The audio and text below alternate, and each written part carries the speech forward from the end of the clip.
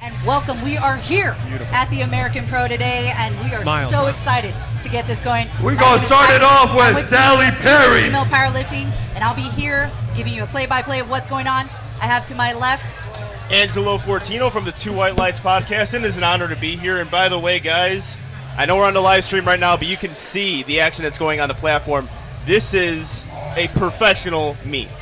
That's An right. American professional meet. I'm excited to be here. WRPF did a fantastic job, and we have a third commentator here as well. Hi, I'm Brittany Diamond. I'm so excited to be here. Pro, I had the opportunity to talk to some of the athletes last night at the red carpet event. So, going to kick it off. I'm actually in the sport of strongman, but I've been a fan of powerlifting. So some of my commentary will be based on what I know. So I'm excited to see squats to actual depth to kick off this event. So we're right in the action. We hear everything. We have live DJs. So stay tuned in all day. It's going to be a great event. It's an honor to be on this goddamn mic. We're going to see some amazing lifts. We have a couple 1,000-pound openers tomorrow. We have some amazing lifters showing up. Yeah, we are into our rap session today as well. So today, every lifter nobody talk about my going to skinny be our jeans, rap please. division. I know they're really It's going to be a rap skinny, day today. But Raw that's the tomorrow only thing that with fits my reps. legs, so You get heavy let lifts. me lift but today, also, okay? what you said, squat to depth might not always be there. So that's going to be something we're going to be watching all day is the judging. Yeah. It's always a contentious thing. It's always when a you get to rap contentious meets. thing. I think that this time around they wanted to really make sure there was no gifts given, as Micah had said. So that's something that I think we're all going to be really happy about. I personally think so. To play up on the no gifts giving as well. This is the first powerlifting I've been at where they said if you didn't make weight, you don't compete. Yeah. Yep, that's a rule from other federations, and it's good to see it adopted from the WRPF because I love that rule. A lot of people like, oh, you know what, my 15-pound weight cut loaded. Here we go. I'm going to stop talking, though. We're going to turn around, and we are going to get to the action. 142.5 kilograms, 314 pounds. Let's go. Let's make some noise for our first lifter of the day. Bring that energy. Yeah. Sally Perry. Come on, Sally. Make Sally it just pretty. in at 72.3, looking Let's go. set up, ready to go. Hey. Sally with 142.5 under the bar.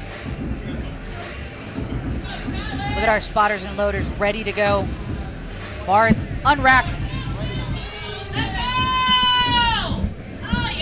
Oh, yeah. See what the judges What say. a way to start the meet. Way to make it move, Sally. Here we go. Judges we have say. a 2 red light lift No for good. that one.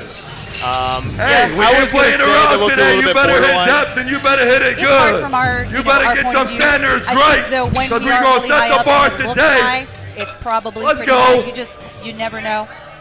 Sally's going to come back again and take that next one. On up next, we have Angela Bennett. Angelina Bennett is up next. Angelina Bennett with 182.5 kg. Yeah, I've seen Angelina Bennett compete at the hybrid. We're already at fantastic 400 liver, pounds, and we lifter, just well getting started. put together. Has a lot of big meets under her belt too. Every Let's time I go. see her compete, it's a big one. Yeah. Hey, this platform is dope. You got a whole picture of the lifter on this big So ass this platform screen. itself, I mean, it's beautiful. Look at it. She Let's is go, ready to Angelina. I mean, Hey, come on, this is the American Pro. Let's make some fucking noise. Oh, it is intense here. There's Micah She's on the under mic. bar, ready, unwrapped, Let's go, Angelina. walking it out.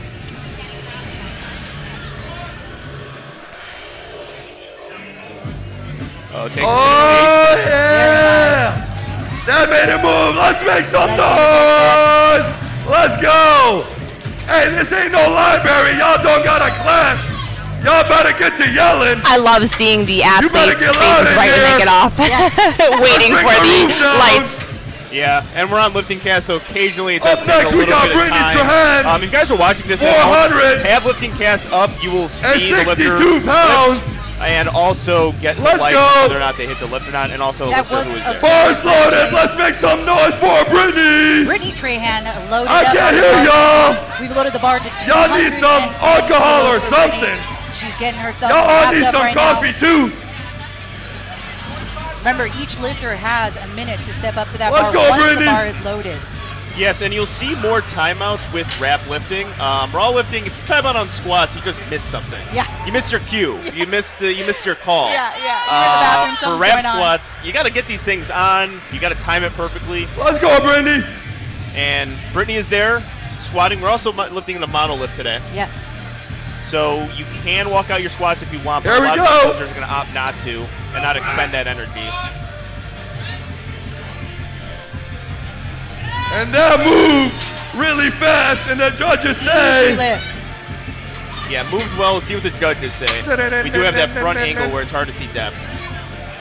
What did you think about the lift, Britt? 3 white lights. I thought it looked easy. I mean, these Let's openers, go. like it's hard to tell from the depth up here, but my Here we favorite, like go. I said, is just watching the facial Barbara expression. Lee up next.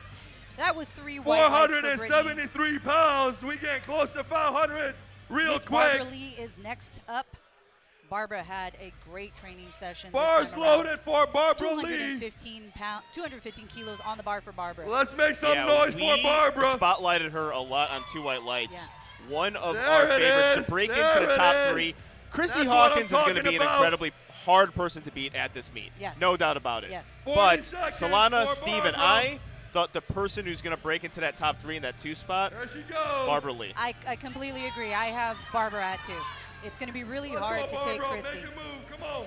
Yeah, and Barbara's what we spotted out There we spotlight go. in 2 white lights too.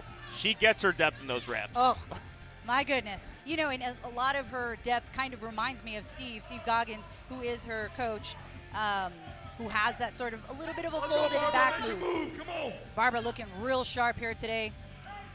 Loaded under the bar, getting nice and tight. There we go. Unrack that bar. Bars on racks. And we got the descent.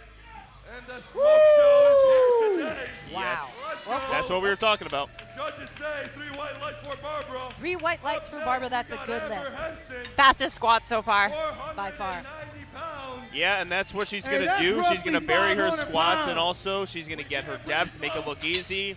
We almost Fantastic way to there. start a competition out. Only time you remember your opener if it's too hard. Yes. I always say that's the most forgettable meat of the lift if Yeah. you did it correctly. Uh-huh. If you mess up that opener, you will remember it for the rest of your Your life. life. And one of my favorite lifters here, Amber Hansen, our multiply Let's lifter. go. And I was just talking to Britt about that. Bars loaded for We Amber rarely Hansen. see all 3 lifters. 400 Yeah, I was talking to her last night too. She does some rollerblading as well, Let's correct? go. Yes, yeah. When we were doing Hey, let's bring her this feature on energy 2 up. white Let's make lights, some noise. that's the first thing I noticed was her Instagram page and her inline skating. I believe she's the first person to do all 3. Make a move. Is that right? I think here, I don't know if we have one other male, I think, who was Okay. also multiply, started off in multiply. Amber Hansen with 222.5 kilos under that bar. Yeah, There if we you go. have a multiply experience, you're really used to this monolift. Correct. They're really taking a close There we look go. at that depth. That looks solid to me. Let's see what the judges say. 2 Yep. white lights. Thank you for the ad read, Brandon Rojo. Amber's active military as well. She was telling me yesterday how supportive the Air Force is of everything she does. So. Yeah, Amber was Soldier of the Year. And that's a coveted title in the military. Soldier of the Year? Soldier of Wow. the Year through the Air Force. They pick only the best of the best for that title. Yeah, that's. It sounds prestigious. They just don't hand that out. No, they don't. Miss Christian Kearney on the bar. We have 232.5 kilos for Kirsten. I'm sorry, Christian. This is Bama's athlete. Yeah, competing 67.5 kilos. This is a lot of weights. Christian, one of our 148ers, a former track athlete, has experience with sprinting. I feel like these people do really well. He looks like a sprinter. Yeah, a lot of Unwrapped. explosiveness when you get track and field. Very nice. That looked deep. Besides the shoes in powerlifting, I love to see how people do the descent squat. So he was, to me, that looked kind of slow. Fast out of the hole, but slow on the way down. So Right. I always ask the powerlifters, like, why they do that. Yeah. Well, Yeah, I'm a person who actually tempos his squat quite a bit, and it's really to find depth and also keep everything in position. Some people are really good with that quick dive bomb squat. I am not one of those lifters. A lot of lifters you're going to see, too, in the wraps and some of the multiply equipment. We won't see any of that today, but they really drop their squat down slow. Yeah. So Raw tomorrow, we'll see a little bit more of a fast descent. All right, Naomi Miss- Shepherd, I'm Miss excited. Naomi Shepherd, all the way from England. She traveled very far here today. Naomi weighing in at just 71.3 kilos, 240 kilos on the bar, and it's unracked. Let's go, Naomi. She was able to win Ghost Clash at WRPF. Very Let's see what the fast. judges say here. 2 to white 1. Good. lights. That must be hard coming all the way over. I know when you can be internationally, just that takes a toll. Oh, It's it does. tough. Do you know when she arrived? I am not sure about that, but I do remember during Ghost Clash, she was in America quite a bit. So, Okay, so usually adjusted. rule of thumb for me is a week. Ask her later. 3 to 5 days, work week. That's usually what you need to just catch up on the time change and also get yourself situated in a foreign place with something you're not used to. The grocery store is a big thing. Finding the closest grocery store. Next up, we have Gerald. Gerald told me that he doesn't compete all the time anymore, but he is coming today with 245 kilos. Gerald is also an MMA athlete. MMA, I believe professional boxer too. Yes. Bars unracked. He likes to go by tough and tiny, he told me That's last right. night. Yep. Nice squat. Yeah, his 3 squat's white always lights for been Gerald. a clean one. He's been doing this for a really long time. Yep. Kern, saw him at the Ghost. Saw him at he was kind of like the lightweight lifter. Him and Ross Petkoff were the 2 lightweight lifters that I knew when I got into powerlifting. Like what they were doing at the Kern, or they were kind of within the same realm. Those 2 have kind of stapled the lightweight category. And of course, the anticipated Christy Hawkins, 275 kilos, almost 600 pounds on the bar, everybody, for an opener. This is an opener, and she is so calm and collected right now. Always a pro when she steps on this page. My goodness. Yeah, Chrissy Hawkins, an unbelievable meet to Showdown is where we saw her last. She tore her bicep and just looked slightly annoyed that she tore her bicep. One of the toughest things I've ever seen on it. I was sitting right there when it happened, and she just mouthed. And bars unracked. yeah, Chrissy Hawkins, we're going to see her take the squat really quick.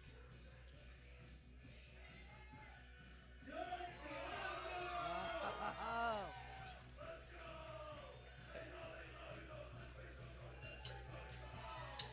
And we're waiting for the lights here.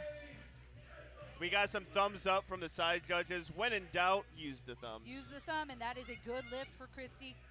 I just want to point out something as well. Chrissy squats without wrist wraps. I cannot squat without wrist wraps. At 500 pounds, that's my max without wrist wraps. I can bench without wrist wraps. I cannot squat without wrist wraps. Well, I think that we've all said it, that Chrissy is just built different. Yes. If you can tear your bicep and not even flinch, and then mouth afterwards, oh, I just tore Yeah. my bicep, but not even. She rolled her eyes. Yes, like she was annoyed that happened right like, now. oh, this bicep's the only weak point of my body. Something about strength sports and the pain tolerance. Yes. I think that's why they were considered crazy. Yes. Yeah, you're voluntarily crushing yourself. Yeah. That's, I mean, that's you're a sport. a three-time strongman, Yeah. right? Yeah. I mean, it takes a lot to get to that point. It's so different than powerlifting, though. I love how powerlifting is so, like, you need to mentally know what you're going to do beforehand. Where strongman, you can kind of just wing it. But powerlifting, it's so, everything has to be perfect. Yeah. So Next up, we I like have how he's Javier. approaching the bar. Yeah. Javier with 287.5 kilos. Javier is actually just 21 years old. We were having a conversation on the press conference last night. Walking it out, getting set. Looking a little wobbly, but holding it together.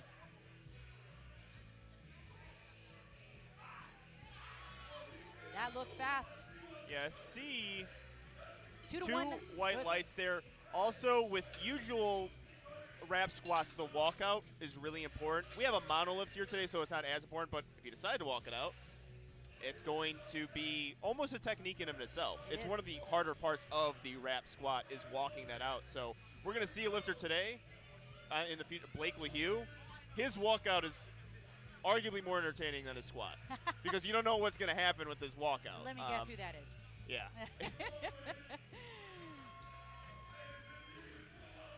Next up, we have Braden Moss. Braden with 292.5 kilos. Braden looking ready here.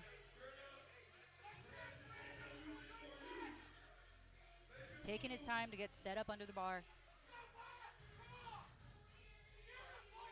No walkout. Yeah, really clean approach there.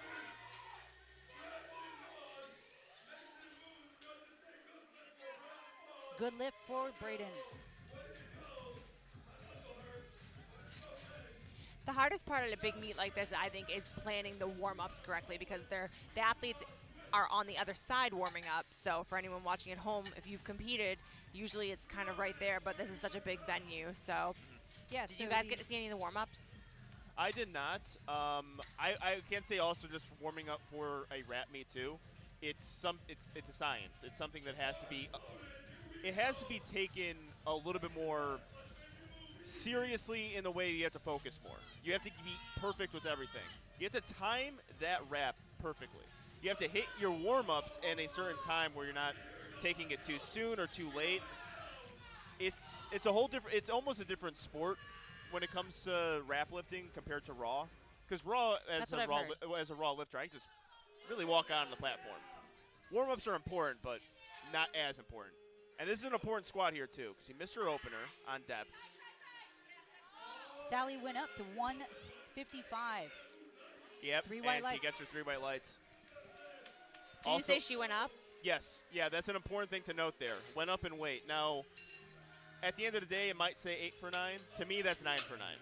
If you miss your opener and then go up in weight and still hit your PRs, it's a 9 for 9 type of day in my book at least. I agree. I agree as well, and just to come back from that mentally too, because it's the first event of the day, and to come back from defeat right away, that takes skill. I could tell you're a strongman competitor because you said event. See, you're gonna call me out. Angelina Bennett here with 195 on the bar. Walking it out very cautiously. Great walkout. Very good walkout.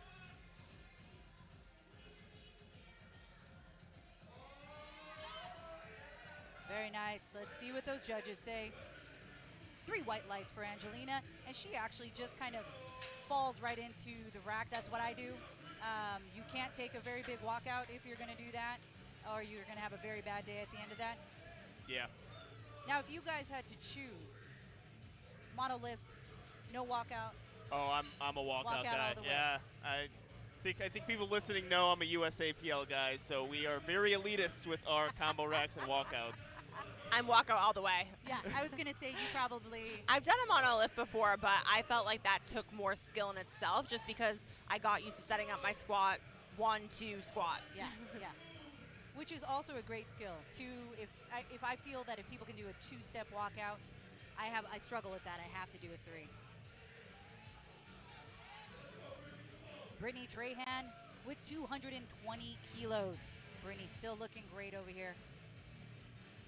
Nice and strong. Waiting for that. She's going to take a big breath here. That brace is incredibly important.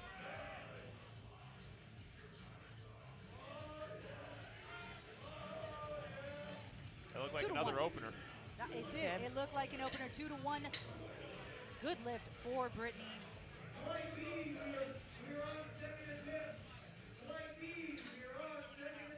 We are on to Barbara, Miss Barbara Lee. Yeah, really good opening attempt from Barbara. Angelo, you were saying that Barbara had a really good training cycle. We were talking about this a little bit. Maybe you can talk a little bit about what you saw. I mean, she was just doubling heavy weight. I Yeah. mean, when you could double something, I mean, that single should be pretty easy, Yeah. right? I mean, just what we've seen from her, it looks strong, consistent too, good momentum. As a powerlifter myself, I know how important momentum is and going into a good training block. And when you're in that zone for about 8 weeks, if I was a gambling, which I am a poor one, I will make my wagers based off the momentum they are building off of a training cycle. Like, very seldom do I see a lifter build all this momentum and then really not perform on the platform. Yeah. Only time that happens is with a big weight cut. Yeah. That I don't know about Barbara. Now, that's something like I don't know her well enough to know the weight cut. That's the only way I could see something going wrong. But Bars unracked. we'll see how she handles this. Perfect second. Gee, goodness. Perfect second. Yeah. 3 white lights for Barbara. Yeah, no doubt. No doubt for me on that one. 3 white lights. That was perfect. I don't think Barbara is ever questionable on her depth. In all the times I've seen her training and performing, she never cuts it close when it comes to her depth. All right, we got the torque cam. Oh. Getting those smelling salts before, getting hyped. Look at Amber. Amber Hansen's next up. Bar is loaded with 240 kilos for Amber. Amber with the zombie walk heading up to that bar. The zombie walk. Yes, I love it. I don't know what I like better, that or the ammonia. If you're part of powerlifting. Both together, amazing. Crowd is wild here today. There are a ton of people. If you're looking around in this crowd, it's wonderful to see. Yeah, the venue here is really good for a powerlifting meet. Yeah, again, you could tell with a multiply background, just real good control. Let's see what the judges say on this one. Yeah, it looked a little close there. You got that white light from the center. Typically, they're going to err on the side of the lifters. The side judges have the best view of it.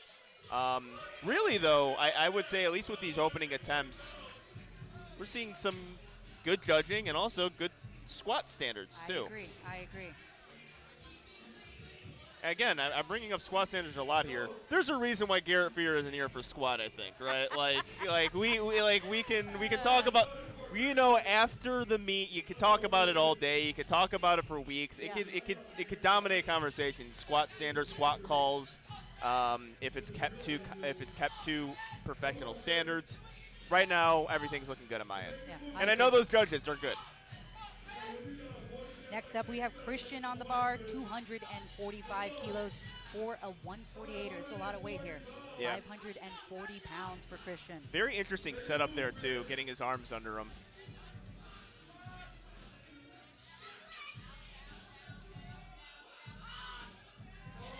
Excellent job there. That's 2-to-1. Good lift for 2 Christian. white lights. And you want to, I would keep it right there. A lot of people, they think because they get a red light to get lower. Hey, if you're getting those 2 white lights consistently, stay at that depth. You don't get any extra points for getting 3 white lights. Yeah. 2 white lights is all you need. The white does not get whiter if you get a little deeper. I think I find that more newer lifters kind of hanker on that a little bit. Like they always want 3 white lights for everything. And I was going to say, there's a method. These are all pros, so they have a method. They've done this before. Correct. From the UK, here is Naomi Shepherd, 255 kilos for Naomi. Yeah, speaking of a person who's done this before, winner of the Ghost Clash, well-traveled, and she's traveling a lot more.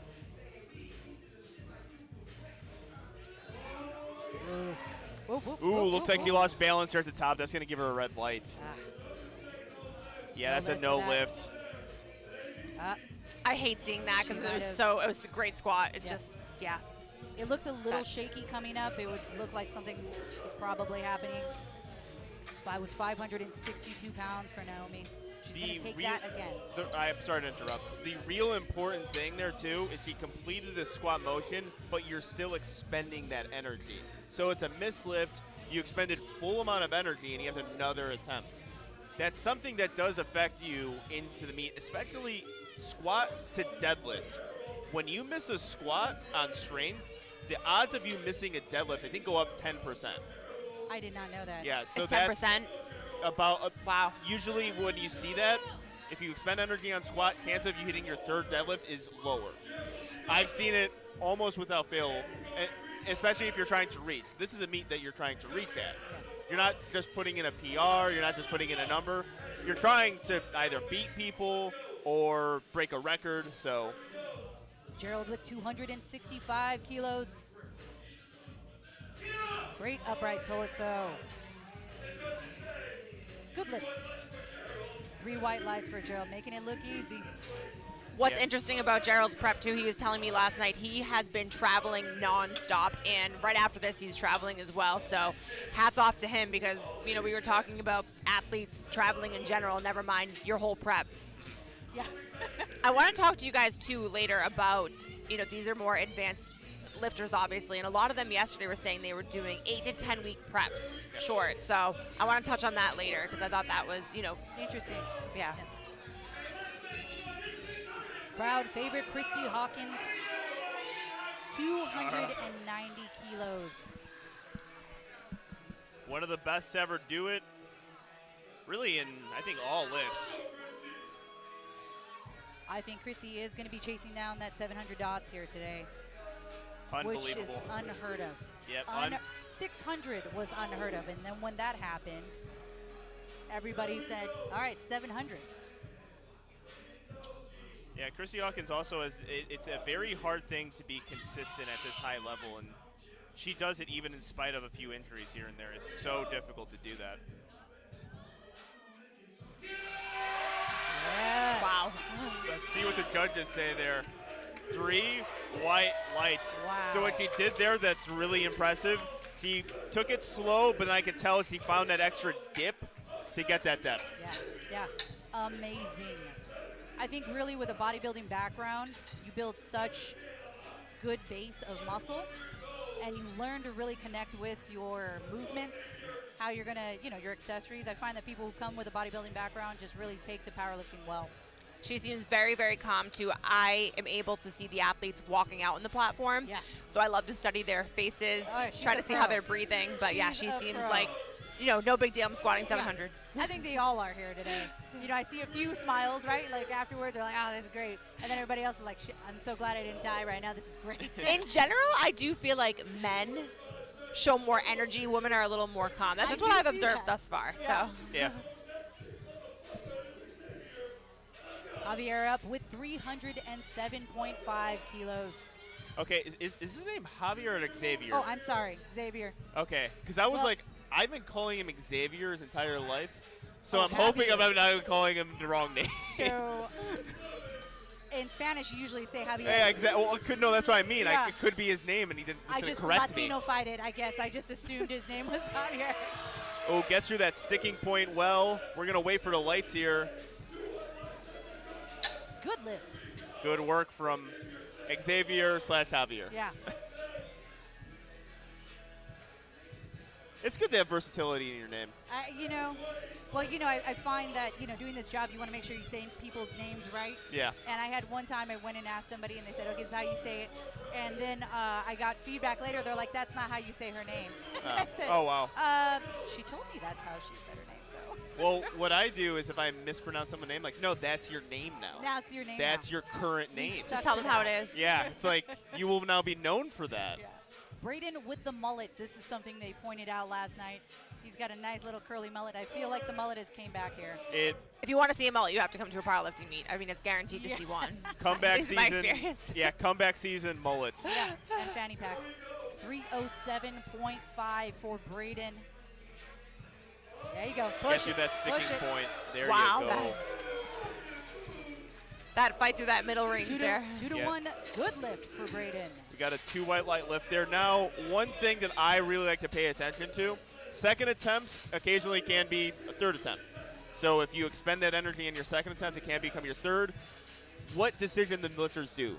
Do they go up or do they scratch? Right. Scratching, like I said, is good because of your deadlift. Right. If you miss a squat on strength, chances of your deadlift dropping is quite high. Right. So the Right, so in scratch this is case- there.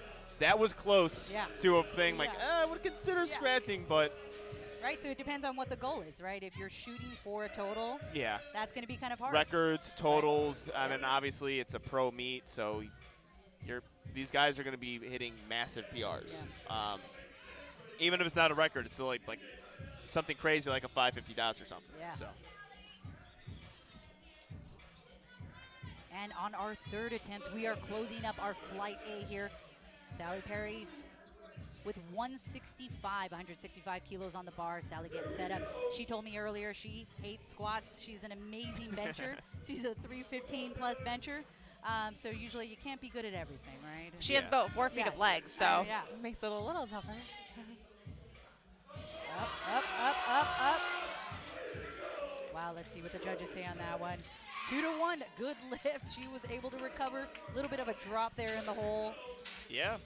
I mean, Mr. Opener on depth, we went 2 for 2, going up in weight. That's 3 for 3 in my book. Yeah. And you see it a lot, too, with these. I mean, going up in weight after missing opener is more common for these type of meets as well. Angelina Bennett with 200 kilos, 440 pounds. And if you're watching right now and if you've never seen a monolift, maybe you can talk a little bit about what happens with the monolift. Angela, why they move it up and down, how does that work compared to something else? Well, for combo racks, you get the arms, so pretty easy to adjust. It's hydraulic based, the monolift, so you kind of put the pin in, work the arms down. 200 kilos for Angelina. Good she fight. powered through that. There we go. Let's see what they say. 3 white lights. Miss Fruity Excellent lift in Pebbles. there. She looks happy there. She looks very happy. Yeah. I think I was going to say, she was the first one that actually showed any emotion. Yeah. Everyone's been very I'm done. even keeled. I'm done. Yeah. I got that third. I'm done. A lot of times with squats, too, for me at least, it's a relief. Yes. Oh my goodness. Getting it, yes. That's probably the most nerve-wracking of the lifts is the squat because it's the first lift of the day, and also it's, in my opinion, the most dangerous. You're getting crushed by weights. Yeah. They're wearing wraps, so the element of danger is a little bit higher. Yeah. So once you get 3 for 3, like, okay, you're in the comp, you're off to a really good start. Now you can focus on your bench and deadlift. Bench you kind of, coast through, and then deadlift is where people start getting really amped. Oh, yeah. 277.5 kilos for Brittany here on her third attempt. Looking nice and tight here. She really waits for that breath and brace. There we go. Third attempts. Ooh, still looking fast. Goodness. Good lift for Brittany. And there is some excitement. Oh, there we go. Very excited. With the wraps on still. Yeah, that should be an event in and of itself, jumping with wraps on. From Your being knees an are outsider, restricted. too, I want to ask the athletes, too, and study their technique. She had a very, very narrow stance compared to what I've seen today, probably the most narrow. Yeah, and I think that, that differs for everybody. I think a clear difference would be Amber, who comes from a multiply background. So for her, in order to activate that multiply suit that she has to wear, she has to go a little bit wider. She has to sit back a little bit more. It's probably in her advantage to squat more like that. I think it's a little harder to change that up. And even when you go to raw, you're going to still have somewhat of that pattern. Muscle memory, right? Right, I know. Yeah, it's such a leverage-based sports, too. You got to find your leverage, what works for you. Amber, a pro out here. 240 kilos loaded for Amber. She's taking her second attempt again. She was called, I believe, for depth. Yeah, 2-1. So 2 red lights from the side, 1 white light from the center on her last attempt.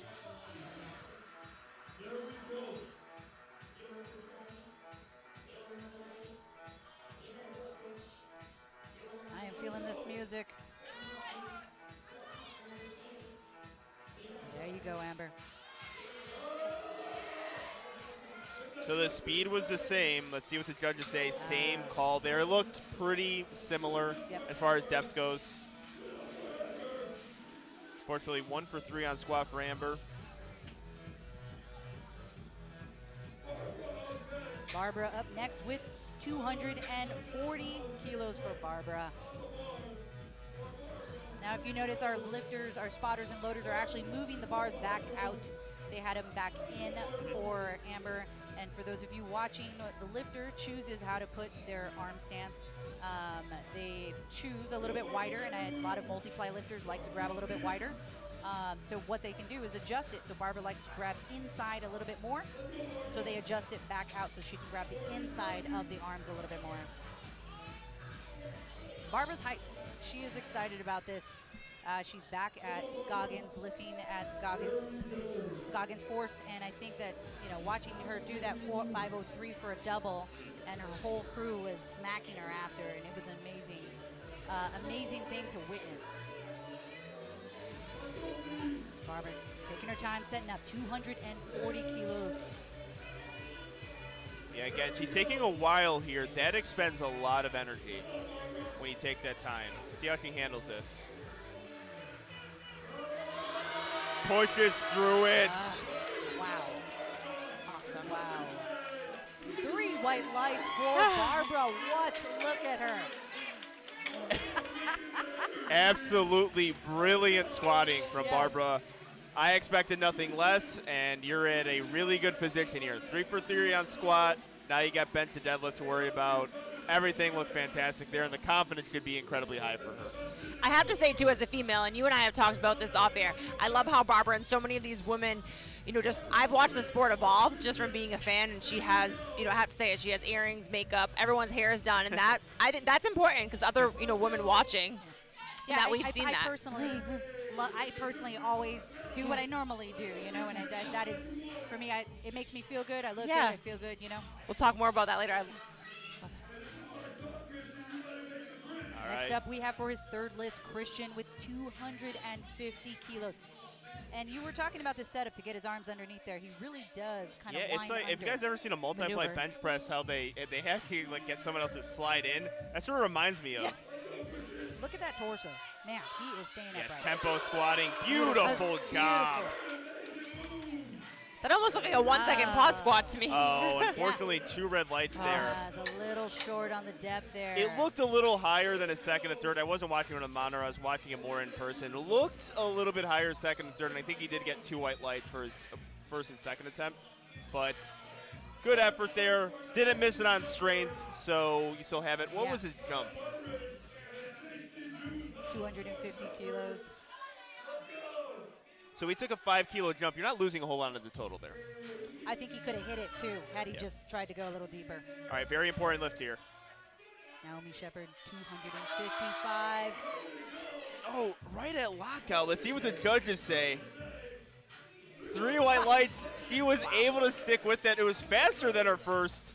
It's just that now that's for me, because I don't coach anyone. That for me, if I was a coach, would be so at the top, you're losing this tightness. I don't know how that works. No, especially in her setup, too. That whole squat took, 1.5 seconds to look like?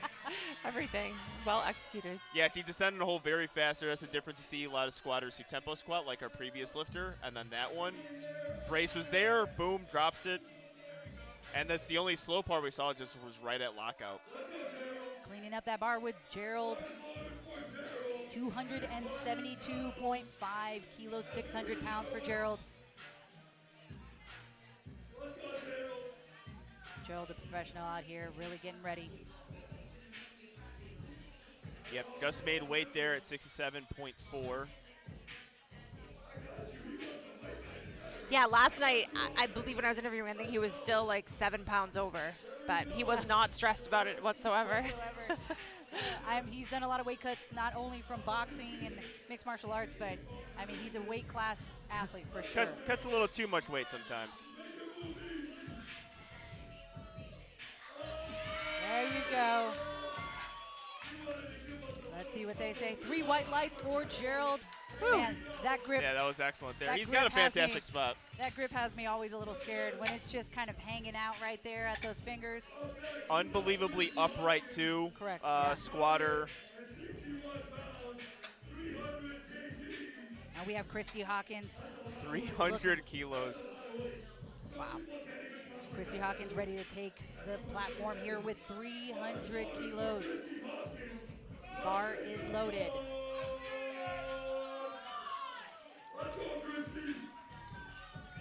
So took a 10-kilo jump. I always like to play the jump game on what you're predicting the jump will be. Yeah. I was going to go 7.5 to 10 if I was her handler. Yeah. And I wonder, if she's calling it or Herbie's calling it. Typically, That's what I want to ask later, like who called it, her coach. People have a different dynamic. Yeah. My coach is, I err on the side of what you say, but I Right. have a number that I'm going to pick for you. Right. Chrissy Hawkins, 300 kilos.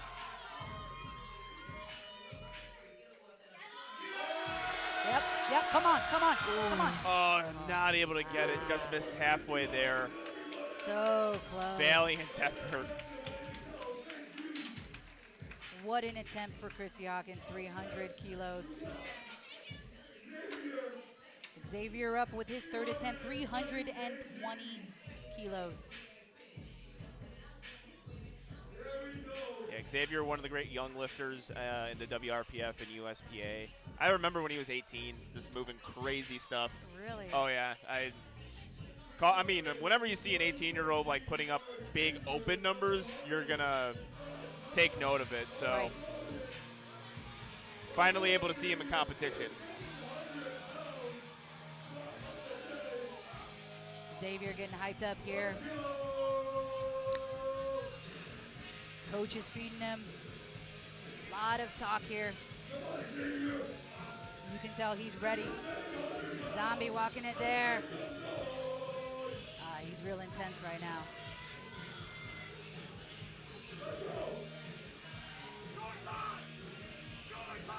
I'll say those wraps look really tight right now. When I can see a good puckering of the knees, you know that he's got some tight wraps on.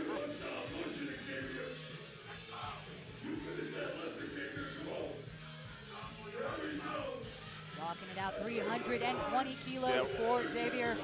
That walkout there is giving him some problems. Grab it. Up. Good job from the spotters there. Good job. That was an excellent job from the spotters. That's something that's important to note for everyone watching at home. Spotters and loaders are incredibly important at meets like this. There's heavy weight. There's a lot of element of danger. It's dangerous for them as well as a lifter. You want the meet to go smoothly. You want the lifter to be safe. You want to be safe. And right now, that was like the first iffy moment of the day, which there's going to be some. Yes. They did a fantastic job. And I think that makes it very secure for the lifter. They know, okay, we just had 600 plus on there. They caught it quick. Yeah, that's how you know you trust. I mean, if someone's spotting you, you trust them with literally your life. Yeah. I mean, if I see Christina Lotso on the platform, I'm feeling safe. Yeah.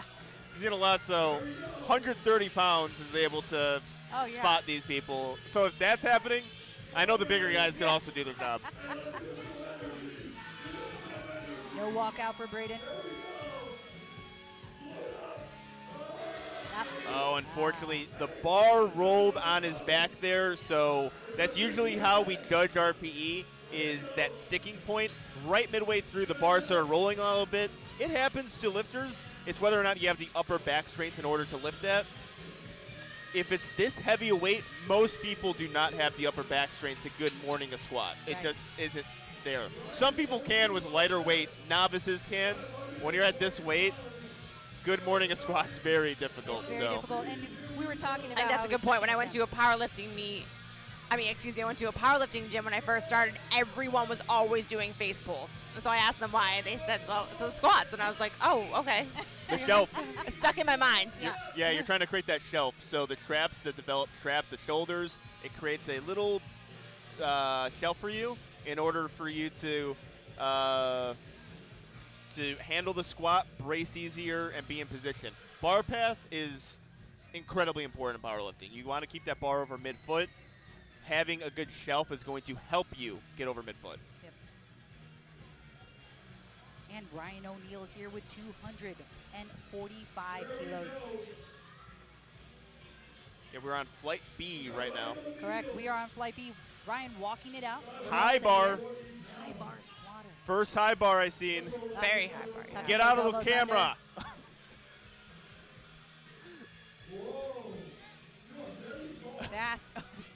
Fast opener there. 2-1. Good lift for Ryan. 2 white lights there.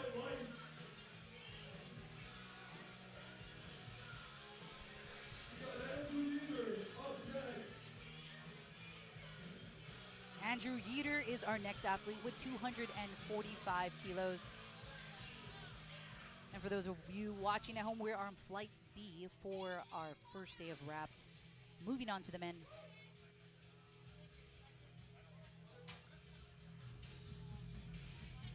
And I think it's important when we talk about where they fail a lift, right? So when we're going to see those third attempts and you see that bar roll over, upper back strength, what are some other ways people fail? Like, what are some other weaknesses that we see? I think a lot of people lose tightness in the hole.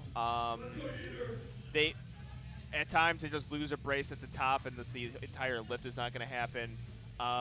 Naomi had a very high sticking point, so that's usually how you judge RP, based on the sticking point. Her sticking point just happens to be closer to lockout. Yeah. It differs for a lot of lifters. And then also, if you see up and down movement, it's usually midway through the squat. So I think the most typical is midway through, and then sometimes it's out of the hole. Andrew with 245, making that look fast. Yeah, that looks like excellent depth to me, Three too. white lights for Andrew. Andrew Brilliant also work. goes by Yeeter. Yeet!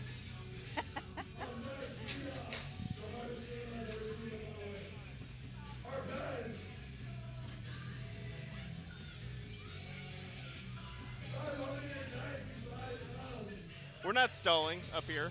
No, not at all. Our next lister, RPAD, 270 kilos.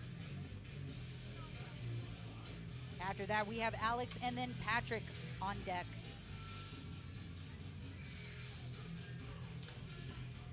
This meet is definitely moving relatively fast. I mean, the athletes in between their first and third attempts had, what, 15 minutes, if that? Ignatzi! Ignatzi's up next. I love it. Ignatzi. I was going to say Ignazio, but that's not right. No. I always just err to the side of the Italian pronunciation on Yeah, this. that's what I do. That's why I said I always Latinify it when I can. 595 pounds for Ignatzi, 270 kilos. Walking up here for his opener. I think this is one of our international lifters. You can see he's from Hungary. I love to see them come from very far to lift here. That's always taxing on the body. How many times have you had to travel out of the United States? I've only been out of the United States once. Okay. So, Was it for competition? yes, Where did you travel to? Norway. 270 kilos for Ignatzi. Ooh, Beautiful. Pretty squad. Yeah. very deep squat. For a second there, I thought it was Dan Three Grisby with the white glasses and the Right, physique yeah. and the squat, too. Yeah. 3 white lights for Ignatzi. Alex with 282.5 kilos.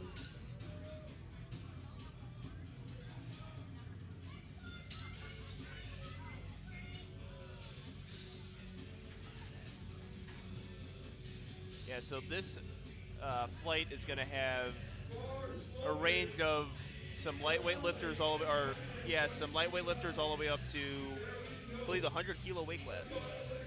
Okay. I was going to say, too, we have some downtime waiting for the next lifter.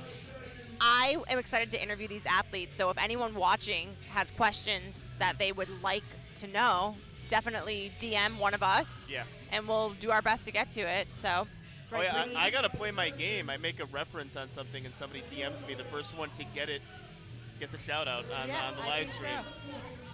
Did that on most, I do that on most live streams. Somebody great. gets what I'm talking about, message me.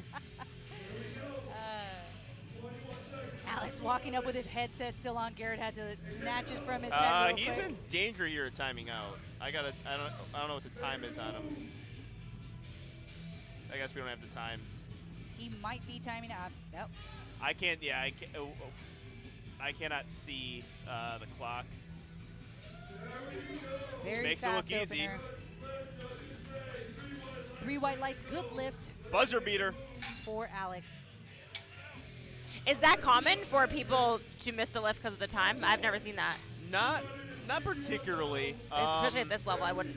It's more common for equip lifting. So if you do have knee wraps on, timing that, get the knee wraps at the right time, might cause someone to time out. Single ply lifting, you see a little bit more of it. Multiply lifting, you see, I just haven't seen a whole lot of multiply lifting to know how common it is, but I know for single ply lifting, it's not the most uncommon thing.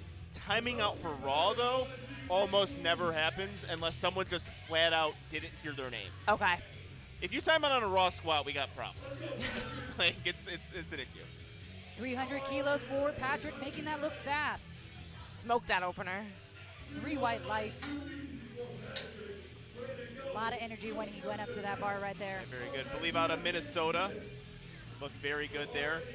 I think a signal here they're going to jump up to 300 kilos for Alex. Or Patrick, my mistake.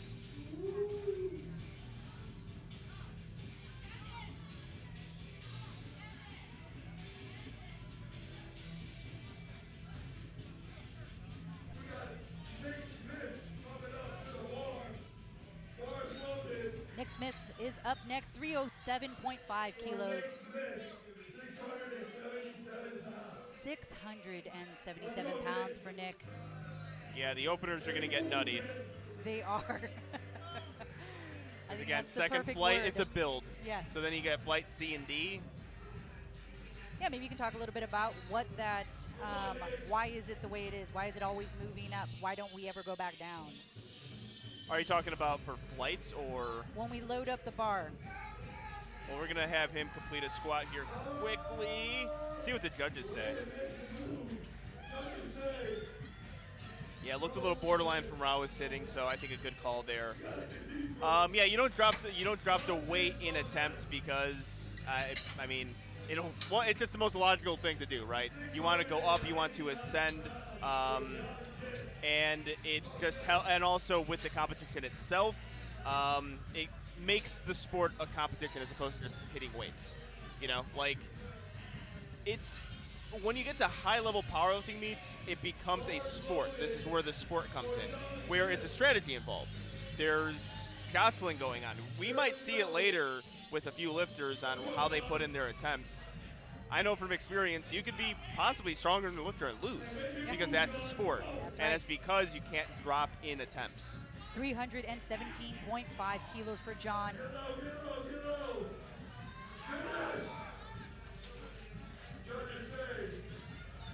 A little high for that one.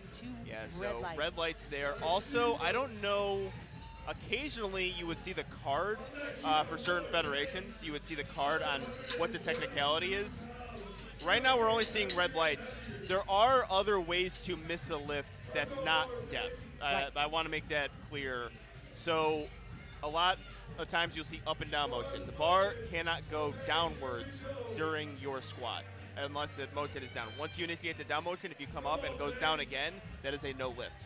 You might see that happen a few times today.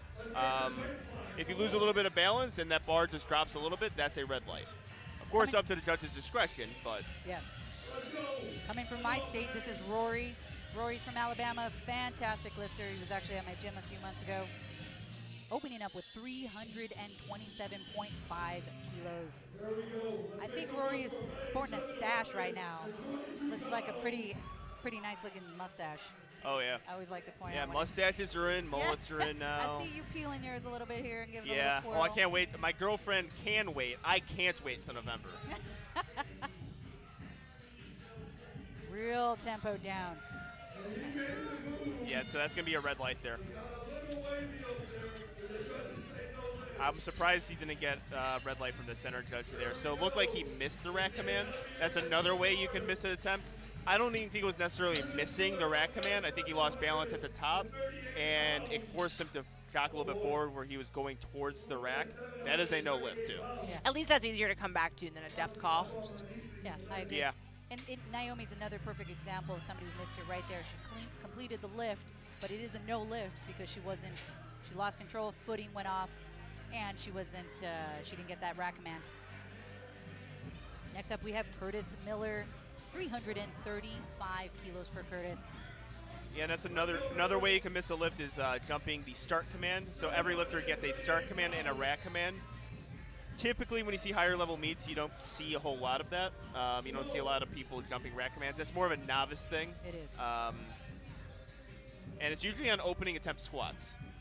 The nerves. The Yeah. nerves, exactly. If you can clear that first one, you're probably good to go. Yeah, and also monolift, it's a little bit harder to jump that rack command or squat command. Really, to me, if you jump a rack command, my advice to lifters is hold the squat at the top all day because they're going to bring you in. It's actually better in the gym. You don't have to walk this thing in ever. Right. Spotters and loaders are here. They're just going to put you back into the rack. 335 kilos for Curtis. Looking very smooth fast. attempts. Little shy.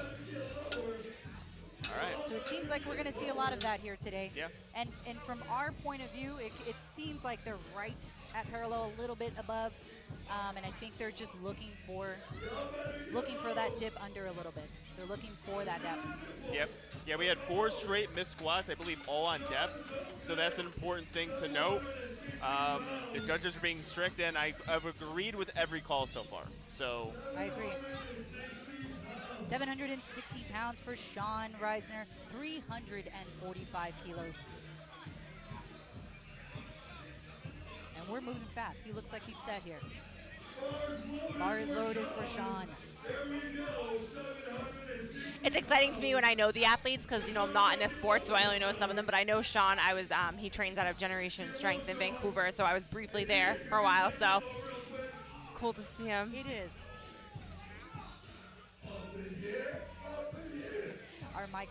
Our MC is going off right now. Sean with those arms in, and you see that he took his grip wide.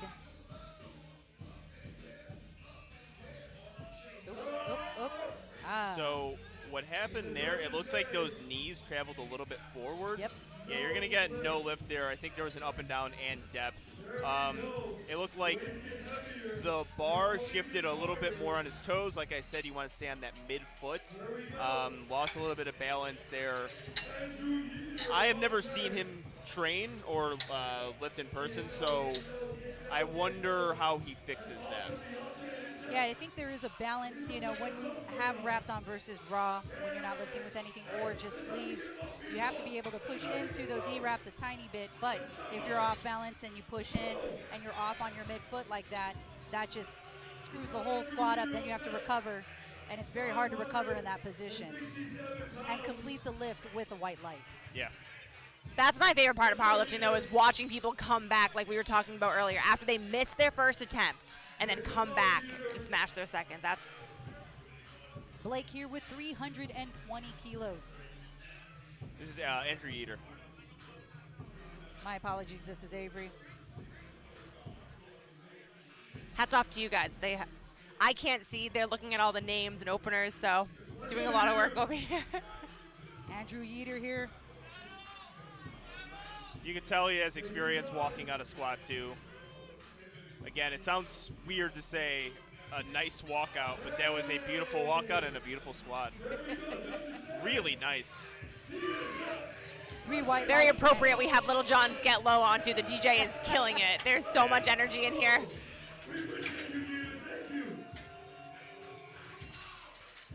Great lift for Andrew. We're moving on to Ryan. Ryan O'Neill up next here. 573 pounds for Andrew, for Ryan. O'Neill just took his headphones off too. That's another thing I like to watch for. The athletes like to listen to music or what they're doing right before. Yeah, I've seen countless lifters accidentally bring their headphones onto the platform. Yeah, that's always a good. Yeah. And then they just whip the the headphones off the platform. Yeah.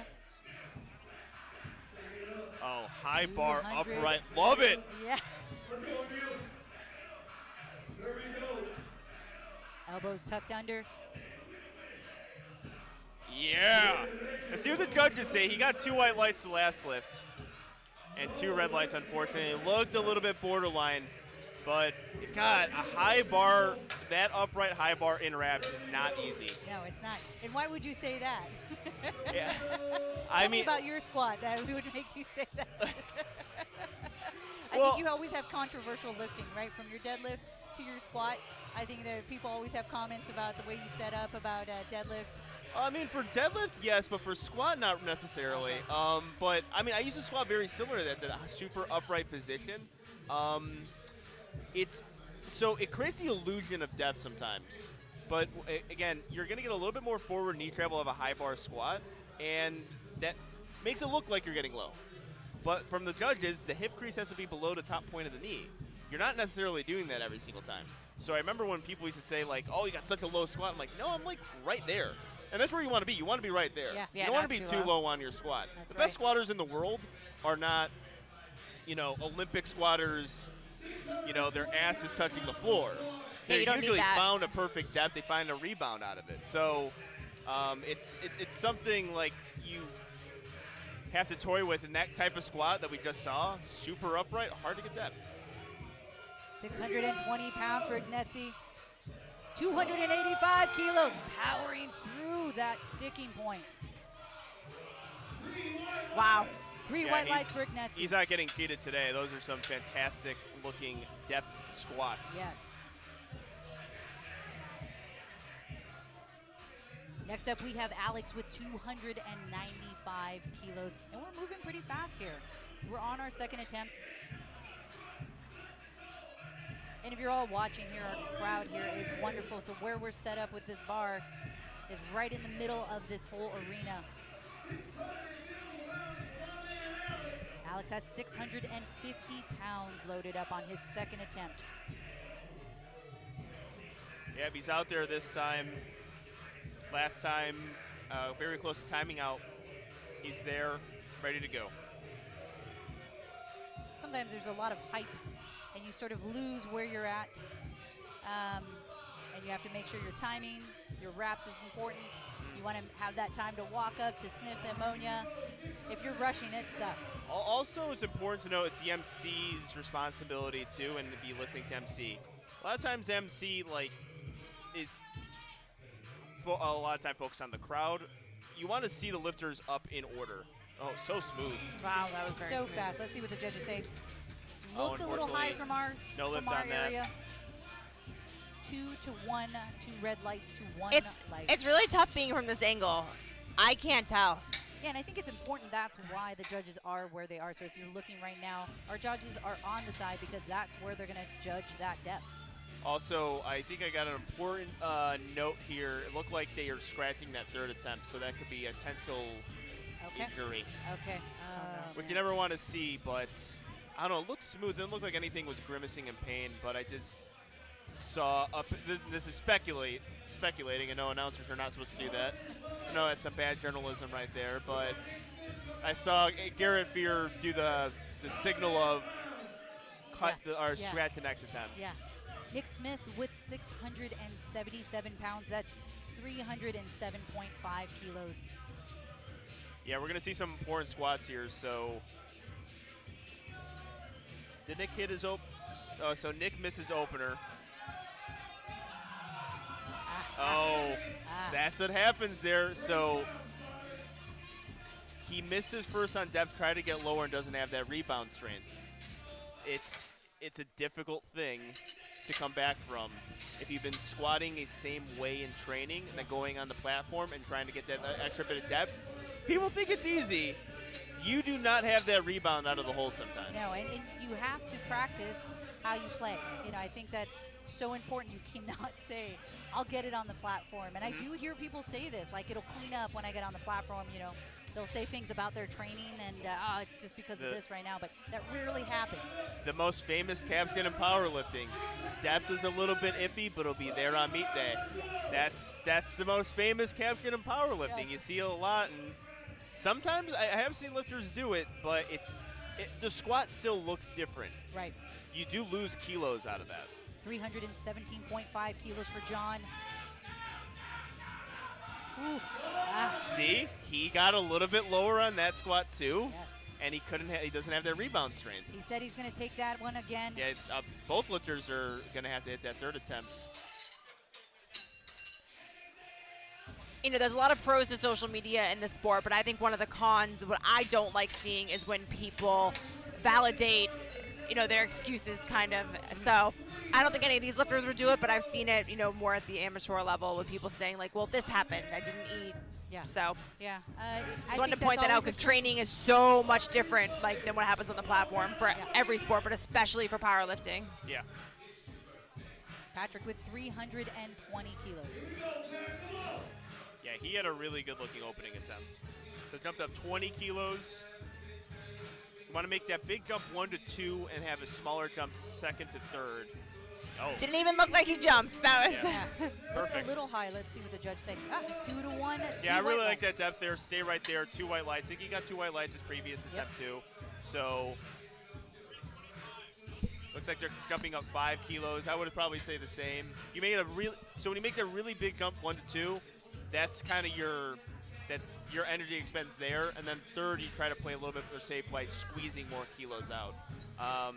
With these weight ranges, though, you're going to get some big jumps just because you have to. Percentage bases are so much higher when you are working into a 700-pound squat. Correct. We have some world records later, too, so I'll be interested to see how aggressive the jumps are. Rory Payne taking the 327.5. Again, he was called on depth. One of the best powerlifting names. I mean, how can he get Rory strong? Payne. Rory Payne. Yeah. How can he get stronger It's than pretty that? dope. And then on top of that, he's a Got the he's a stash. unit. Yes, he's a unit. He's actually in the military. Yeah, and he's got the most badass video screen ever. Let's go, Rory, getting set up. I know there's a lot going through his head right now. I like his setup. It looked like he was doing a bit of meditation right before. There you go. Holds it at the top. See what Yes. the judges say. 2 white Yes. lights. Nice. There's only been, how many 3 white lights have there been all day? I think there's only been, what, 4? In this flight, there's been few actually, Okay. which is again relatively common for wrapped and equipped meets. I like that the judges are being strict. That's how it should be. Yeah, I think they're appropriately judging the squats. You know, and it all depends on the federation as well, right? What their verbiage says compared to other federations. And I know that sometimes each fed can have a title like, oh, they're really strict That or known they're for, very yeah. easy. Well, you could say this all day, but there's hundreds and hundreds of attempts, and it's like every sport. What do people complain about most? Baseball, football, soccer, basketball. The damn officiating, the damn refs. So it's the same thing in powerlifting. Yeah. They miss 1 or 2 calls today. Yeah. Oh, they'll so remember. inconsistent. The judges are doing this. They never win. ignore 99% of the calls they get right throughout the day. And But they're it's human. sports. You know, It's they're sports. human. They're going to make that call in the moment as best as they can. People don't like the guys in stripes in sports. It's Yeah. just, it's always the case. That's right. Bad guys. Sean with 345 kilos. He was So taking that a little first attempt iffy on again. depth there Yeah, as that- well. Looks a little. Yeah, 2 red Still lights. did not hit that 2 red lights. Yeah, so, and also, this is important to note, you can talk to the judges, too, on why you missed a lift, why you miss a lift. They'll give you exactly, like, it's depth, you're this far off, you're close, you're high, you're really high. Like, dude, you're high. Like, that's a bad one. Yeah, When you yeah. go, I mean, not a bad from the ref. Yeah. When you go to the judge, like, all right, what'd I do? It's like, dude, it was so high. Yeah, if they're shaking and going, it was high, Yeah. that's the bad news. Yeah, I've seen that a few times. It does like a upset lifter go to the referee, and he's like, "That was so high." Yeah. It's like they have to know, though. Right. I think That in last this lifter was case- close, though. That last lifter was close. Yeah. Curtis with 352.5 kilos. Also looking like a unit out here.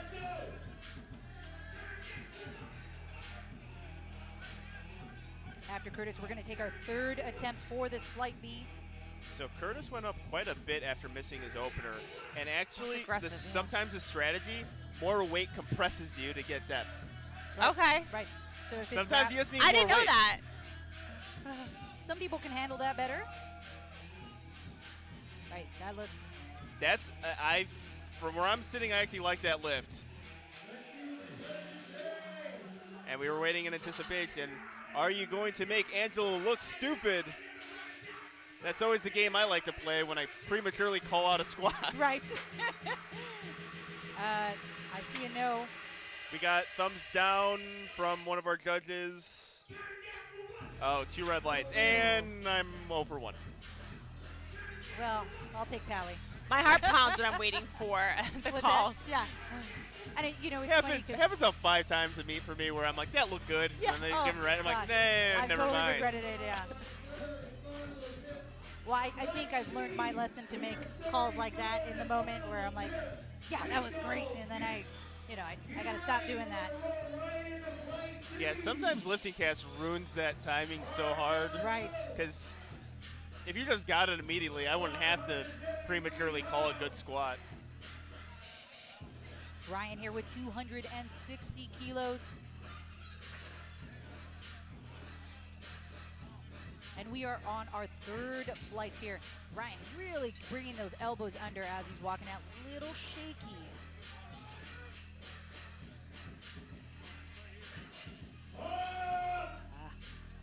So he's able to get through that squat. He missed his last squat on depth. Wow, Not this 2 to time. 1. He got it. That's all he needs. He looks tired right now. Yeah, he does. He's a little out of breath.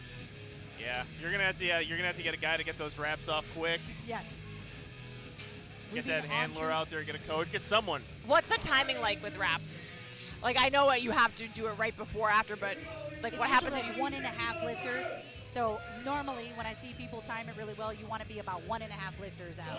Okay. Right. So if the coach is normally watching, they're sitting on the side, and it's about that timing. Next All right. up, we have Andrew with 267.5 kilos. I loved his first 2 attempts. They looked beautiful. Usually when a lift looks effortless, that's because a lifter has excellent technique. I can tell you right now because everyone's like, oh, it's an RP8 all year. No, it's RP10. Yeah. It's just, that's what happens when you have really strong technique. Right. It looks effortless because you're doing everything correctly.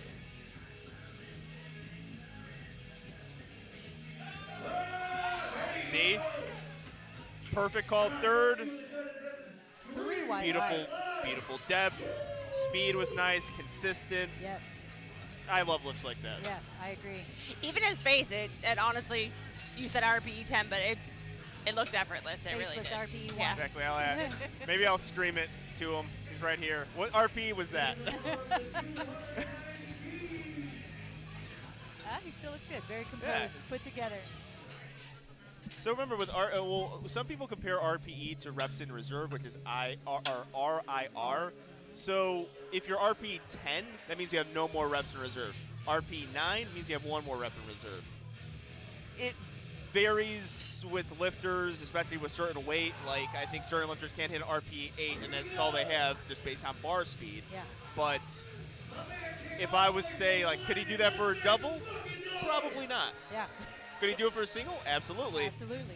So that's RP 10. That's how you want to. So RP, like for first attempt, I always say RP 8. Second attempt, RP 9.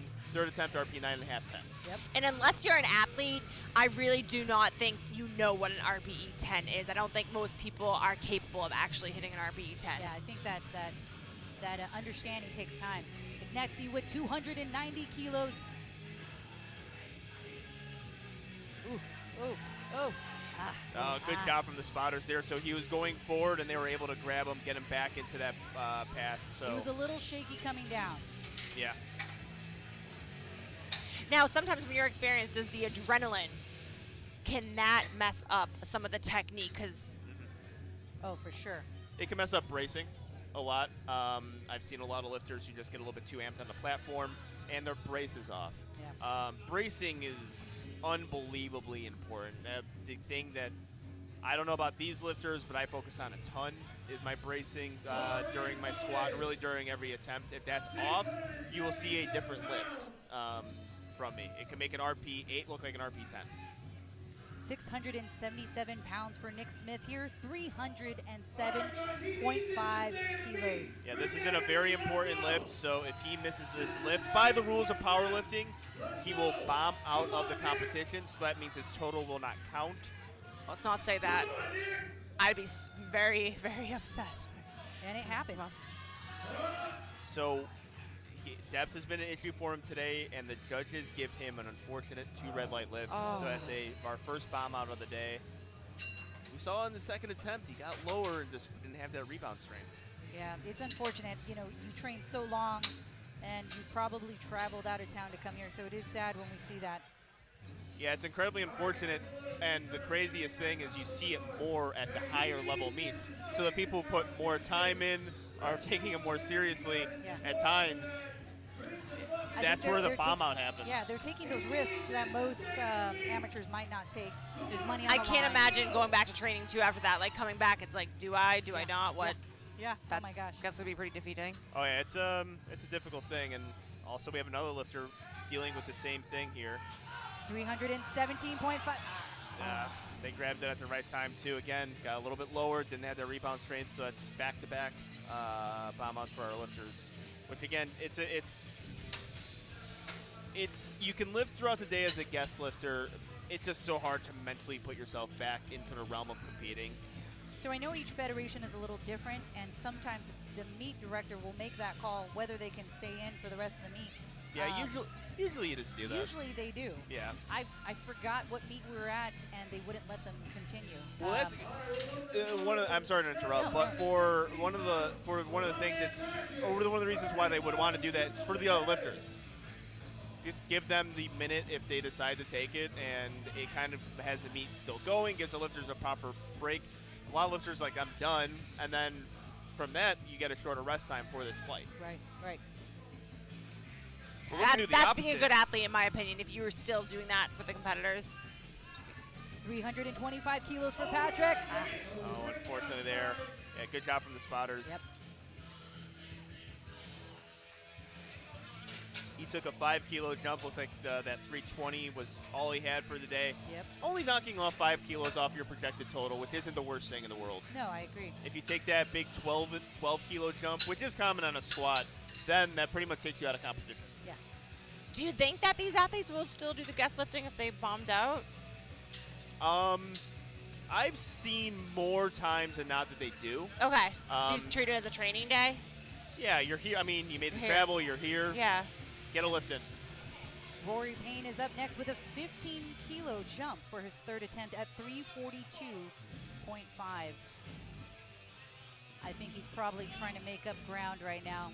I'd be interested to see what his calls were prior. Again, the strategy of what to do from your first to second, this is probably his planned second attempt, I would say. Right. One thing I'm really going to look closely at his squat here is towards that top part at lockout. It looks like the balance is giving him some problems. Yeah. And I think it's important to note that, when I talk to people about attempts and they miss an attempt, some people are like, well, why wouldn't you just take that third attempt that you were planning to do? Well, that's taxing. Yes, it's a huge jump. You're talking about possibly at this level, right? That can be like a flashbang grenade hitting your central nervous system if you jump Yeah. up 30 kilos. And that's something to talk about, 755 pounds for Rory Payne here on his third attempt.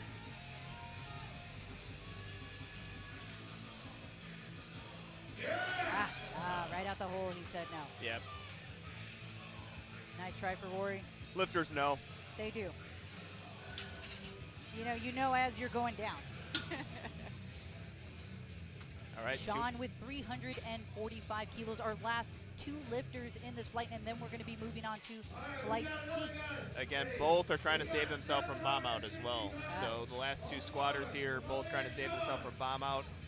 Sean was closer from first to second in getting depth.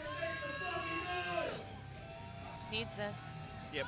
Yeah, both lifters are going to need these two attempts.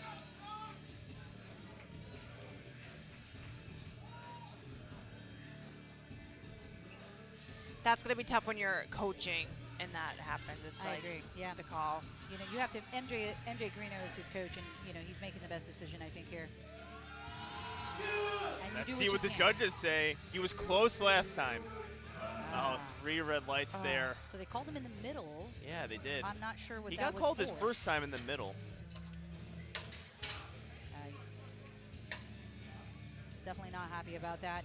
And this is going to be our last lifter for Flight B, Curtis Miller. 800-pound squat for Curtis. So this is crazy here. Yes. Missed his first 2 attempts on depth.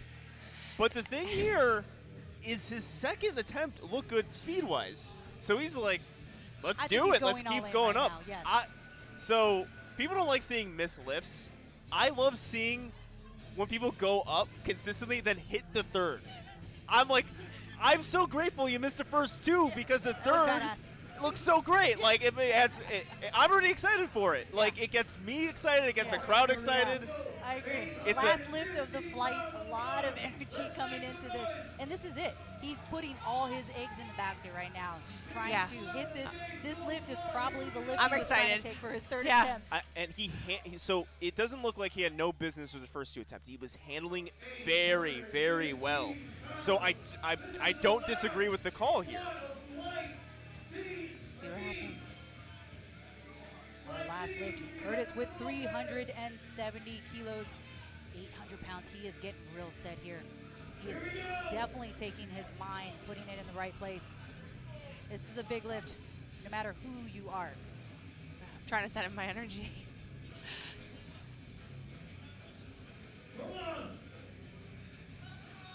Taking his time.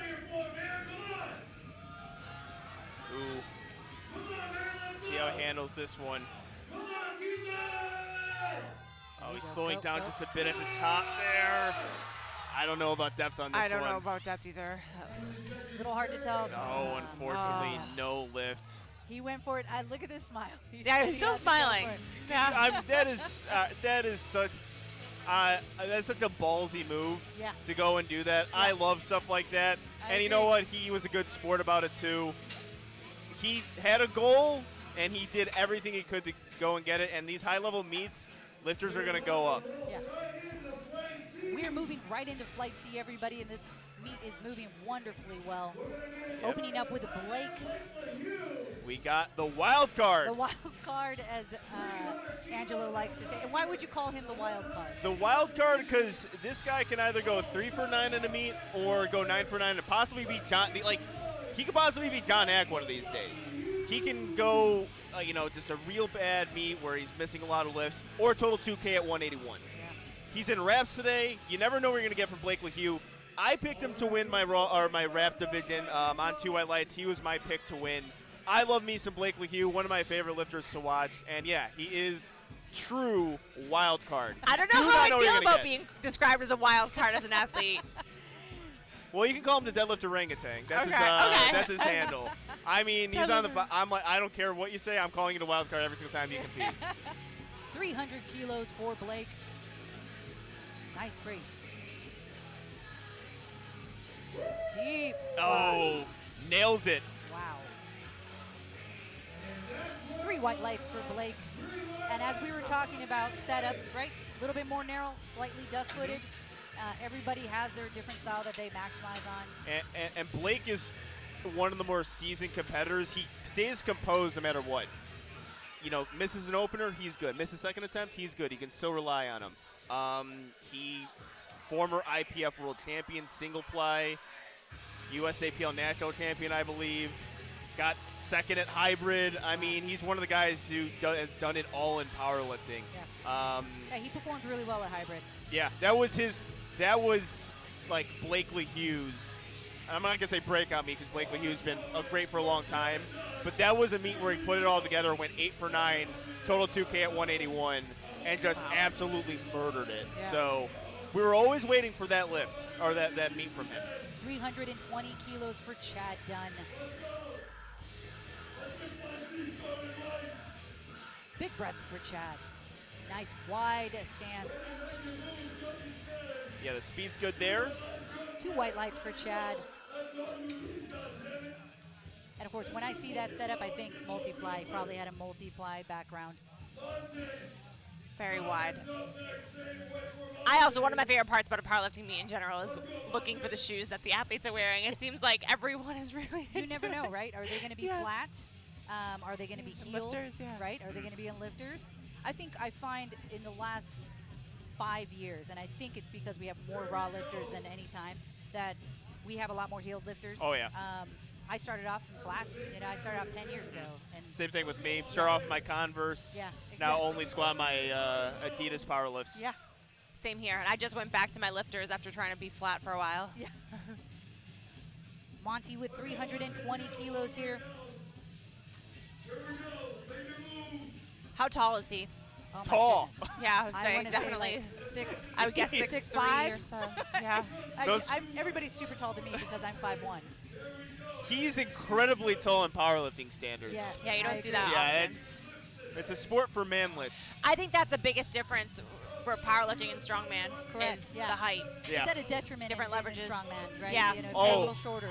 Yeah, that's actually a very good point there, because I know some super heavyweights in powerlifting, very good super heavyweights. When they start hanging around with strongmen, they no longer look like super heavyweights. They're like, it's like, I'm 5'11", 350. This guy's 6'7", 400. Powerlifters seem to be much better with weight cuts than strongman, though. Oh, do they? That's Yeah. interesting. Oh, I feel that's like interesting. that's That enough. now that is It something seems I like don't know. it's obviously a science, but I can't believe some of the amount of weight these people cut. Yeah, I agree. 320 kilos for Bobby. After this, we have Brandon on deck, Malik in the hole, and Justin in the wing. For those of you watching, remember to open up your lifting cast so you can see who is coming up here. Liftingcast.com. Unwrapped, ready to go.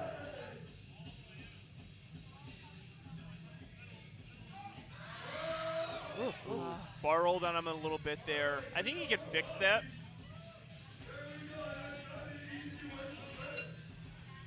So this is where you see the difference, or at least where I see the difference between raw and wrap lifting. So with raw lifting, if that happened, I'm like, ugh, okay, I as a commentator, as maybe a handler, as an athlete, I don't know if I'm confident that lifter would come back and hit it second and third attempt. For wraps, you can be a little bit more confident because it could be something you just didn't groove it right. The wraps weren't set enough. Maybe you expended some energy. Maybe it was wrapped too early. So there's a lot of things to kind of ponder when you see a squat like Right, that. there's a little bit more variables that can go wrong that can be corrected second time around. So long story short, don't count people out Right. in wraps when they miss their opener. That's right. Brandon here with 332.5 kilos.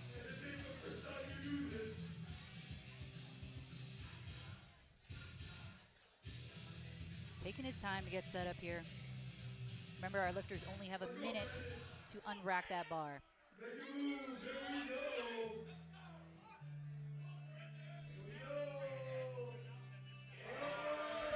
Yeah. Looking pretty fast there. Let's Yeah, see. that looks beautiful. 3 white lights for Yeah, it's a fantastic opener there. That's going to be such a good feeling, you know, just to get that first lift over with and have it be perfect. Every single meet for me, always scared I'm going to bomb out. Like, what if I'm just not strong anymore? Oh, yeah. Like, that's what if Still, I at forget this how to point, lift? you're thinking Yeah, that. it's right before, like, what if I forget? And then you hit it, you're like, okay, all right. Then you can have some fun. And that's when usually competitors start being a little more friendly to each other. Yeah. Let their guard down a little bit after the first. That's actually a very good Successful. point. In the warm-up room, in the dugout, I can tell you right now, once squats are over, people start talking a little Yeah. bit more. They get. Sorry, everyone. You guys actually can see. They decided to blind me when I don't have my sunglasses on. Malik here with 337.5 kilos. Malik Durston, smooth-looking squat. 3 white lights. Goodness. Again, Malik is a guy we projected to get into that top 3 in the wrap division. The big guys to really look at here in the wrap division, I mean, there's a lot. You're going to see some massive lifters today, but from the 2 white light standpoint, Solana Steve and I, Blake LaHue, Chad Penson, and Malik Durston. Yeah. Chad always performs really well, but I think, he's not somebody that trains year round. He's also in the military. You got to balance that out, Yep. which can be difficult. I think when you're at a level like this, a lot of times I find that soldiers get a lot of leeway, so they don't necessarily have to do all the PT that's required because they know they're doing some sort of PT in itself. It's a little different for each branch, but next up we have Justin with 360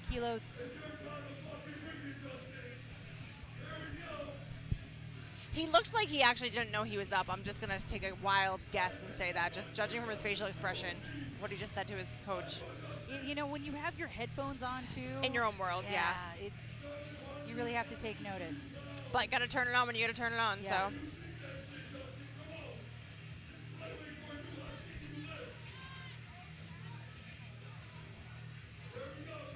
All right, Justin, out of search and new levels. I couldn't even recognize him without the flannel. He always listened to flannel. I'm like, wait, is this Justin? It is Justin. All right. 3 white lights. That's so funny. He always does. And I think the last time I saw a video, he had really short shorts on, so it looked like it was just a flannel on. I'm like, that's a vibe. I'm cool with that. Yeah, because when the MC announced him, wait. I'm like, oh, yeah, he can't wear the flannel on the... Or he could get a flannel singlet. That's what I mean. Get a sponsorship. Iron Yeah. Rebel. Who's sponsoring the meet so I don't give someone else an ad read here? Yeah, there you go. All right, I have a silly question, and everyone at home is going to make fun of me. But Probably okay, in not powerlifting, because I come from a rowing background, do you call it a uni or a singlet? Singlet. Singlet, and some people call them kits. Kits. Okay, I haven't heard that one. So kit is more so the singlet, wrist wrap, knee combo. Okay. So it's a soccer I get it. kits Okay. call it. It's a soccer kit. But yeah, it's a singlet. That's what I figured, because I've heard more people say that, but in my head, it's still a uni from rowing. It's actually not a bad thing to call it. Yeah. It sounds better than singlet. It Singlet sounds It makes not- more sense. Yeah, not cool. Sounds like a dancing outfit. Yeah, your leotard. Singlet on. Yeah, leotard would be great. Gabriel here with 360 kilos. Rocking that USA singlet. Yeah, that's a nice singlet. Yes. Very appropriate for this meet here today. Looking composed. Look at that face. Goodness. Wow. Man, that was an RPE 8. He didn't get depth there. I think he could really fix that relatively easy. I think he's close. He is asking for clarification from the judges. Edward Blair is up next with 370 kilos. Joey is on deck. Chad Penson is in the hole. And Fernando is in the wing. All right, guy that I'm watching closely is Ed Blair. He's about to compete. You're going to see something great here, Britt. Narrow stance squatter, super narrow stance squatter. Okay. And his squat is one of the smoothest I've ever seen. Why would you say somebody would choose a narrow over a wide? Leverages, right. really just leverages and finding where you can get that best, the best brace, where you're most stable. Ed also, again, if you look at him, like conventional puller, really narrow on that too. Very good subtotal. He's got a monster bench on him. It just works for him. If you just look at him, it doesn't look like he can get out much wider. It just doesn't really make sense for his leverage.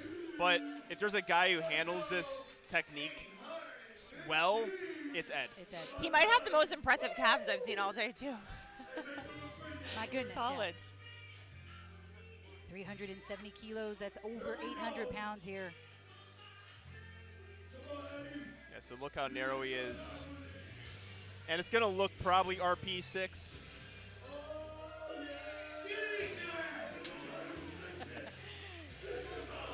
See how low we got there? That is the most interesting technique I've seen. It is very narrow. It's like narrow like an Olympic lifter, but then he has the low bar. It's narrow, and he's one of the only squatters I've seen that can bury a narrow squat. Like I said earlier, when you're narrow, it creates the illusion of depth, but doesn't actually give you depth. He's narrow and getting his depth. It's amazing. Next up, we have Joey Carassi out of Surge to New Levels. I actually missed up Joey and Justin. That's what confused me. This is Joey with the flannel. Joey, one of the better squatters I've seen in person. Seen him lift some nutty weight in the gym. Well, he's opening with 390 kilos here today.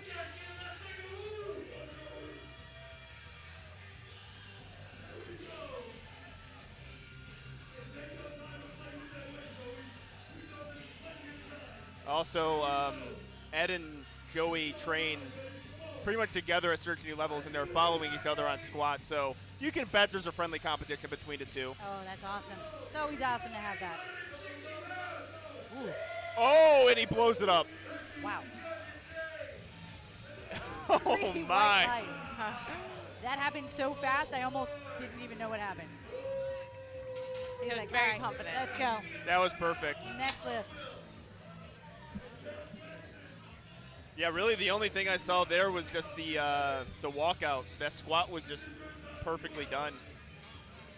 Also, people are wondering why might you want to use the monolift.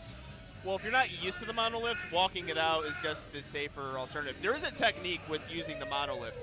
I actually did compete in a federation with a monolift when I first started powerlifting. I tried a monolift once, didn't go well. I tried to use it, and I'm like, nope, I'm walking out my squat next time. You got to give it Almost a second fell chance, backwards. Angelo. You got to give it a second chance. Yeah, almost fell backwards using it. I set myself up too much on my heel. I set myself out in front, lost balance. I got the squat still, but Oh, yeah. Yeah, I've used them, but I'd have to learn the technique. All I right, joked. I Chad. said, "Oh, I'm not strong enough to use the monolift yet." oh, well, speaking of strong, Chad Penson, winner of the Kern. Awesome to see him back on the platform. Last meet was Showdown. This is his division. It's the Raw with Wrap division. 405 kilos for Chad. He's going to make everything look relatively easy, and he's going to get a good lift. Stay right there, Chad. 2 white lights. 2 white lights for Chad.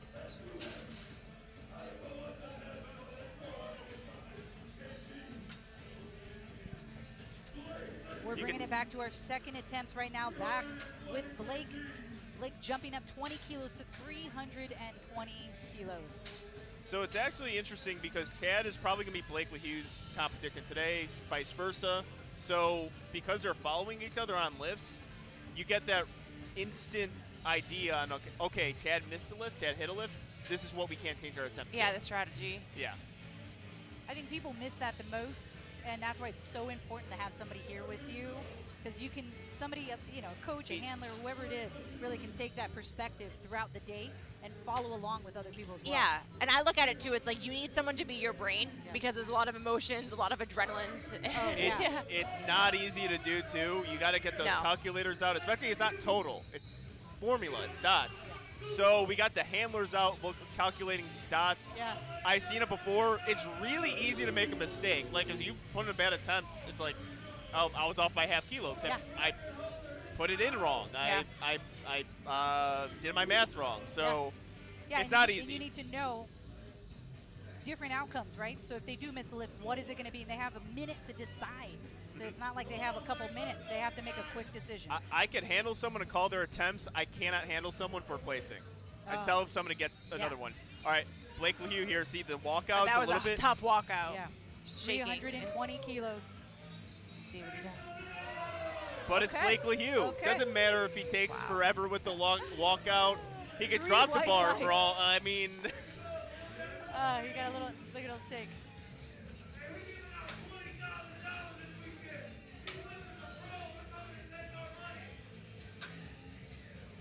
Bobby up next with 330 kilos. He is taking his first attempt again for his second. That is 727.5 pounds.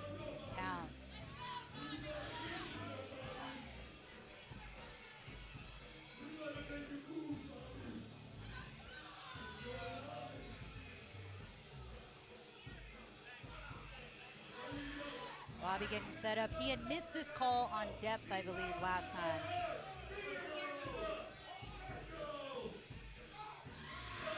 no, he actually the same part there is where he missed.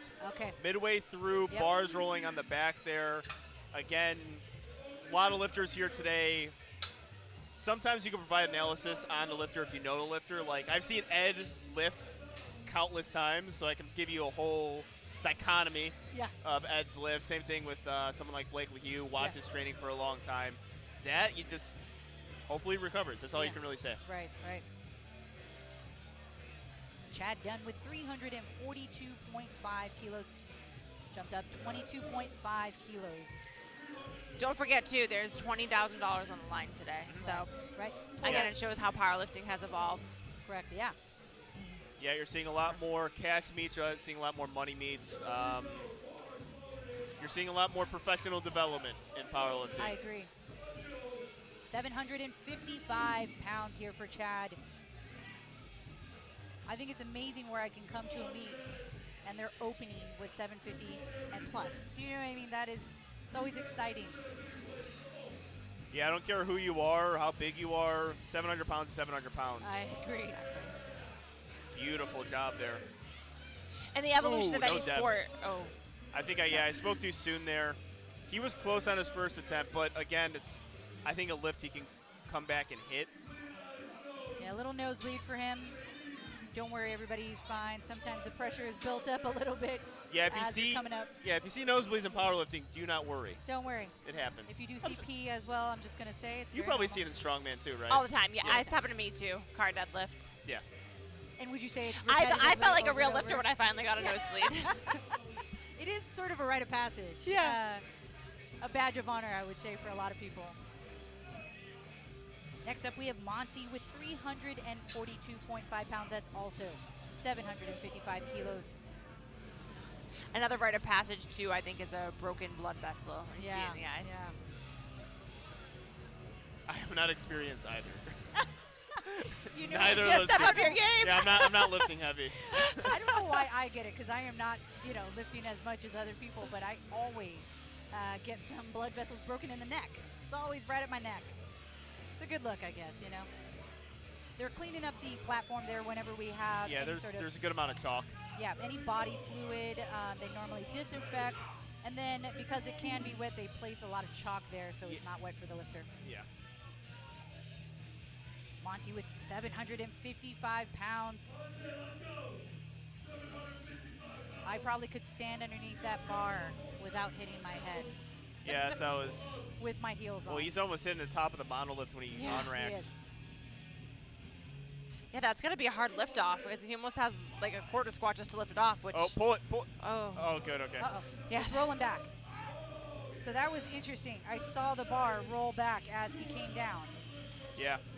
but he got it. Two white Yeah, lights. he's getting his lifts. I think 2 white lights is the last one there.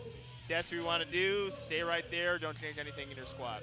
It can be on the back of your mind just a little bit, but if you're a close squatter, you're a close squatter. Yeah. And of course, a lot of this is the mind game, right? A lot of it, you do have to keep your composure and be in the zone, right? In any kind of, to me, strength athletes, especially because there's a lot on the line in this sort of sport. Yeah, composure is really big. I mean, it's a simple movement. It's a simple sport, but you're voluntarily crushing yourself. Right. yeah. So it takes focus. It takes composure. You can come unglued. I've seen lifters be great in the gym, but on the platform it just doesn't work. And I think that's just adrenaline. Or not being able to keep composure. So Yeah, let's touch more on that after this because that's important to talk about. yeah. Brandon with 771.5 pounds. 350 kilos. Wow. Unfortunate, no lift there. No lift there, probably for depth. To go back to the composure aspect, though, it takes a mix. Obviously, it's not necessarily the strongest person that wins because there's an element of, dealing if you miss something, how do you come back from that? How do you play your cards right? Like, you go up and lift. So there's a lot of moving parts here. Like, I think people that don't know much about it just think, okay, well, they have, 9 opportunities to lift, but there's so much more than that. So I think the composure aspect isn't talked about enough, especially in a strength sport. Yeah. And in this environment is so intense. A very good point there. I was about to bring that up too. It's a different type of environment. One, it's a little bit jarring just having people watch you lift. Right. Like the first time I competed, that was the weird part, was people watching People me are lift. looking It never at you. happened. Like you're just sitting there at a commercial gym Center lifting of and attention. then like people are just glued into you. Right. So that could add something, but then this is a hectic atmosphere, lots of hype. 788 for Malik.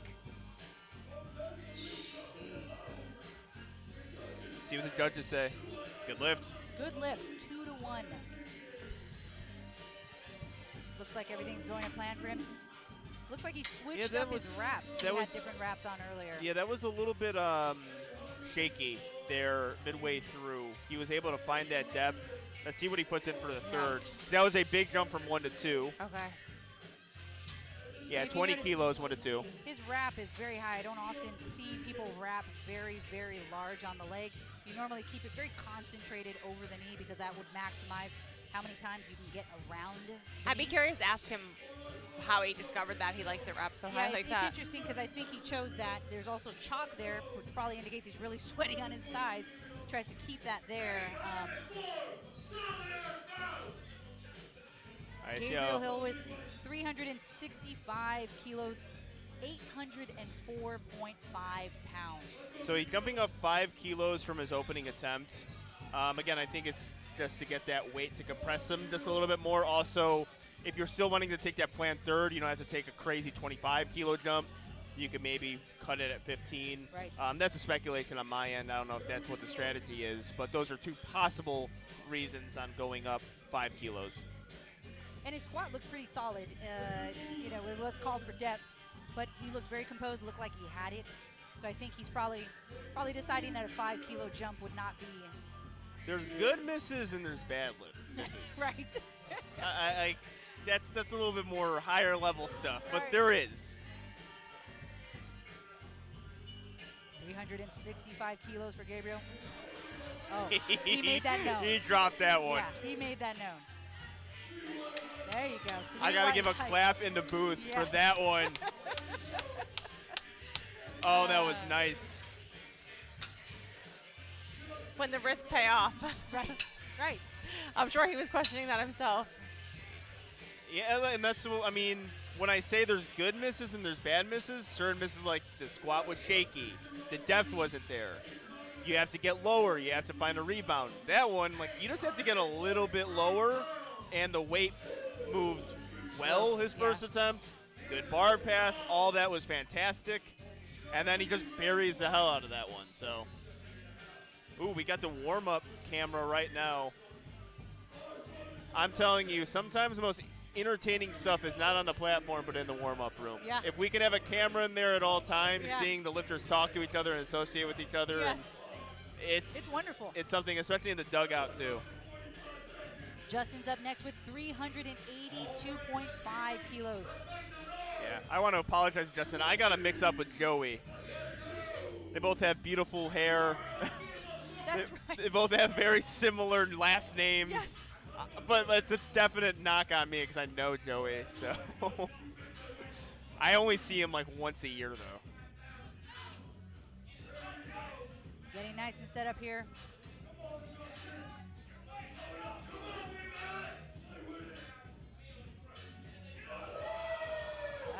With a smile. 2 white lights, good lift. I was a little worried there for a minute when they loaded the bar on his back. The shirt folded over, and sometimes all you need is for that skin to be showing, for it just to move slightly when you're sweating like that. Yep. Ed Blair with 400 kilos.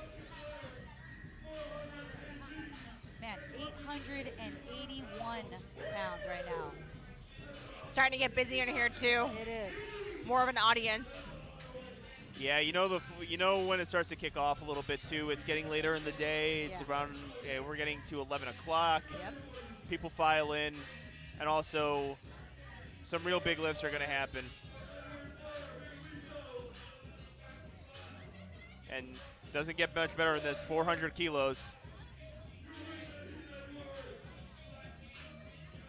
With his coach, Chris Bridgeford, who's competing tomorrow.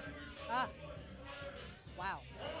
I always commend coaches who do that because today you're spotting and loading for your lifter the whole time. Well, you're I'm mentally going through I'm the hoping list. Chris Bridgeford's chilling out in the back, having other people do the spotting and loading. Yeah. People aren't competing tomorrow. Seen that for Federation Academy USAPL Nationals where it's a 1,000-person meet, so a lot of coaches are lifting and competing. Yeah. Usually they chill, but they're calling out the numbers still. Yeah. Still taxing.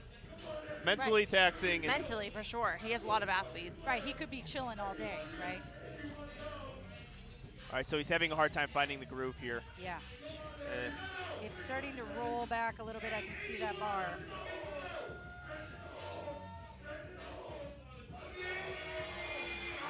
No, he wasn't able to get that. He is descending much slower than he normally does. Yeah. So he's going to get another crack at that. Yeah, he looked like he couldn't get that bar set where he wanted to. He was probably trying to keep balance that time. Very curious to see what his third is.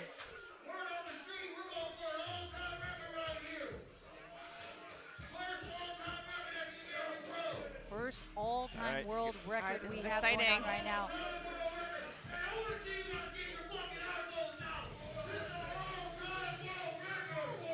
ATWR gets a nice smack in the face before he gets on the platform. That was a smack if I've ever saw one. Yeah, that's a world record smack. 417.5 kilos for Joey. That is 920 pounds out for all of you out there in America. Using freedom units. Freedom units. First all-time world record. This is huge, everybody. 920 pounds. On his second attempt, I'd love to see this hit and then see his third. And Joey Karasi, squat is definitely his bread and butter lift. Seen him lift some insane stuff. Walks out his squats. Looks smooth. Oh, good job from the spotters there. They had to grab it from him. It rolled on him. Unfortunately, no lift. That walkout actually can jar you just a little bit. That's one thing I'm looking at closely with him is the walkout. So when you kind of shake a little bit, it moves the bar potentially out of position. It can slide on your back a little bit, or it can get a little bit higher than you want. That's why walking out is an art form. It's a technique. Yeah, I think that's probably one of the first things I always try to help when you have a new lifter. There are basic things that need to be checked off. Walkout is on that top 5 list.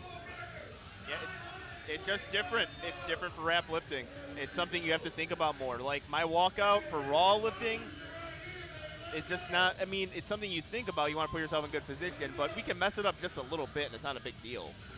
But with wrapped, it's something you have to nail. Yeah, and especially at this weight. So Chad Penton with an all-time world record, 925 pounds, 420. So with Chad, I am very confident that he can really move anything. It's more so how wide he is and getting that depth. The strength is just there. Looking to smoke, 420.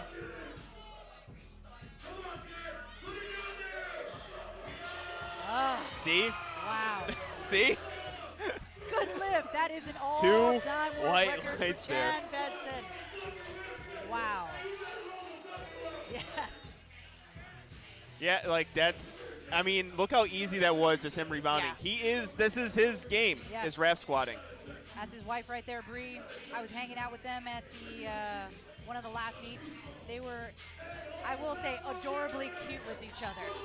It was after the meet, and they were just spanking each other's butts the whole time. It's kind of funny.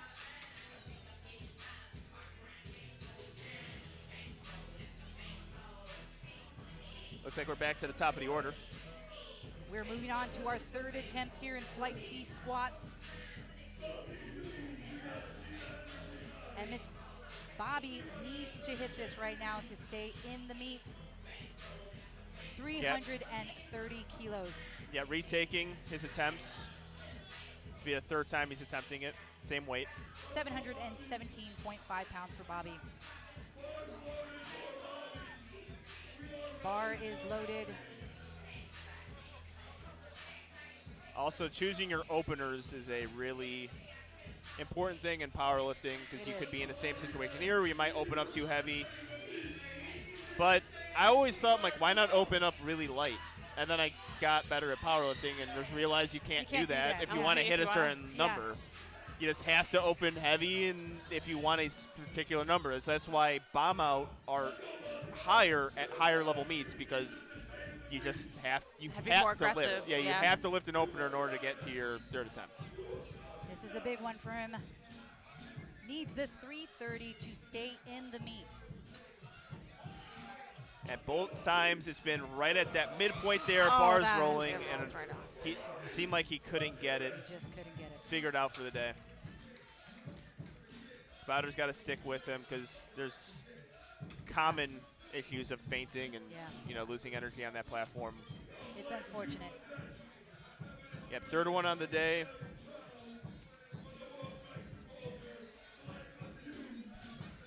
Next up, we have Chad Dunn with 350 kilos. I believe we have Blake up next. Oh, I'm sorry, Blake. Blake is up with 330. Same weight. Yeah, making a 10-kilo jump here.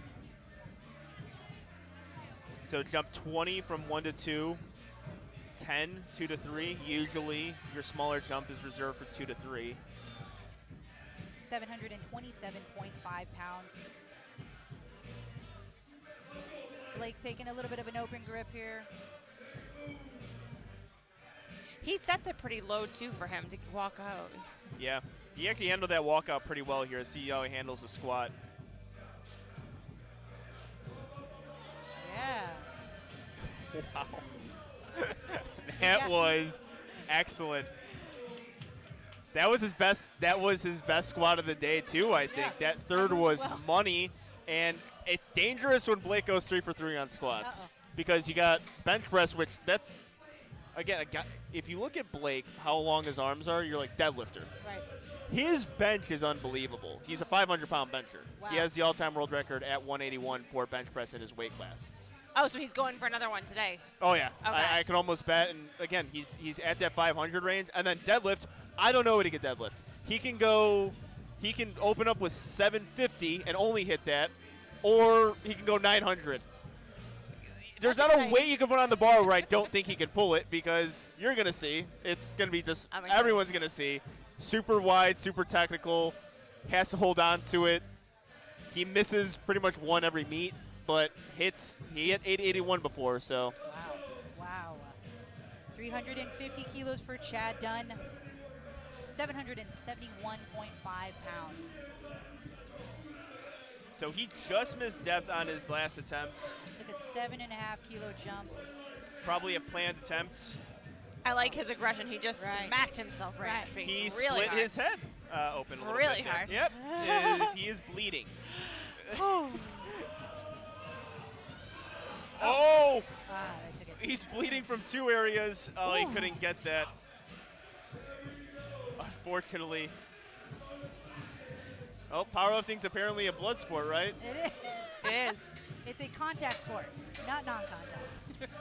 Bleeding from the head and nose. That's a new one. I keep talking about so when I first started Strongman, I went to a powerlifting gym, and I remember that the owner told me, CJ Murphy, writes for Elite FTS, he told me, he's like, Brittany, he's like, you are way too calm. He's like, this is not going to work for you. I'm like, it works for me. Just leave me alone. And everyone else is like smacking themselves. And then someone did it to me once, and it messed up my lift. So I was like, do not smack me like that ever again. But I love to watch it. Yes, Again, not for me, but I absolutely love watching it. I think it's the funnest part of the sport. Yeah, you do see it on occasion. People do that thing where they hit the forehead on the bar. Actually, fun fact, the forehead's where most of your blood vessels are. So, like, if you hit that, break it open a little bit, that's where blood actually comes. That's an old professional wrestling thing. Okay. Whenever they used to razor blade themselves, they go on the forehead, That's and then right. it smears a little bit more. Yeah. But it's really easy to split your forehead open. And also, you're going to have to think about that the entire day when you're lifting, and it maybe on bench, you're bracing a little hard, you get some blood in your eye, it's hard. That's not going to be fun. So I'm saying it's not wise. Yeah, Just don't right. do it. I mean, Monty with 777.5 pounds, 352.5 kilos. He's got a really interesting squat there. Oh. Good catch from our spot. Up. Something happened. Yeah. There we go. Oh, no. They got him. So I lost balance there. Looks like it looked like the wrist cranked back a little bit hard on that. Now, I didn't see, potentially could have been, you do see some broken forearms, broken arms there. Yeah. I didn't see that, but it's the unfortunate thing. Looks like everything's good now, though. We've been seeing some fantastic squats. How have you been liking the squat so far? It's been amazing. I think that you know, really looking at the judging, we were talking about that earlier, and it is what it is. You know, I think the intensity here today is amazing. I think this crowd is just loving it. I love all the major heavy squats. I'm just, you know, I don't often see that. I always get to see more amateur shows, and so when I'm here, it's amazing to watch. What about for you, Britt?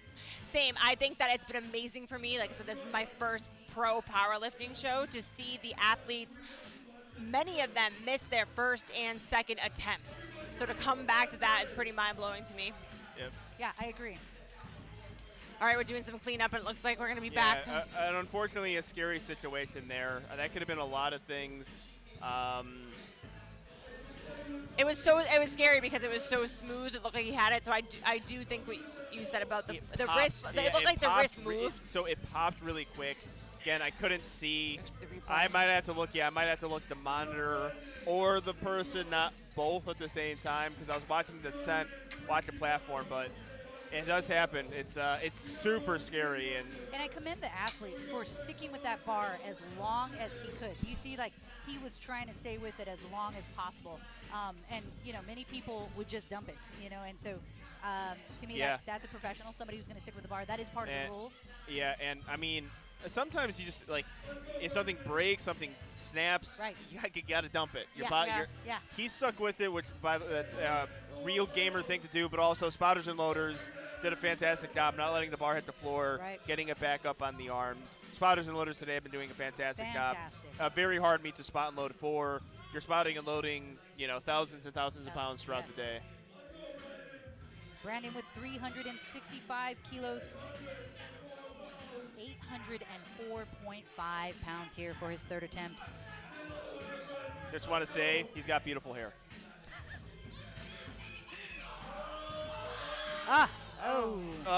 So he might have taken a little early. I'm not sure. All right, I don't think they took a little early. That bar was dropping just a bit. So the rule is when the bar drops just a little bit, spotters and loaders' responsibility to grab the bar.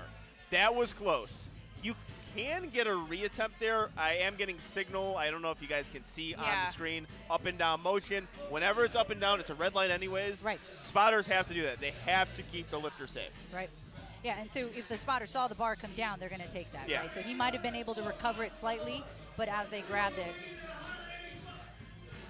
And we got to err on the side of the lifter to be safe. For WRPF, I'm not sure. I don't know what the rule is as far as other federations. But if the spotters and loaders, it is deemed that grabbed it too early, you do get a redo, and you get a runoff at the end of it. So you can attempt at the end of the flight.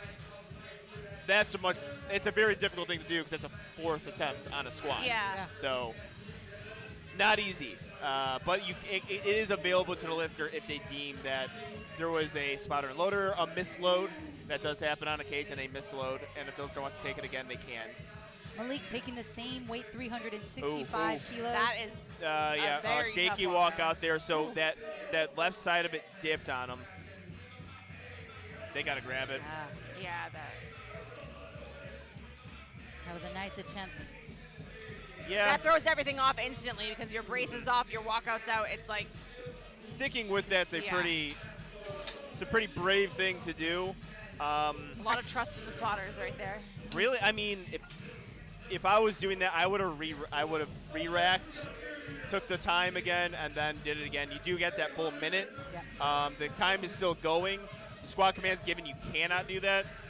It is a more difficult thing with a monolift meet, though. Because if you want to re-rack something, you got to get the monolift back in. So it's also hard, honestly, like when you have that much weight in your back, it's hard to remember the simple things because you're not really thinking at that point. Right. Some people can do that, and some people are just lifting too heavy where they cannot do that. Gabriel with 380 kilos, taking a 20 or 15-pound jump. 15-kilo jump here. 50-kilo jump. 15, yeah. 15 yeah, so 15-kilo jump. 15. I was like 50. I've never heard of that. Okay. Mrs. Opener on depth, and we're kind of talking about jumping up 5, managing not really to take a massive jump for sure. 15 kilos within this weight range, not the most outrageous thing. You could go 20 kilos and 15, or 20 kilos and 17 even. Yeah.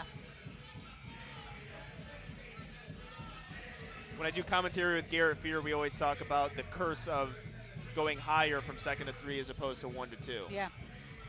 See a lot of lifters miss lifts because of that. Gabriel getting set.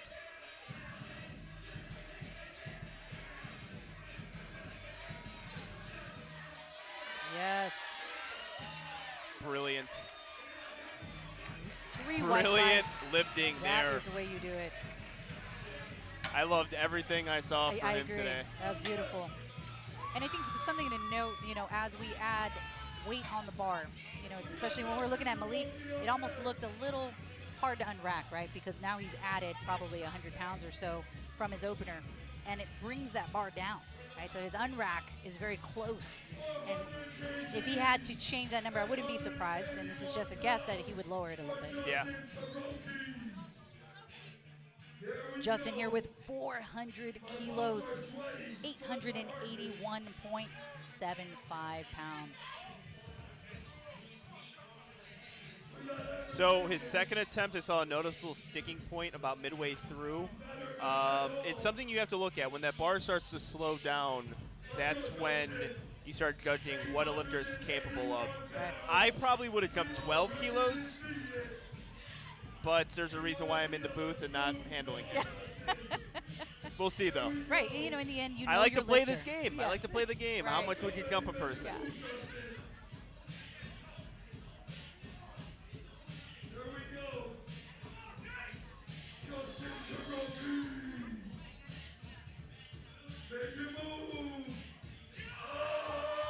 Come on. Right there was Yeah, that sticking same. point. Yeah, really good effort there. Yeah, I probably would have jumped 12 and a half kilos. Yeah.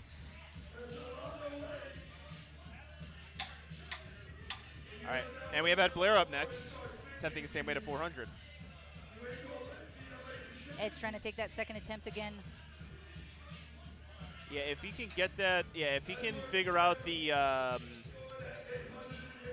if he can find that bar position on his back, I think that's what he was struggling with, and it caused him to slow down his squat just a little bit more. Yeah.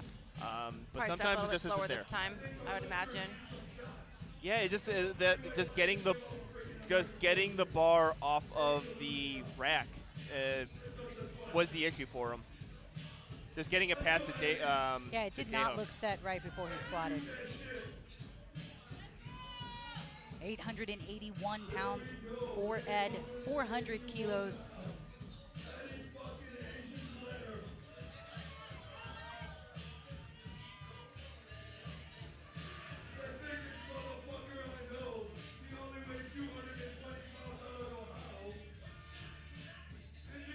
$220. Wow. Yep. So he's quite methodical usually with his lifts. Takes his time, very patient. Coach back there lining him up. Taking his time. Better this time. Yes. Much better. Has a better groove of it. No, unfortunately, strength is not there. So his second attempt, 400 kilos. He had to fight with that for a long time. Your muscles take a hit from that. They get fatigued. I mean, imagine tempoing squatting, and then imagine tempo squatting 881.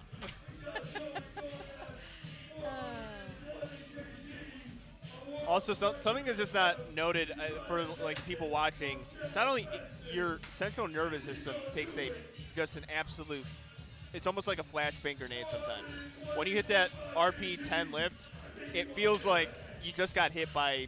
Like a lifter described it to me like a flashbang grenade. Yeah. Like it just completely rocked him throughout the entire meet, and he couldn't recover for deadlifts. Yeah. He couldn't get just because of a grind. It was unexpected out of nowhere. It got unexpectedly tough out of nowhere. It happens. Yeah, and there's really not much you can do to kind of correct at that point. It becomes a neurological thing. All right, we got Joey attempting. Joey with 420.5. Looking for the all-time world record. So him and Chad are going back to back here. Chad just hit 420. Joey said, I'm going for 420.5, chipping his record.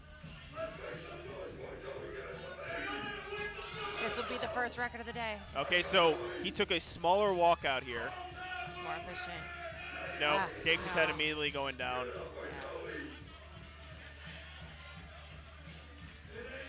So that was a little funky. I don't think the head judge knew that he was walking it out, so he called squat, and then Joey walked it out. Happens. It happens. Does happen. Chad jumping up 12.5 kilos to 432.5. 953 pounds, everybody. At 220 pounds 220. is unbelievable. This is Unreal. super heavyweight numbers. Yes. You don't see this a lot. 953, everybody, if you're at home. I love the ropes aspect of powerlifting. I think it's so impressive to see. Right. And that's what makes it beneficial to cut the weight. Oh, I agree.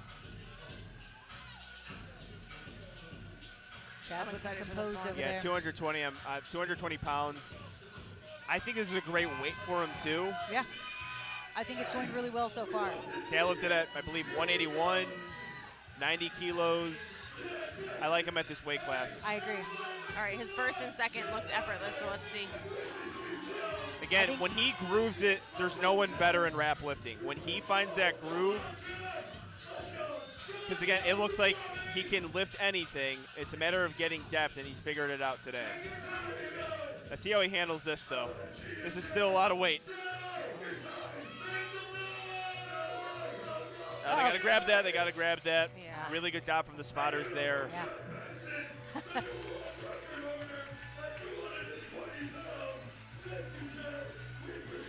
So we just finished up with Chad Penson. He missed that world record, but he finished off with 920 with a world record. And today we've seen some amazing lifts. What do you think so far? Oh, the squatting has been great. I think it's been to standard. Judging has been fantastic. That's what we look at, right, for wrap lifting. But also we're seeing some crazy lifts. We saw some great lifts from the females. We saw some great lifts from the males. We saw some all-time world records. We're going to see a head-to-head. Blake Hugh, Malik Durson, and Chad Penson. They're going head-to-head. That's what you want to see in a powerlifting meet, especially the big ones. I'm excited for it. How about you, Britt? Yeah, this is really exciting. Thank you guys for helping me with some of, like I said, I'm new to powerlifting. I understand squats. I love squats, but it's good to hear your perspective. And again, I love seeing how everything's being operated. I love how fast it's moving. And that adds, to me, as an athlete, and having appreciation for it, seeing how, they have, 10, 15 minutes between their first, second, third attempts, if that. So seeing how fast it's moving, this is definitely, yeah. And we're going to get back to our lifting here. We are moving on to Flight D, our last flight for squats here today.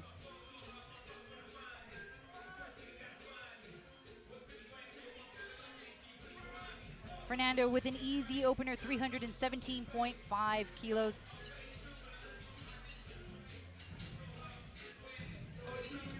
And Didn't look like he even had to think for that. I know. It was so quick. Good lift. Fast opener. That's what you want to see. Next up, we have Richard with 320 kilos. James is on deck. Rennell is in the wing.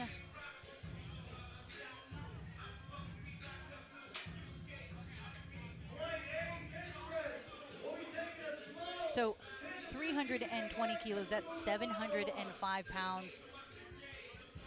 And I think the pace of this meet is going great. Normally I like to see 4 flights before 12 o'clock, and I feel like we're on pace. If you can have a flight be anywhere from 40 to 45 minutes, to me that's a good pace for everybody, not only for the lifters, but for the spectators, for people to have fun and watch, but then you don't feel like you're sitting around forever. I have a hard time competing on an empty stomach. Yeah. So I'll eat, but then I don't want to eat too much. Yeah, so. you gotta time that out correctly. Right, well, yeah, for the lifters too, this can be a little bit of a longer meet for them. So yeah, eating, it does add a different element, because sometimes the meets are 2 hours and sometimes they're 8 hours. Yeah. So this is a bigger. You do have 4 flights, so it's a little bit bigger here. Yeah, it's going to be a long day for some of these lifters, but the pacing of 4 flights right now has been fantastic. And again, something you have to thank the spotters and loaders. That's really who dictates the pace of the meet. Yeah. Is spotters and loaders. So Richard timed out on his 320 squat. I'm not sure if he wasn't ready, if he's not around, but we're moving on to James Hughes with 330 kilos. That's 727.5 pounds. And for those of you out there, the lifters have 1 minute to step up to the bar. So when we say timed out, that means he did not make it there on time. And sometimes it's for a number of things, right? Not paying attention. Yeah. It's probably an easy one. It Hopefully can be, not that one. right? Yeah. You know, Yeah. you never know. Sometimes I have people that had panic attacks, and they're trying to manage a panic attack right before they step on. So you never know what could be happening. Platform is ready for James Hughes, 330 kilos, 727.5 pounds. Warden of the Pounds. Virginia's own. Garrett gave him the worst back talk look like ever there. An act. He just went like this. I don't know, maybe as he that's walked up. what he likes. Yeah. I don't know. Sometimes just the thought that helps. It's not even at the bar placement either. A little bit of a walkout. Yeah. Nice composure in that walkout.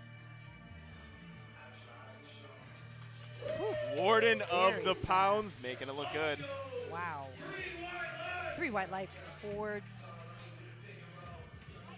James. Next up, we have Ronell Leftwich with 332.5 pounds. That's 332.5 kilos, 733 pounds. Ronell Leftwich, unbelievable lifter. Love watching him lift. Excited to see what he does throughout the day. Ronell's coming out of Goggins for Steve Goggins gym out in Atlanta, Marietta, Georgia. I will say that when you have a lifting crew, he has an amazing lifting crew, Britt.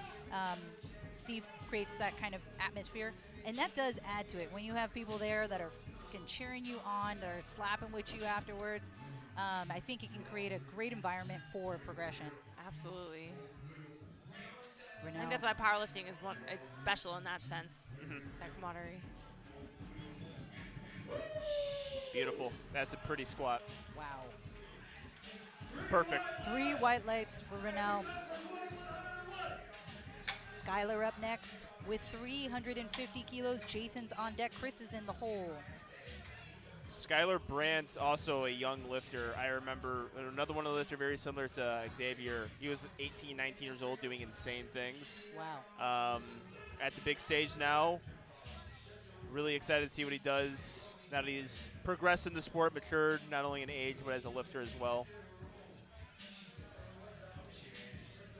You know what, I find a lot of these lifters nowadays, they lift in high school.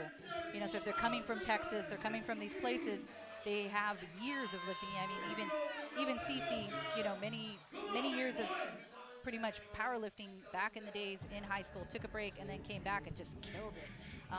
So it's interesting to see these lifters. Yeah, a good example of that, one of our premier lifters today, Blake LaHue. Yeah. Texas high school power lifter, Right, Texas right. Tons of guy years of out of San competing. Antonio, Texas. Yeah. So many years, and that kind of prepped him for those high school years, going into the USAPL, going to IPF, and like international lifter, Wow. national lifter. It sets you up nicely to be a pro in the sport. 771.5 pounds for Skylar.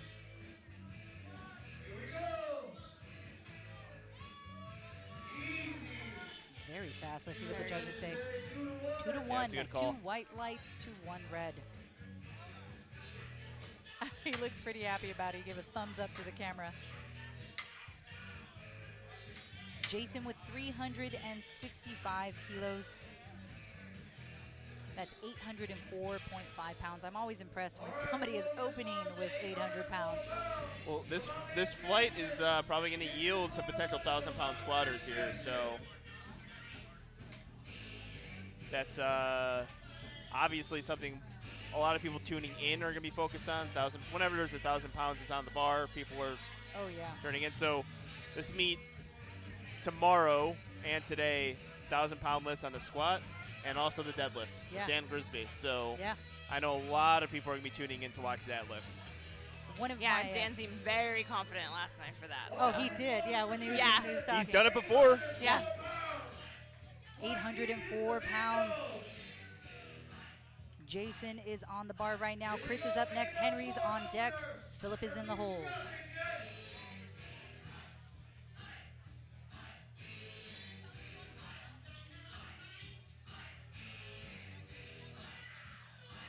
So it looks like he's squatting with my favorite shoes, barefoot shoes. It's Kabuki Chris Duffin's brand. I didn't know that. Yeah, I like those ones. He's like a co-partner. Wow, fast. We're seeing some really good squats this flight. Very nice. 2-to-1 good lift. Yeah, we're seeing some solid squats. That's right. All you need is 2 white lights. For those of you who don't know Angelo, Angelo's podcast is called 2 White Lights. Tune in. Yep. Yeah, the best ad reads ever. It's smart. Whenever a lifter gets 2 white lights, it's a free ad read for my podcast, so it's great. You know, so I have a podcast, right? The Futures Female Powerlifting Podcast. 0 ads for that reason, because I don't want to I don't want to mess up an ad, or if they want to pre-record it, sure, go right ahead and pre-record it. Chris is up next with 375 kilos. 826.5 pounds for Chris. Henry's on deck. Philip is in the hole, and Andrew is in the wing. Yeah, Chris Jones Sr., veteran competitor. See him at all the big meets. I think he's in his 40s, 50s, or he's getting there. Man, if you're lifting this heavy for this long at that age. Yeah, that adds a whole other element. Right. Yeah. Because, like, what's your lifting age versus your real age? Right. He's been at it for such a long time.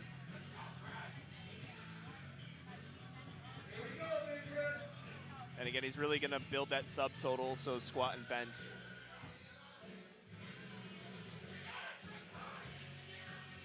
Taking his time to get set up here. A lot of times you're just finding that groove. Yes. Again, the monolift's a technique too. Yeah. You talk about the walkout being a technique, so is a monolift. Oh, wow. Goodness. 3 white lights. 826. That's how you open. Very smooth. I I love how he just took it. He like sat there and took it in for a second. Yeah.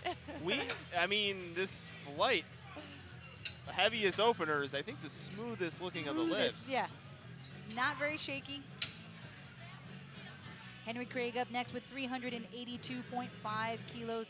Philip is on deck. Andrew's in the hole. And our last lifter for his opening attempts is Patrick. And then we'll be moving on to our second attempts for Flight D here today on Friday, American Pro.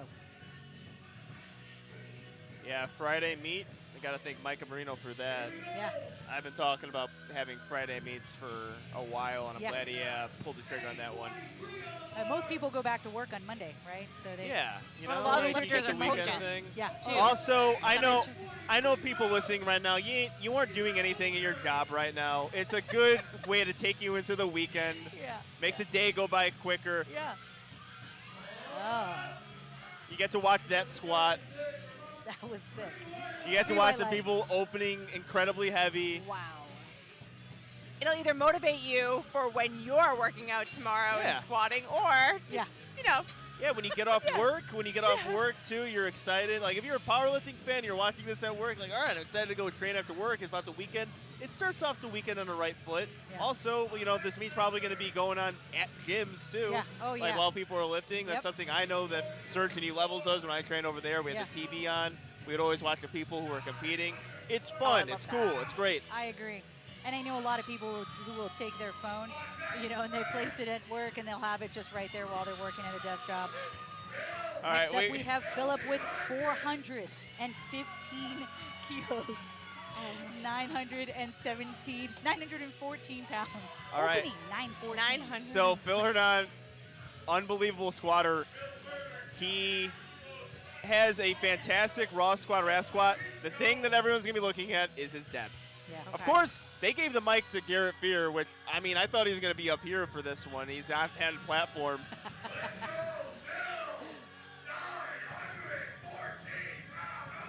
I know the goal for him today is 1,000. And judges know this. They're looking very close to death. Brandon Rojo is on his hands and knees. And looks like he's getting a little bit lower than usual. That rebound isn't there. Did they legit just get Garrett to MC that attempt and that attempt only? Only that one. All right. Okay.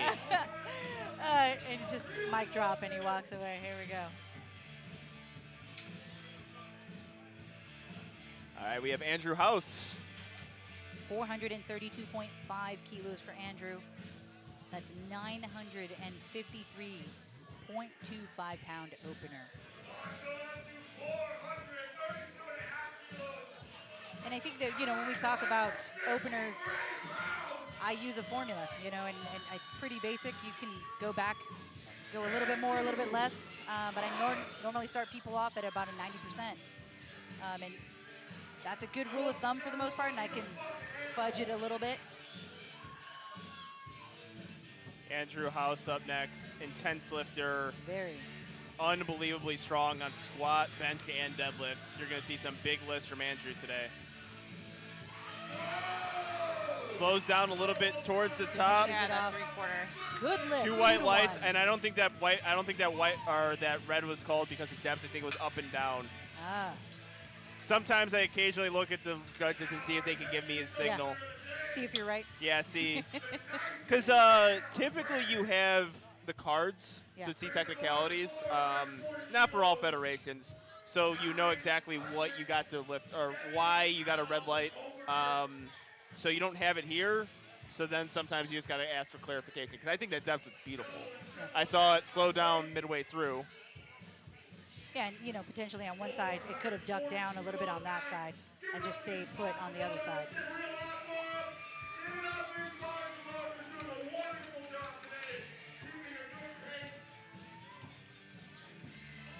So Patrick with 970 pounds for this opener, and the bar is loaded for him, 440 kilos.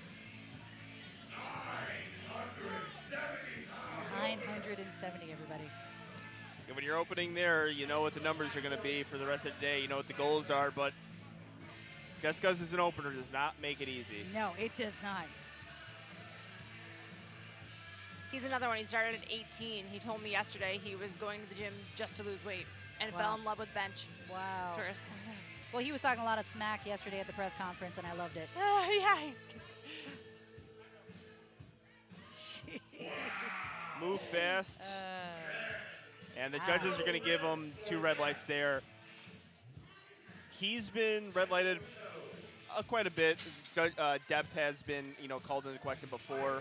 We'll see how he recovers from there. Obviously, speed is there, but we've seen it with a few lifters today. Once you get that little bit of depth, once you get into the hole, you don't have that rebound. Yeah. Yeah, it makes it a whole different ball game when you have to. Yeah, and he was saying yesterday when, they were going around asking questions, like, what do you think's going to happen tomorrow? He's like, I'm going to have the biggest lift, the biggest bench, the biggest squat, the biggest deadlift. And he was like, and everybody just looked and they were like, yeah. All right, nice. Yeah, you like that confidence from lifters. Right. You like them showing a little bit of charisma. Right. All right, so he timed out his last attempt. Ah, that's right. Here for this one. Richard Andre, 330. So he went up 10 kilos, 330 kilos. Yep, so possibly just hitting that planned attempt.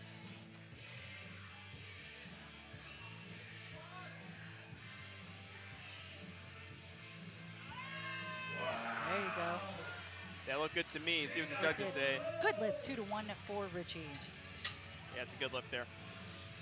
Next lifter is Fernando with 337.5 kilos. James is on deck, Rennell is in the hole, and Skylar is in the wing. You think Richard will be mad if I ask him later, like, what happened with his first? No. Right. Okay. I don't think so. I think a lot of lifters they want to talk. I want to know. If you're gonna talk, you got to be able to answer. Yeah. You know what I mean? Yeah. Like that's every lifter deals with it. Powerlifting is not short of charismatic people. Right. People who talk a lot. People who talk a lot of smack, and they know. I think every one of those guys know if I say something, people are gonna remember it, and I'm gonna have to be prepared to answer for it. That's right. And there's going to be a lot of that here today, and I think that's what makes this meet special, is that we're going to talk to them, right? You're going to have some commentating. We're going to get to know the lifter a little bit more. That doesn't always happen. See, for anyone watching, you can forgive me because I might not know powerlifting like they do. Oh, but I will ask good questions. I want to get inside the athlete's mind. That's where I kind of... Listen, you're an experienced athlete, probably more than a lot of people in this building here today. Excellent job there. Yeah, that was a good spot. Great lift for Fernando. Let's see. Yeah, it looks to be a good lift. Yeah, that was a good lift. I think they were quick with the lights there. Quick with the lights. I think it was too quick for him, too. They're waiting for it. Next up is James with 350 kilos, 771.5 pounds for James. Brunel's on deck. Skylar is in the hole, and Jason is in the wing. This is his hometown, correct? Yes, it is. That has to add an element of almost to your advantage, too, when you're home. Yeah. Oh, yeah. Home field advantage is a real thing in powerlifting when you don't have to take a flight, take a long drive. I think for him it's about a 30-minute drive. Probably has more of his family, friends. Yeah. I think I took a longer drive this morning. It was an hour and 15 to get here. Oh, wow. Yeah, and then exits closed, running out of gas. It was a morning. Warden of the Pounds.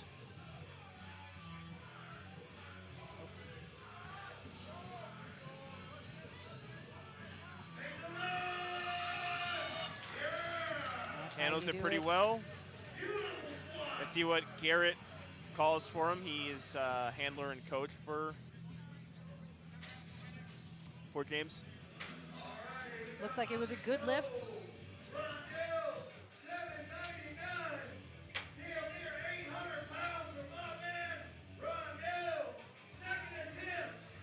Brunel with 799 pounds here for his second attempt, 362.5 kilos. Yeah, I really liked how his opener looked. Liked the second attempt call. He's a definition, too, of someone that has fun when he's competing. Yep. When I was talking to him yesterday, just no stress, just very grateful, very excited just to be here. Yeah, very composed. Yeah. Going to the bar, too. You can see that.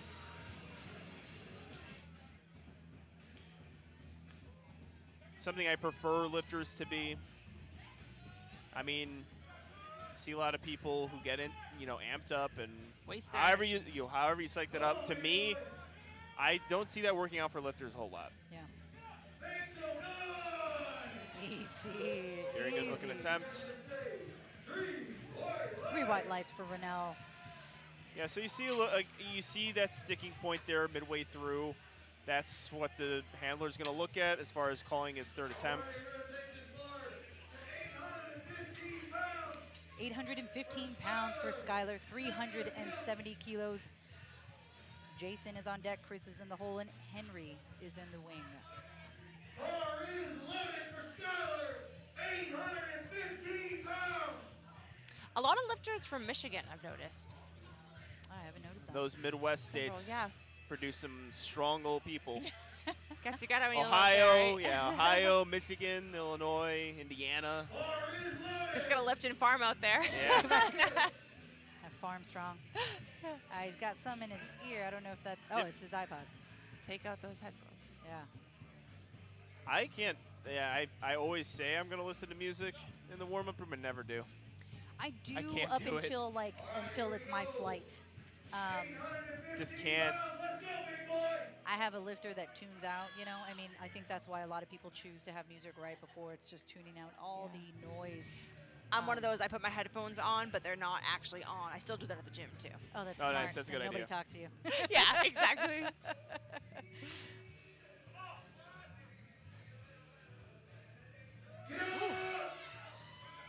Yeah, good looking second attempt there. Let's see.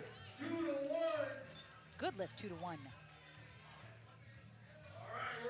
Moving up that bar for Jason, 380 kilos, taking a 15 kilo jump. Chris is on deck, Henry's in the hole. It's always good when we can still see smiles from our spotters and loaders. I know. Christina's smiling over there.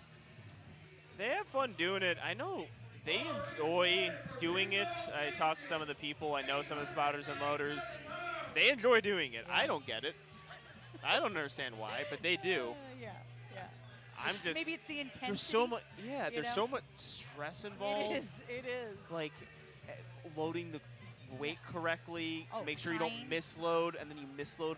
See, what if you misload for John Hack? Oh. Wouldn't it be such a bad, Oh, like, and like, everybody oh, would know who God. you are. I'm like, that's the spotting and loading crew Never that forget misloaded myself. John Hack. Can't believe they did that to Homelander. Unbelievable.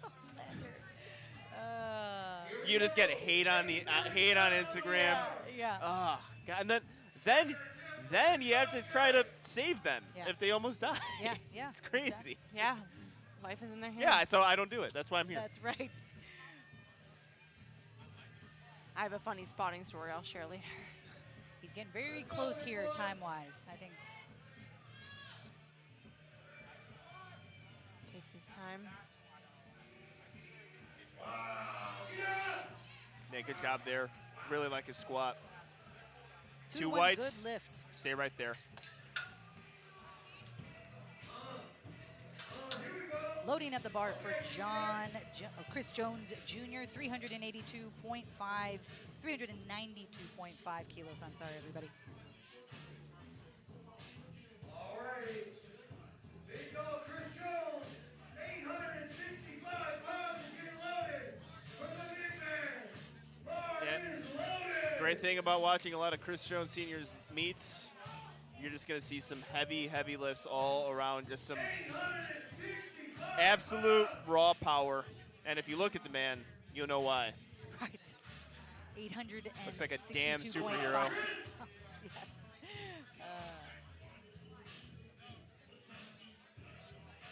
Traps up to his ears. I love know, it. my goodness.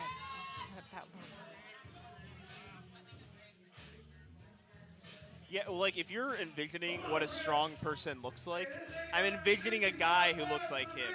Yeah. Looks like that's the Traps, sun right there. shoulders, Right. the neck. Neck. Yeah, the strong neck. That's what I think. That's a good indicator if someone's really strong, or just has that aesthetic appeal. Well, I got 3.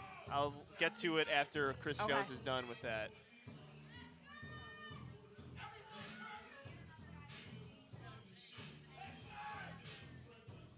Taking his time, getting set up there.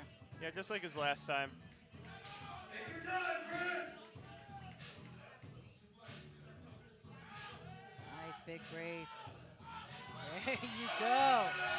Perfect. Wow. Just like his last one. Yeah. Good lift. Yep. 2-1. 2 white lights there. You can definitely have some room to move up. Yeah, so the 3 indicators for me, for someone strong, starts with the neck. Big neck usually means big lifter. Forearms means they're used to carrying or holding or controlling heavy weight. And, of course, their butt. Yeah. That usually means, like, that's if you could just look at a gym like, okay, who squats the most? Yeah. Probably the guy with the biggest butt. Yeah. It's true. And then same thing, neck and forearms, and I would also say traps. That kind of adds into the neck. I think traps. Yeah, traps. Yeah, traps, neck are kind of the same thing. I mean, if you have a big neck, you're not gonna have these small traps. Right. So that's usually, I mean, if you're squatting, I mean, benching and deadlifting, those are gonna grow. Yeah. So. One of the funniest things for me was when I'm outside the community and you shake someone's hand and you cannot feel calluses. Yeah. It's weird. It kind of disturbs me a little bit. Yeah, it's I'm weird. like, do you It's even very mow your own soft. lawn? Can you do anything? It's very soft. 903 pounds. Here for Henry, 410 kilos. No belt. Ah. Yeah, what's up with that? So Maybe he occasionally lifters, the belt actually doesn't help their bracing. If I'm going to be completely honest, the belt is there to help your brace. Right. Yeah. I've done beltless variation work. I've seen many lifters do. It's not that far off from what normally people do, and some people are just comfortable without a belt and their brace is strong. Yeah. So you would see that a little bit with heavyweight lifters, that their brace is strong and they got those big bellies, so it's able to get a brace from it. So and the belt can just be constricting to them. So I have seen it before from a few lifters. In strongman, I've only seen it if people have prior rib injuries and it still irritates them. So Yeah. I could see that. Loading up the bar for Phil with 415 kilos, 914.75 pounds. All right, like we said earlier, the judges are going to be on him like white on rice looking at that depth. I see Brandon Rojo and actually the judge, who I don't know his name, I apologize, right on top of that. Look how close they are looking at that depth. Yep. I shook it going down too. Unfortunately, no lift. He looks spent. He Yeah. looks spent. I mean, I would be too. Yeah, If you failed lifts, I mean, we talked about RPs, right? If you're failing a lift, it's RP 10. Yeah. So you're taking RP 10 multiple times. Yep. That's why you want to pace yourself. Right. Grow into the meet. Right. RP 8, RP 9, RP 10. Right. Maybe you can keep it RP 9.5. Save the RP 10 for bench. Save the RP 10 for deadlift. But if you're doing it 3 times in a row, it can take. I mean, for people listening who are familiar with powerlifting, you do 3 sets of 5 RP 8. That's a tiring workout. Imagine doing 3 sets of 5 RP 10. You're done. No. Yeah, it's you really, and then they want you to do it again for another set. Yeah. That's really equivalent to what's going on right now. 1 to 2 are misses it, and you got to go out there and try it again. Patrick with 440 kilos, 970 pounds. I want to ask him the story behind his shirt singlet with your mom's favorite. I was going to powerlifter. say his shirt in the back for those of you who That's can't see. actually great. Yes, is your mom's my favorite powerlifter. And as a mom, I love that. Looks like he's trying to sink it lower. Unfortunately, no lift there. Two reds. I remember Ghost Clash where he also competed. People were looking super, super close at his depth. Too bad. I don't think Mom would like that. No.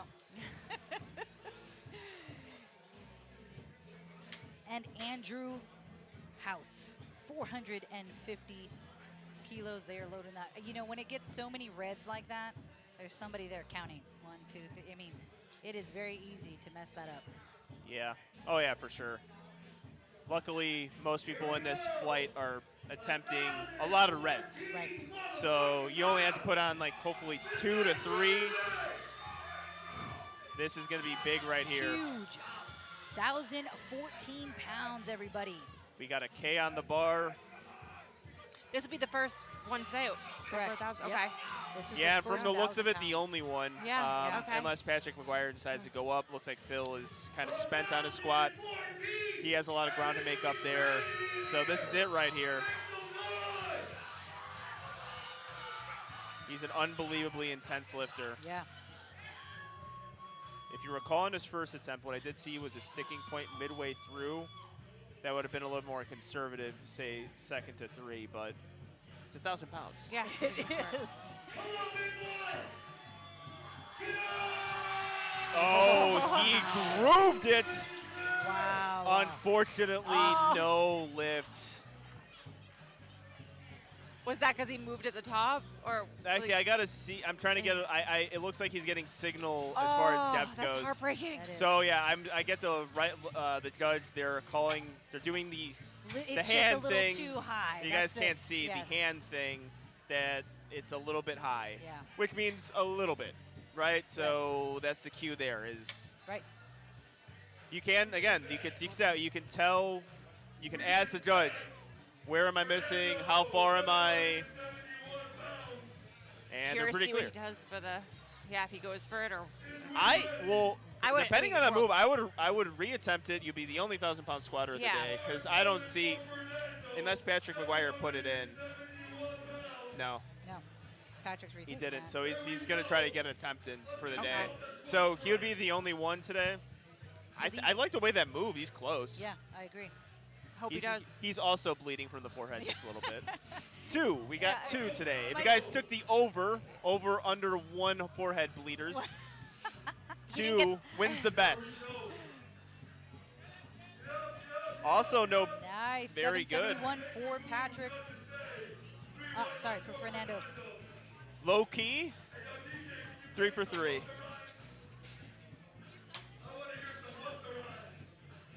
It's always great to go 3 for 3. I never do. Okay. It's always a stinking third bench. It always gets me. But Yeah, well, that's the same thing for me. Yeah. It's Third always- bench presses, definitely my most mislift. Actually, I would say believe for in everybody. powerlifting, it's the most mislift is Right. third bench. And that's where I take a different percentage when I'm third attempt. I'll take a different percentage than I normally do, and it's real conservative. It's like 102% over Yeah. what I've done. It used to, I'll go from anywhere from 104 105 for my third attempt, but bench is like, if I stick that a little bit lower. we have the rule, if you didn't hit it in the gym, we're not hitting on the platform. Right. Like, we're not going to peek into bench press. Yeah. It's like, you hit 170, we're attempting 170, and that's it. We're not going anything heavy. All right, James Hughes, my friend. Your friend James James adding Hughes. Hopefully, 10 I'm going to kilos. get a cigar with him after the meet. Oh, nice. Cigar, I Yeah. like it. 360 kilos. After I'm done lifting. I of love course. cigar traditions. Oh, I'm a whiskey tradition. Oh, I just have a problem, so I just smoke a lot of cigars. It's not a tradition. Oh, very good. Let's see what the judges say. Two white lights. white lights. Got that lift. lights there. He's the warden of the kilos. Warden of the kilos. Next up, we have Richard with 360 kilos. Same weight for him. Rennell's on deck. Skylar's in the hole.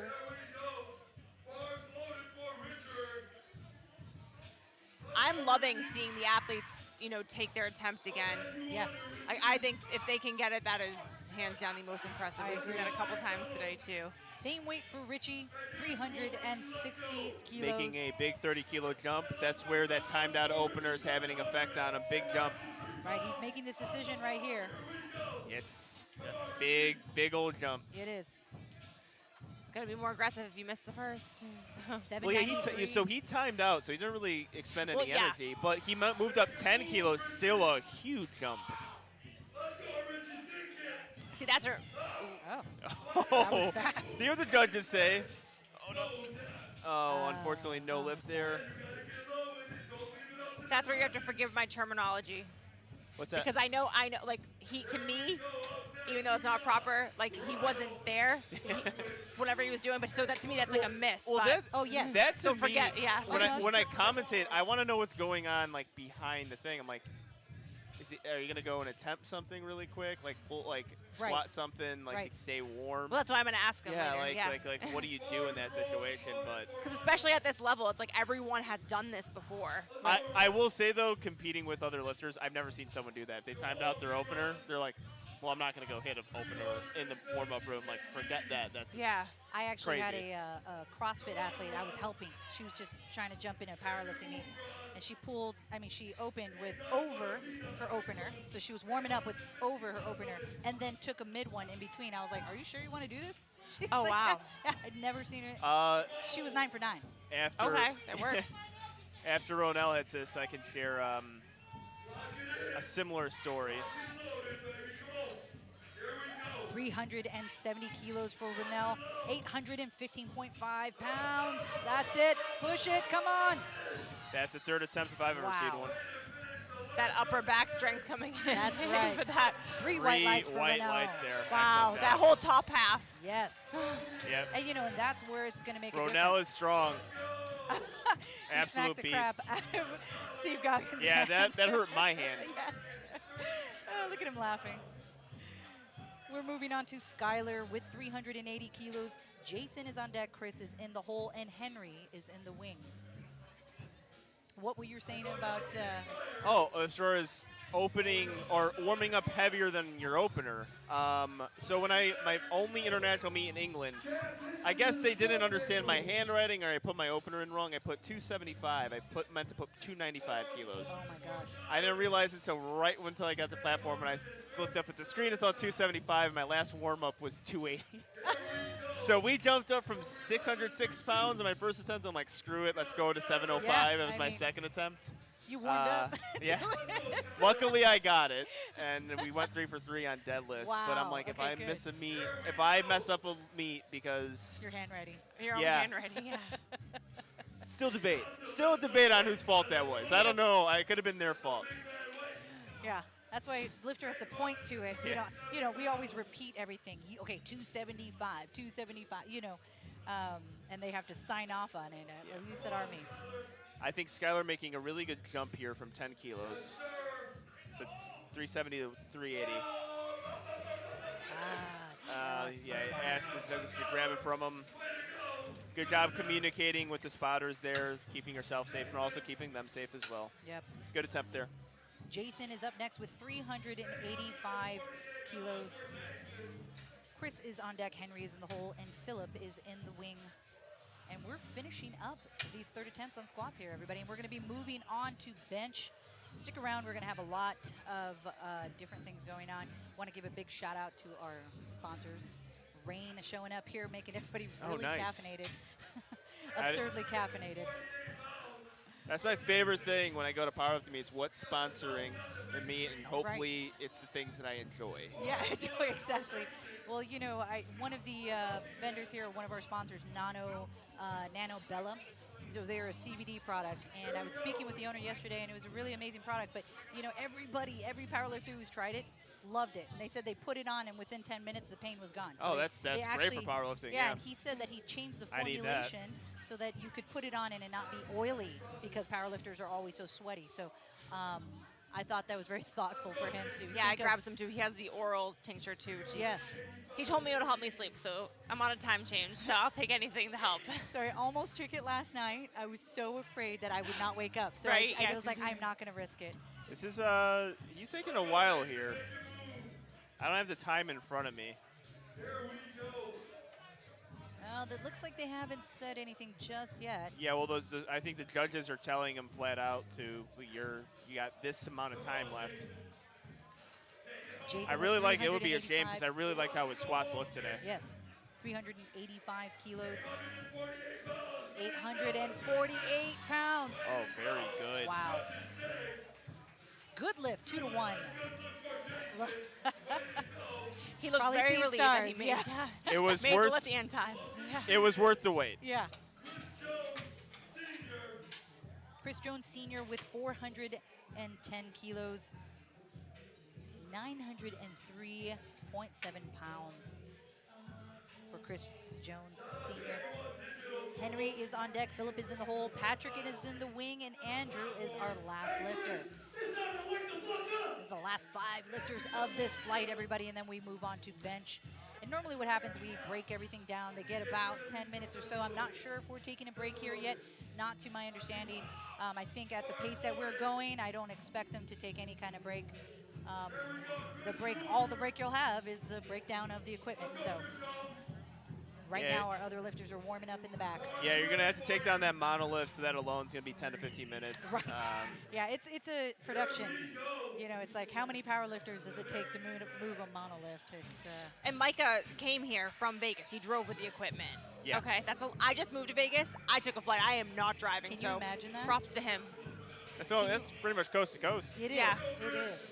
Never mind, dealing with all the admin work of running a meet while on the road. Wow. All right, big lift here. 410 kilos for Chris. His first 2 attempts looked fantastic. 45 years old, I believe, is the age. I mean, if you didn't tell me, I wouldn't know he was that old either. The guy looks very young. And I'm assuming this is his son. He looks just like him. We have several masters. I'm going to find out who the oldest person is. Yeah. I don't know if they'll Christy like is that. my age. We're both 41. And I would never. There we go.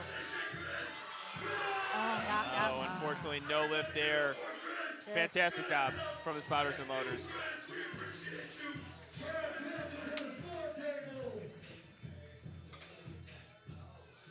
Yeah, Barbara is 39.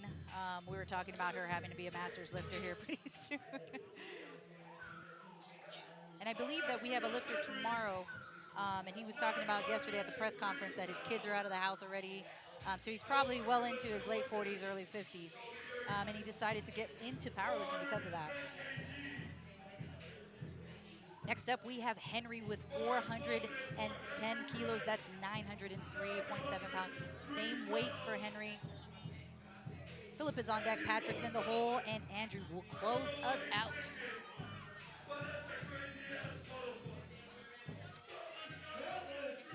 It's really hard to hear you.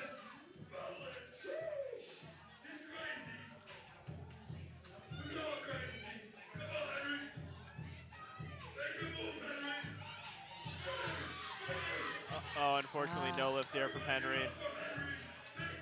Pretty much the same thing as his second attempt.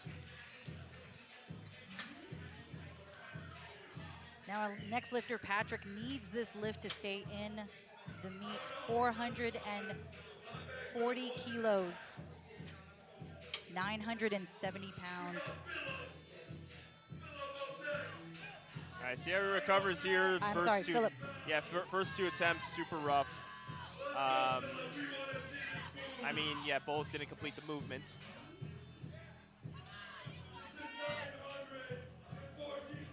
$415 kilos, I apologize, I was reading the next lifter. 914 pounds.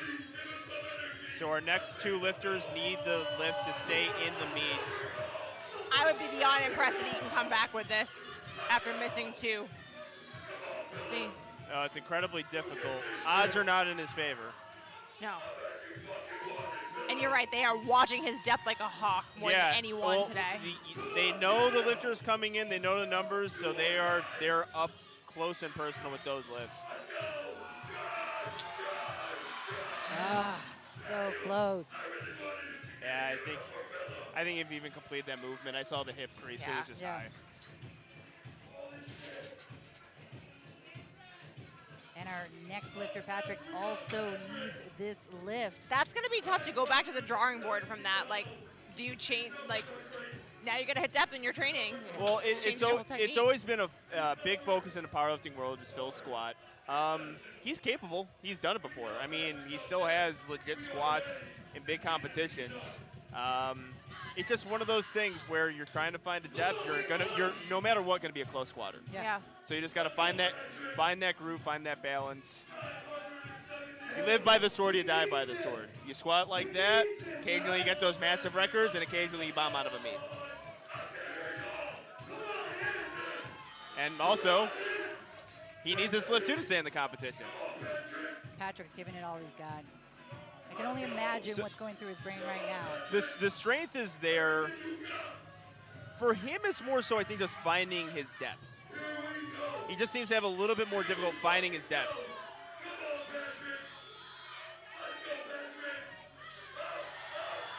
See, the strength is there. It's always going to be close. I'm getting handled that he's getting it. Three white lights there. Three white lights. Wow. Woo. And you know what? Wow. He earned that one Yes. because those judges were on that squat, and he got 3 white lights there. Came back. I think we can. I don't know. Can we put this away now? The judging has been fantastic. It's Right. been strict. We It's don't need been to the talk about that standard. anymore. Right, I A agree. few lifters bomb out. I think A anybody few watching lifters will are getting agree. it. I think they're doing a great job. And our last lifter for Flight D here on our squats Friday of our American Pro is Andrew House, 400. He's taking his second attempt, again, 460 kilos. 1,014 pounds. Here is our first 1,000-pound squatter taking it again. Let's go.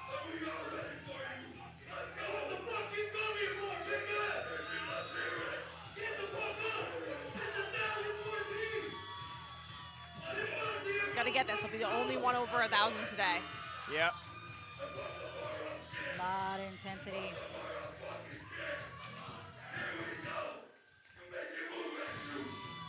Oh, he's got some color on the squat already.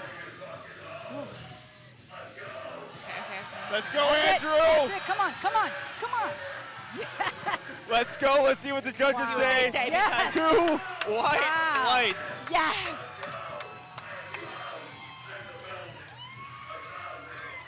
That was amazing. The first 1,000-pound squatter that was actually finished. What do you think about that? He's bleeding from the head. Yeah. He's got 1,000 pounds. He looks like a Viking warrior. Yeah. What more can you ask for? What a meet! It was 1,000 pounds too. Unbelievable stuff. And squatting has been great. So I'm happy to see the standard being upheld. Judges have been doing a fantastic job, and we saw some insane weight. Like I said, head-to-head battles, male and female. We're off to a great start. We're off to a great start, and that's going to close this out. But what did you think? This is your first I wanted to see over 1,000 pounds today, and I saw it, so I'm happy. And also, I mean, you saw the squat at the 3/4 mark. It looked like the right side completely went down, but he fought through it, and that's what I want to see. So I can't wait to see more records being set. Yeah, this has been wonderful, and stay tuned with us. We're going to break everything down here, and we're going to move on to our bench for our Flight A's. Stay tuned.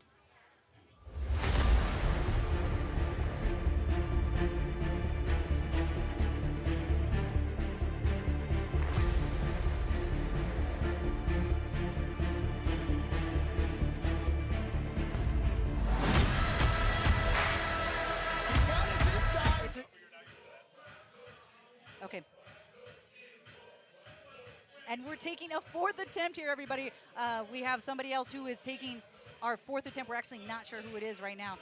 But stay tuned. Do not cut away, because you know what 4th attempts means. They had to be successful with their 3rd attempt, and now they're moving on to a 4th attempt. It's probably going to be a big lift here. Yeah.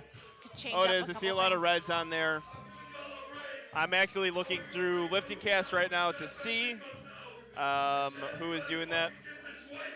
And you can see from our view, we're looking down into it. There is a lot of reds here. Last squat of the day.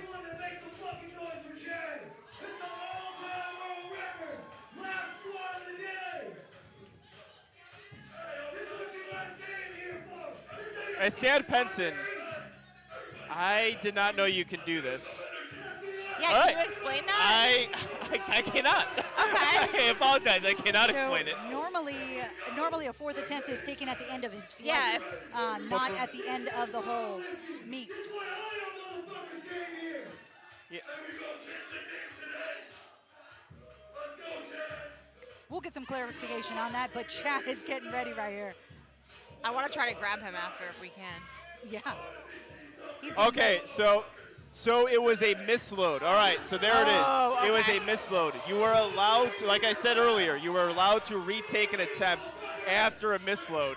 I mean, he had a lot of time to rest. Right. Yeah. So usually if you misload and you miss a 3rd attempt, you're done. Yeah. You know, like even if you got that 4th attempt, you get a 4-minute runoff, even that's not enough. He had a lot of time to recover here. I got to thank Garrett Fear for giving that clarification for me.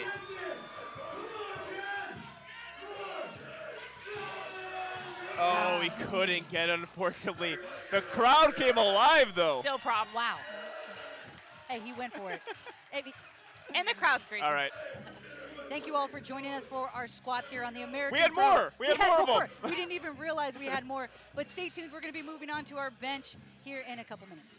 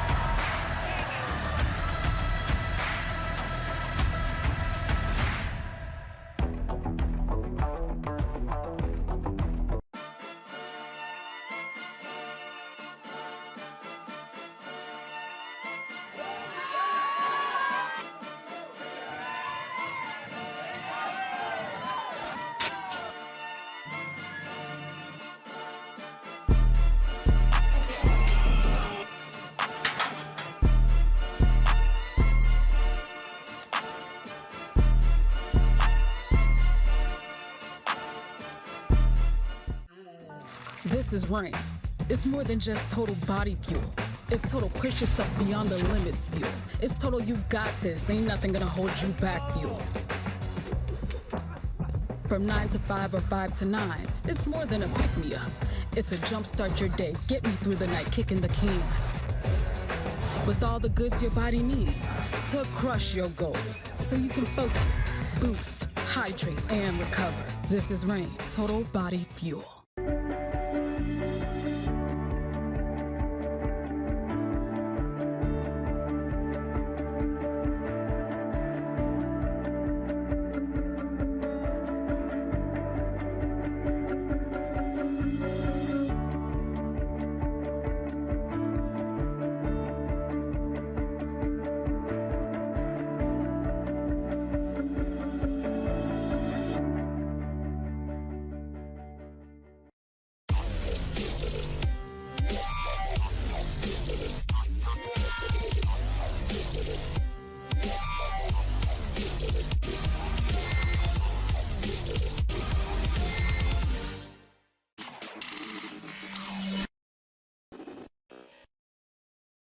Venture foreign lands, don't tempt my hand, I'm just a man. My guns go bang, I can make the guns go bang.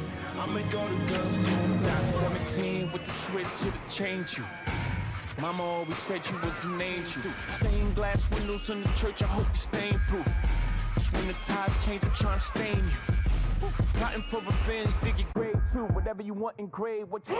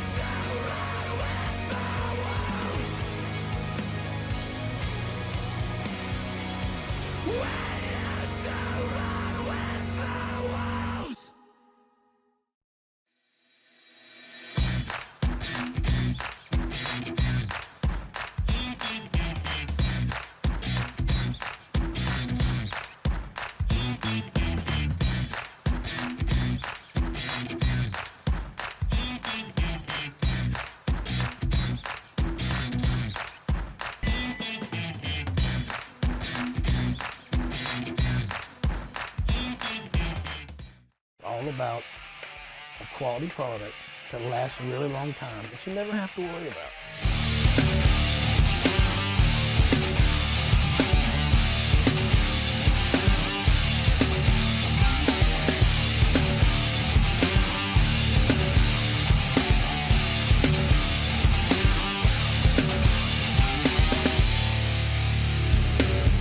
In 2006 is when we actually started the Spud Inc. Strap line, but before that we'd had a few products here and there, mainly because there wasn't anything good out there. As a powerlifter, we were trying to find products that worked well with our bodies and were durable enough. Most of the straps, they weren't made to fit the body and go with the body's movement. So we came up with a couple of products and we had them made, and those were the basics of the Spud Inc. products. This is the very first set of Spud Inc. straps, and this was made in 2006. These are 10 years old. As you can tell, not worn out, not scraped up. They lost a little color, but the product is intact. What you want is a product you never have to worry about. You want that product in your bag at all times. You never have to stress out about it. Having products that met the lifter's needs and lasted beyond what you could comprehend. The staples have always been the lifting belts, the dip belt, the elbow sleeves and the knee sleeves, and definitely the deadlift straps. The new ollie straps that we got make it easy and convenient to get in and out of your lifting. Those are really the major products. At the CrossFit Games, we've had some type of strap at the CrossFit Games. If you look close enough, you'll see our logo. They ask us to design specific straps for their needs. World's Strongest Man. You'll see, if you look at the World's Strongest Man competitors, you'll see our belts in there. Regional meets, state meets, powerlifting meets, you name it, our products are there because they're just great durable products that fulfill a need. And again, we always go back to the comfort level. If a product's uncomfortable, you're not going to use it, you're going to avoid using it. So that's why we designed the products to be durable, to be able to handle the load that you're doing, and to go with your flow. We're constantly trying to make things better. We're always looking for new products to help everybody in many different fields. We just came out with the bow tie, and the bow tie's applications are, they're great for recovery. They're great for loosening up tight tissues. They're great for posture. They're great for, adding to your lifts and helping you learn how to do your lifts correctly. So that's just one product. We're always trying to find those products that make it just a little bit better, a little bit easier. So when I see somebody lifting with my product, and they're doing a PR, or they're making great gains off the straps.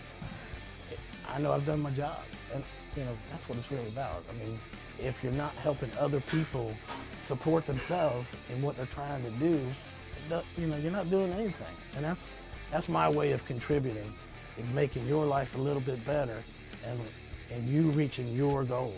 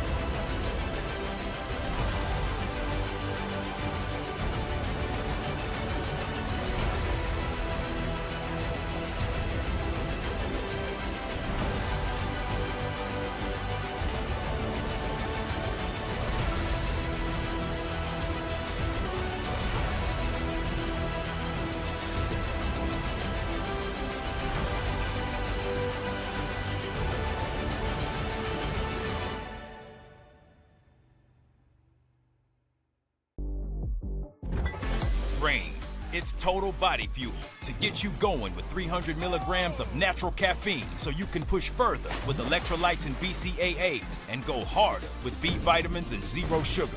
Packed with flavor, the only thing it doesn't have is excuses. Focus, boost, hydrate, recover. This is Rain. Total body fuel.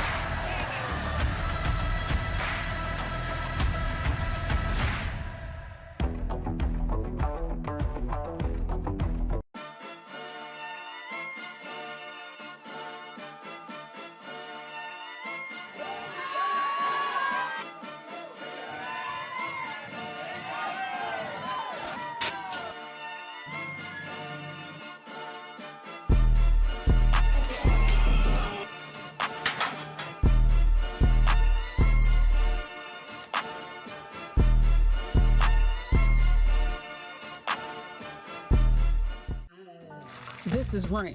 It's more than just total body fuel. It's total push yourself beyond the limits fuel. It's total you got this, ain't nothing gonna hold you back fuel. From 9 to 5 or 5 to 9, it's more than a pick-me-up. It's a jumpstart your day, get me through the night, kicking the can. With all the goods your body needs to crush your goals, so you can focus, boost, hydrate, and recover. This is Rain, total body fuel.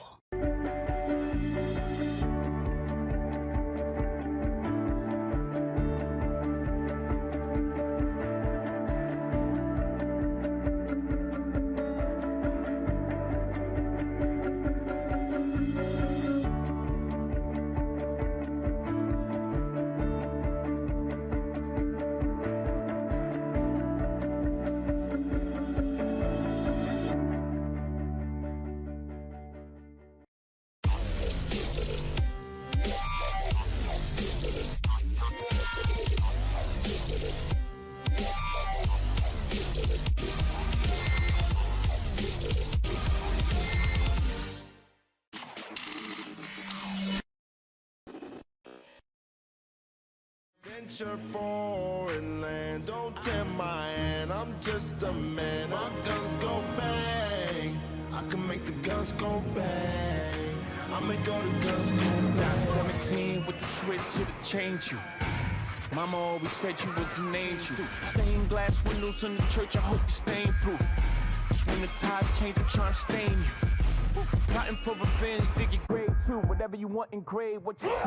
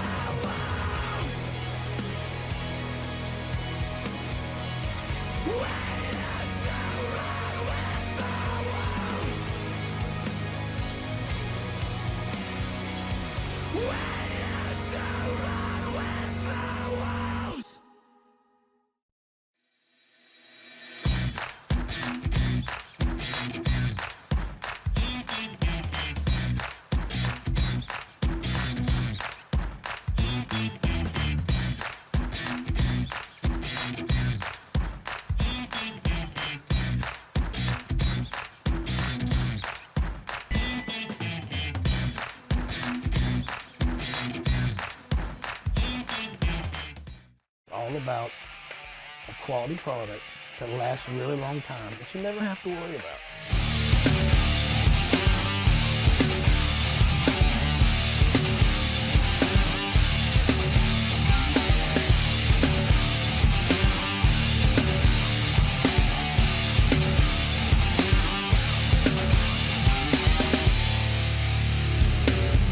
In 2006 is when we actually started the Spudink strap line, but before that we'd had a few products here and there, mainly because there wasn't anything good out there. As a powerlifter, we were trying to find products that worked well with our bodies and were durable enough. Most of the straps, they weren't made to fit the body and go with the body's movement. So we came up with a couple of products and we had them made, and those were the basics of the Spudink products. This is the very first set of Spudink straps, and this was made in 2006. These are 10 years old. As you can tell, not worn out, not scraped up. They lost a little color, but the product is intact. What you want is a product you never have to worry about. You want that product in your bag at all times. You never have to stress out about it. Having products that met the lifter's needs and lasted beyond what you could comprehend. The staples have always been the lifting belts, the dip belt, the elbow sleeves and the knee sleeves, and definitely the deadlift straps. The new ollie straps that we got make it easy and convenient to get in and out of your lifting. Those are really the major products. At the CrossFit Games, we've had some type of strap at the CrossFit Games. If you look close enough, you'll see our logo. They ask us to design specific straps for their needs. World's Strongest Man. You'll see, if you look at the World's Strongest Man competitors, you'll see our belts in there. Regional meets, state meets, powerlifting meets, you name it, our products are there because they're just great durable products that fulfill a need. And again, we always go back to the comfort level. If a product's uncomfortable, you're not going to use it, you're going to avoid using it. So that's why we designed the products to be durable, to be able to handle the load that you're doing, and to go with your flow. We're constantly trying to make things better. We're always looking for new products to help everybody in many different fields. We just came out with the bow tie, and the bow tie's applications are, they're great for recovery. They're great for loosening up tight tissues. They're great for posture. They're great for, adding to your lifts and helping you learn how to do your lifts correctly. So that's just one product. We're always trying to find those products that make it just a little bit better, a little bit easier. So when I see somebody lifting my product and they're doing a PR, or they're making great gains off the straps. I know I've done my job, and that's what it's really about. I mean, if you're not helping other people support themselves in what they're trying to do, you're not doing anything. And that's my way of contributing, is making your life a little bit better, and you reaching your goals.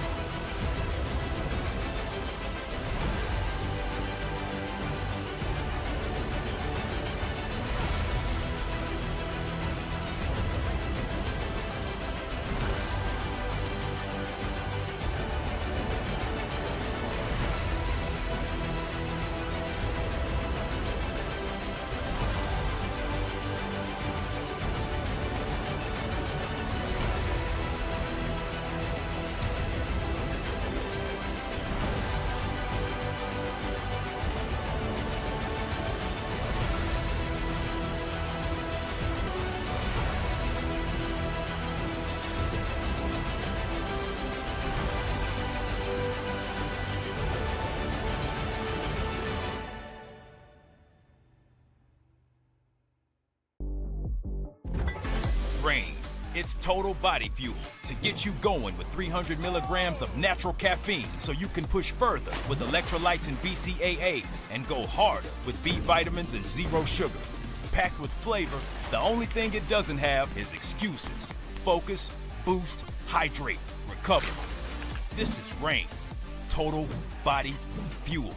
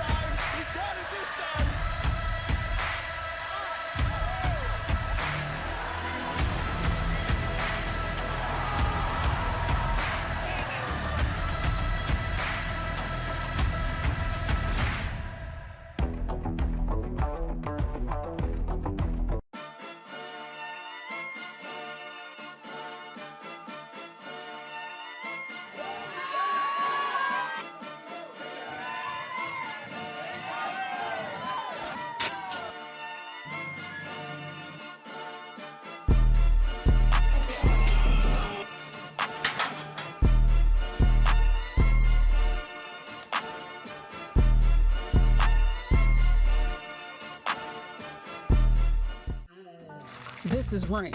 It's more than just total body fuel. It's total push yourself. Day one of the American Pro. It has been amazing so far. We've seen some exciting lifts. Hopefully you saw someone squat over 1,000 pounds. So I'm Brittany Diamond. My name is Heidi Donnell. I'm joining our Garrett Fear over here. Oh, I don't get to introduce myself. No, you don't get to introduce yourself. That's fine. That's fine. We're having a wonderful day here. If you've been watching our squats, it's been unbelievable. Garrett, maybe you can talk a little bit about what you were doing, because you were actually down there. Yeah, so I was actually wrapping one of my athletes, James Hughes. He went 3 for 3 on squats, squatted 793, huge all-time PR. I was also helping out a little bit with the spotter loader crew, which unfortunately in Flight D we had a couple of misloads, so that's why Chad Penson retook that world record attempt. So the most stressful part of your day is over.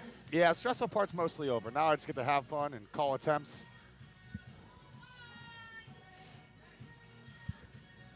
Here we have 95 kilos on the bar.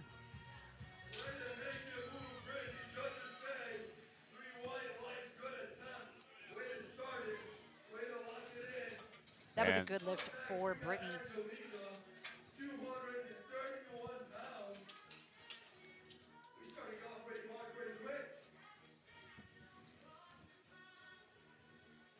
We have Angela Bennett up next.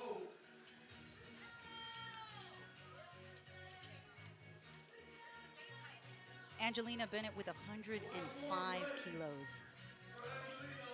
Angelina Bennett is a badass competitor. I've seen her compete multiple times in person. She's got grit. She is strong. She is always ready for anything that the referees or the contest throw at her. Yeah, her squats were awesome. Awesome. Yeah, to she went watch. 3 for 3 on squats. Yeah. 105 kilos right here. And I love the Fruity Pebbles shirt. She's also wearing Mario shoes. Is she? Oh, I see what's going on here. I like it.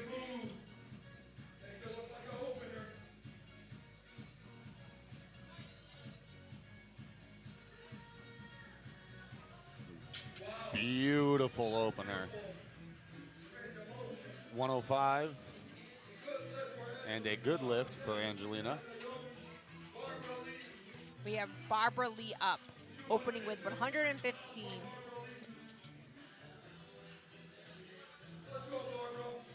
Barbara is just a solid lifter. So really great to see her. And I was talking to Britt after, you know, Barbara's 39, and she and I were talking about how being a master's lifter, you know, she's right there on the tip of things right now. Has an element of difficulty, that's for sure. She also went 3 for 3 on all her squats, so.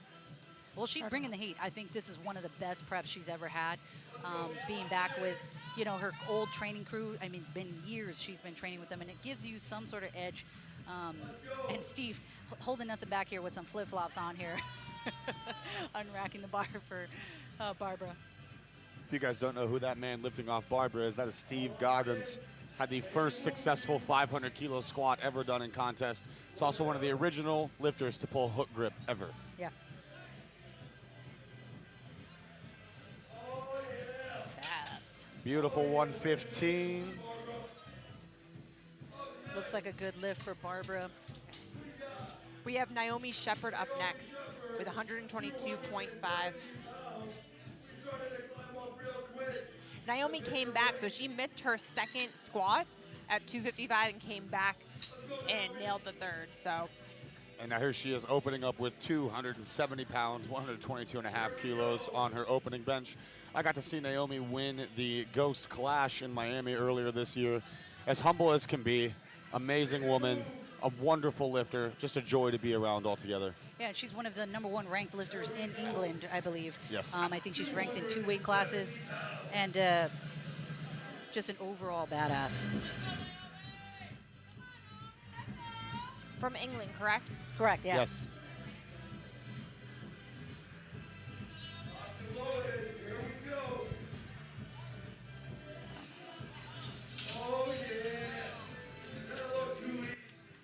Wonderful attempt from Naomi and a good lift.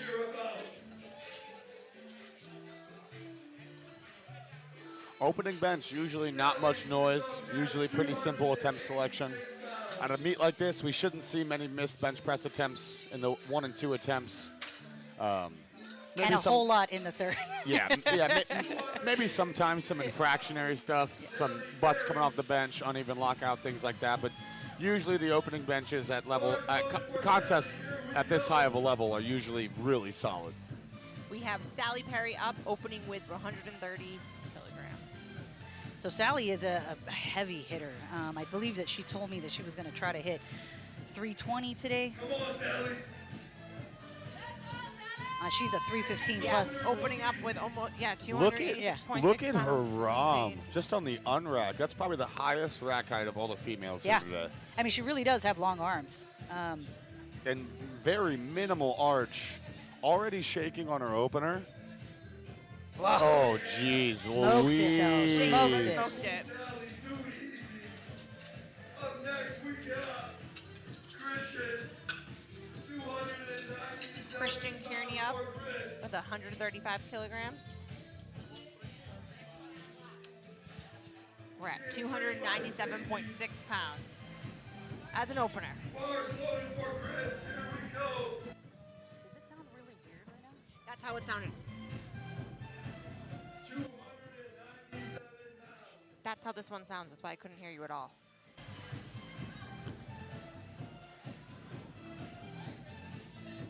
Let's go, Chris.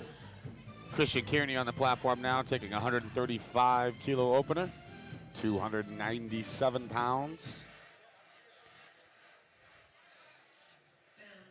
Baman and I were talking about last time just yesterday that he's a former sprinter. He looks like a former sprinter, Yeah. weighed in at 146 pounds. Right. I was also a former sprinter, just not a good one. I was too. I was never. I was a Yeah, me vault. too. I vaulted. I vaulted. Oh, okay. I did long jump and I did sprints, but when it came to contest, as people know, Yeah. I did a very poor job. Hey, you're consistent, Garrett. Consistently inconsistent. We have Amber up, opening with 140 kilograms. I am successful at failing. 308.6 pounds. And again, she's the only lifter here that's done all three. Today's her first time going up. I've known Amber since 2017, maybe 2016. I met her at the Dirty Gym in Dayton, Ohio. Her handler for squats, Marcus Muchuk, he's the owner of the Dirty Gym. Amber has been grinding for years. One of my absolute favorite people on the planet. She just got a great attitude. Absolutely. Very positive person, very reasonable person. Absolute murder. Smoking that. Don't forget Soldier of the Year, too. Yes. You have to have a different mindset for that kind of competition. We have Christy Look at her. Hawkins up next, opening with 145 pounds. She's dancing to Shania Twain right Yeah. now. For those of you who are tuning in, she's on the side just shaking her booty, laughing. Christy's also a joy. She is a joy of a woman. I met her for the first time a couple years ago at Boss of Bosses, and she's just the sweetest freaking woman you could ever meet. No ego, doesn't ever try to intimidate any of the younger lifters, and she's been doing it for so long at such a high level, and she continues to. I don't know if you guys remember the showdown last year on her last deadlift. She tore her bicep I was just gonna halfway say, up yeah. and continued the lift, and it was successful. Yeah, she locked it out. Jeez. Beautiful bench. Jeez.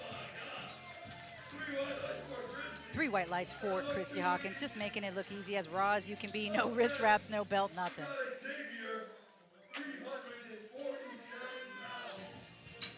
I do enjoy Christy. When I met her last time at one of the WRPF meets, she had her little pug, a cute little. Yep. And just following her and Herbie around is the cutest little thing. Yeah, We have Xavier up with 157.5 kilos. Xavier, one of our youngest competitors Yeah. today, coming out of Miami, Florida. I used to coach Xavier, actually, when he was 17, 18 years old. Really? And he's come a very long way in the sport. Yeah, I was surprised. He's only 21. Beautiful opener from Xavier. Yep. These are all moving well. Such a character Xavier is. Always walks away with that smooth look, rocking his head, smooching his lips.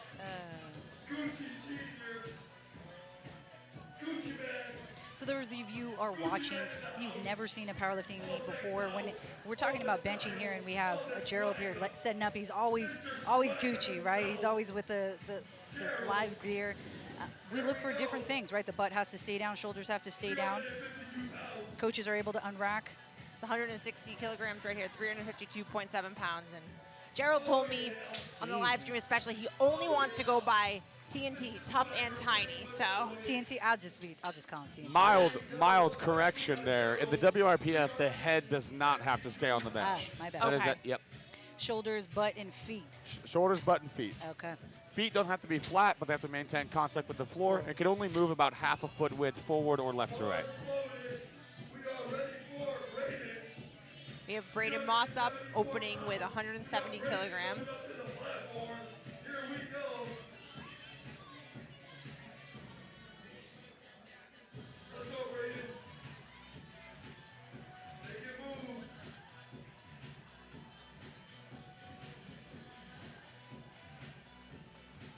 I have to say I love these shots when we can get really close to the lifter, because Absolutely. benches sometimes can be a very lost visually, and I think that A1 Digital, Ana Perez, the company really tries to capture the view here, you know, so you feel like you're up and close. I mean, I love this view more than even the live, because I can see so much.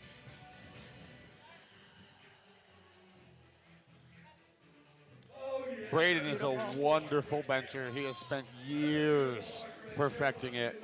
Wonderful lifter out of Indianapolis. He is phenomenal. Trains at Indy City Barbell. Nearly squatted 705 today. He is just an absolute animal. And And, you know, I think with each lifter, you're going to watch a little different technique, how they're setting up to the bar. And if you saw how he keeps his butt in the air as he unracks it, right? And that, I think, has been popularized probably a lot more the last couple of years than I've ever seen. And I love it. I mean, you do take a risk with doing that in certain federations. Yes. So in certain federations, if your butt is not down in time for the squat command, like his was okay, that you don't get a no lift. So it is a risky thing. Which, by the way, is a ridiculous rule. I agree. The head referee shouldn't give you the start command until the glutes are down. But yeah, that was popularized in the last couple of years. Something we saw a lot in the tested side of powerlifting, the USAPL, the IPF, now PA. A big thing there, it allows you to keep the rib cage a little higher as you unrack the bar, and use a little more force through the feet to unrack the bar. I will say I find a lot more people unracking themselves as well, right? There's a lot more people training by themselves, and really that's one of the ways to do it. Brittany Tran at 97.5. This is solid second attempt, 214 pounds. Wonderful job from Brittany, and a good lift.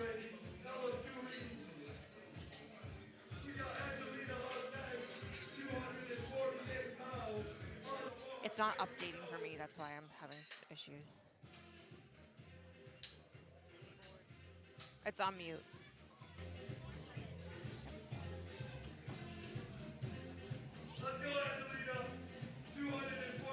Listen, we're on our second attempts right now. Bench is moving. These spotters and loaders are doing a wonderful job keeping the pace today. Nothing worse than showing up to a floor flight meet at 8 a.m. and leaving at 7 p.m. And that is not going to happen today. Yeah, definitely not happening. Following Angelina, we'll have Barbara Lee, Naomi Shepard, and Sally Perry. Angelina, second attempt, 112.5, 248 pounds. Getting up there. Little wobbly on the descent. I saw the hips shoot a little bit. Woo. That was tough. We'll see what our referees say. Good lift for Angelina. You can see she's excited about that one. Yes, lots of energy.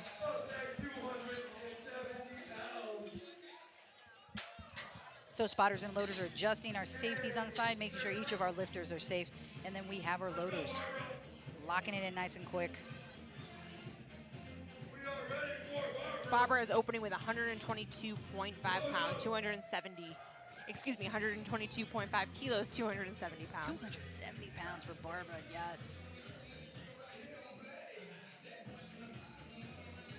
There we go, 270 pounds.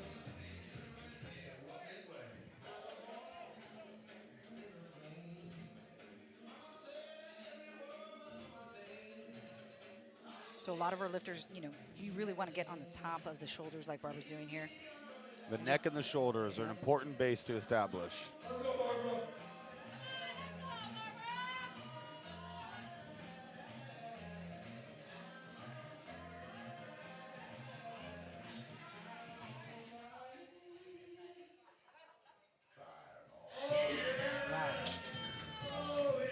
Beautiful attempt from Barbara. 2-1, it passes.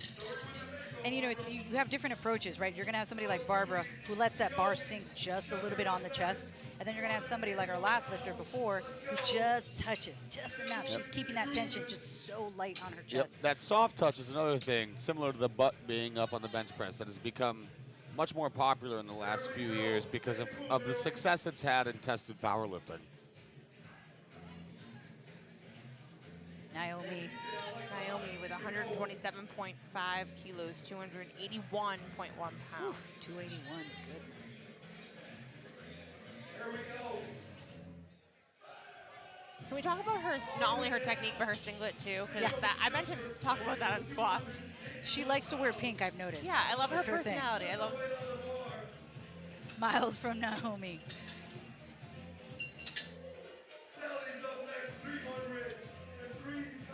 We have Sally Perry with 137.5 kilos, 303.1 pounds. She's getting up there. She's chipping away. I know she was saying 320, so we'll see what she ends up with here today. She jokingly says, like, I just got to get through squat. She did well in squat, so. Let's go, Sally. Sally was one of the ladies that came to our press conference yesterday, and I have to say that all the women look so sharp, you know? And we don't often get to see them dressed up and ready to speak. And it was really nice to have those questions being asked and them sharing why they started in powerlifting. God, her ROM Right. is impressive. Keeps a very internally rotated humerus as well. Butt Wow. looked like it might have came up. Nope. 2-1. 2-1.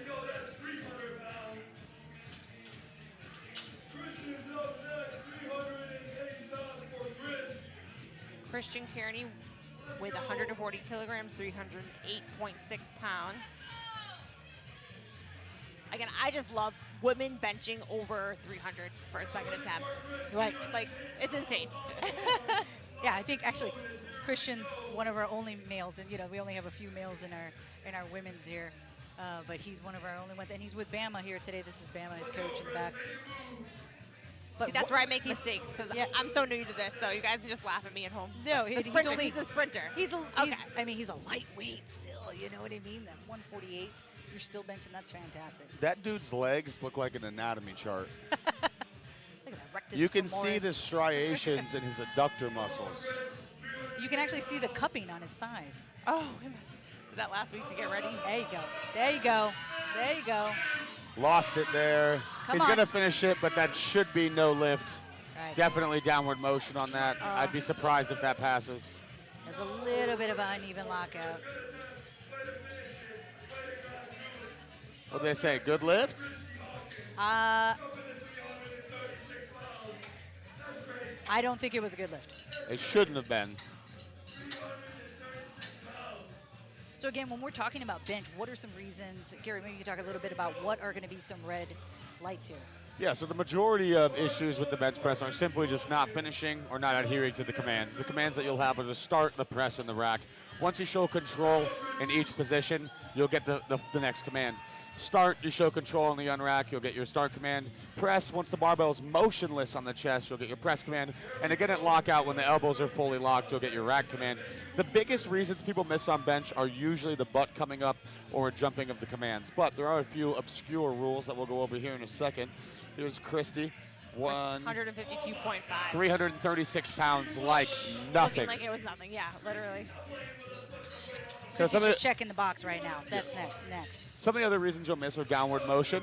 And there's a couple of ways in which that can happen. And the most common on bench is actually something that is referred to as a heave. It's not referred to that in the rule book. What that means is once you get your press command, the barbell, a lot of people will actually bring it down a little further and push it up. That downward motion after the start command to bring the barbell down and then press, that's a no lift. Glutes leaving the bench, and then any pronounced uneven lockout. That's a little bit of a gray area because that is completely up to the referee's discretion. And as a referee myself, I'll tell you, it is a little hard to judge uneven lockouts from the side. Yeah, I agree. Amber, who jumped up 15 kilos. She's at 155 for a second. 342 pounds.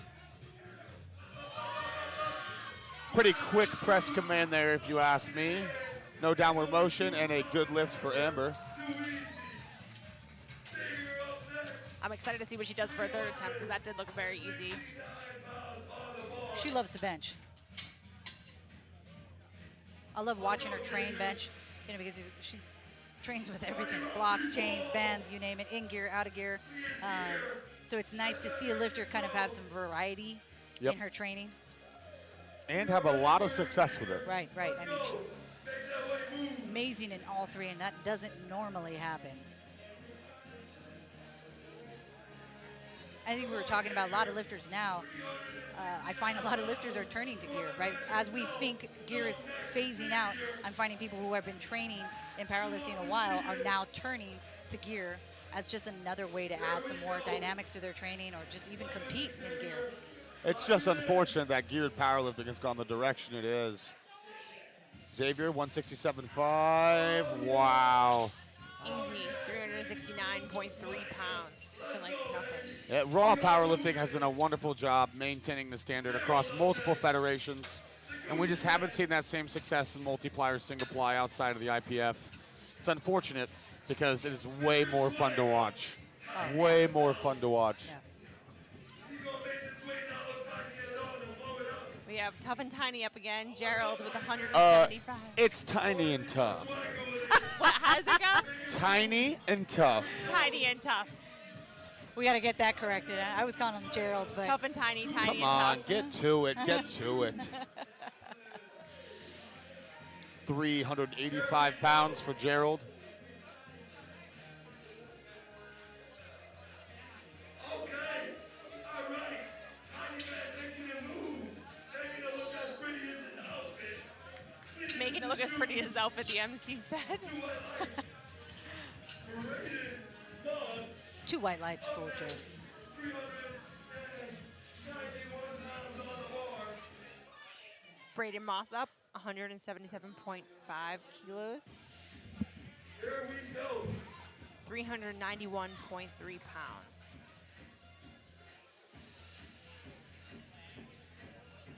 Mullets definitely add weight to bench.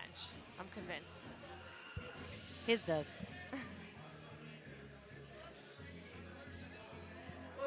Brady taking 391 here. I'm guessing their projection is at 185 for his third. Probably even 7.5 jumps all the way, permitting this attempt goes well. And then we'll be back at the top of the order with Brittany Trahan.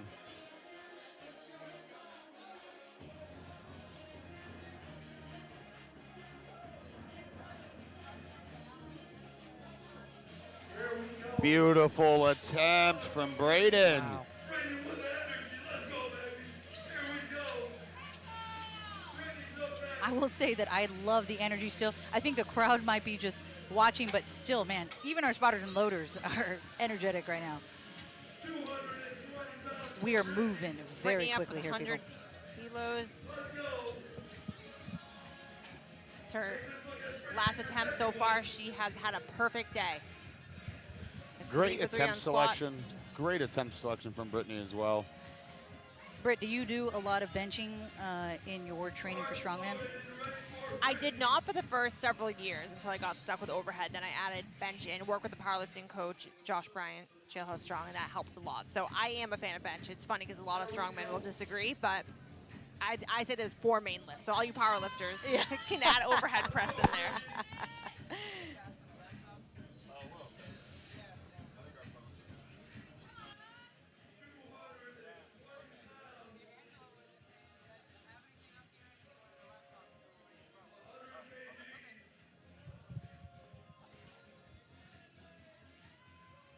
Oh, loses it there. No lift for Brittany. Third attempts are never easy on bench, especially after squats. Here we go. We got Angelina up next, 253 pounds. We are moving on to our third attempts here. Bars loaded for Angelina. Here we go. I think last time I watched Angelina, it was at the Showdown. Just a very composed lifter. And she's kind of I'm gonna text you the password. It's diamond with a capital D. That's it. What? Yeah, it locks up.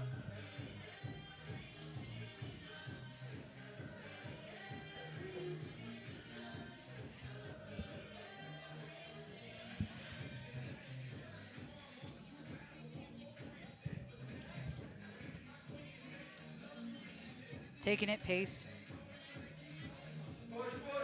Ah, that's going to be hard. That's hard. Nice try for Angelina.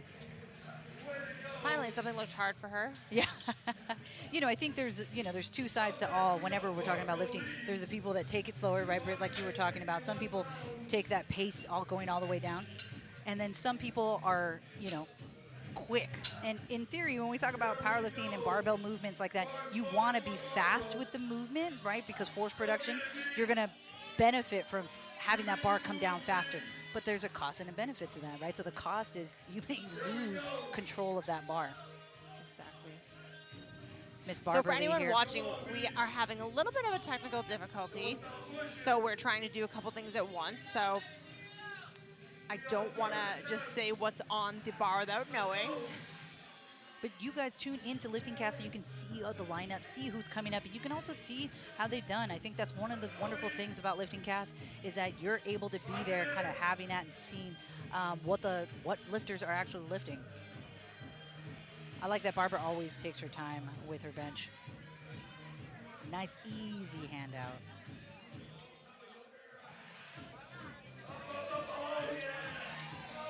Oh, she looks happy. That's it. That's it. 3 white lights for Barbara. What's the rule of thumb for the pause for bench press? So the bar just needs to be motionless, and each federation has a different terminology, but they all sort of say, as the bar comes down and touches the chest, it needs to be motionless. So, for example, if she was kind of gliding back and forth like helicopter-ish, they would not call a press command. It might have touched her chest, but if it's still moving, they wait for the bar to be motionless, and then it's a press command. Each federation is going to be slightly different, but I'm pretty sure WRPF, that's how the verbiage goes. So it's unfortunate, like when you do go down really slow, sometimes it's shaky, and it's a lot harder to get motionless on the chest. Naomi just killing it. Yeah, Naomi, that looked faster than her second. Yeah, look at her smile. She's like, she knows.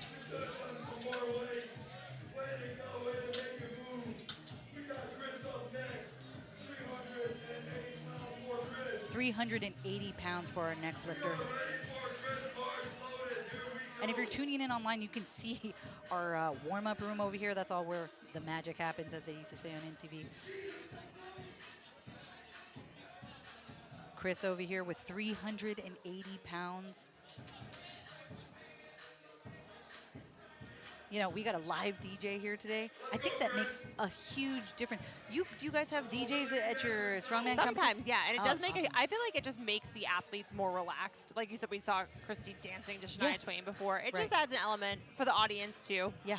You know, I used to DJ in my early 20s. Oh, really? So I can imagine DJing for 10 hours. I'll tell you right now. I mean, I did sets of like 5 hours, but 10 hours. Oh, just missed that. Nice try for Chris there, 380 pounds.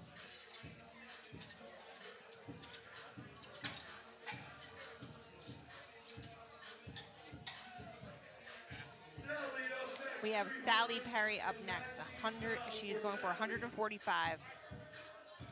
So a 7-kilo jump. 7-kilo jump, 145.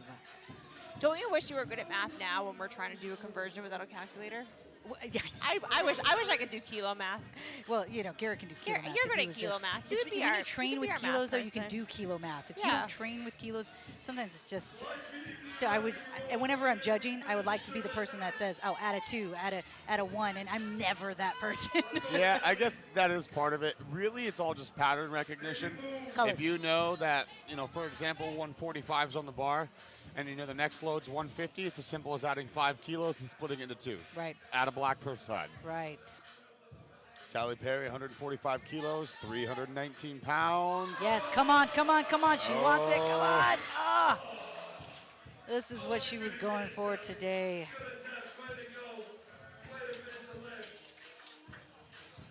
So close.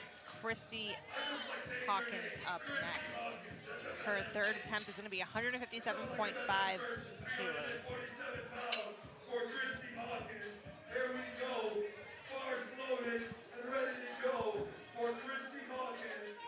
Christy is such a freaking animal. 348 pounds, 347 pounds. Just amazing.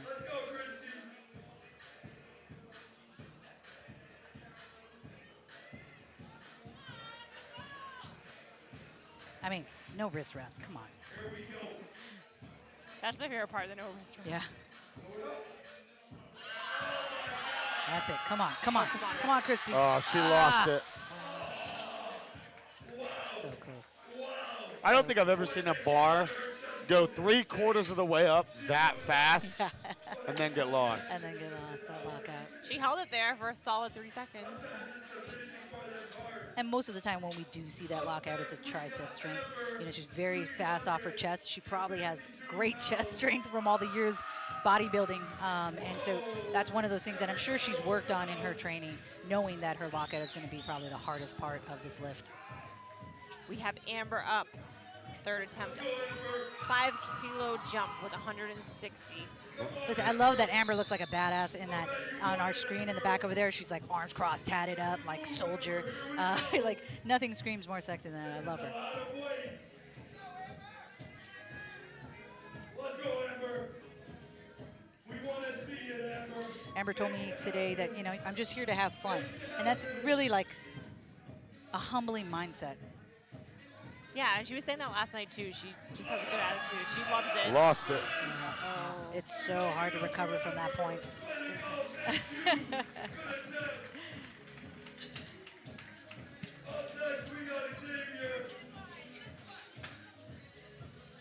You gotta love that attitude. Xavier with 175 kilograms, 385 pounds. 385 pounds for Xavier. Coming from Miami. Here we go. Xavier wants it. He may look 35, but he's 21, I promise. That's what he said last night. Everybody's like, you're 21? He's like, I'm a hard 21. Hard 21. Some people age in dog years. I think everyone in lifting ages in dog years. That's strange. There you go. There you go. Looks like his butt popped a little bit. We'll see what they say. No lift.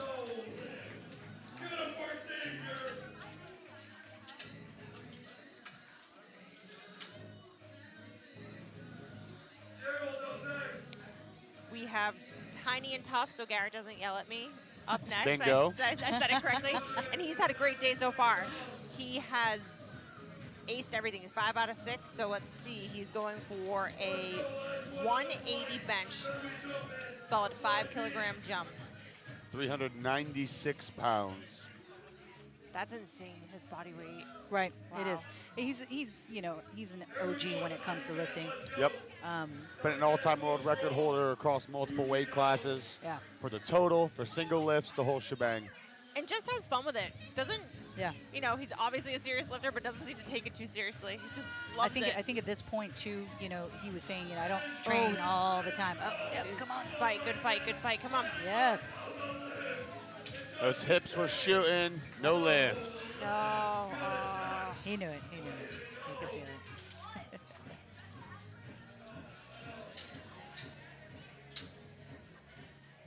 I always got to root on my people from Hawaii, you know. And oh, there's so many Vegas people here that are from Hawaii. And it always makes me laugh. They call it the 9th island because so many people from Hawaii love to gamble, so they move to Vegas. And they just call it the 9th island. It makes me laugh. Braden Moss, last lifter in this flight. This is going insanely fast. 182.5 kilograms. We're over 400 pounds now. 402.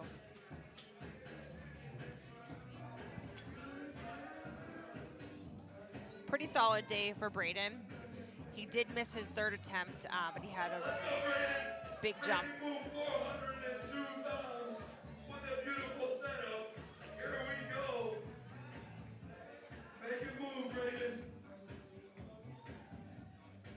Looks like the second moved a little slower than they anticipated. Made a 5 kilo jump here to 182.5 kilos, 402 pounds, 181 pound lifter. Probably the right decision.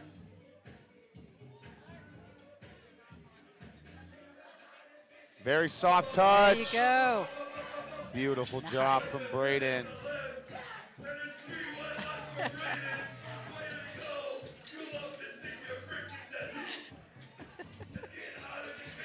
I think he just flipped off the barbell.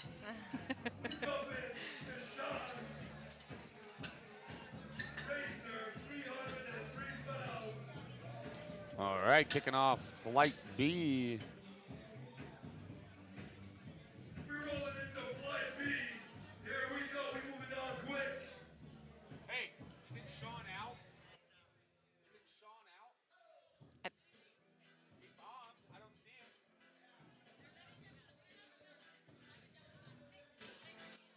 he would just be doing it for. I believe Sean is not benching. I believe he's not benching today, so I don't think Sean's going to be taking Okay. attempts. Oh, he missed, so. I wasn't sure if he was just taking the. No, it doesn't look like it.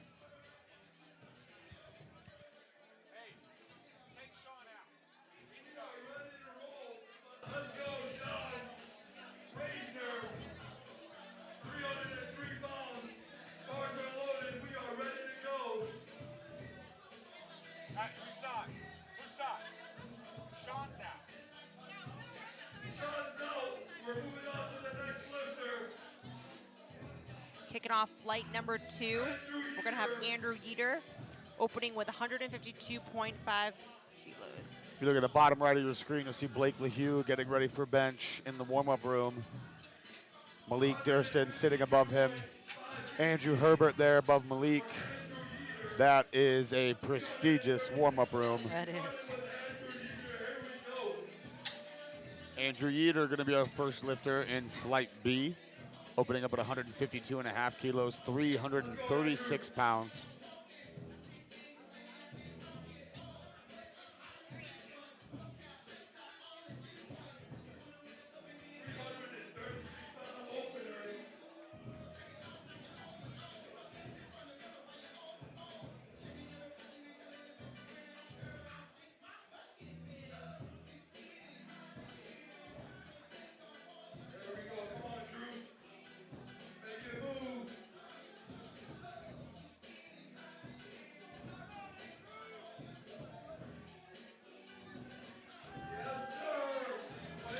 Good looking opener.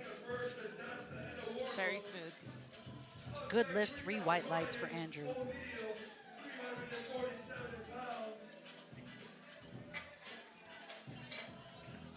I love there's always a system with the spotters, right?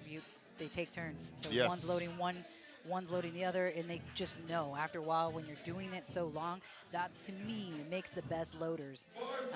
They just have a vibe. They know what to do instantly. That makes a difference. That makes a huge difference on how well the event is ran. The biggest difference. I think the single most important part of a powerlifting meet is the spotters and Yeah, loaders. and I hate to say it, but when you have somebody who's new and they're turning and they're trying to lock on the collars, and I think that's one of the biggest ones where they sit there and turn and turn and turn, but they just don't get it. Yes. Ryan O'Neal, 157.5 kilograms. Easy. Beautiful attempt. Very fast. That's stone cold. He's like, yeah. So let me ask you guys something why they're changing. Now, to me, being like from the sport of strongman, but having done all the different lifts, I think that bench is quote unquote the easiest. Would you agree? And I mean, I know a lot. It's still heavy weight, but it's not as stressful as having weight on your back. I think there's a lot of technique involved in bench when we talk about all 3 lifts. Yeah. And I think people, without knowing what can make a really great bench, would say like, oh yeah, I mean you're just benching it. But to me, to be excelling and really understanding where to play up your weaknesses and strengths. Nick Smith right here, 160 his opener. Right, when we're talking about competitiveness, I think it's one of the more technical lifts. I think deadlift would probably be the easiest. Like if you just got to pick shit up, I think that's Pick something up. Yeah. Yeah. I mean, of course, we're talking. There is always going to be good technique back to all these things. But I think the least learning curve, if I had to teach somebody, and I teach a lot of people every day, that is going to be the least amount of teaching that I need to give. I agree. I think that to me, I don't want to use the adjective scary, but I feel like bench is the least, because it can't really. I mean, you can pull a pec, but What is your favorite event in strongman? in strongman, stones. I suck at stones. I think with the bench press, the reason so many people understand it so well. How much you bench? Wait a minute. That looks like a misload.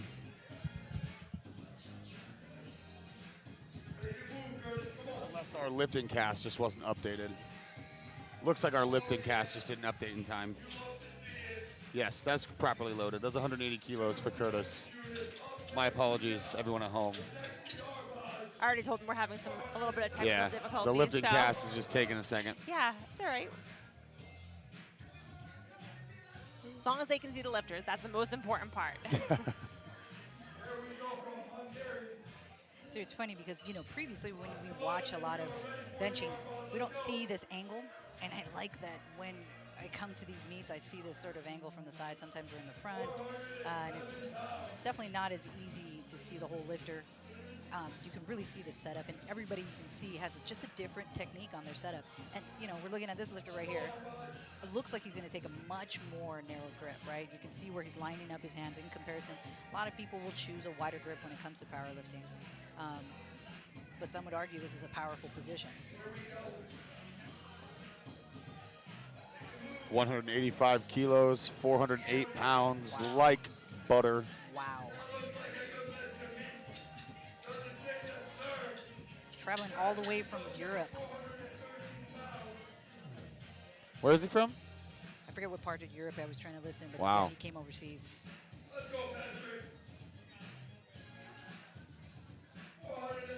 Patrick Horvath, 187.5 kilograms.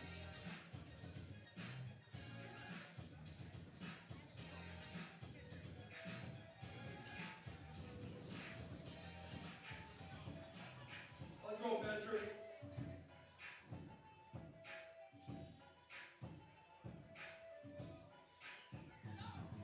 That was so fast.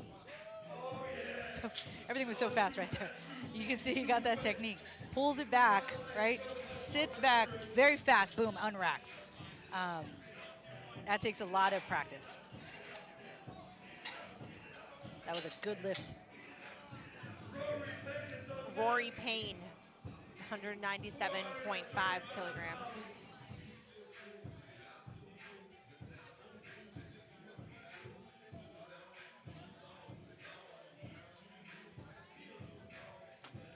Roy's got the sexiest mustache here. I was talking about that earlier. By a We already said country he had the mile. best name, too. So Garrett's all jealous over best here. name Just for powerlifting. Okay. push, you're all jealous don't over here know. trying to wipe your mouth over. Fear or pain? That's a tough one. Oh, I think. touche. Wow. That's Touche. tough. Thank you. But listen, Rory, that's a pretty badass first name. Rory is a badass name. It's an Irish name. 434 pounds, 435. Wow. Smoking it. Absolute smoke. It's funny because I saw Rory a couple months ago. He came to our gym. We had a seminar with Swede Burns, and he didn't have a mustache. He looks totally different with the mustache. I don't know how that's possible. I feel like powerlifting in general always has, like we said, best hair, best shoes, good facial hair. They always participate in the October beard, no shave November, don't shave December, it seems. So it's funny because when people shave, sometimes like, wait, who are you? Yeah, it's just like You said it's it right. just like when I do my hair or not. Oh goodness. Yep. You know when they see those memes, I have like two looks. You know, it's like hood rat or like stripper. It's like What did you say it was? No shave what month? November. No shave November. That's You not never what heard I that? know November as, but Oh, that's the other one. okay. 200 kilos, 441 pounds for John Tibbs. Very nice. And a very good lift. This is the PC, Garrett. This is PC, no shave. I mean, we're on YouTube. This is true. There's a lot of swearing that's been going on. If anybody knows what Garrett's talking about, you can always write it in the comments. We will not I'll look see for it. those So later. I know what it is. 205 kilos for our last opener in the first round of attempts in Flight B bench press. 205 kilos, 452 pounds for Alex Sheeg out of Cleveland, Ohio.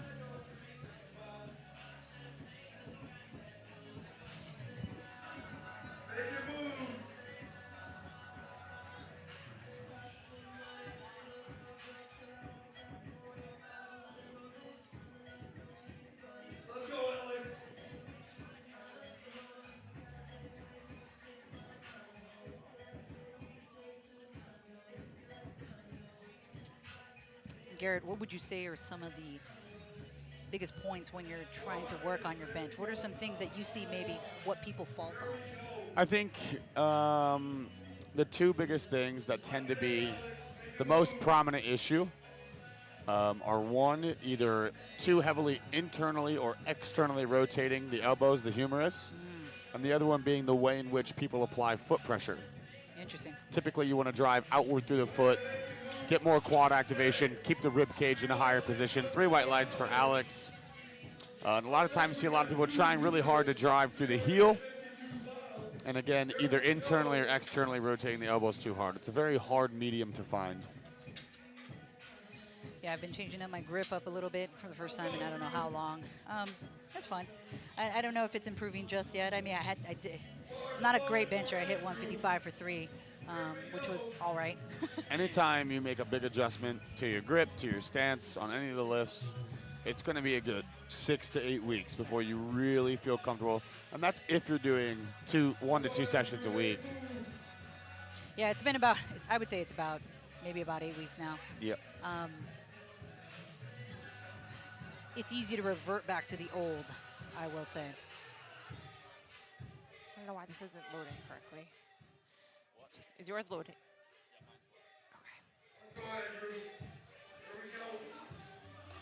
Andrew Yeater, 160 kilos, 352 pounds. Solid second attempt. I think a 5-kilo jump would be a reasonable high effort call there for his third attempt bench press.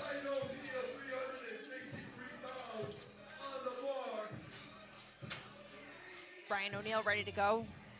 165 kilos.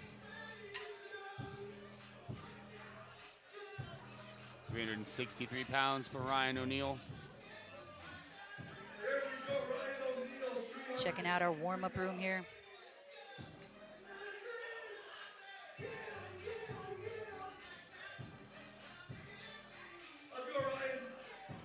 I am feeling the music, man. I'm getting it.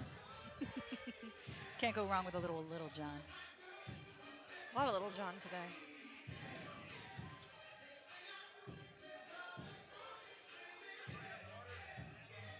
So Ryan jumped up 8 kilos. First one, smoked it. Looks like he smoked that one as well. Nice. I honestly looked away for like a split second and didn't see it. Yeah. Angelo and I were talking earlier, but usually on third attempts, you know, we do see more people who might miss their third attempts. And, you know, for me, I always take a more conservative third because of that. I mean, it's unfortunate, but bench to me doesn't have the same sort of percentage because I do work off slight percentages when we're talking about meet attempts. And for me, I don't take 104 or 105% like some people might do. I keep a little more conservative, and so it's interesting to see what people are going to take here, what kind of jumps are going to go from second to third. Nick Smith with 167.5. 7.5 jump. That arch. Whew. Man, I can't even get an arch like that. So what happened with that one? I don't know. It was 2-1 Reds. The middle and left. So Yeah. I would assume a press command. Yep, jump the press command. Okay. So just like Garrett was talking about, sometimes, you know, you've got to try to time it, but it's very easy to jump it if you are trying to time too easy.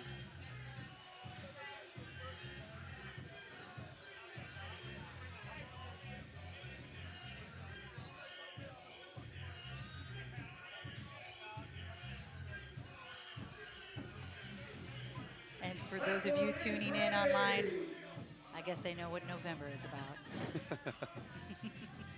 Over my head, but.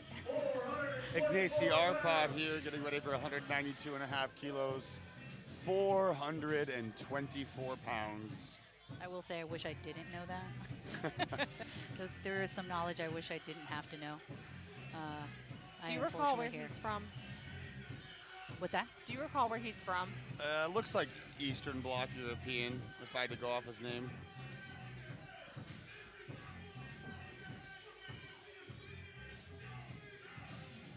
He's fun to watch, like very focused. What a great press command.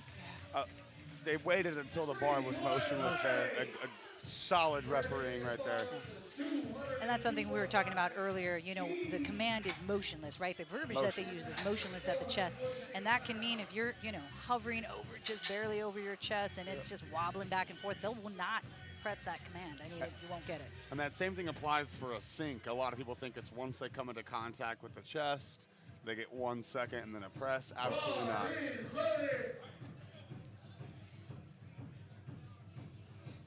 Let's go, Pat. Come on.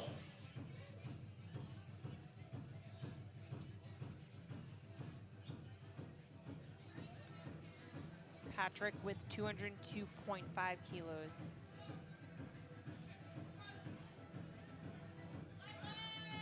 There you go.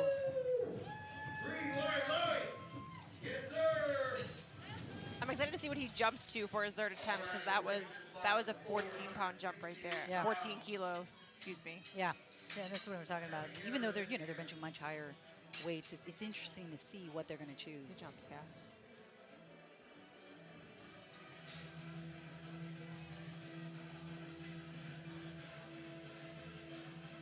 Bar is loaded.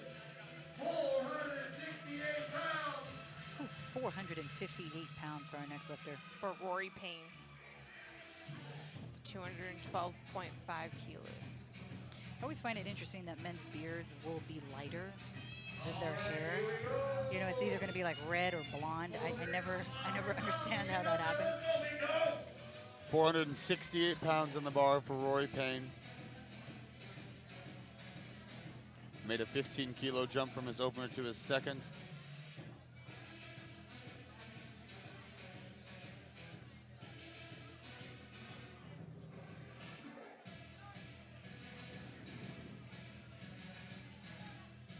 Wow. That looked like an opener.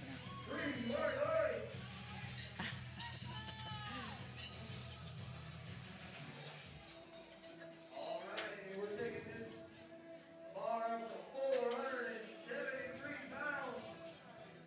Big Bad Alex. We have our founder on the mic right now, Mr. Michael Marino. Micah and Ana Perez are our founders for this meet here today. Fight or Quit, A1 Digital. Visit Fight or Quit Apparel. And if you are in Vegas, visit Fight or Quit Gym. It'll be just like this. He's got lights set up. He loves to have an experience for his lifters. Micah really loves the nightclub platform idea. Yeah. You know, which is good or bad. Like, some lifters don't like that, you know, and those will be the ones that wouldn't come to this type of meet. But I know some lifters are like, oh, it's so distracting. I'd be so into it. Alex here, 215 kilos. Really trying to reach really high, getting on that top of the traps.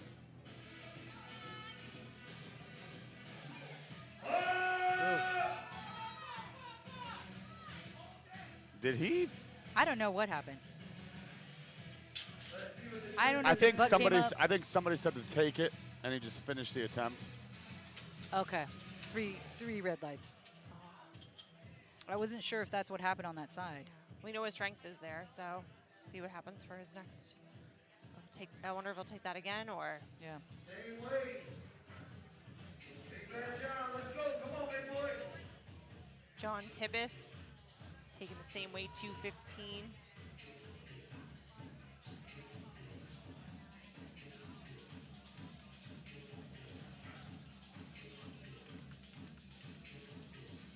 Come on, boys. 473 pounds, let's go.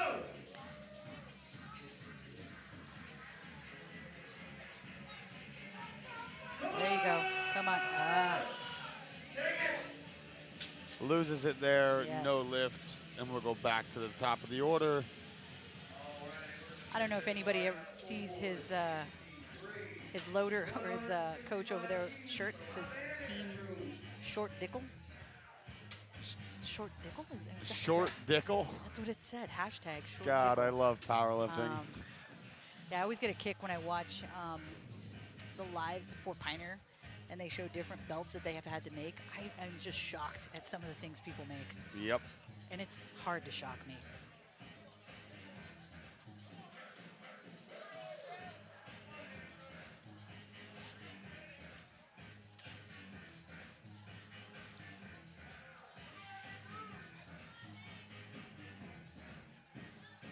We are pumping in here.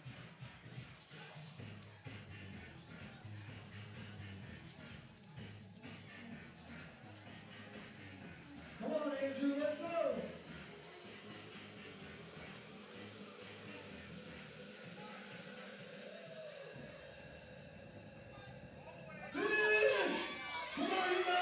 Curtis here really Really? Let's see if that counts with the 180. Wow, 3 white lights for him. Wow, okay. Solid 3-second bench press. Yeah. Hey, it's a third attempt though, so. Yes, exactly. I think those are my favorite. I like it when it looks, yeah, I like the struggle. Yes. If I can see a lift take forever, and they finish it, there's nothing. I think it's so exciting for the crowd too, because you know, once the crowd sees that he is struggling or the lifter is struggling, I mean, they are yelling for them.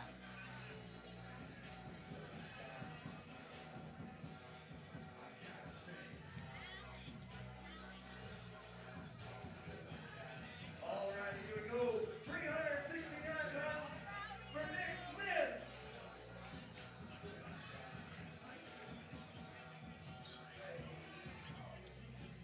Nick has such a beautiful technique. Wow. Wonderful attempt selection from Nick at 167.5. Makes up for his mistake on the second attempt there. An awesome job. That's always so impressive, again, when they come back and hit it. We have Ryan O'Neal up next, taking a 5-kilo jump to 170.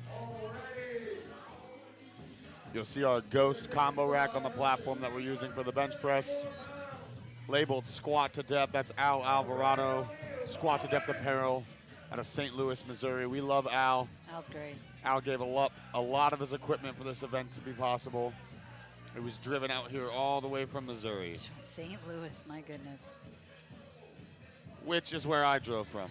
Oh, is it? Yes. Okay. It's 170 for Ryan O'Neal. There you go. Come on. Oh, and he loses it. That's gonna be a no lift. Yeah. Some up and down there. Looks like something might be hurting.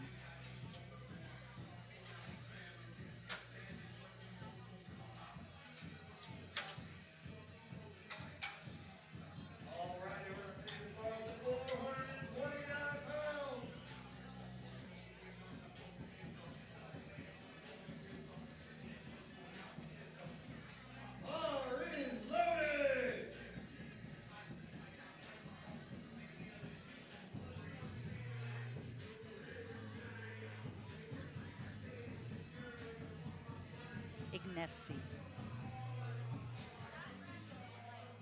And I apologize if I do pronounce it. Ignazi up with 195.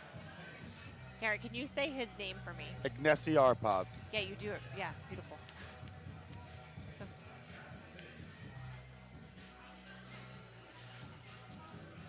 195 kilos, 429 pounds.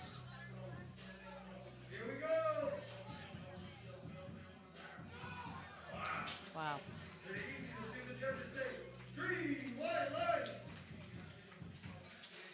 We will not be taking a break. After bench, it'll be about 5 minutes. So Micah just said that we won't be taking a break today, and I think that's what we were talking about earlier. It seems to be moving right on pace where you wouldn't want to take a break, or would you wouldn't need to take a break. If our flights were much smaller, then we might have to do that, but in this case, we won't need to.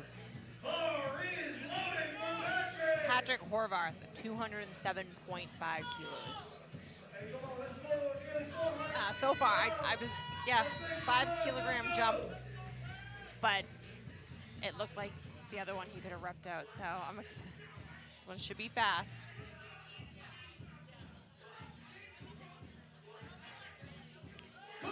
Oh! Nice. Okay.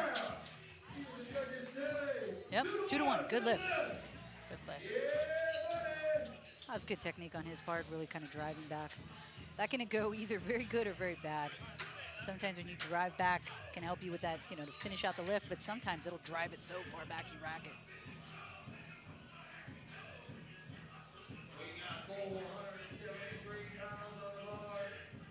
Gotta love our spotters and loaders, making sure that there's not too much chalk. People are cleaning it off. Everything is precise. And for those of you watching, there is a technique with the loading as well. That you can notice that our inner plates are facing in, so you can actually see the weight, visually see the number on the inner plates, and then the outer plates are all facing out. I personally do not care when I train. Of course, if we're competing, you have to.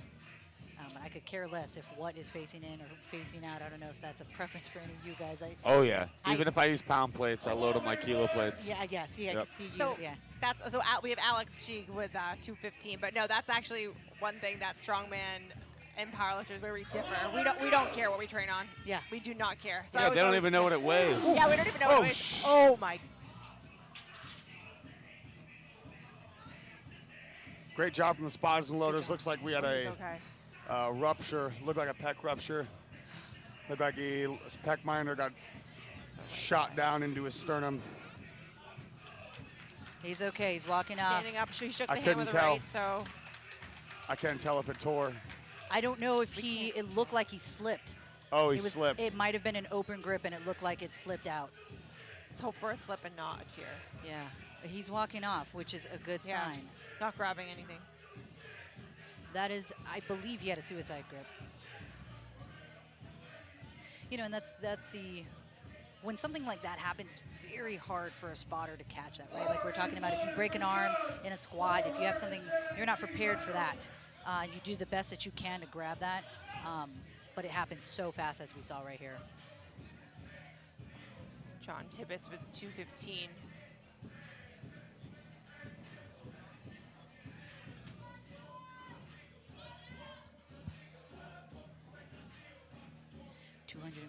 kilos for John.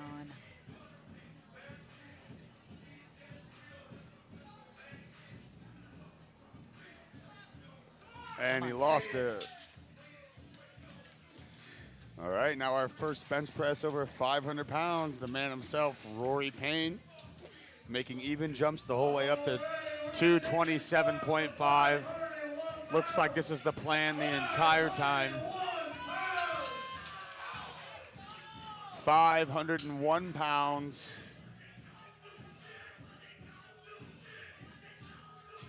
I think his singlet says El Payne, like a wrestler.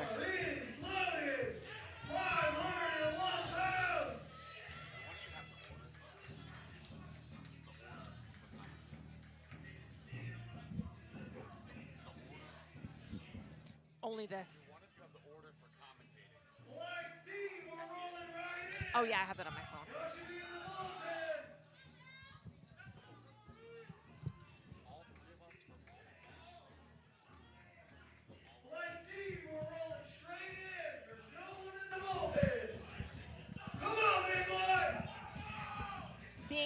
Seeing a bench over 500 pounds to me, even that's just.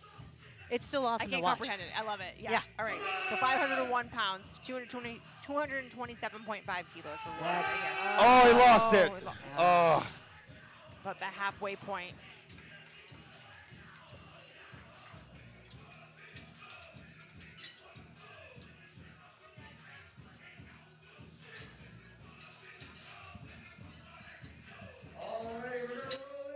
Can you reach that or no? I can.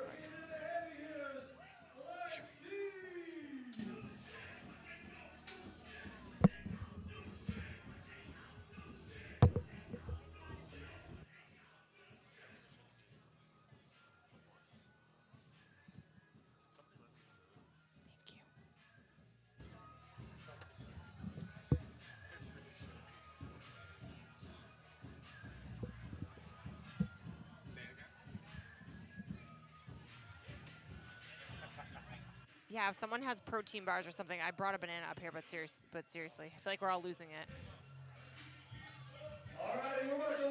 Anything. C4 is loaded. Starting off with Chad Dunn, 402 pounds. So I'm allergic, but I have a pink cooler that's right, ISO bag that's right behind you guys if you see it on the big table. If not, don't worry about it. I'm definitely allergic. I have an EpiPen with me if I have dairy. Yeah. All right, Chad Dunn, 402 pounds. Solid opener from Chad. 2 to 1, all you need. Good lift, 2 to 1.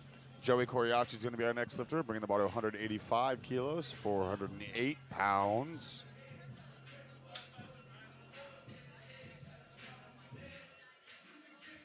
All right, we're going to confirm the 407 for my man Joey. Joey Kariaki up 185.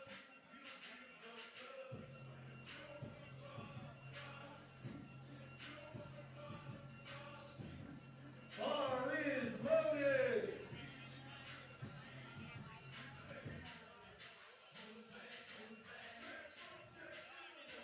Come on, Joey, let's go. Little rack height adjustment here.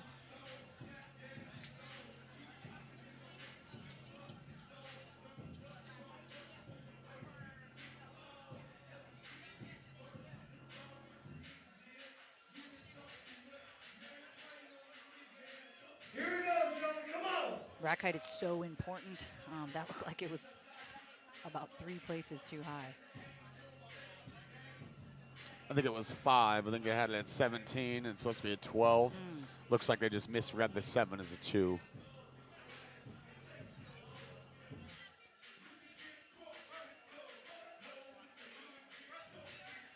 Yeah. Fast. Beautiful opener from Joey. Joey.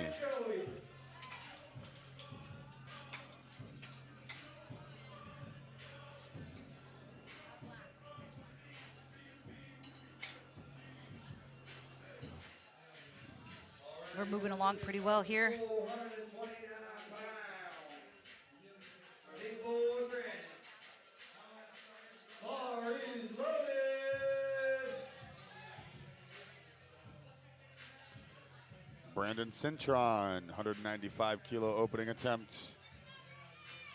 429 pounds. Garrett, do you change your shoes for bench? Nope, I wear the same shoes for all 3 lifts. Okay. Flats.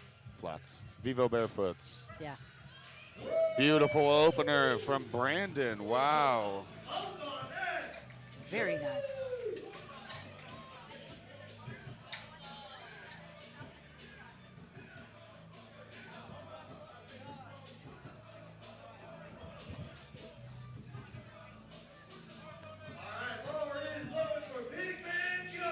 So I think because of my height, I used to like to wear my lifters to bench. I don't do that anymore. But in my mind, that 1 inch or so made a difference to help me. Bar is loaded to 200 kilos for Justin Cherokee. And you can see in our warm-up area, we got everybody warming up right now here on the bottom right. For Big Bad Justin.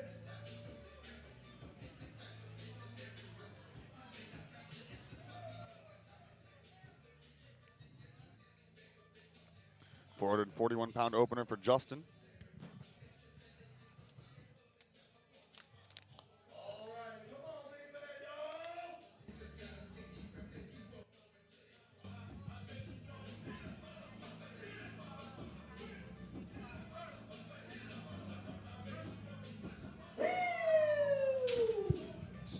Speedy opener. 2 to 1. Yes, sir. Really solid flight so far. No missed attempts. All the openers have looked absolutely wonderful. Gabe Didden coming to the platform next. 446-pound opener, 202.5 kilos.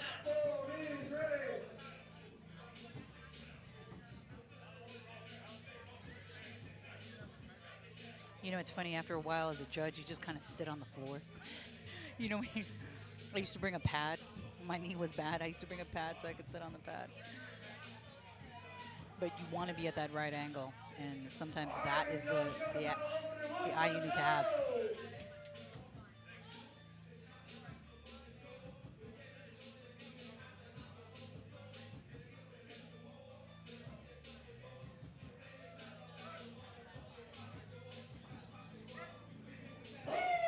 Ooh, that was fast. That was very fast. I think he changed his singlet to a dark USA. Wasn't it a white USA earlier? Yeah, it was. Yeah, because I was thinking, wow, that works great for our theme here today. I can appreciate some costume changes. I remember one time I was watching Susan Salazar many years ago at the Current, and I believe she had 3 different singlets from 3 different sponsors. Malik up 212.5. Juji Mufu wore a different singlet for every single lift at the Hybrid Showdown last year. Oh, did he? That's a Were little they high great? maintenance. Yeah. Were they funny? I didn't. They even were awesome. Oh, that's they were awesome. amazing. They were bright colors. Bright colors. Yeah, tie-dye one. Striped. Yeah. The whole shebang. I love it. I did see that. Probably $1,000 in singlets. Jeez. I mean, they get pricey as you start, especially when you customize them. They ain't gonna be cheap.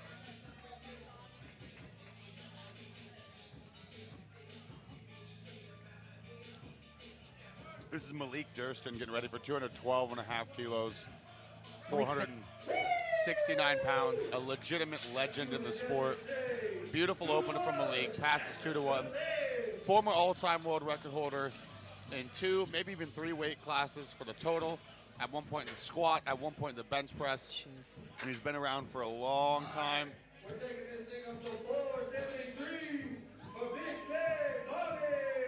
You got to appreciate that. And, you know, he performed here today, looked fantastic on his squats.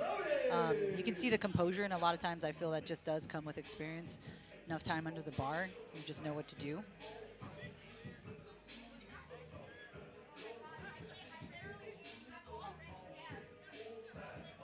That must be cool too, having experience in multiple weight classes. I know it's common for people, you know, to go up in weight classes, but if you said 2 or 3, I'd be curious to find that out. I'll ask him later.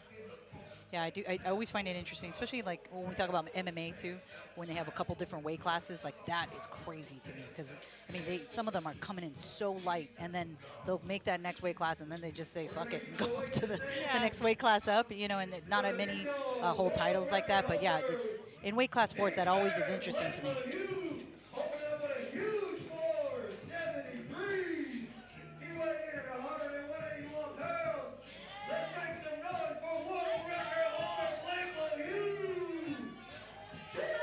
Blake is one of my 215. Blake is one of my absolute favorite lifters to watch. He's so unpredictable in every way.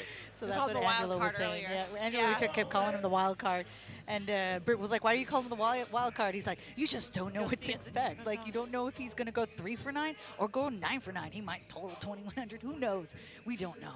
And I think that's also exciting. And he's doing well. And he's really working great. And he did great, the Ghost Clash. Very, very good meet so far. Look at, I mean, come on. Good lift from Blake. Wow.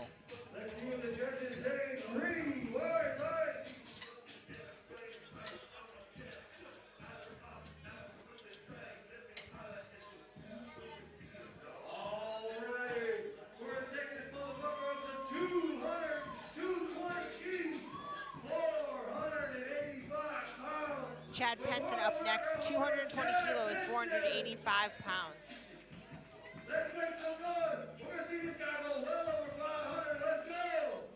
Also, remember, he's done 4 squats, so he's done a little bit more than everyone today. Let's make some noise. That was probably the highlight of the day so far when Chad went back for that 4th attempt. Yeah, and I actually spoke to Chad's girlfriend, and it was misloaded by kind of a lot. So he came back. I mean, he had enough rest, but that's, you know, that's like absurd after that. You know, you're talking about so long. Wow. That was so fast. Wow. That was insane. Chad ain't messing around today.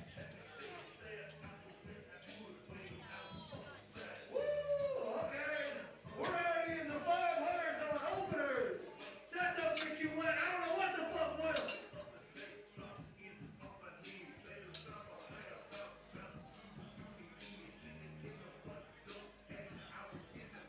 We have Ed Blair up, 227.5 kilos. Also one of my favorite squats to watch today with how narrow he was. And just how happy he seems too. very, one of the more relaxed powerlifters here, I would say.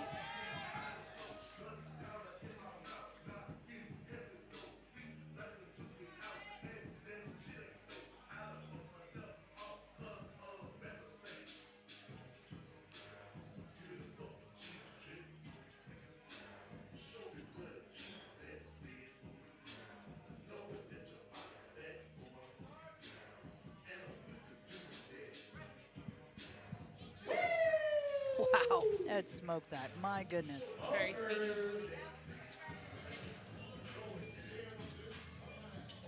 it's exciting when you see that kind of weight move that fast. It's exciting to see what their third attempts are going to be.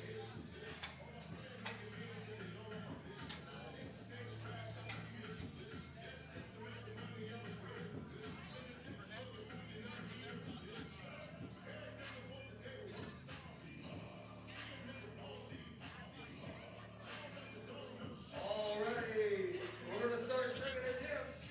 We're going to start it off with Joey at 429 pounds. Bars loaded. And, you know, when we talk about loading bars and having really good spotters and loaders, you can just see them communicating with each other, right? I mean, this lift is not even, they haven't even attempted it yet. They're already saying add a one, add a one. So, you know, that's the kind of efficiency you want to see. And I guess maybe I talk a little bit too much about that, but it does really help to make a me better, and it makes the experience for the lifters better as well. And we're on to second attempts. Joey here with 195 kilos.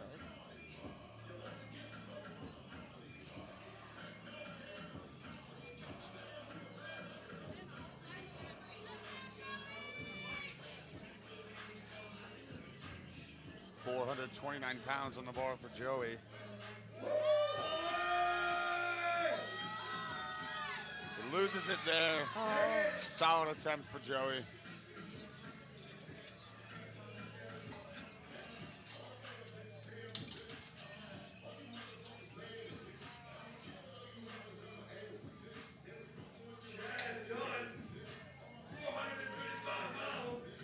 Chad done up 197.5 kilos. I have to go here real quick.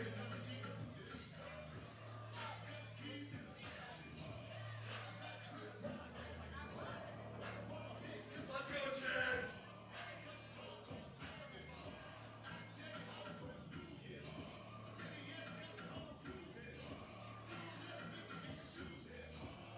Here we go, 435 pounds for Chad Dunn.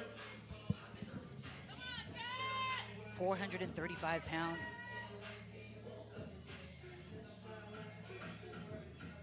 Loses Yeah. it. Way to go, spotters. Way to catch it. No lift for Chad Dunn. Brendan Cintro. Cintra. We got 457 pounds for Brandon. Here we go.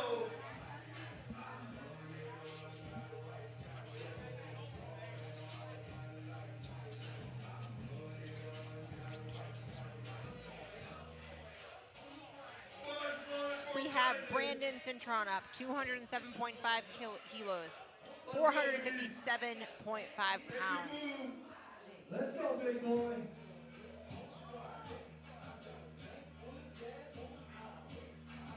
Come on, Brandon. 457 pounds.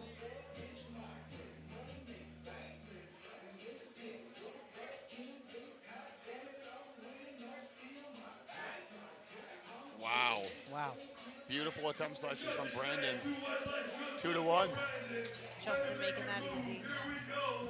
Justin Cherokee, 462 pounds.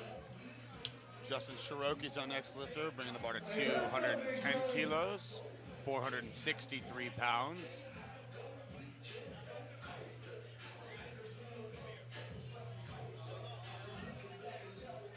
Let's go, Justin.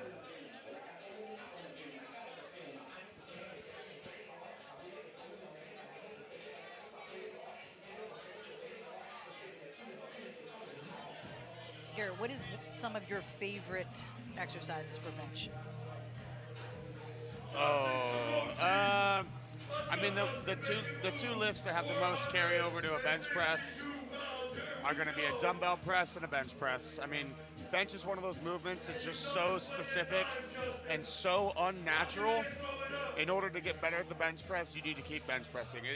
I know that sounds like an oversimplification, but that really is the case. Right, so more variations within bench press.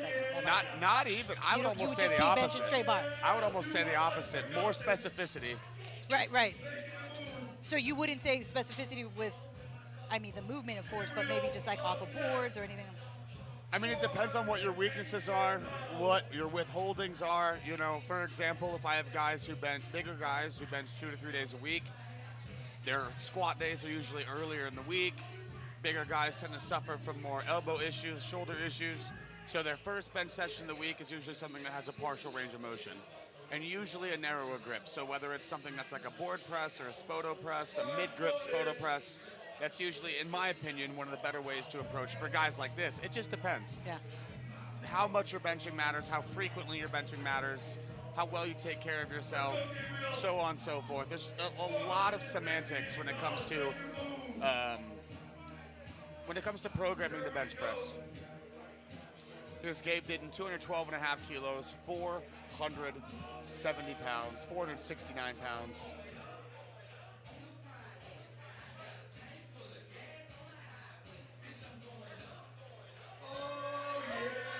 Solid second there. Has about 5 more keys going into a third.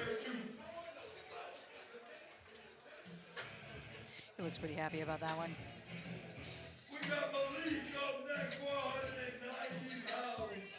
Malik, 222.5 kilos. That's 496 pounds. Love when they get close to 500. 490 pounds. 490 pounds. Thank from you. Malik. You're welcome. For anyone laughing at us at home, we have like 5 laptops, 4 phones, and we're trying to get everyone to update. So. Yeah, I tell you, if I could speak in kilo, it's great. It's great if you can, but unfortunately I can't. I always laugh about it because I have a lot of engineers at my gym, and they are engineers at NASA, but bar math eludes them.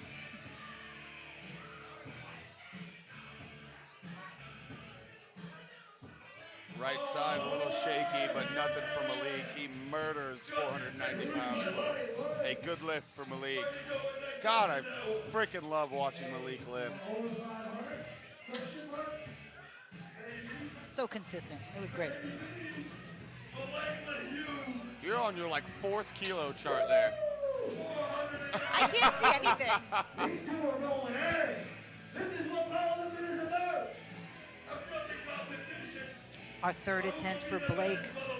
Second attempt Second for Blake attempt. at Oh, 490 pounds, 222.5 kilos.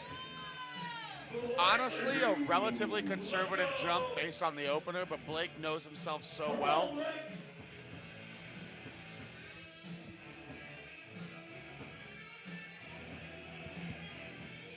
These guys are the real deal. Make a move. Come on, Blake. Let's go, Blake. I bet you want it.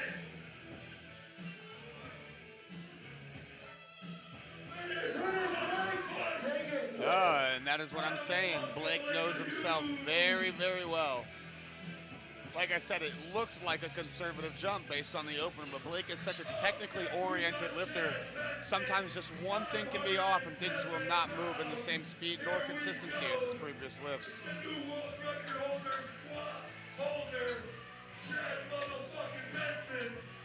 You heard him? Chad. Chad Penson up 230 kilos, 507 pounds. Come on, Chad. Build that total, big boy. Let's go. Here we go.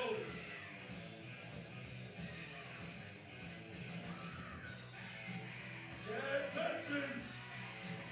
Make a move, Chad. I would think that he enjoys competing at this weight class. Come on, Chad. He does some pretty hard weight cuts. Let's go, big boy. Nice and easy handoff. Here we go. Wow! Come on, Chad. Jesus Christ. Wow. I'm waiting for it to look hard. Edward Blair, 534 pounds. Some people can't even squat that. He's pushing that shoe with his hands. That's a big man. Agent fucking Blair. All right, we have Ed Blair up kilos. That's 534 pounds. Hey, DJ, can you play me 50 Cent? I want to hear 50 Cent.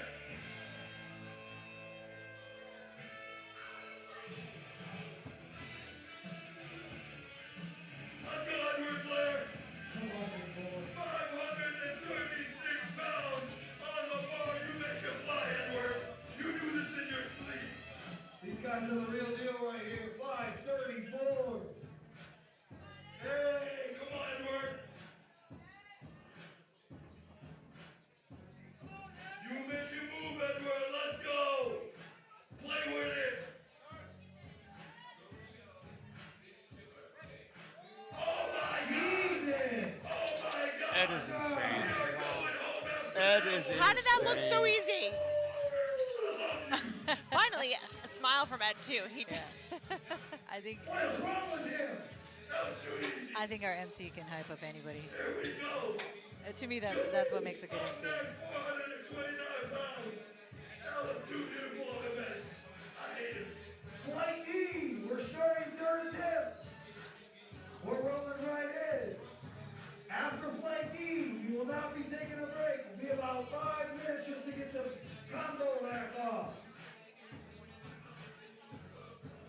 Here we go. Let's go, Joey. Thank you. Pull that shit up, Joey. You do this in your sleep, Joey. Come on. Are you sure you don't mind if I? Come on, go. There we go.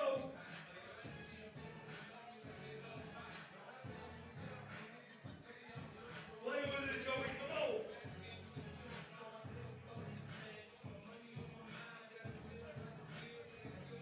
Joey taking the second attempt again.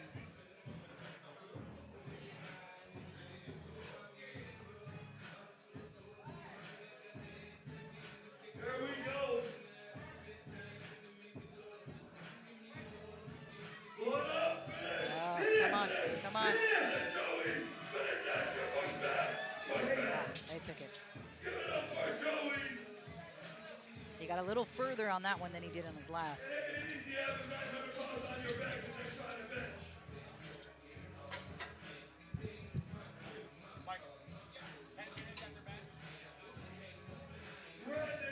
We have Brandon up next, 215 kilograms, 474 pounds. As we check out our weight room over here, you see people just loading up the bars. Yeah, you'll see Andrew House there. Andrew Hoss with his shirt off. Back behind him to his left, you'll see Travis Rogers. Papa Rogers.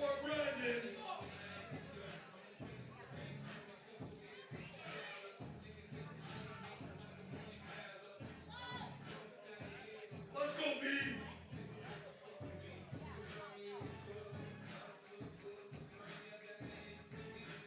Lock it in. Excited to see this. That's an 8-kilogram jump. Pretty big.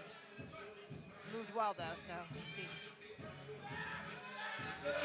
Wow. Yeah. Let's see what the judges say on that one. Good lift. Justin's up next, 485 pounds for Justin.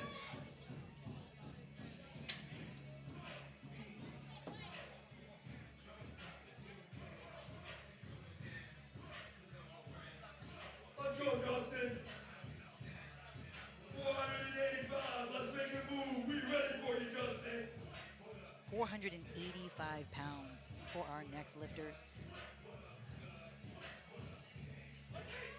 Here we go. Let's eat, Justin. Justin Let's Cherokee, fucking eat, Justin. 220 kilograms, 485 pounds.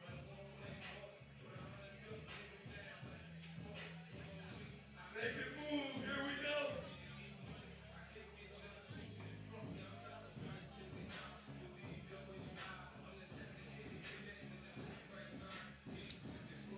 Come on, Justin.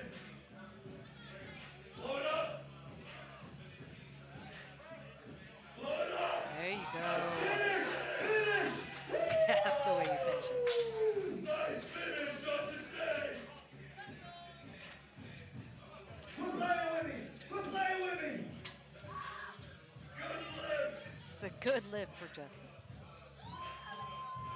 It's so funny because we've been commentating for a few hours now, and it's like we have to remember how heavy these are. Yeah. Like we just get used to saying it, but it's like that's 485 pounds in their hands. Yeah, I think when you get to a level of a meet like this, it's we see so many of it. Sometimes it loses that sort of pizzazz. It still doesn't for me. Like when you talk about a 500-pound bench, like that's still dope. Like it's still amazing to see.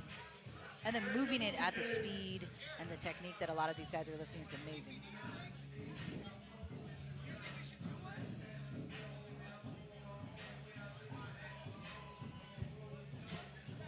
Come on, big boy! 485 pounds. Gabrielle with 220 kilograms, 485 pounds, third attempt. Gabriel, but yeah. What did I say? Oh my God, thanks. I'm really. Oh, Gabe loses it. Oh.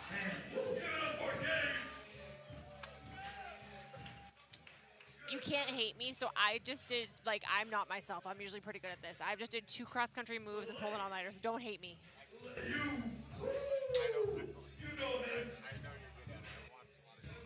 I hate myself right now. 400.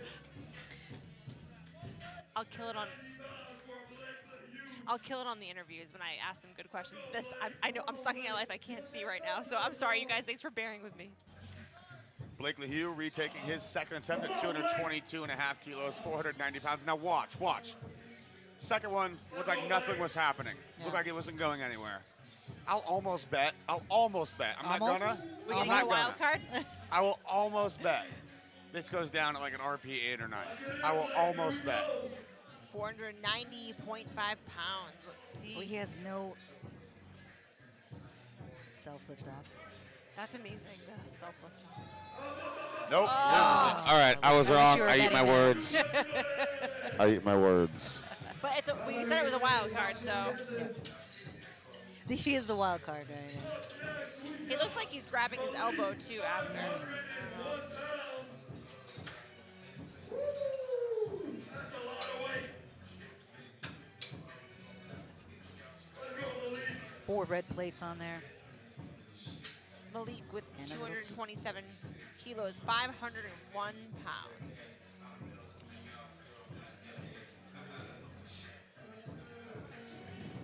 Let's go, Malik. 501 pounds. Here we go. Make it move. 501 pounds at 181. 501 at 181. I know all our 181ers out there are thinking, damn. Come on, let's get behind this third final attempt. All our 181ers out there thinking, darn. Let's go, Malik. Malik Thurston, 501. Here we go.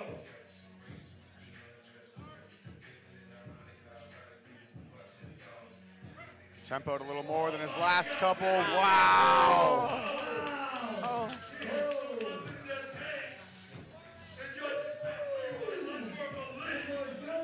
Showing up.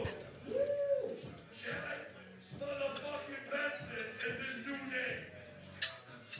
And he got 523 pounds on the bar. All right, Chad. Come on, man. Let's get the fucking work. Chad is here to make a statement today for the 220-pounders. Let's see it. Chad Penson up 237 kilos, 523 pounds. Here we go, Chad. Come on, Chad. Do what you do. Third attempt, several 500 benches in this fight.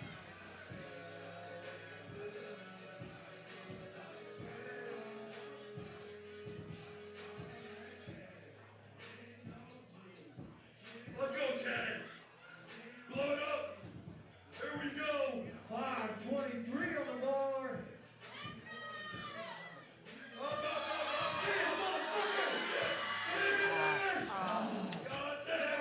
Little up and down there. Still a good call, in my opinion, the way his second moved. Sometimes just ran out of gas. motherfucking lifter, Edward Blair. Ed's about to take 556 pounds, 252.5 kilos.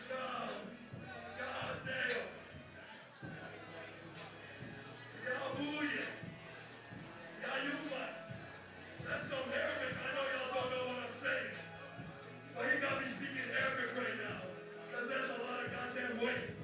We ready for you, baby. Let's go, Edward Blair. Ed Blair, third attempt. 556 pounds. Yes. Holy 556 pounds. Yallah. Let's go, Edward. We want to see you move. Here we go. Let's go, Eddie. You blow it up.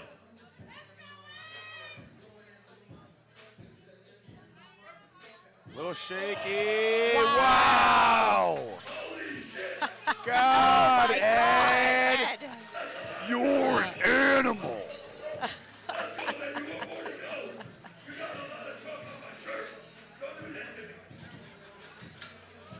That's so stoic. That was awesome. Dude, Patrick McGuire in Flight D opening up with a 600-pound bench press. Flight D, here we go. Final flight of bench. So Pat said this weekend that he's going to have the biggest bench, the biggest squat, the biggest deadlift. I mean, he's calling that out. You don't have the biggest squat right now, but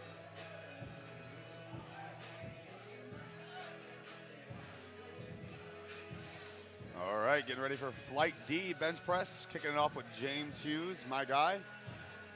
I coached James. James had quite a bit of struggles with his elbows through his prep. Put on a lot of weight on his squat this meet prep. It's a good day so far. 3 for 3 on squats. Squatted 360 kilos, 793 pounds. Weighs about 260. what are some things that you focus on when you have a client who has elbow problems, something like him? Mitigating them as much as possible and separating what causes the elbow problems and what the elbow problems affect the most as far as movements. So just squat and bench mostly. Right.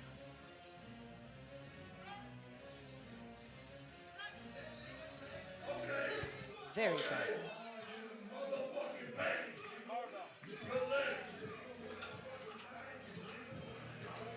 And if you can watch us right now, Garrett's actually giving calls for his next lift right here. He's yelling it over. Multitasking at its finest. Garrett's multitasking. He's like, screw that, I got it. How does that feel? You have a lot I'm of going to tell you what the adrenaline. I next feel like you lift probably is. have more adrenaline than some of the lifters trying to coach, do all this. Or you're handling it really well. I mean, I do this every month. I go to meets. I help run the platform. I manage lifters. I referee. I commentate. I MC. I run meets on my own. It's job. literally my life. You're going to have to coach me after to how to multitask like that. We got Richie up next here.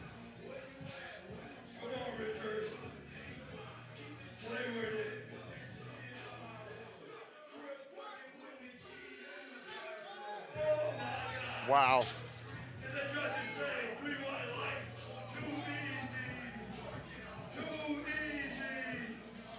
Making that look super easy.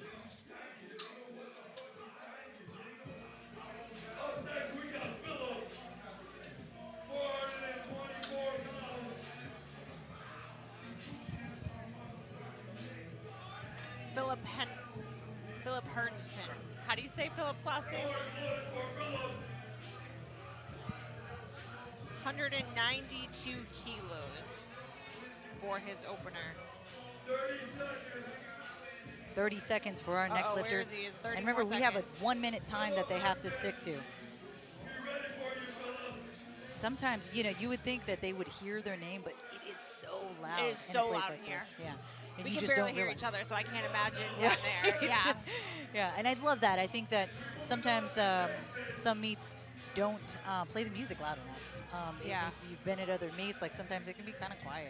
And Oh yeah, I don't like quiet. no, you don't, and it's, you know, that's super important. All right, well, he And it didn't looks make like he timed out on that, so we're going to move on to the next lifter.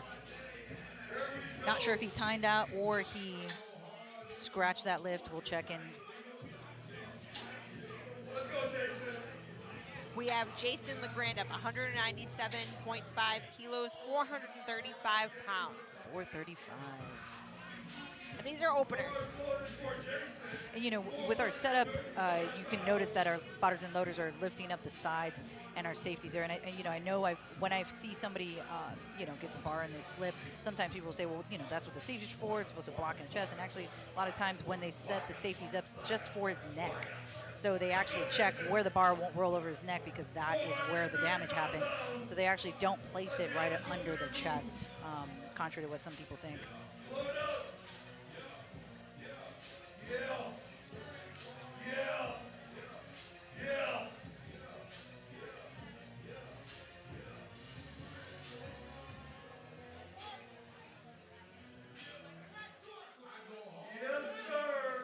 Easy opener. Looking good for Jason. That is 2-1. Good lift.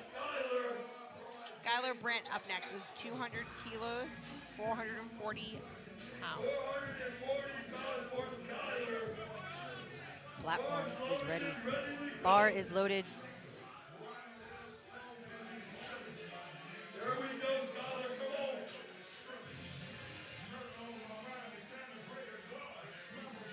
If any of you are planning on coming here, we still have tomorrow. It's going to be lit tomorrow. It's going to be, I mean, this place is awesome. This venue is amazing. If you see our video wall that we have in the back here, that was something that A1 Digital and Ana Perez really wanted to have, because it really makes a statement. Wow, Skylar, what a pause. He definitely held that. You know, we talk about, you know, bar speed, right? So he chooses to bring that down far. And the benefit of that is, you know, hopefully there's good force production back, so he'll be able to shoot that back up. Yeah, that's not always the case, you know, but I mean, that would be the benefit of trying to do that, right? No, I'm taking notes here myself as a lifter too, like watching some of the different techniques. For me personally, definitely slow twitch. It's whether my bench is, you know, it could be a 50-pound difference. It looks the same. It's very slow. So I'm trying to get like these guys. Renell coming out from Atlanta, Goggins Force. He is opening with 205 kilos.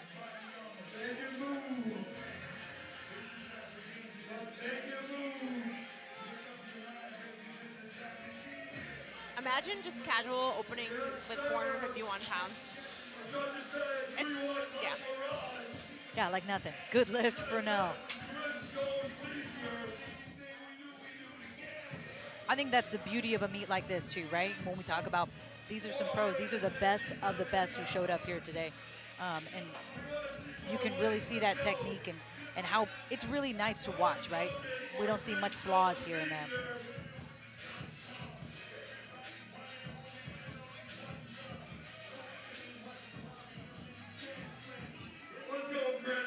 We have Chris Jones Sr. up 207.5 kilograms, 457 pounds.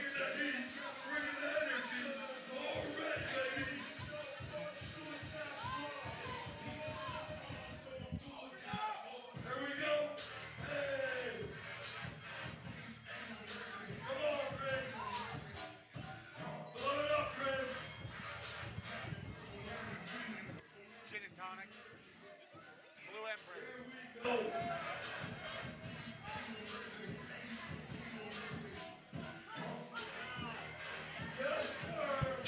They're really Finish that nice and fast. And you saw a little jump there on the chest. Yeah. So if it bounces like that, I mean, I think they did a great job by waiting for that bounce to stop Yes. and then calling that press command. Absolutely. And it's something a lot of referees miss. Yeah. I mean, and they miss it a lot. Yeah. So great job here today. I'll be frank, much better refereeing thus far than I would have ever expected. The WRPF does not have the best reputation for consistent standard in judging. I think across the board today, it's been really, really well. There was a misload, a couple of misloads at the very end of the C flight. Unfortunate, but it does happen when you have that many plates on a barbell and they're all red. It's one of the problems with lifting cast too. It doesn't denote how many reds there are. It just shows on screen a bunch of stacked reds. We have Fernando up 212 That's 468 pounds. Beautiful job from Fernando.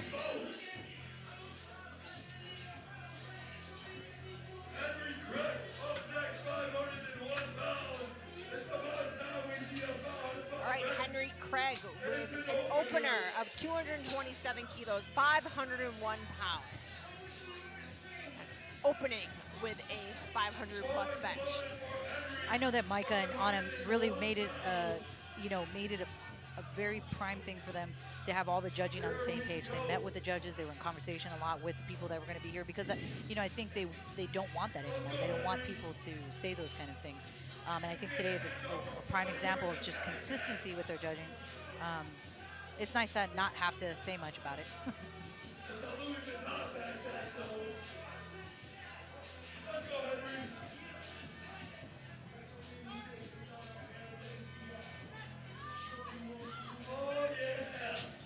Yeah, Brandon, he's the head referee right now. He is phenomenal. The single best referee in the WRPF. I saw him doing some 90-90 stretches over there on the side. He's probably like my hips. Those Nori boys. We have Andrew House up with 232 kilograms, 512 pounds. Definitely one of my favorite people to watch today. I agree. He's got the look. Yeah, it's the look, exactly. And he's already bleeding again.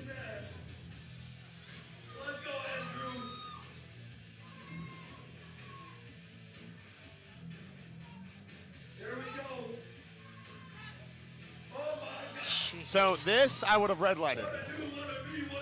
I would have red lighted that. You'll watch when he gets his press command, he drops down and then presses. I would have called that immediately. Yeah. So I didn't catch that. So, and it's funny, there's always that little, when we talk about what heaving is, right? That's terminology that's not really in the rule book, but we all know It's not it. in the rule book, No, correct.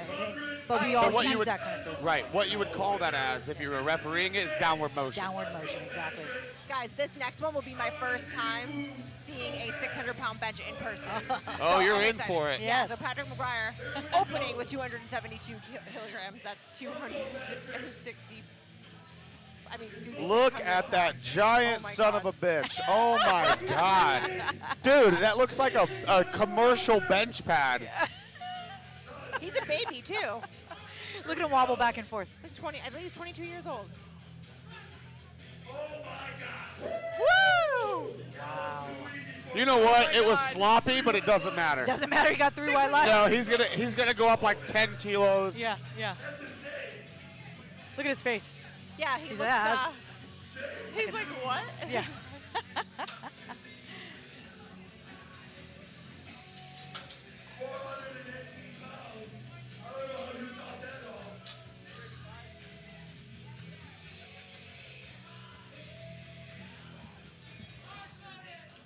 Bar is loaded.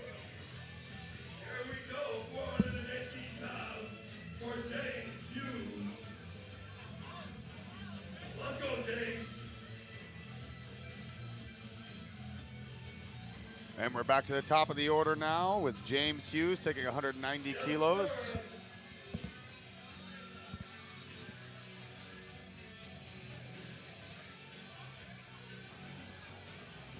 There we go. Come on, James, make it move.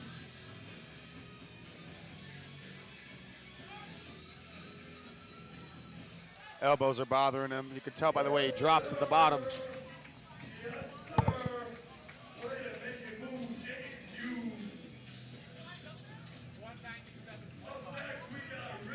Garrett's making the call, even though he said his elbows were moving. Yeah, elbow. You can tell a lot of times if you see lift bench pressers who are in particular are big squatters on their bench press, if they have a pretty tensioned, slower descent in that bottom quarter, you see a quick drop, that's usually just the elbows just given. Yeah. So remember how I just told you guys it was my first time seeing a 600-pound bench in person? This will be my first 700, obviously, 700 pound. So he is at 312 kilos. What are we talking about? 312? 322. You're looking at deadlift openers, Okay, honey. thank you. I was like, this Yep, can't be right. you're Thank okay. 285. He went 12 and a half. See, what would I do without you guys today? Just say a lot of wrong stuff. Welcome to powerlifting. I'm gonna make up for it in the interviews. Well, all right.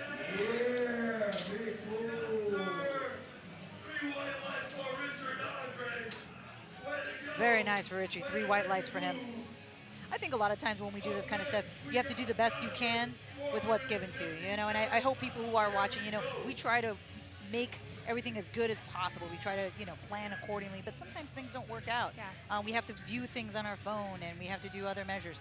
And it is what it is, and we try to do the best that we can for I think everybody. it gives you a new level of respect, too. I think everyone, if you love the sport, like if you're watching right now, volunteer, be a judge, do something else outside of just watching it or competing, because then you'll have a whole newfound respect for it. I you know, I try to do it all, and I encourage people to give back to the sport that way. I think it's important. Yeah.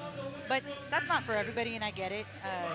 But it does. You have a newfound respect the minute you have to step up there, and you have to squat or you have to spot and load, and you fuck it up.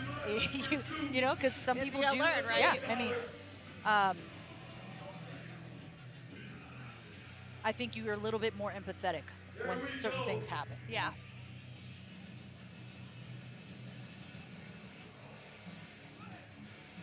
I want to ask Garrett after this what the hardest aspect, because he's done it all. Yeah, Garrett, what's the hardest aspect of all the jobs you have? Yeah, of all the jobs you've done, running a meet, coaching. I mean, the two things are spotting and loading, and then refereeing. Refereeing, man, you have to make a split-second decision. You have to be confident in that decision. And, you know, a lot of referees struggle really hard with red lighting lifters who are big-name lifters or their favorite lifters or who are stronger than them or any of those multitude of things. And I think you just have to detach yourself entirely as a person and just be robotic. Yeah. I agree. That makes sense, too, because a lot of times you ask people what's your favorite aspect of strength sports, and they say like that there's no politics involved. So that's tough. I wouldn't say no politics. Yeah. There's definitely less politics in powerlifting than there are, say, strongman. You know, seeing a strongman, 3 years ago had the federation divide. Since then, strongman's been a little bit up in smoke.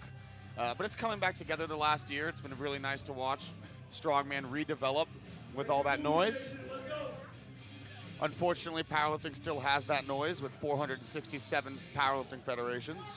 Here's Jason LeGrand, 207.5 kilos, 459 pounds. He's not going to get it. Nice attempt. I don't think there's any sport out there that doesn't have some sort of politics. Absolutely not. Absolutely not. That's inevitable. Once money is involved in any capacity, there's going to be politics. You know, and I thought you were going to say directing, like meat directing. Honestly, meat directing is very easy. All you do as a meet director is you find people who can handle the individual roles and you delegate. And so sometimes finding those people can be really hard. Yeah. You know, but my least favorite thing to do is run meets. Yeah. I want to be on the floor. I want to be active. I want to be there. When you're directing a meet, for the most part, all you're doing on the actual day of the event is standing by, micromanaging, and preparing for anything to go wrong. Yeah, I like that. We have Ronell here, 212 kilos, 468 pounds. Ronell is one of my favorite lifters to come up the last 2 years. Awesome job, Ronell. He's like, yeah, I know. Yeah, I actually like meet direct. I don't like the stress of it. I enjoy directing meets. I mean, judging is always something for me. See, I love that. I like events. I like event planning. Events. You know what I like that. event planning. Yeah. I hate the logistics. I hate getting sponsors lined up, making sure they pay their dues, making sure lifters are communicating, that your referees are all going to be there, spotters and loaders are all going to be there, organizing food, partitions, tables, platform equipment, the whole shebang. It is just, it sucks. Yeah. But as far as the day of goes, probably the easiest job. Right. Most stressful, but the easiest as far as the actual workload goes. Chris Jones, 215 kilos, 474 pounds, a master's lifter. God, I've watched Chris compete so many times.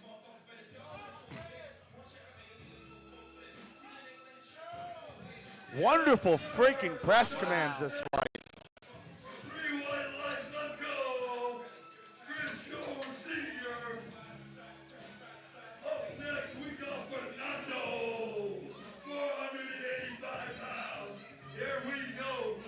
Fernando with 220 kilos, 485 pounds. Fernando coming out of Pennsylvania, Bethlehem. Bars loaded for Fernando. Let's make it move, Fernando.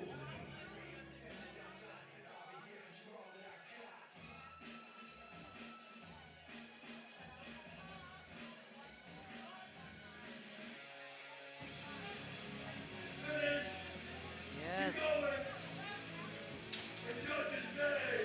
Slow and steady, but consistent. Very smooth. Up next we got Andrew House, the big motherfucker, 400, 500, I'm sorry, and 45 pounds. That's a lot of goddamn weight. Andrew House, 247 Like kilos. even right now, I just wish I was spotting and loading. Yeah. Spotting and loading is my favorite thing to do by far. I could see that from you. It seems like you'd like to be moving around and kind of be doing stuff. Actually, very specifically the bench press across the board, I just Why is hate that? it. I just hate it. I hate lifting it. I hate loading it. I hate spotting it. I hate announcing for it. But I love powerlifting, so I do what I can. Right. See, I would have called that too. Yeah, I'm curious too. I don't think that cut on his head is going to close. It's not enough time. It just keeps showering out. And he cut that open earlier on squats.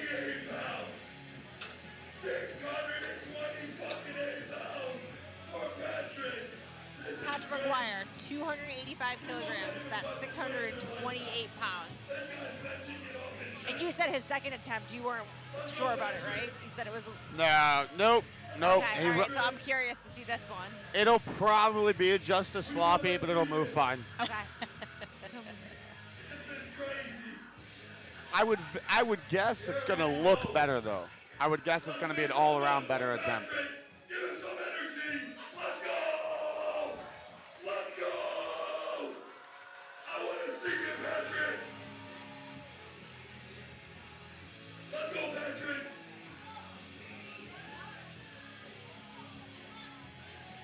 Push. Wow. I thought that looked better. And you go, I don't know as much technical terms as you do. He just yawned. He just yawned. They're going to go 295. Okay. Let's see it. That's not what I would call, but that's what he's going to go. Let's see it. You heard it.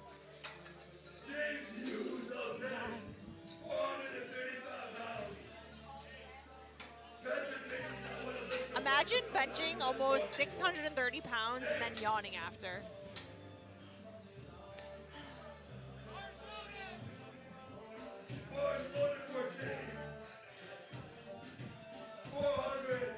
$292.5.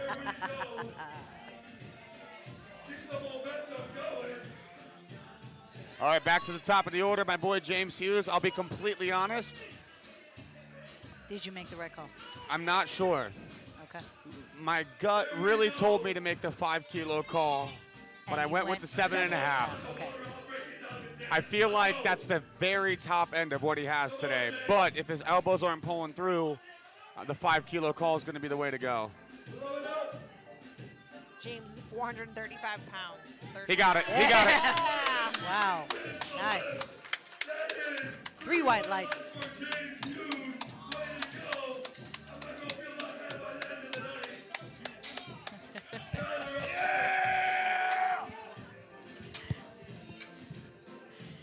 That's a big yell from Garrett. Garrett's like, fuck yeah. I made the right call. He did great. Skylar up 207 kilos, 457 pounds.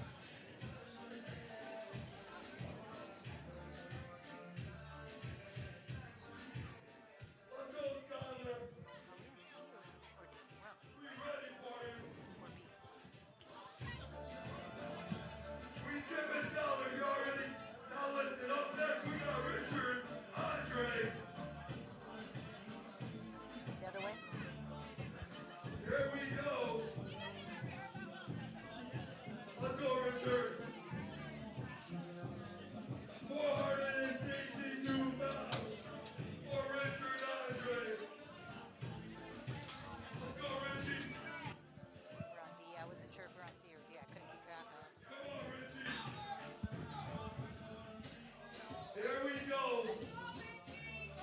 Richie Andre getting ready for 210 kilos, 463 pounds for his final attempt bench press.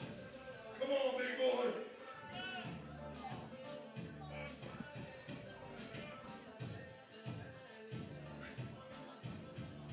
Load up, Richie.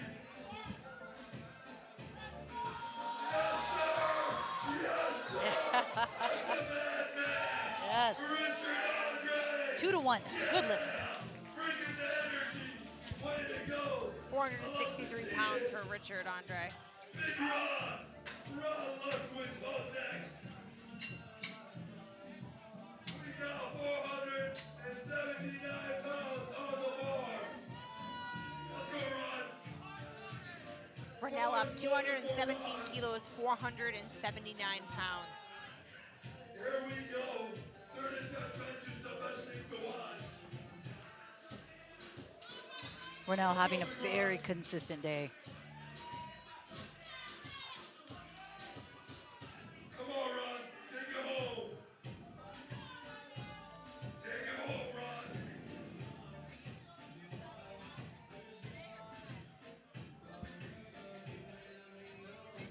Here we go.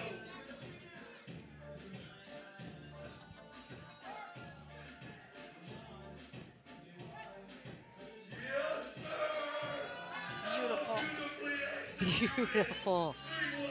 3 white lights for Renault. He looks pretty happy about that.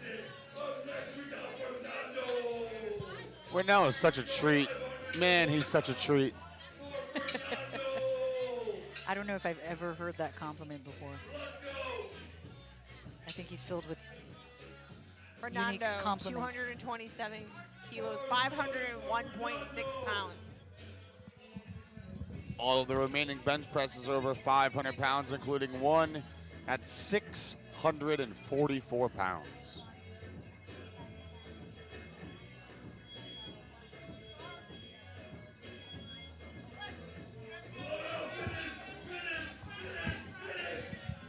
He's got grit, but he doesn't have the bench. Great attempt there from Fernando. Chris Jones going to be our next lifter, taking 501 as well.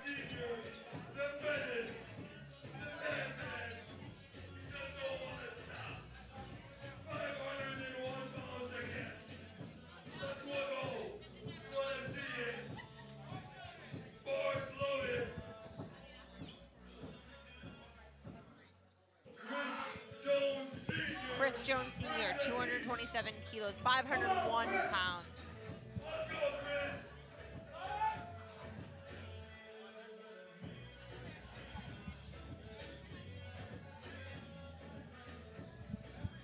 I don't know if you guys can read the shirt, but I think his son has a shirt that says, "Beware of the alpha variant. You just might grow some balls."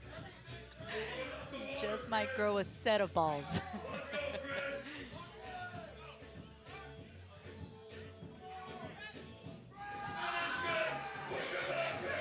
Wow. 2-1, good lift. Well deserved for Chris.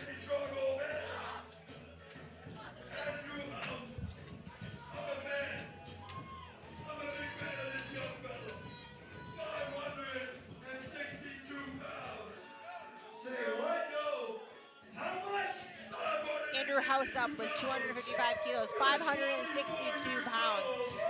Garrett, you said, well, what's going to happen with Andrew's lift? Because you said you called it before after a second. One more time. What's going to happen? Because you called it after his second. You said, I think he's going to do this. It's 556.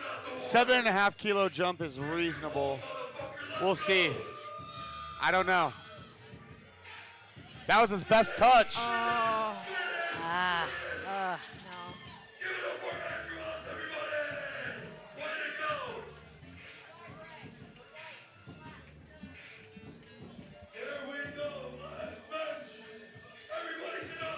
And this is our last lifter Last bench, for Patrick McGuire. This is 292 kilograms, 645 pounds.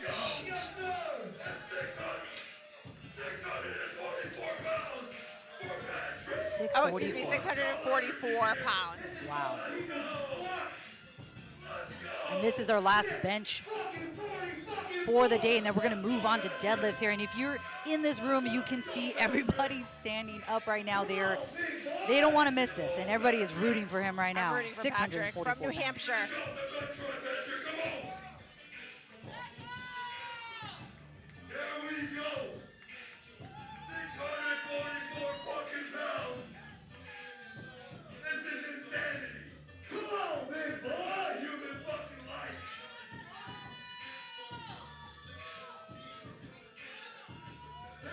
Lost it. Oh.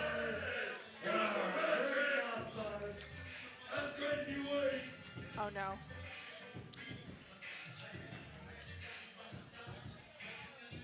You guys want me to do it? Yeah, go ahead, Garrett.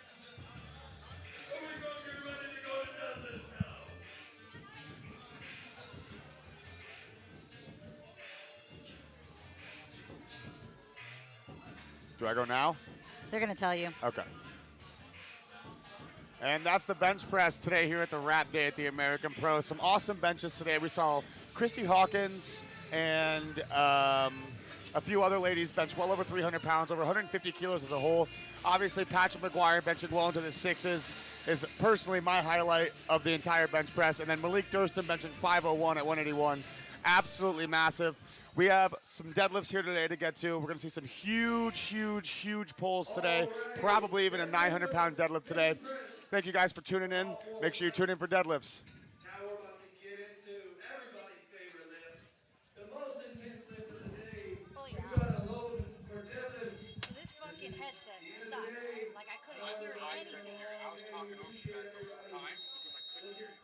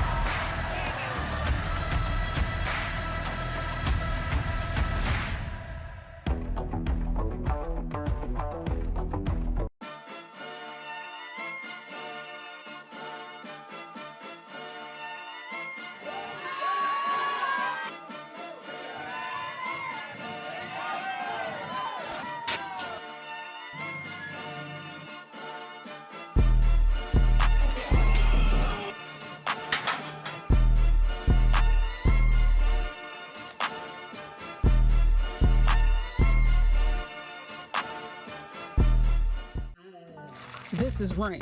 It's more than just total body fuel. It's total push yourself beyond the limits fuel. It's total you got this, ain't nothing gonna hold you back fuel. From 9 to 5 or 5 to 9, it's more than a pick-me-up. It's a jumpstart your day, get me through the night kicking the can. With all the goods your body needs to crush your goals, so you can focus, boost, hydrate, and recover. This is Rain, total body fuel.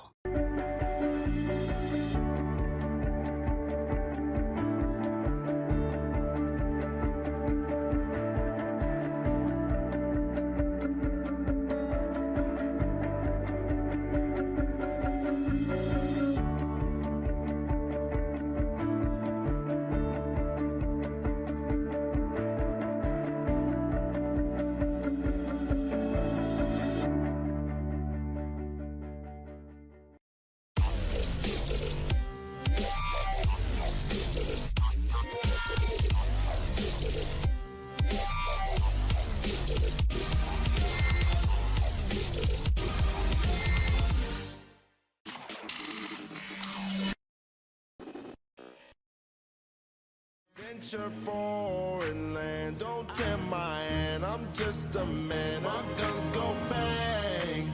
I can make the guns go bang. I make all the guns go bang. Got 17 with the switch, it'll change you. Mama always said you was an angel. Stained glass windows in the church, I hope you stain proof. When the tides change, I'm trying to stain you. Plotting for revenge, dig your grave too. Whatever you want engraved, what you want.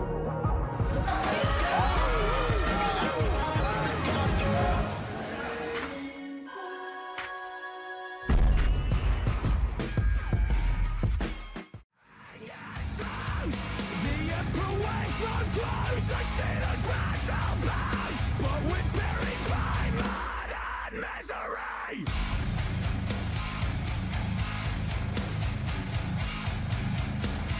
Mud and misery.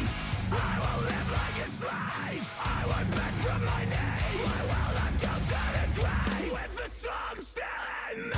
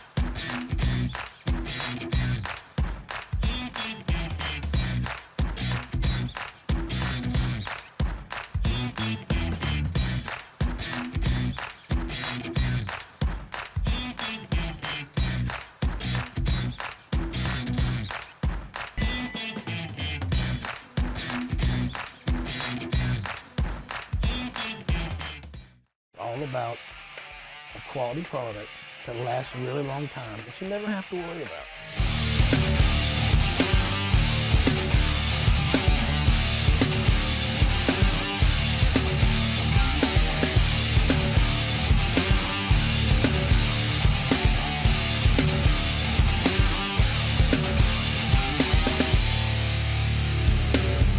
In 2006 is when we actually started the Spodink strap line, but before that we'd had a few products here and there, mainly because there wasn't anything good out there. As a powerlifter, we were trying to find products that worked well with our bodies and were durable enough. Most of the straps, they weren't made to fit the body and go with the body's movement.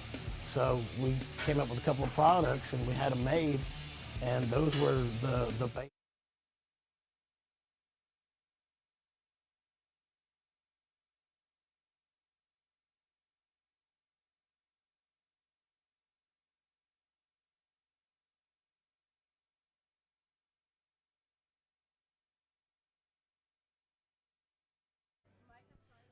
Once again, we're getting started in just 2 minutes. 2 minutes, guys. Spotters, loaders, make your way back.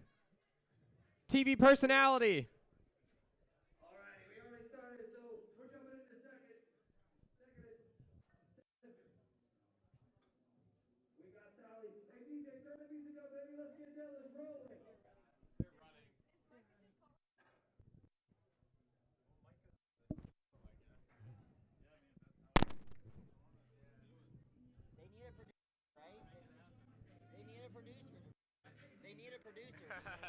Okay, unmute him, I guess. 402 pounds, just like that.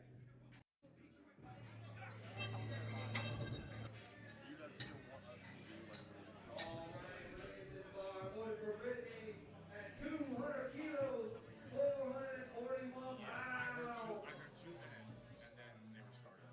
Hey, if you're in the bar, make your way, because we're about to see some world. And welcome back to the deadlifts here at the American Pro.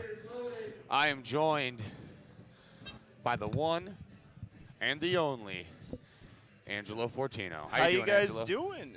I think we're doing good. We got here a little late. Maybe they started a little early, but okay. I was doing something and I totally forgot what I was doing. Oh, I know. All right, that was Brittany Trahan with a 200-kilo attempt.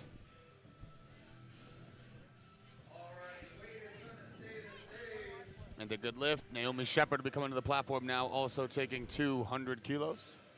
And these are big here, third deadlifts. This is when you see the competition kind of take fold. You see the placing happens.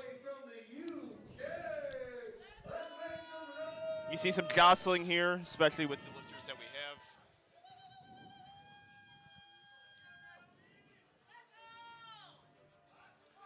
Gotta love that narrow stance. Yes, beautiful opener from Naomi. Frog stance success. So, I noticed something. What do you They notice? had you not commentate squat. They had me not commentate bench. I think that's because, you know, you have your issues with squat depth. Yeah. I can't hit a third bench to save my life, Yeah. but we can both deadlift. So We that's can why both we're here. deadlift. Yeah. That's why we're here.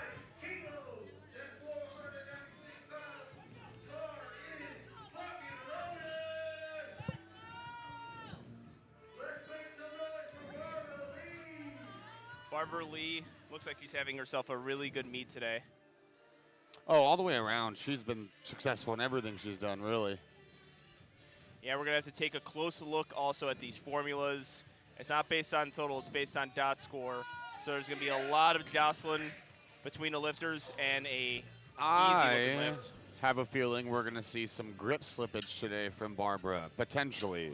Why do you say that? I don't know if any of you noticed, but that left side was starting to, her underhand was starting to sag a little bit there. We'll see how that plays out. Yeah, we'll see. They're using that kabuki deadlift bar, which in my opinion can be a little bit hard to hold on to because of the whip being a little bit more extreme than the Texas deadlift bar and the other deadlift bars. Yeah, not a big fan of the kabuki personally. Had a lot of fun using it because it's a lot of new factors to try to control. But I just have the mentality, if it ain't broke, don't fix it.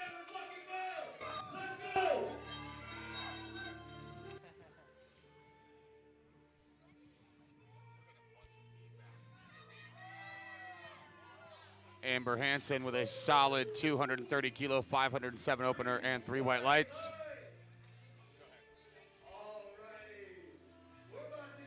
Can you say that again, please?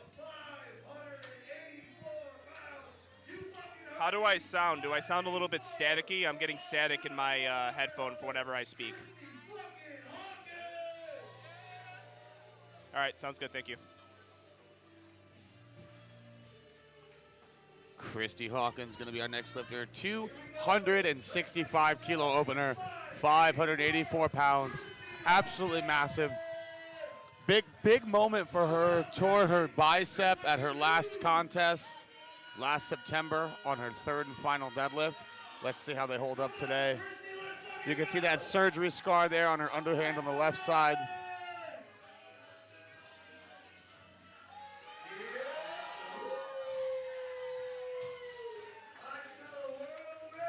Oh, man. 3 white lights. I also smell a world record. That is animalistic.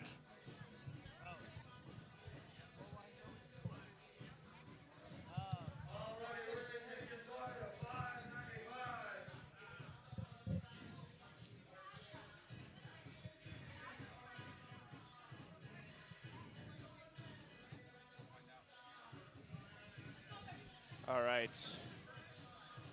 We are getting the bar loaded. Spotters and loaders doing a fantastic job today.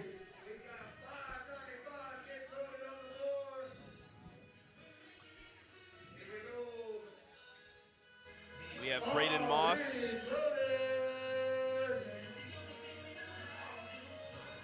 Got him on the torque cam really quick, getting his smelling salts in prior to getting this deadlift attempt in at 270 kilos.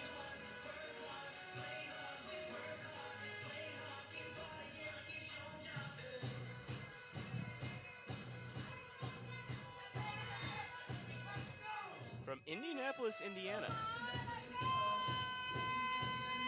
Pulling that slack out. Pretty tough opener there. I would say so. Looked that way. I'd say he might be able to crank out another 15 kilos on the day. All Total. together? Total. Yeah, because I was about to say maybe a 7.5 kilo jump I would for do- me, I would- and then take what's there on your third. Also do 7.5 at most from there. Have you guys been playing the attempt selection game? Come again? The attempt selection game. What about it? Have you been playing it? Because I I love have doing been. that during the meet. I've Yes, gotten- and calling it out when they're going to do, and then also if they go higher, lower, we can do a little armchair coaching from our end and potentially piss off people as we do that. But Yeah, people do get really pissed off about that. You thought I was going to go this? yeah, you don't know my lifter. Yeah. But I am don't. wrong a good amount, though. So I'm wrong all the time. It's solid looking deadlift there. Solid there. We'll see if it gets suspect later. Anytime there's a lockout that vertical, we tend to see a little suspect. Missed a lift, see? Oh. That's what I'm saying. They Was called it soft shoulders then? Probably soft shoulders. Anytime there's a lockout that vertical, it gets a little suspect judging lockout.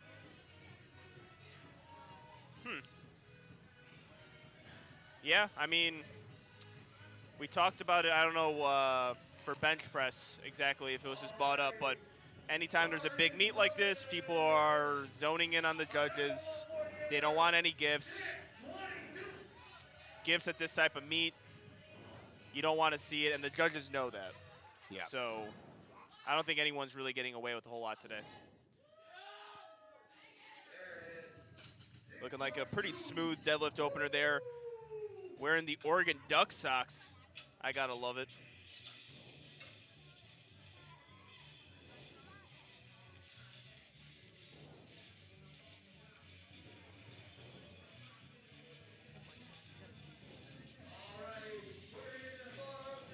All right, 290 kilos for Xavier, loaded on the bar.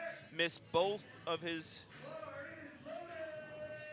third attempts on squat and bench, looking to end the day off on deadlift on a strong note. Looking to go 3 for 3.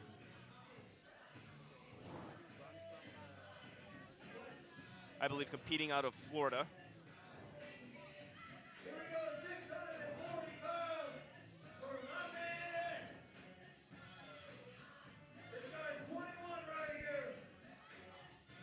Setting himself up. Yeah, his ID says 21, his face says 34. You know a lot about that. Hey. I look my age right now. Right now. When we first met, you were 19 and I was 24 years old. Yeah. I do remember us going into a bar and me being the oldest one there by far. And it was with you, Chris Bridgeford. Yeah, it was a couple of us. I'm like, I'm the oldest one by I'm pretty 5 sure years, I was like apparently. 19 or 20 and I didn't even get ID'd. Yeah, and that was when I didn't even have facial hair. So I was getting ID'd all over the place, and I was the ripe age of 25 years old. Love it. All right, we are back up to the top of the order. With Sally Perry, 192.5 kilos.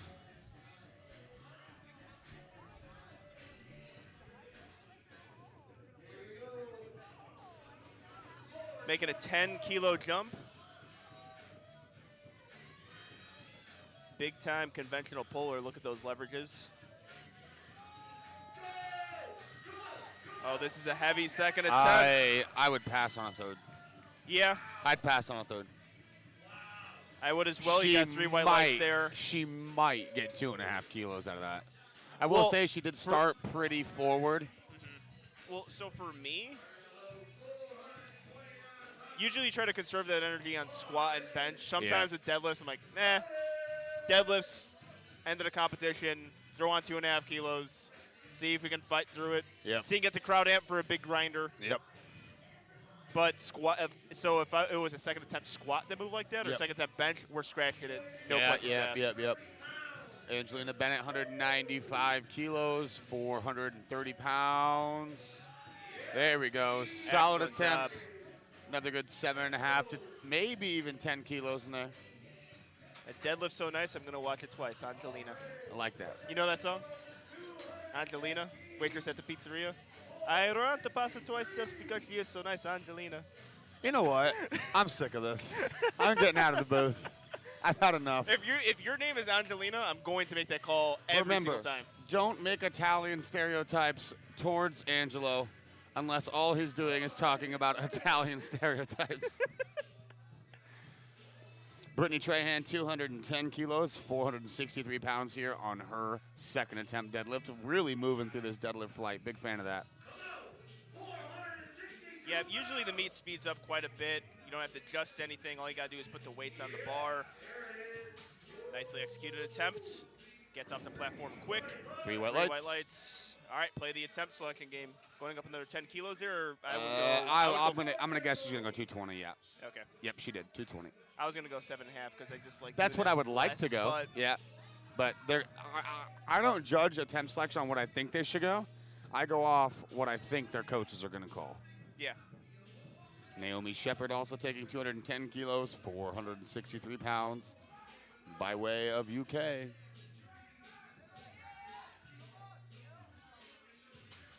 5. You get a bit of a sticking point there, but bar path remained relatively Bar path was solid. consistent, Lockout so- was quick too, but I'm going to say 5. Yeah. She is not happy. Lifters know. Lifters know. You see that from a lot of lifters who know how a second attempt should move. Naomi Shepard is a veteran to the Yep. sport. Amber. Competed for a long time, competed at a high level. We saw her at Ghost Clash win the thing. Yes, and was very humble about it. Amber Hansen, our next lifter, making a 12.5 kilo jump from her opener to her second here at 242.5 kilos, 539 pounds. Amber definitely making the biggest jumps of the women through their day, something that comes from more of an old school multiply mentality. Works out for her very, very well. Wow. Oh. So yeah, that's where I was going to judge that RP, right past that knee towards lockout. So it slowed down a bit. So I think a true second attempt. I would go 5 from here, but I'll bet she goes 10. Well, we're looking at forecasted dots right now. I believe she is in the lead. If that's the case, maybe she will go 5. Well, you have the advantage there of looking at the other lifters, seeing what they Yep. hit. She went 5. Yep, and Barbara Lee getting ready for 245 kilos, making a 20 kilo jump from her opener, 540 pounds.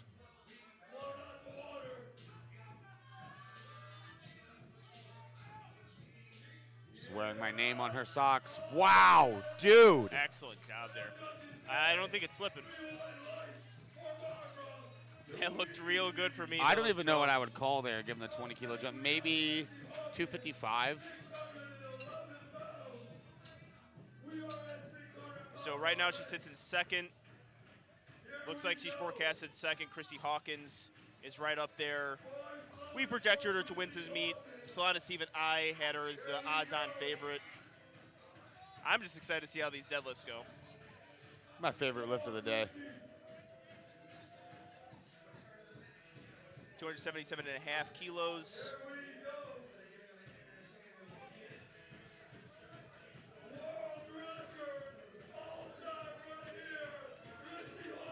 $277.5 kilos, all-time world record attempt for Christy Hawkins, 611 pounds. The way her opener moved, man, this should move well.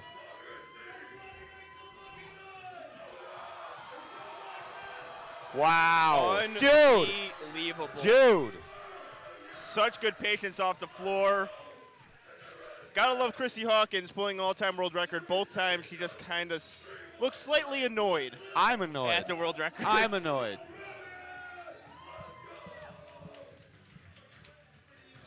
Potentially a little slower than she wanted to move, but yeah, she's like obviously right now disappointed. she's in the lead.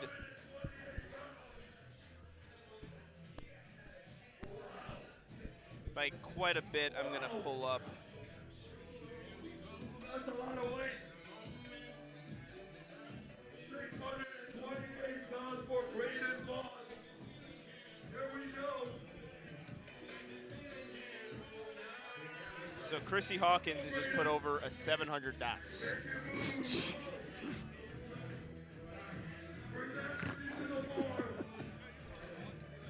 Oh, man. Yep.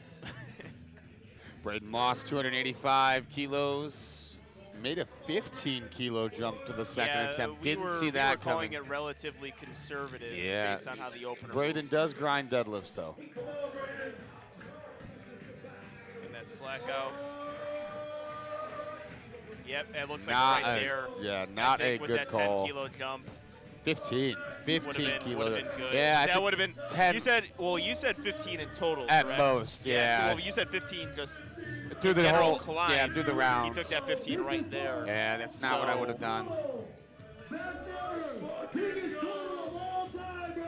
Geraldinho getting ready for a 20 kilo increase from attempt 1 to 2 at 295 kilos, 650 pounds. Yeah, he's got those toes pointed straight at the We'll see how this there. lockout looks here. Yeah, I'm going to be paying close attention to that. Very upright. That was better. That was a lot better. That should be good.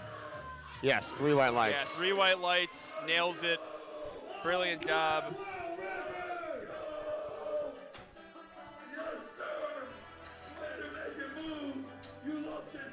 Sitting at a 572 dots.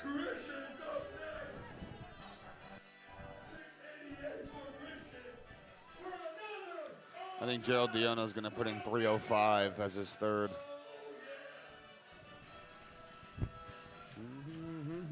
312.5 kilos for a 67.5 kilo lifter.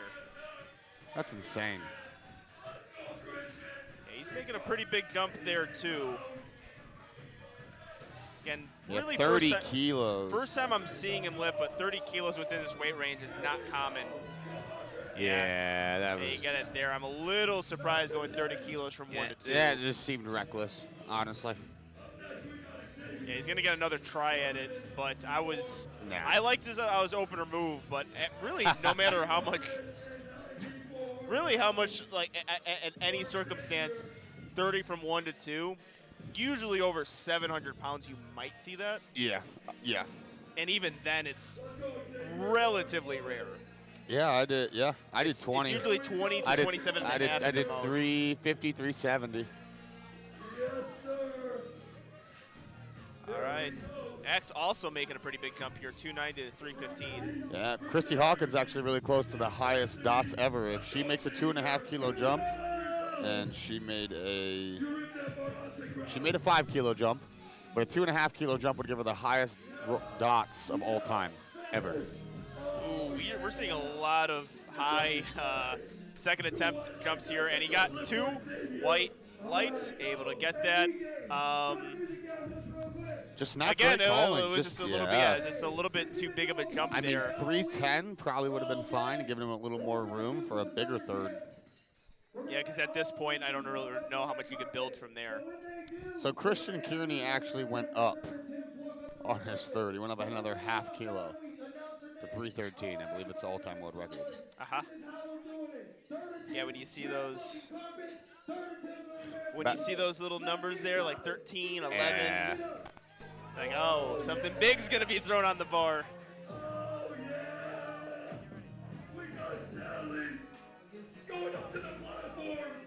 Third deadlifts, you get to walk on the red carpet. Sally Perry making a 10 kilo jump. So if you recall, I believe we called her at 2.5 or 5. Yeah, I called it a 2.5. Potentially scratch. I did also say she was pretty bent over in the first one. If she could get a little more knee flexion here, get the pelvis into a lower position, get a little more quad involvement, she'd be solid. I'll be watching this closely, that's for sure. Oh, no. No chance. Oh, Garrett. No way! Proof. I was going to say that didn't look like it was doing anything. Lots of energy, and quickly the spotters are getting that belt off so the lifter has an easier time to breathe. Excellent job there. Angelina Bennett is up next as she takes her walkouts. Looking to go 3 for 3. 205 is her third attempt. 452 pounds. Looking to get up to a 517 dot score. Big score.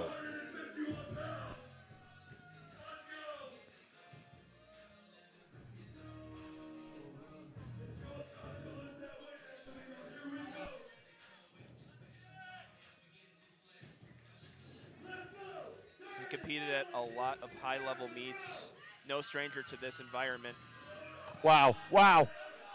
She's got it. Beautiful job, Angelina. And a 3 white light lift. That was brilliantly executed. Absolutely. Beautiful job. Great attempt selection. Yeah, that to me was about as good as the third attempt can go. Yeah. I misspoke earlier. If Christy gets an additional 2.5, she will have the highest dots ever.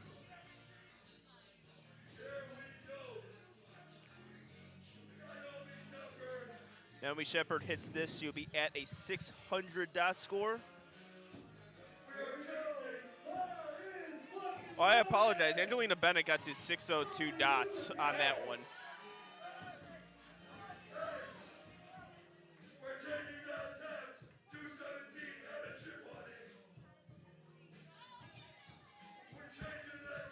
It looks like they're changing the attempt. Bar is not yet loaded.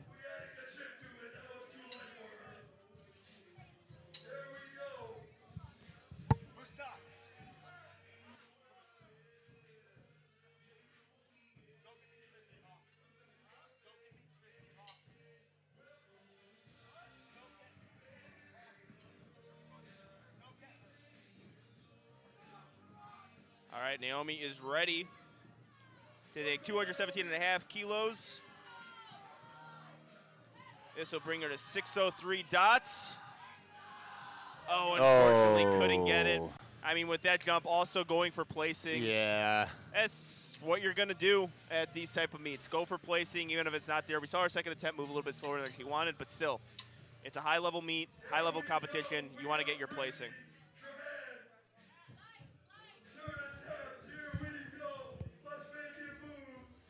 All right, we have Brittany Turan up next.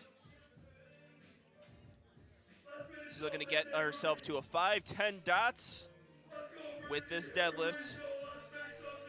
As we take you through her walkout, she's looking to go 8 for 9 today, 220 kilos, and politely apologizes to the camera woman.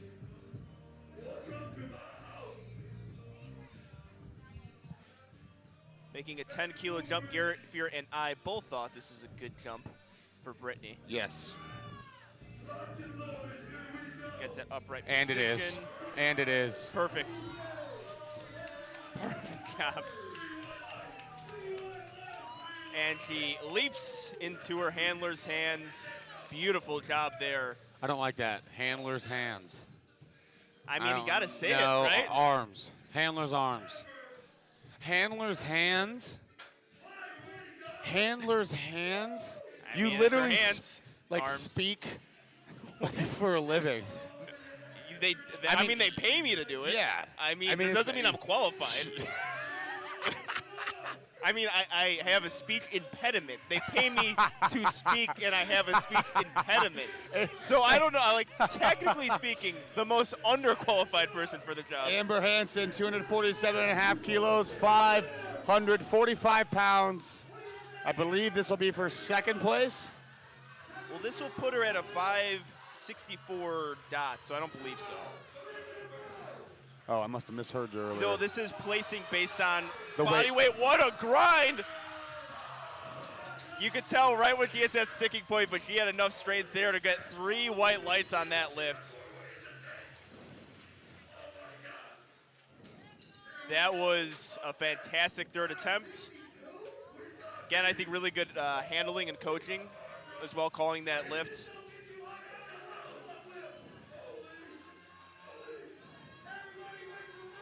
All right, looking to go from 612 to 622 on those dots is Barbara. She is having a fantastic meet. Looking to stay perfect.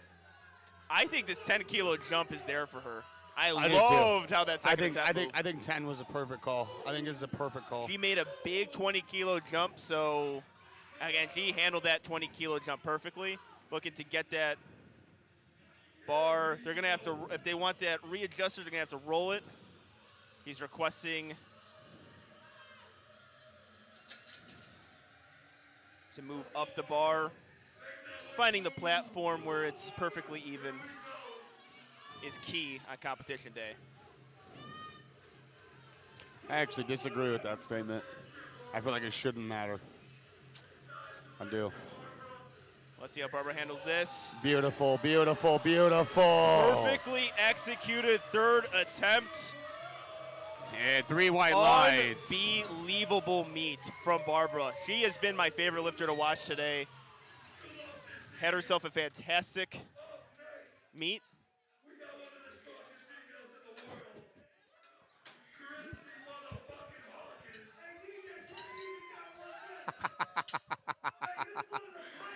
All right. Christy Hawkins, 282.5 kilos. This will give her the second highest dots of all time, regardless of equipment, raw or raw with wraps, male or female. The second highest dots of all time, an over 700 dot score already. If you're listening to the 2 White Lights episode where we drafted our GOATs, Christy Hawkins was pretty much on all of our draft boards as far as best powerlifters of all time. Incredibly accomplished lifter, IFBB Pro on top of that. Unbelievable stuff. And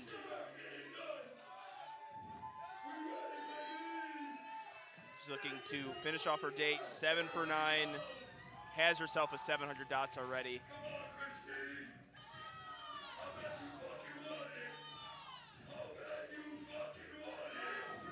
Usually it's a little slower off the floor with Chrissy.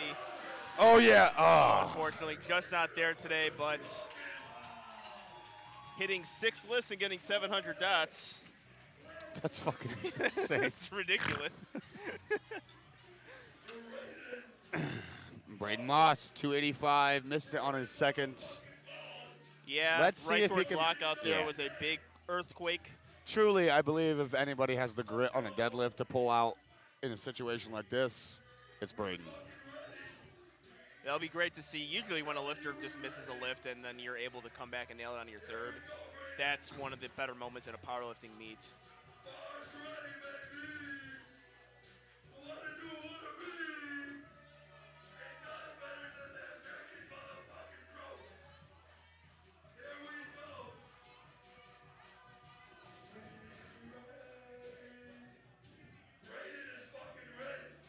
Getting that bar cleaned off can be hard to grip the bar with a lot of chalk on. The bar gets a little cakey sometimes.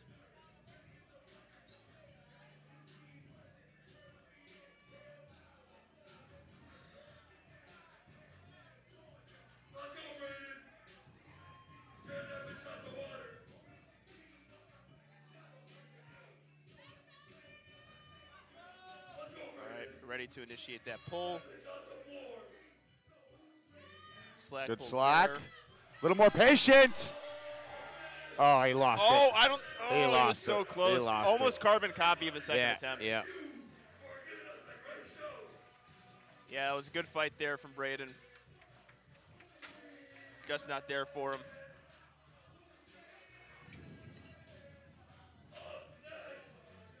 All right, we have Gerald up next, making a 10-kilo jump.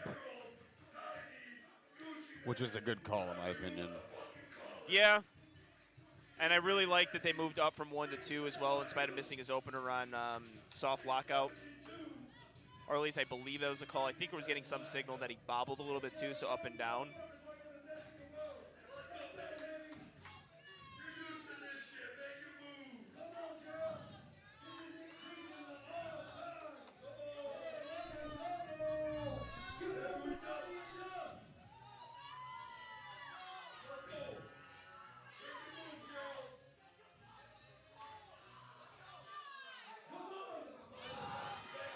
And Oh, wow. That's he's it. got That's it. That good. looked That's good really to go. good.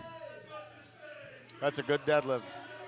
Oh! 3 white lights. That was one of the cleanest backflips That I've was ever seen. clean, bro. That was.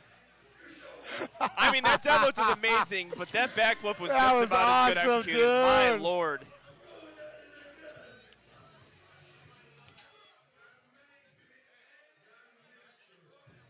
Yeah. And there's Gerald grabbing the partitions again.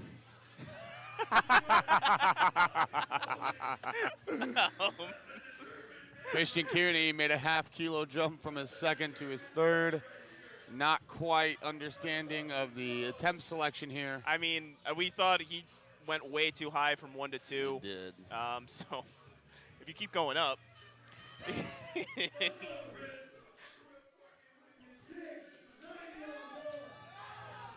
All right, Bama Burr, maybe a couple slaps will get this You'll lift notice moving. he's set up a little bit uneven as well, 1 foot wider than the other. Nope. Yeah, same thing, unfortunately. All right, and our last lifter in the second flight of deadlifts. First flight of deadlifts, my apologies. Got Xavier again. Really big jump here from how his second attempt moved. Went up 7.5 kilos. I think we both called him at 2.5 to 5. I think 2.5 was our call. See how X handles it. Yeah. Might be a little heavy here.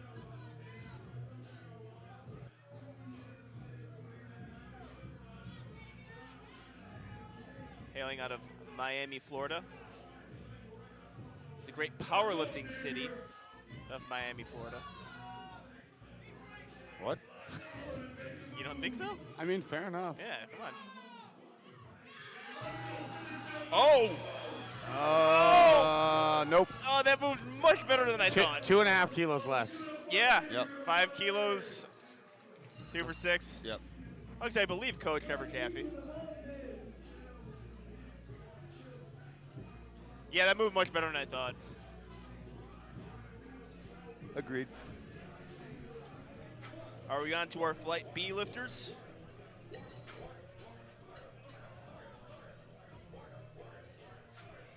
I think we are. Getting the bar loaded for our Flight B lifters. Deadlifts are, in fact, moving fast.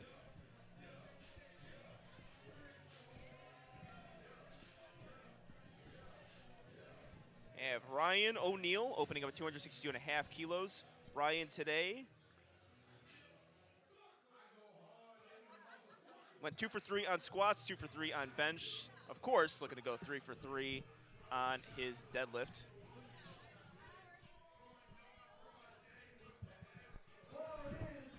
And we are ready to get Flight B going. We've saw some fantastic lifting today. And you're here for, in our opinion, the show of the meet, which is the deadlift. With it being a money meet, this is where you see placing. A lot on the line, yes. Very fast opener. Yeah, very strongman-esque opener. Yes. And a 3 white lights lift. And we have Andrew Yeater. Yeet. Yeet. Break day. I liked how his lifts are looking today. Beautiful squats, Yeah, bench press 3 for 3. Yes. So many people overreach at these meets and like ruins a 9 for 9 day. Yep. If I'm confident in someone in this flight right now to go 9 for 9, it's Andrew. freaking hate the argument of, like, if you go 9 for 9, you're not trying hard enough. That's a very multiply thing to say. I hate that. Where they can't go 9 for 9. Like, haha, literally, you like, didn't miss attempts. What?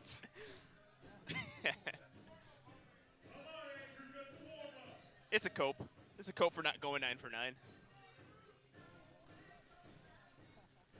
Hook grip puller. Wow. Very nice. Very aesthetic. Smooth opener. Nice attempt. Oh, he's looking at the hand, though. That always scares me. Yep. Pulling hook. That hook grip. Not a fan. Is there a reliable hook grip puller? Wait, what do you mean? Is there a reliable one? Is there a person who's known hook grip puller usually goes 2 for 3, 3 for 3 on deadlifts at will? Me. You consistent? 2 for 3, I am. I mean, I guess not. I don't know. I would actually say you're fairly consistent with your hook grip. With my hook grip, not my meet performances. Another hook grip puller. Oh, looks like he lost balance a little bit at the top there. See what the judges say. 3 white lights. I guess I was seeing something the judges weren't. Yeah, it looked like he shot forward just a bit there. I'm just saying, like, we were go WRPF, USPA, let's even throw in the other feds in here. Person who pulls hook grip, and you can always rely on their hook grip. Is there one person who can rely on their hook grip, or who always gets their attempts? What do you ask? who can rely on their hook grip, and they have a good attempt success rate? Dan Grisby? Dan Griggs. I would say Sean Noriega, because never really has hook Sean grip. is one. Let's see. I mean, there's actually a lot if you think about it. Well, I'm trying to. Yeah. It's a very good-looking deadlift here from Rory Payne. Rory, bring the pain.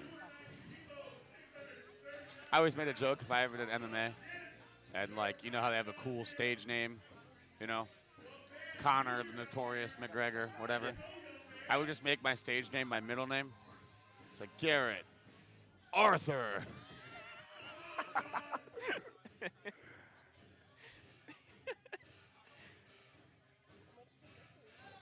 All right, John Tibbs on the platform now, 290 kilos, 639 pounds. Beautiful, a beautiful opener there from Tibbs. Yeah, really nice opener. You can obviously tell leverages aren't really quite there for deadlifts, so you have to work extra hard on your deadlift. when something lacks of the big three to me are your leverages, number one. Right. I think that's the biggest indicator if you're going to be a successful lifter. Muscle, just pure old school muscle on your body, and then also technique. So if you lack the leverages, you got to make up for it with muscle and technique. Yep.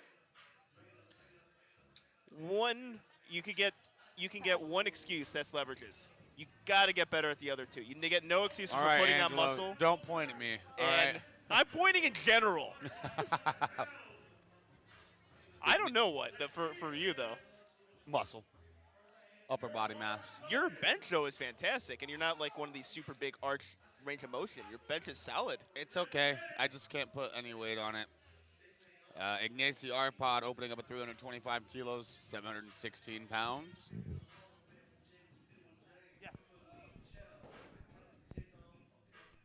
I think it's Ignazi. You gave him an Italian name. Ignazio is an Italian name. The Hungarian with a nice looking opening attempt. Oh, I gotta love the respect there. Every attempt. I love the bows. I've been trying to get into a habit of that.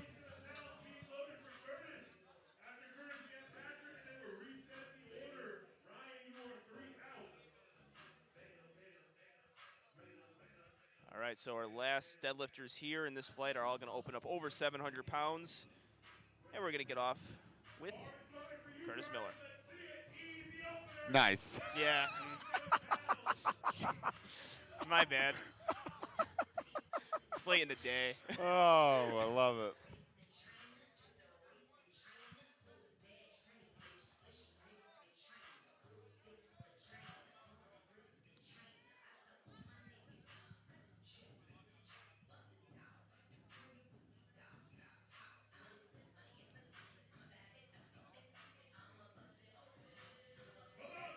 Curtis Miller, hook grip conventional, looking good.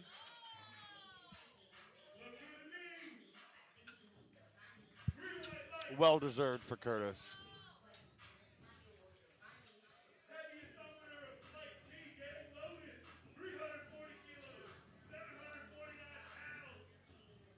All right, so Patrick coming out of Minnesota. Minnesota. Fun fact, in Fergus Falls, Minnesota, the world's largest otter statue exists. I'm so glad we have a Minnesotian competitor that you can throw that fun fact out there. Because if you said it otherwise, it would be just weird. Ooh, I'm curious to see what the judges give him. Looks like he lost balance at top. I've been off both times. It's been 3 white lights both times that I said he lost balance at the top. Did he get So I'm I'm 0 for 2. That means I should probably stop jumping the gun. Probably going to happen at least 2 to 3 more keep times. jumping the gun, buddy.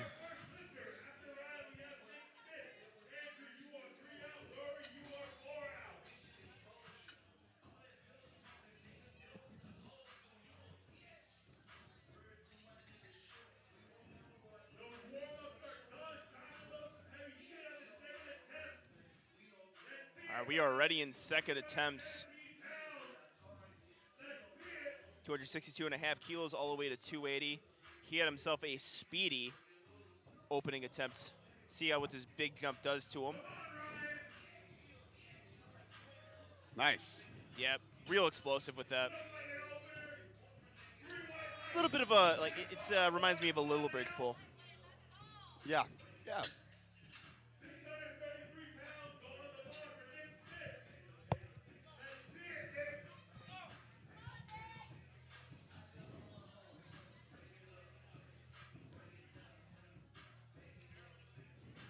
All right, Nick Smith up next. So I was looking closely with his lockout last time. It looked like he came forward just a bit, got 3 white lights, so I was wrong. But still, something that I'm going to be focusing on. Perhaps you at home could be looking at that as well. Get a little educated on the sport. Oh, he held that beautifully. But that looks soft knees to me. I don't know. All right, so we both took it. Yeah, his deadlift is just suspect, I think. See, I was so focused on looking on his shoulders, I just wasn't looking at the knees. Yeah. All right, well, it's something we could both look at next time, knees and shoulders. That's why you need to become a referee, Angelo. Yeah. Well, you just missed the call technically, and you're a referee, so why even do it? I can just armchair referee from up here. All right, Andrew Yeater. Yeater. Yeet.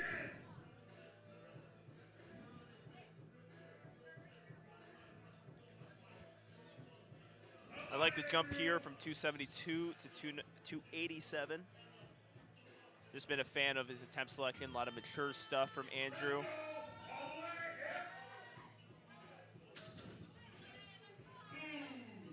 Smooth looking attempt, 3 for 3, or 3 white lights, looking to go 3 for 3. He's 2 for 2 right now on deadlifts. All right, let's play the game. What would you jump him? 7.5. I was gonna say 5, so we're pretty much there. Yeah.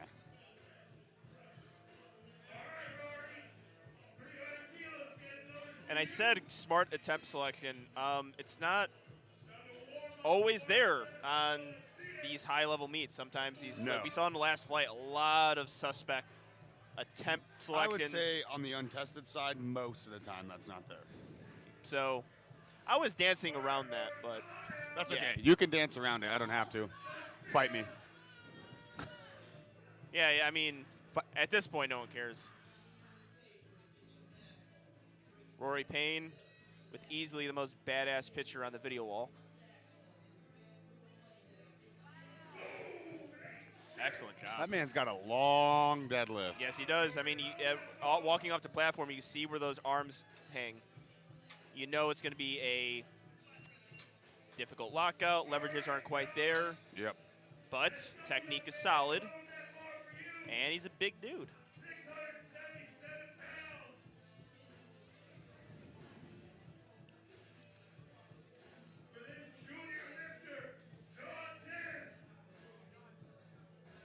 All right, John Tibbs going 290 to 307 and a half.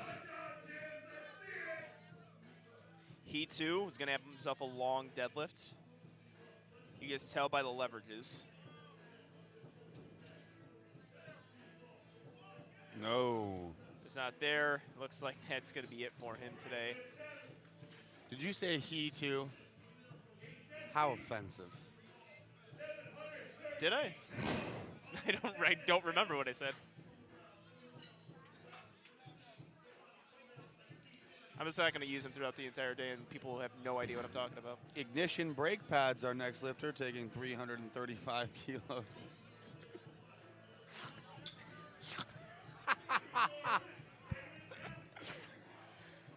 Say it again. Ignazi. Ignazi.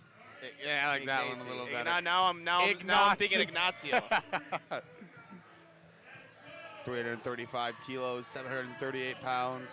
I think it's Ignacy Arpad.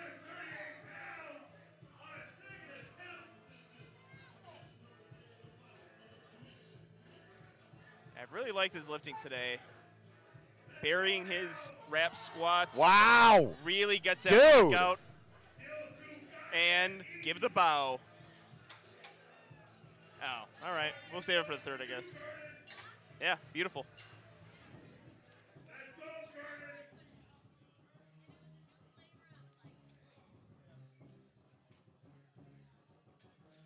Curtis Miller is our next lifter, jumping up 17.5 kilos, 347.5 kilos.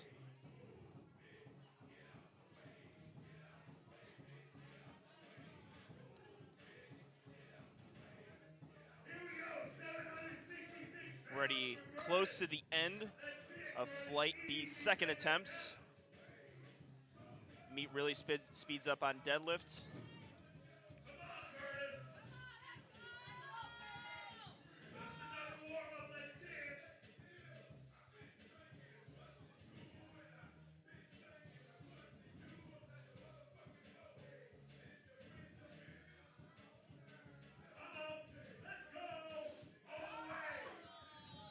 Does a really good job there. Let's see what the judges say before I speak too soon. 3 white lights. Yeah, 3 white lights. It seemed like he took a little bit too much time there pulling the slack out. Yep, overdid it. Yeah, that really messes with my deadlift. Do a little Brad Couliard cue. Don't F around too much at the bar. Just walk up to it, pull the slack out, leg drive. Much easier said than done, though. You'll see our spotters and loaders are struggling putting on that last plate because the Kabuki deadlift bar bends too much. Are they a sponsor of this meet? I don't care. Good.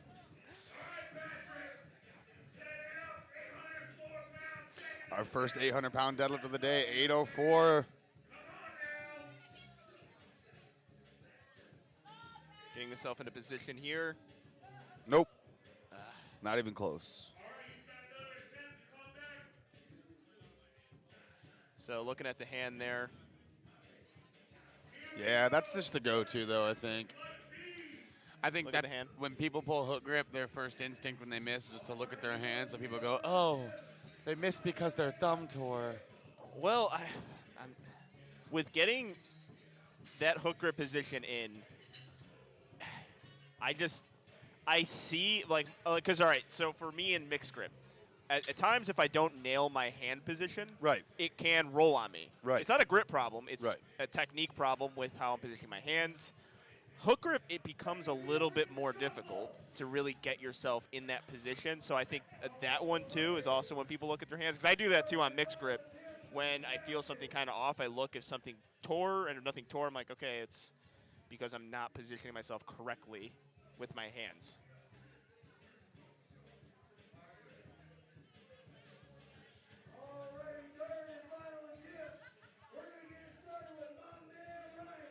All right, third attempts here. We have Ryan O'Neill making, I believe, a 7.5 kilo jump. He made easy work of his second attempt.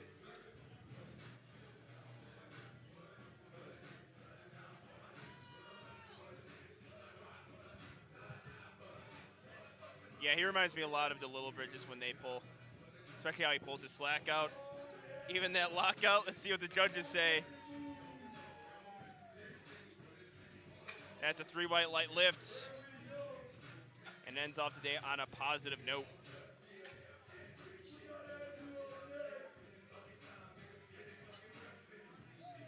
All right, Andrew Yeater up next. Hey, Nabil changed positions. He must want to get on camera.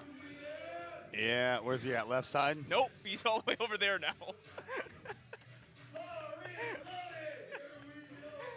I gotta give him credit. He knows where the cameras are at all times.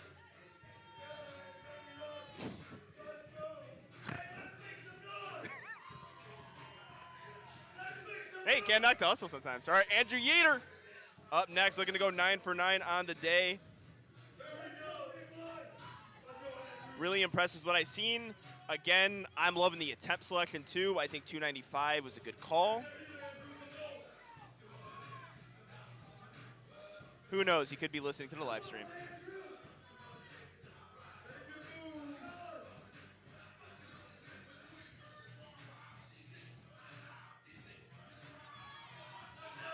Let's go, Yeater!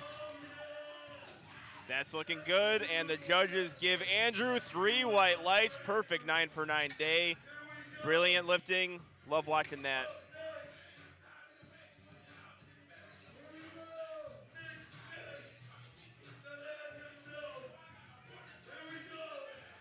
Nick Smith. We got big Nick Smith up next. 300 kilos. All right, so let's look at knees and let's look at shoulders. Ooh, it looks like he's struggling a little bit finding that hand position. Knees, I think hips, it's both. Shoulders, all of it. It's both there. Yeah, three red lights. So I guess we're on the right track. Both, yeah.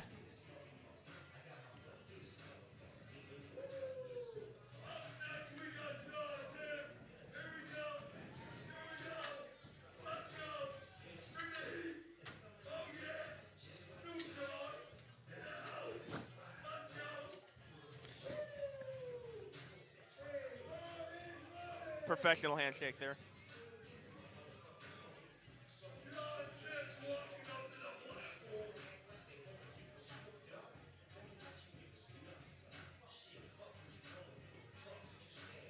So it looks like he's going to time out here. No, he's not even to the platform yet. Well, yeah, but it looks like he's going to time out. No, He's saying that. This head referee keeps calling platform ready before the bar's even loaded. Oh, I did not notice that. Okay. Oh, he's choosing to time it out? Yeah, so he's just taking his walkout, giving the handshake. Well, the head referee has been doing that anyway. You've seen multiple lifters come to the platform before the bar's even finished. Yeah. Yeah, classy move. Also giving the lifters a little bit of a break. This flight is a bit shorter because I think there was 2 bomb outs on this flight. So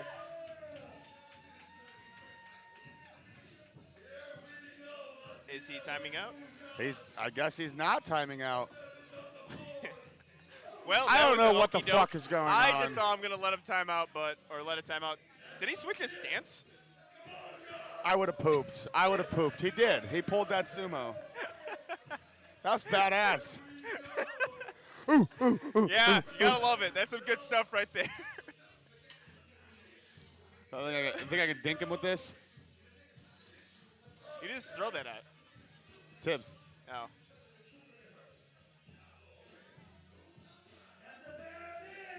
Rory Payne. He looks like the most Rory Payne person Dude, ever. he looks like Rory Payne, the Nazi killer.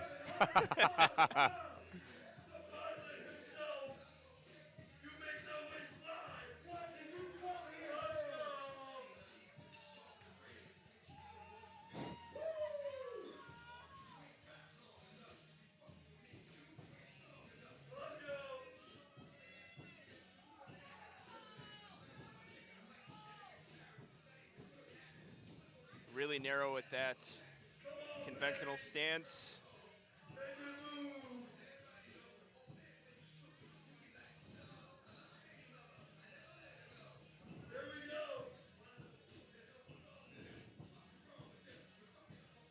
Spending a lot of time in that position. Nope. Unfortunately, Lost not it. there for Rory. Did he do the Rob Van Dam thing before he went out? Rob. Potentially. Yeah, I think that's what he did. That's awesome. I always wanted to do that, but my name's not Rob Van Dam, so it doesn't really work. You gotta have 3 really cool initials if you're gonna do that. All right, Ignatzi Arpad getting the bar loaded. You know, I want to make a little point here. This is a really early time to be taking a smelling salt before you walk out.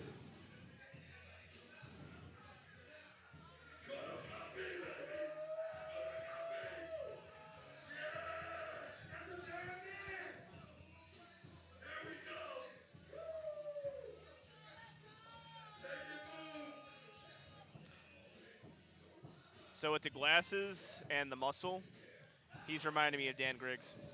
You know, I thought it was Dan Griggs earlier. I was like, that's not Dan Griggs. He's too small to be Dan Griggs. Dan Griggs is opening up his deadlifts tomorrow at 991. Let's see what the judges say. 3 white lights. Excellent job there from Artapod. Really liked his lifting all day today.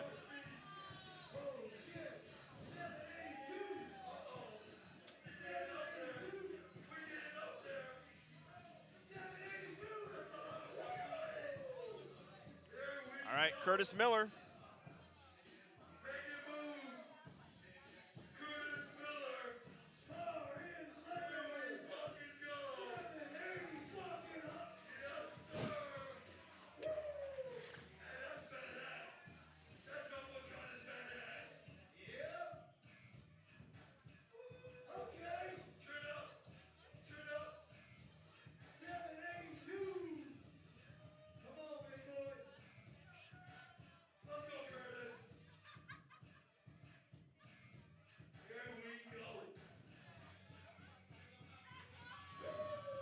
Getting himself set up. Hook, grip, pulling.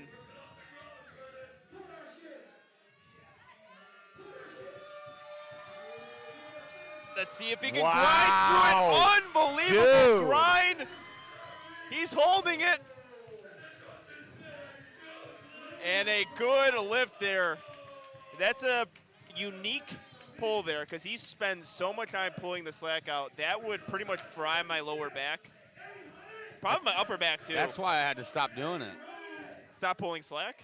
To that degree, yeah. You used to do the hover.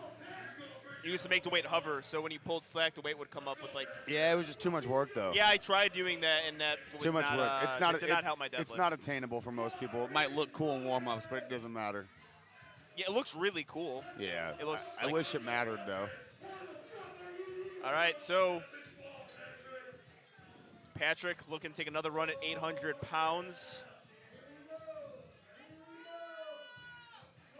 I don't know how I feel about this attempt. It didn't even look close on the last one. Did he jump up? Not even. No, he's taking the same attempt. So, yeah, oh, no. Okay, I see what you're saying now. You know, same attempt. Yeah, I thought you meant did he like jump up off the bar? Oh, no. Yeah, my apologies. Okay. Yeah, no lift. Rolling into flight C now.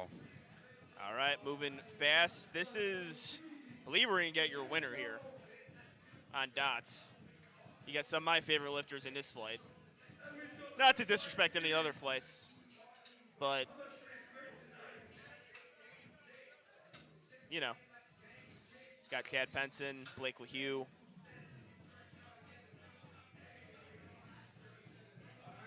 As it stands, I believe Blake LaHue has a 6-point lead on Chad Penson. To get you up to speed, Chad Penson, potentially that misloaded squat puts him in a different position competition-wise.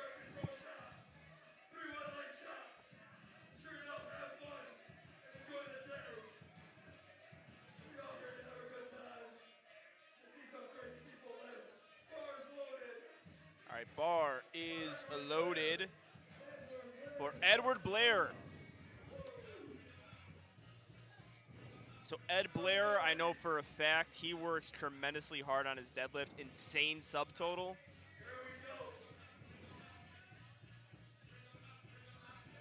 And once he figures out that deadlift, Even that's slipping a little bit. yeah, it's such a long way up for him. I mean, again, look at the leverages. This is why I don't like the wrist wraps, man. Especially when you got guys with small hands when they use the wrist wraps. All that blood in their hands just pools and their hand swells anyway. So you're eliminating the potential for fingertip grip at all. Yeah, that's a good point. I mean, I was never a fan of it just in general. Yeah, yeah. I just don't think anything on your hands Yeah. while you're deadlifting is I agree. wise, but Somebody like that with that big of a bench, that small of hands, the only thing I would change ever is just after bench press is done, just ice the shit out of your hands. Get Yeah. the swelling down. all right, we got Malik Durstein up next.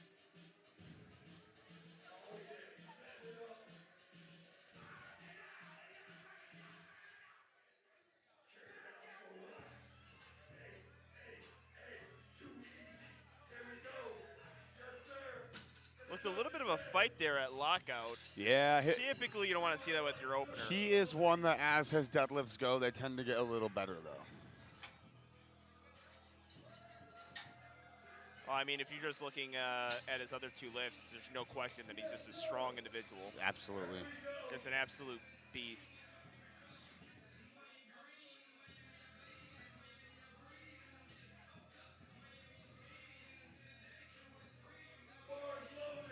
All right, Brandon Cintrone up next.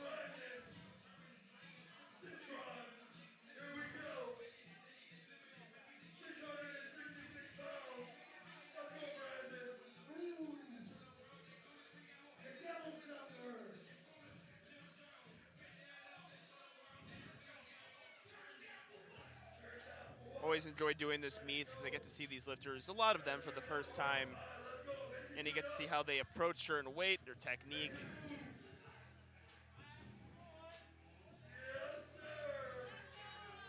Good looking opener there. And a 3 white light lift for Brandon Cintrone.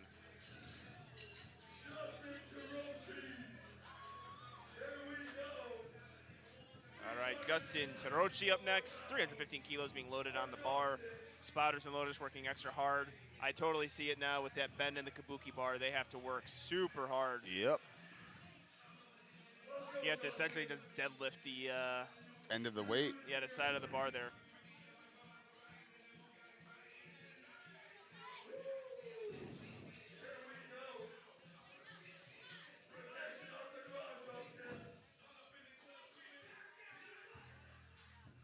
I would just unironically come from that walkway every time. I would do a different one every time.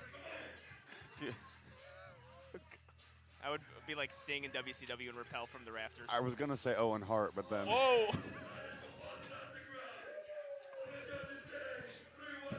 Three white lights.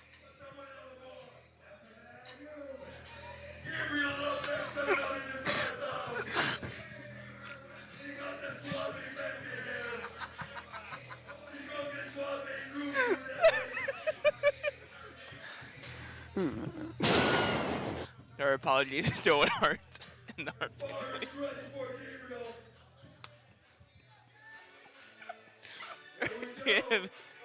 Gabriel Didden up next. Attempting 315 kilos. 320 kilos. Oh, my bad. Oh, we haven't moved on to the lifting. 705 pounds. Gabe, a solid lifter out of Florida.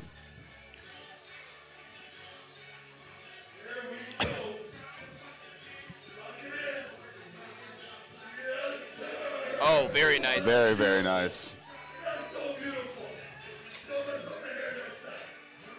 He could be at that Ghost Clash, correct? Yes. I do remember him having himself a very nice looking meet. Also, I got to respect the singlet change. Yeah. Oh, I think that's the Team USA tracksuit, or the track singlet that they wear. I don't know what it is. That's only assumption on my end because who else would have a singlet that's USA that's not made by SBD? I think that's actually there's a company that does the custom singlets. I forget, but they do a couple USA ones. That looks a little bit too, too professionally done. No, it's like a professional company. Well, I'm not saying they're unprofessional. I'm saying it looks like Reebok or Nike. That's all I'm saying. Joey Coriaci also taking 320 kilos, 705 pounds for his opening deadlifts.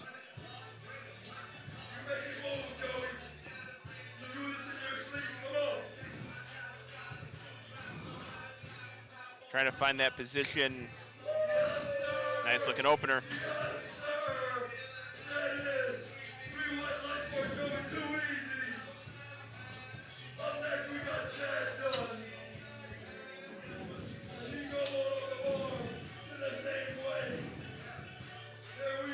Also doing 320 kilos is Chad Dun Dun Dun.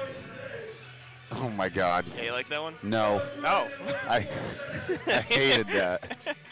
I hated that. Never do it again. Well, he's got 2 more attempts, so it's gonna happen. Thanks. Thanks.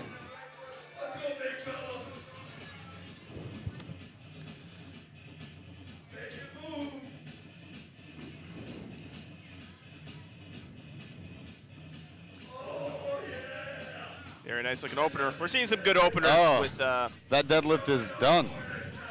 No, it's terrible. Why would you even do that? Why would you even do that? Horrible. All right, Chad Penson opening with 337.5 kilos. I'm going to say it's pretty crazy seeing Chad opening with this weight. I do remember about 2.5, 3 years ago, he was one of those lifters who would one of those lifters negged one of their lifts. A subtotal lifter. Yeah, and now it's great across the board, man. I remember he was talking to me like how he wants to have my deadlift. Now it's not even close. Not even close. Just destroys my deadlift. Yeah. Yeah, it's not an easy thing to do.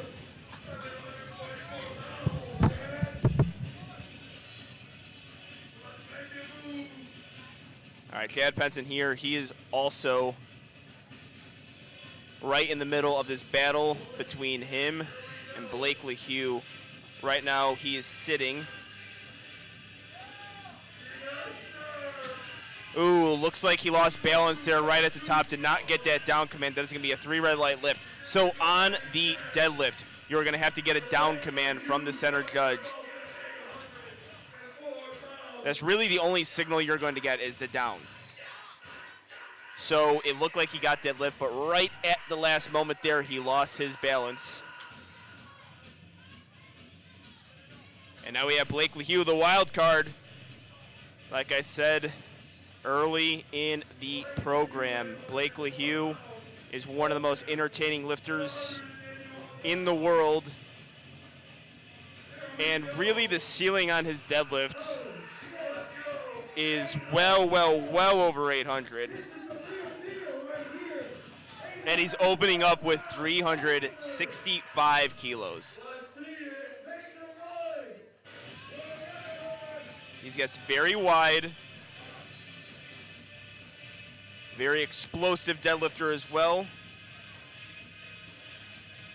And he's going to have to hold his deadlift for a little bit longer because of his lockout. So let's see how he handles this.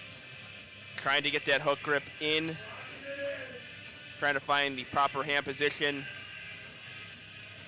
You just take a little bit of time here. Super upright. And it happens quite a bit with Blake. So he missed his opener, but do not count him out for missing his other lifts. And all right, so on occasion, you can see him talking to the back spotter there. So on occasion, when Blake LeHue deadlifts, he locks out pretty aggressively, and occasionally, if that back spotter's a little too close, he can make contact with that back spotter. So I think he's just informing the back spotter to get a little bit further away. The back spotter's there in case the lifter falls over, loses balance, and faints. And that's the explanation. I believe that happened in hybrid as well. But like I said, just because Blake LeHue misses an opening deadlift, do not count him out of any meet or any lift. He did the same exact thing really at hybrid and had himself the best meet of his career.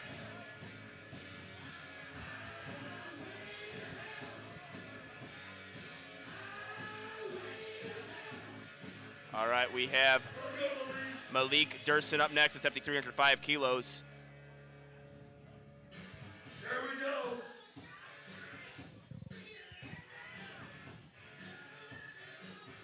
Being pretty patient here. Grips a lot of that smooth on the sumo deadlift.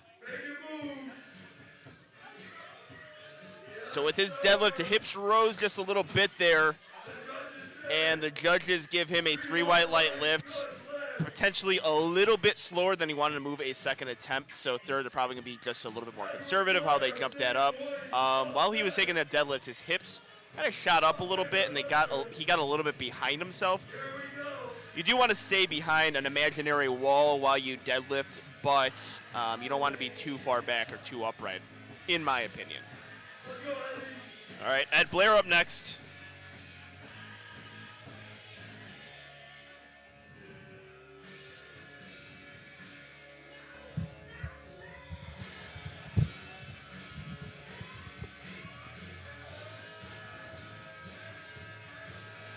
All right, 305 kilos for Ed as well.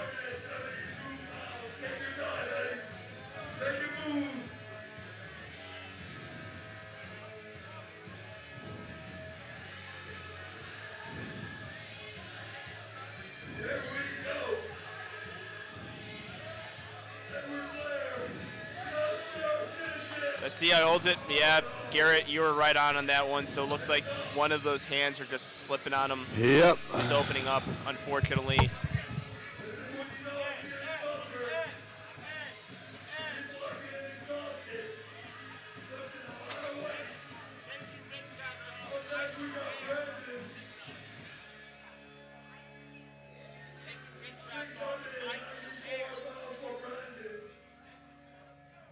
All right, I believe this is Brendan Cintrone up next.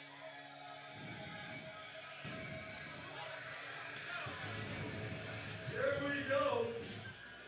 Let's go, Brandon. 694.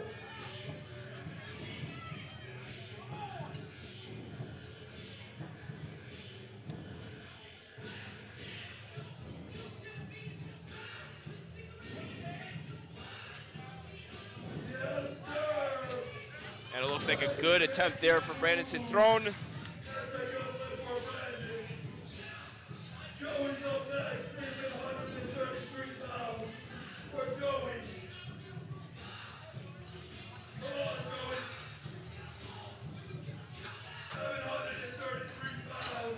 I'm gonna need you on lifting cast. My phone's dead.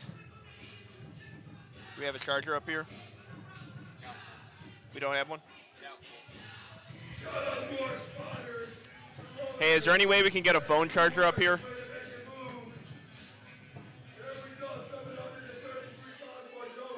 All right, 700. It's on the bar here.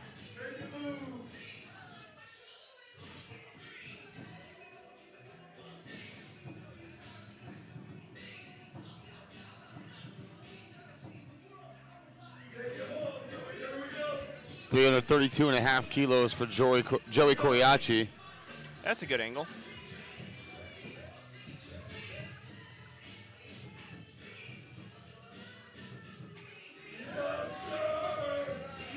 A very nice second attempt from Joey. Really nice there.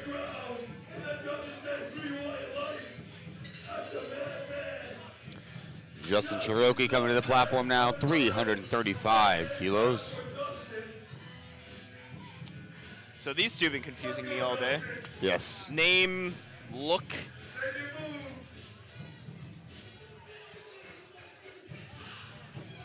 And I'm saying confused in a sense of I'm getting them mixed up for each other.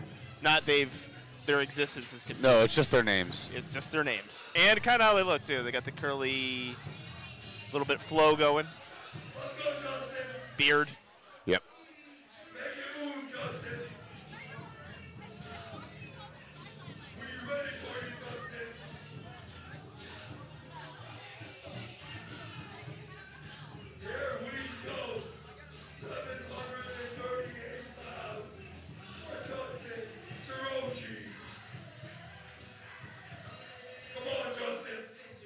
Ooh.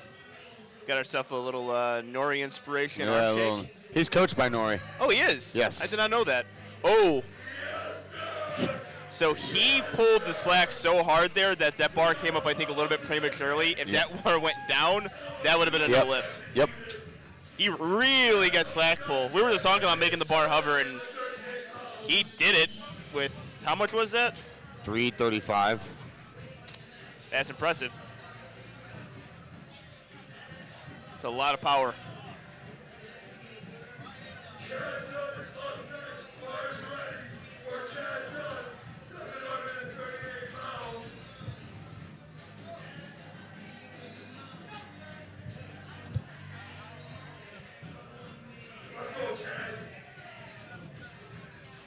All right, Chad Dunn here. Yep, there we go. Chad Dunn's second attempt is done. I don't like when you do it. I reserve the puns for me. Gabe didn't come into the platform now. Yeah, I remember he split his head open just a little bit there on squat, so Getting ready get for a little bit color. Getting ready for 337.5, 744 pounds.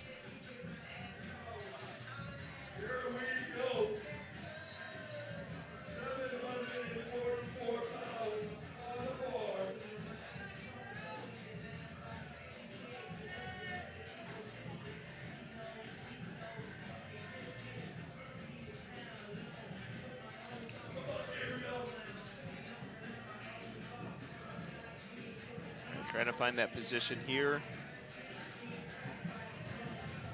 Hand placement on the hook is vital.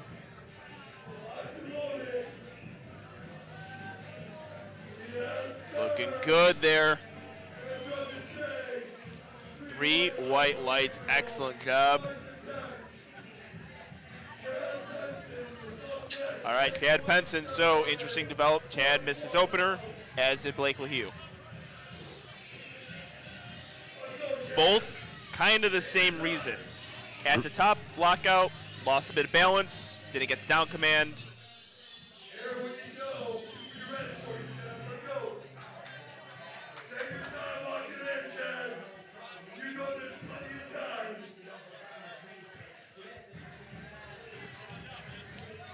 Chad is Had a relatively interesting day today with a misloaded squat attempt, retaking it for a 4th attempt.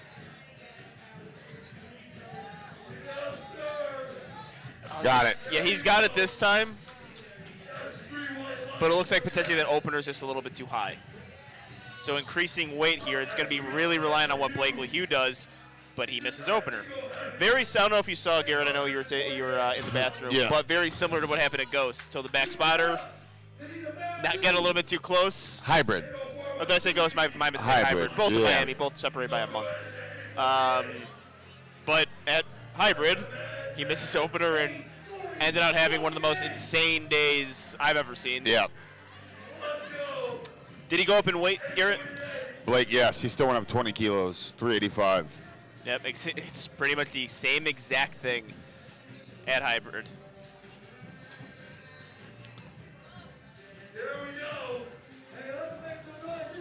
I think it's a 5. What did he pull at Hybrid? No, he pulled 848, 390.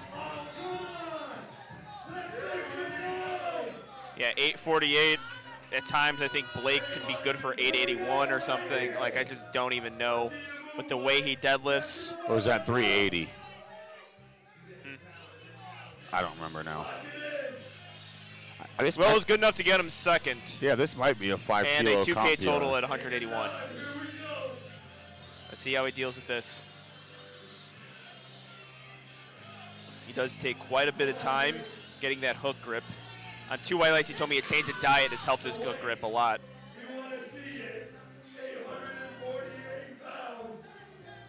The suspense here. Jeez!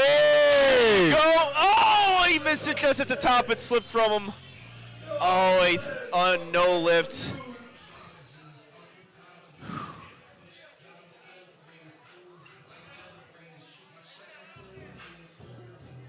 All right, he is getting his consciousness back. Back to the top of the order in Flight C with Ed Blair. I told Ed, take the wrist wraps off, ice your hands, get that swelling down. Let's see if it holds here for his 3rd. You gotta hope they have ice. I mean, there's ice all over the place. There is? Yeah. Oh. Interesting. There's a bar. There's a bar. Oh, I thought you were talking about in the warm-up room. Oh, yeah, you have to request that from your coaches and handlers. But I just saw it in general. I just thought there was ice lying around.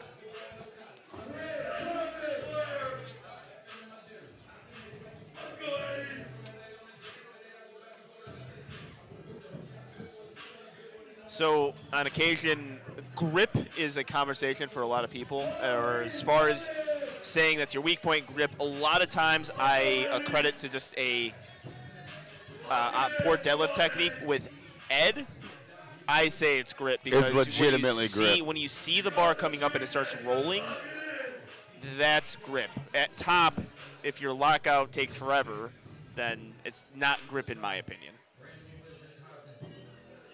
There we go. There we go. There we go. There we go. Oh. Same thing, same hand. Looked a little bit better. Unfortunately, 1 for 3 on deadlift for Ed Blair.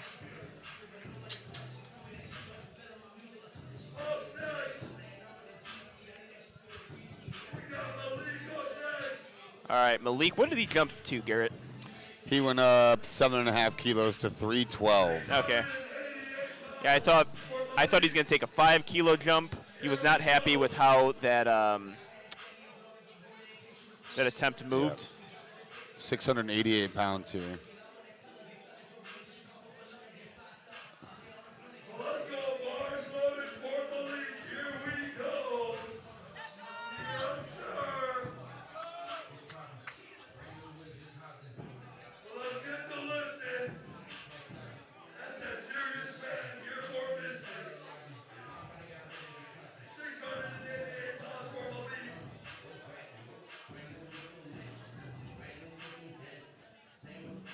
Coming out of San Antonio, Texas.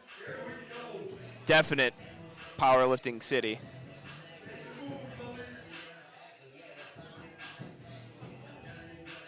He's himself has got a very narrow stance with that sumo. Occasionally his hips do rise pretty early. There it was. Yeah, but yeah. Unfortunately. For a second, I thought he was going to try to sell it as if he was just pulling slack. Yeah. Same thing.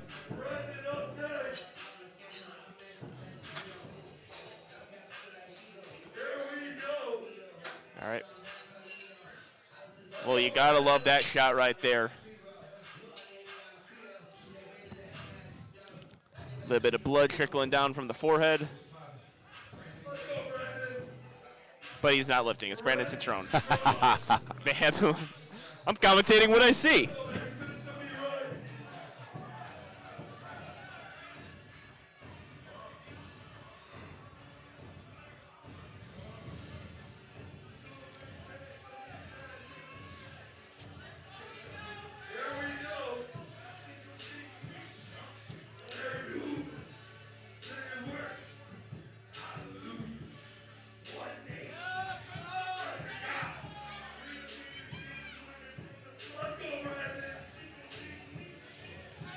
Does a really good job pulling that slack out. That looks like it's going to be a good lift for Brandon.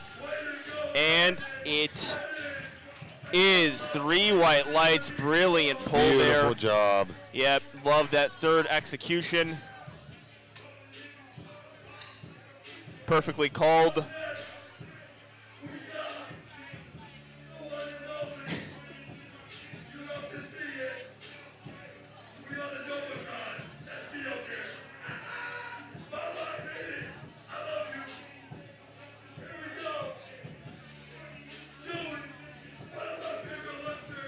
All right, what is Joey attempting, Garrett? This here is 345 kilos, 760 pounds. How did he do on bench? Did he go 2 for 3?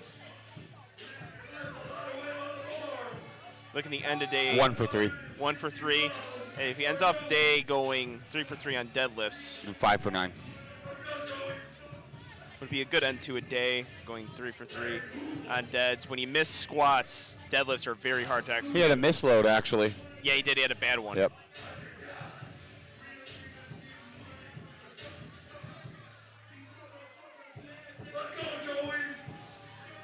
All right, Joey Karasi.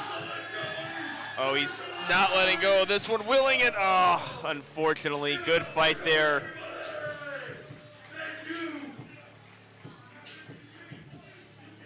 This is also going to be 760 from your favorite lifter today, Chad Dunn. Dun dun. Done. I hate you.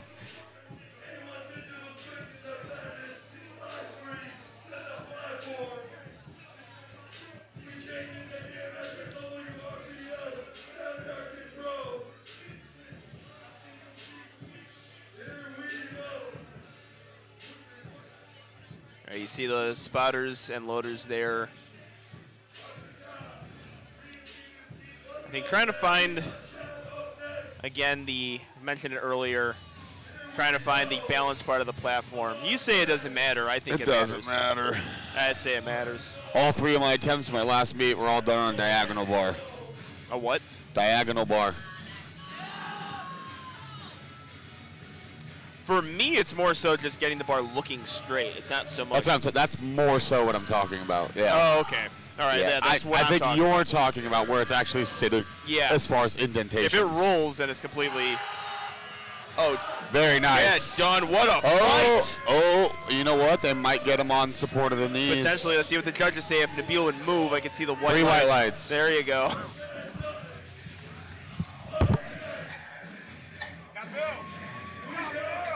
Nabil, move this way.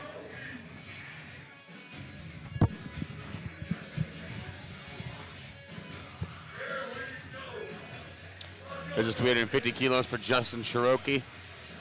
771 pounds.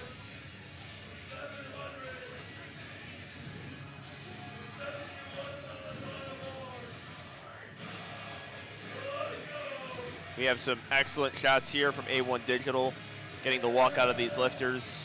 You got the torque cam going, taking that smelling salts before you hit the platform. Ooh. Ooh, that's 4 shots right there.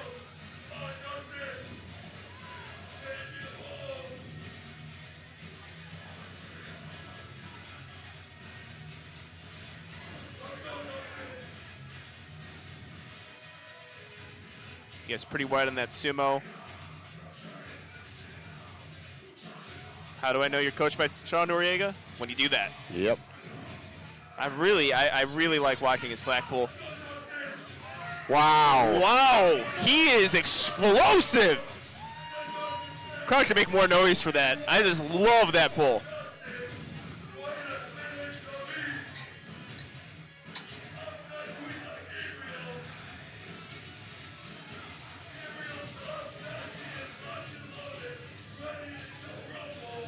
All right, Garrett, we're going to get some big pulls up next from Chad and Blake LeHue. 771. Where are they as far as standings go? Because Blake is playing for placing. Chad will have to at this point because right now he's in the lead. I'm not seeing forecasted dots on here. Settings, forecasted dots.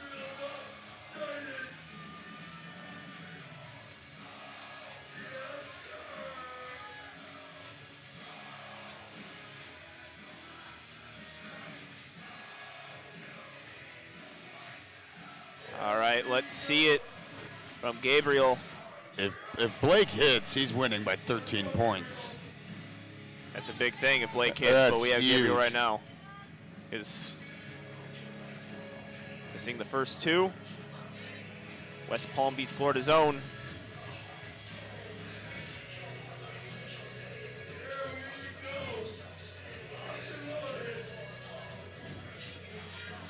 Trying to find that hand position. That's where you see that jerk on the bar a little bit.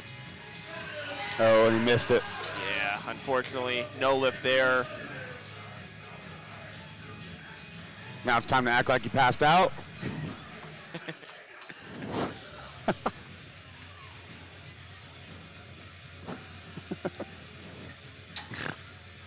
Another attempt at 771 pounds, 350 kilos, coming from Chad Penson. So what was the jump for Chad here?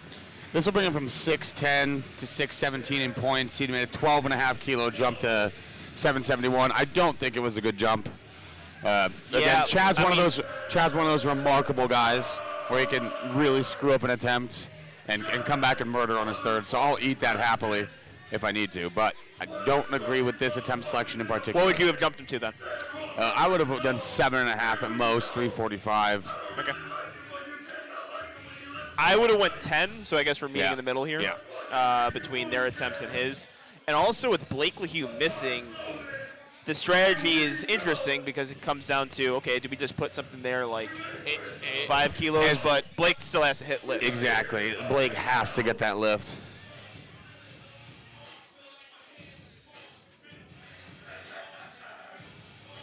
It's good to see Chad Penson back on the platform. The last time we saw him was the showdown meet. And when you see him compete raw with reps today, that is Chad Penson's I think he's just timing out.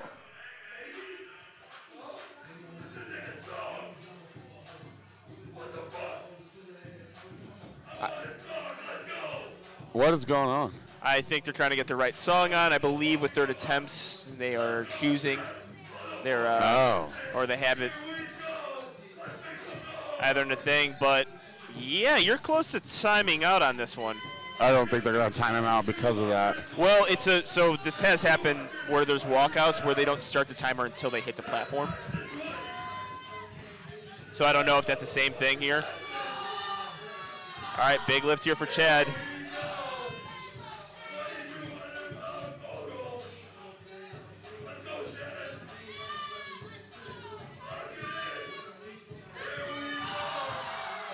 Nope. Up and down No motion lift. there.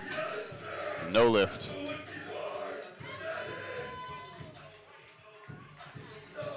No lift there.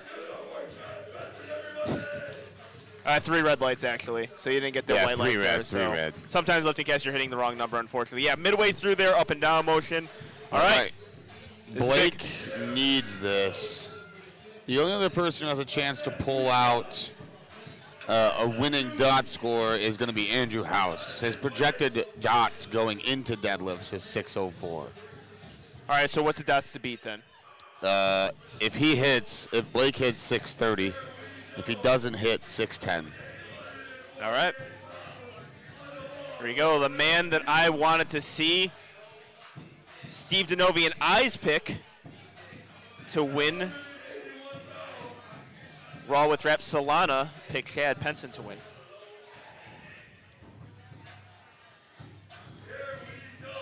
Another one of those lifters that I just love watching, and it's for moments like this. I love watching Blake. It really is moments like this. Missing 2 attempts, going up in weight, trying to pull for the win. You never know if he's going to get it. You can put whatever you want on the bar. There's some level of confidence, at least from me, that he's going to be able to pull it. Yeah, I'm confident he's able to pull it. I never really doubt Blake anymore. I mean, I watched Blake at the 2019 or 2020 Kern, like literally do a 15-second walkout where he stumbled all over the place, then squatted at 6. I know. We saw that a few times today, but this is big here. Has to hit this deadlift to stay in the competition. He's so close. He's so close. He just had to hold it a little bit longer. A little longer. He's got to hold, or hit that extension a little bit earlier. He has to hold the deadlift for longer because of how he deadlifts. How he locks out extended.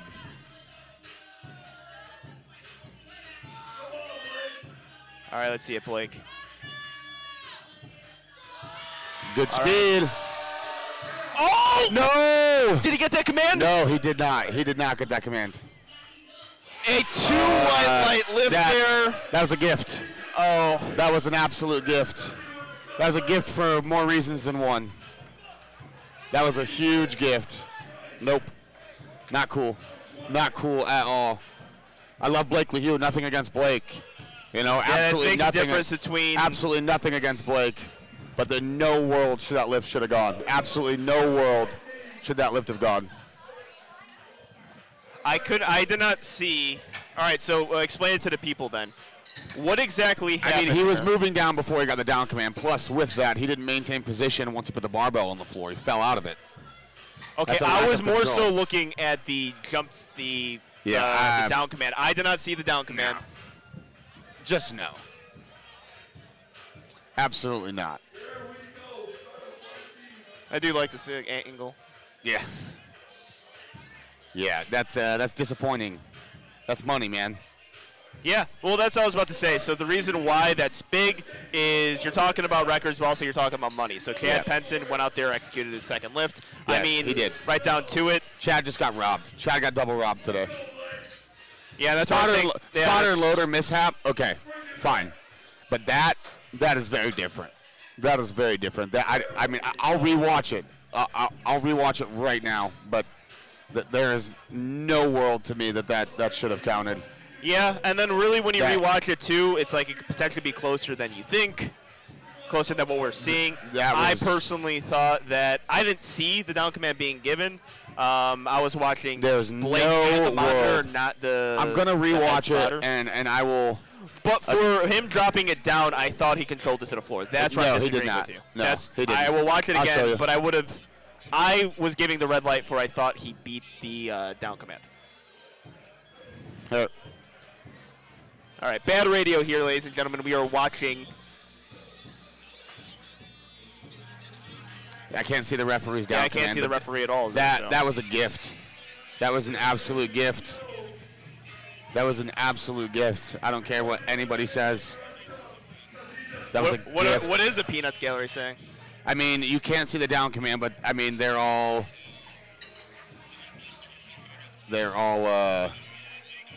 yeah. All right, well, we're going to get into our last flight, though. That lift passed 2-1, and in no world should that have counted for a multitude of reasons.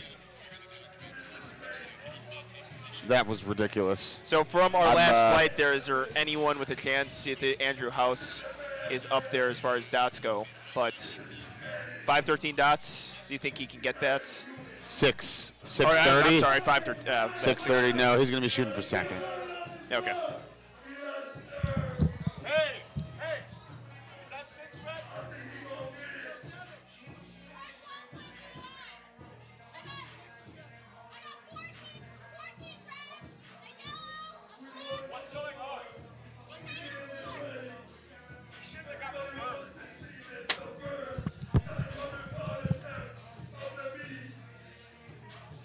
All right, so we have a 4th attempt here for Blakely Hugh.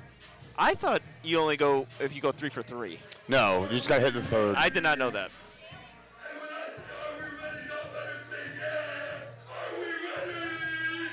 All right, so what's the weight being loaded on the bar here? 412.5 kilos. Did they get that? It's a very difficult thing to do. What do you get, a 4-minute runoff? 3. A 3-minute runoff? 3-minute runoff.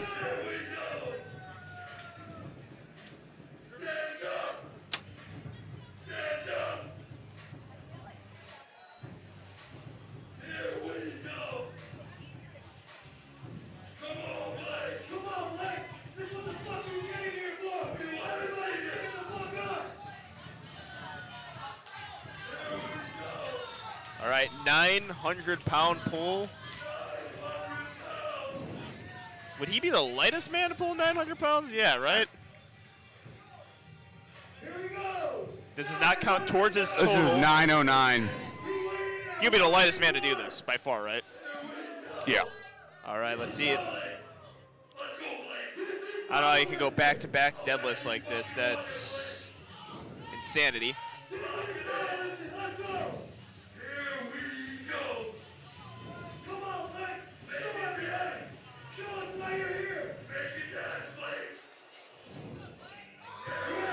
Nope. Unfortunately, just not there for him. Did I lose you on commentary? That was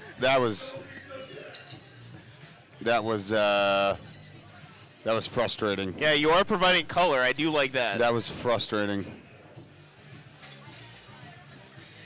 That was very, very frustrating. Yeah, I'm trying to get signal from one of the side judges because I think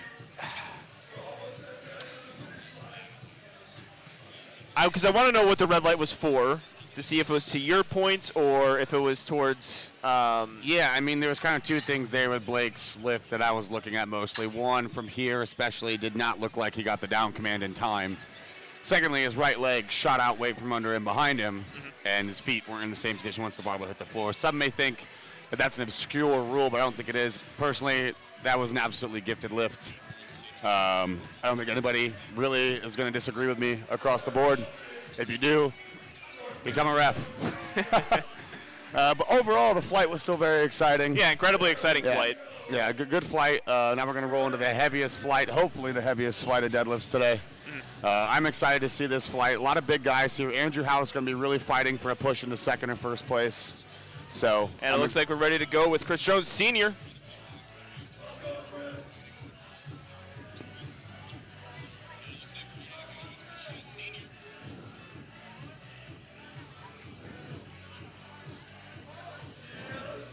Beautiful lift from Chris.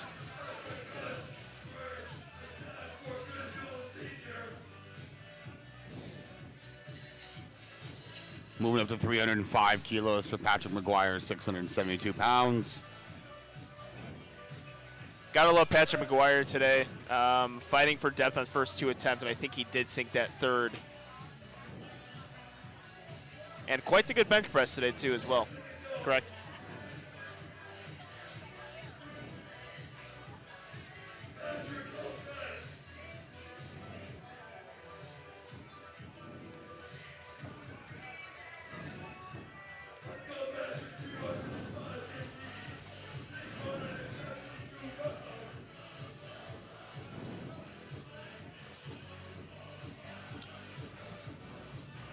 All right, got big Patrick McGuire. I love a lot of man right there. Dude, I love him. He's one of the coolest and nicest guys you will ever meet in your entire life.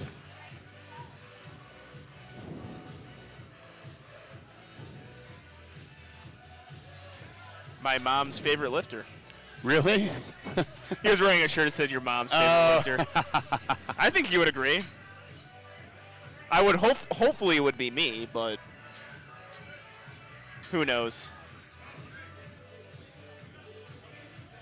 All right, Warden of the Pounds. This is my boy, James Hughes, opening up with 688 pounds. You probably got this question before, but how is it as a coach commentating and watching one of your lifters? Frustrating, because I can be down there and I know exactly what keeps James calm. I know exactly how to work with him.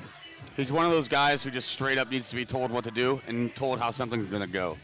You know, his last squat, he walked it out. I could see on his face it was heavy, and I just screamed at him. I was like, "Of course it feels heavy. That's the point." And then it was his best squat of the day. Yeah. So He's 6 for 6 currently. he is right? 6 for 6. Yeah. We opened him really conservatively. Yeah. And that's why. That is why right there.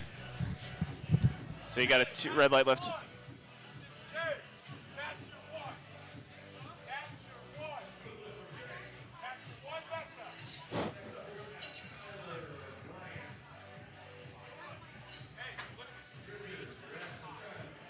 Yeah, so it looks like a 2 red light lift there. Loss, Garrett is shouting some instructions to his lifter. We did bring that up that Garrett does coach. He has a lifter out there currently. Yeah. Lost a little bit of balance. We couldn't have queued that up any better, could we? No. He's done that. He's done that on one attempt every single meet. Oh, the Dan Bell? Every single meet. He's done that on one attempt. And every time that we did it, we repeated the attempt because it was always on a second attempt. On the first, I'm making the jump up to the projected second. Okay. Yeah, I'm making the jump up. Yeah, and there's a lot of people who there's a lot of people who disagree with the call. That's fine with me.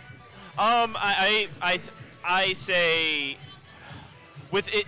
I talked at the beginning of the program. There's good misses. Yes. And there's bad misses. Bad misses. So I'm like, I don't think they had any business trying that. We have Skylar Brandt's explosive deadlift.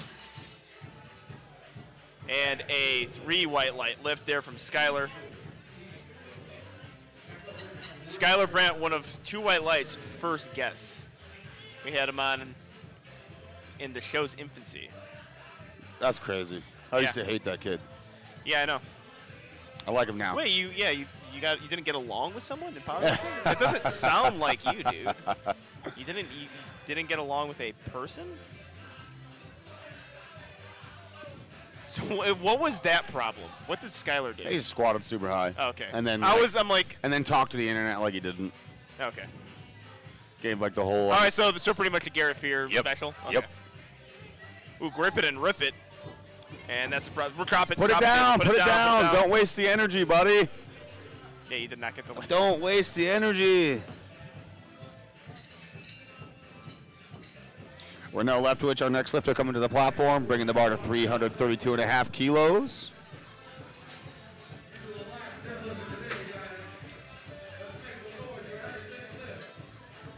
All right, well, now Leftwich. Love him as a lifter. Yeah, Fantastic. he's one of my favorites And to watch. I said love him as a lifter. I also love him as a person. I don't know why I specified. No, yeah. Sorry. Yeah. It made it seem like, yeah, this is an awesome dude.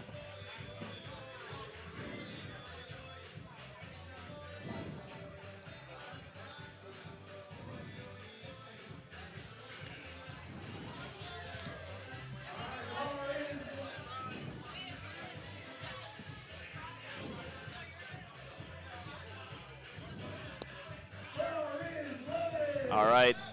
Nell is ready. What is he attempting, Mr. Fear? 332.5 kilos, 733 pounds.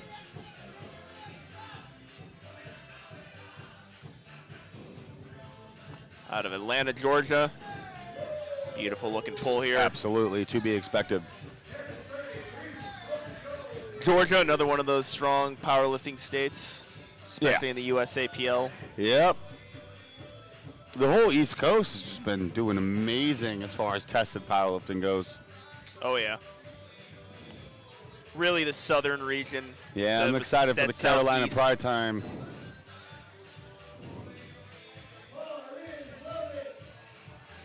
All right. What is Mr. Legrand attempting here? I believe also 332.5. Yes. Oh, 352.5. Did Henry already go? I think we got the wrong person on screen there. Yeah, Henry Craig's our next Okay. lifter, 332.5. 733 pounds.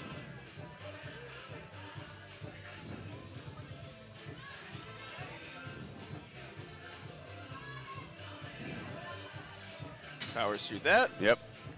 2 white lights. Jason LeGrand, our next lifter, bringing the bar to 352.5 kilos, 777 pounds. Yeah, I was surprised about Jason's squat attempts today. His warm-ups were not looking good. They were not looking good in the warm-up room. He went 3 for 3, correct? 3 for 3, 365, Yep. 380, 385. I was really liking his how his squats were looking, but again, Oh, we don't yeah. have the cam in the warm-up room. You had that information, so.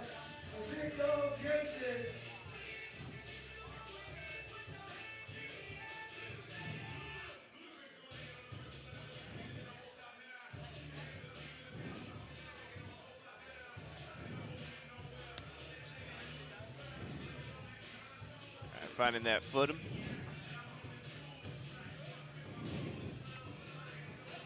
Hook grip puller.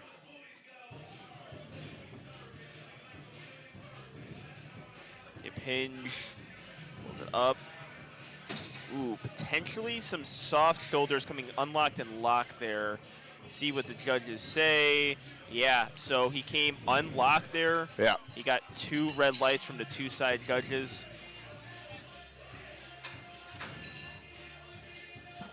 Even in this aerial view, you can really see that, or our aerial view. Yeah. Unfortunately, you not see it. Actually, I don't even know if that's unfortunate. I don't know if you guys want an aerial view at powerlifting meets. Bench press. Occasionally. Bench press. I like the multiple. Yeah. So sometimes switching between the aerial.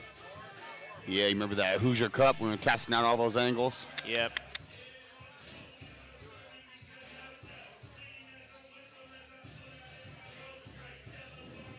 All right, we got the big boys deadlifting. Wow. Hey, dude. Hey there, don't even. I got something for that, man. I don't know what it is, dude. Pulling 375 like that. That was 826 ridiculous. pounds. Who says openers aren't entertaining?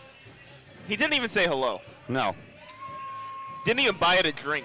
Didn't even buy it a drink. Andrew House is one person whose deadlifts I've been concerned with. He's a little soft at the knees. Yes, we bought it up on 2 white lights. Really, we did have a lot of question marks just as far as his lifts go and going into the meet. Steve Novi especially was talking about potential soft knees on deadlift. So, like we've been saying all day today, if someone's a little bit suspect going into a meet, the judges are going to know that. It's hard to hide if you're a good lifter. You can't hide under the radar. God, he is so damn hairy. It's crazy.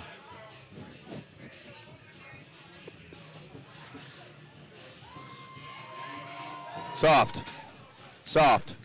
I'm calling that soft as well Soft. on the 3 white light. Shouldn't have passed. Unfortunately, yeah. I thought he came unlocked there too. He locked and he was unlocked. right. It looked like the resting on the thighs there too. Soft. Interesting. Well, I mean, you saw it with. See, you're seeing it with. We saw a 2 red light lift from Legrand, and he came unlocked, unlocked. So I thought you're going to get a red light there.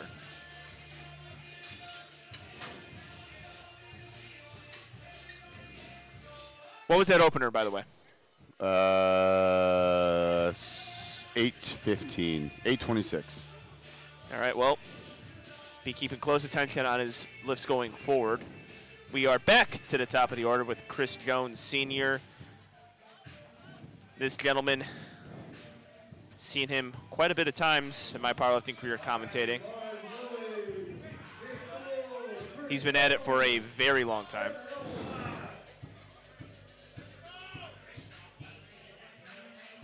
$320 kilos, 705 pounds. All the remaining deadlifts in the day are over 700 pounds. Now, what's crazy with him, we're talking about wrist wraps on conventional deadlift. I especially don't like it on sumo. Yeah, they get in the way. Yeah. Nice, very good pull. A little bit of a quick down command, but good pull regardless of that. Yeah, we could hold that for a little bit longer there. Yeah. That looked really solid. I remember I tried to deadlift with my wrist wraps on once for the aesthetic, and then I thought, immediately was like, wait, this doesn't make any sense. No. I can't. I can't drag. Yeah, I have nerve damage through my entire left arm, so that's why I had to stop pulling mixed grip. My left hand would just open up. Yeah. No matter what. So I wore wrist wraps for a couple years. This was before I had the notion to do a hook grip. All right, Skylar Brandt is up next. Oh, wait, that's not Pat Skylar. McGuire. I apologize. 320 kilos.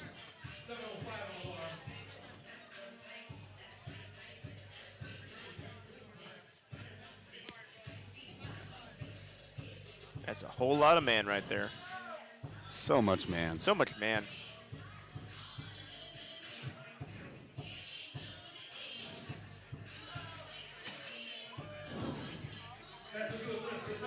Yeah, they look good there. Really good attempt.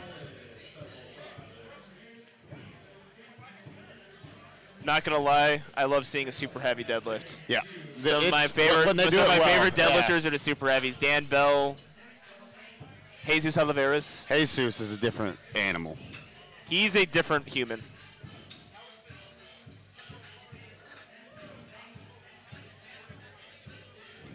Actually, really, the life of a super heavyweight is a different animal. Like, Yeah. talking to them, like, oh, we're not the same, man. Like, Not- we don't do anything the same. Like, it's almost like we're playing two different sports. Different entirely.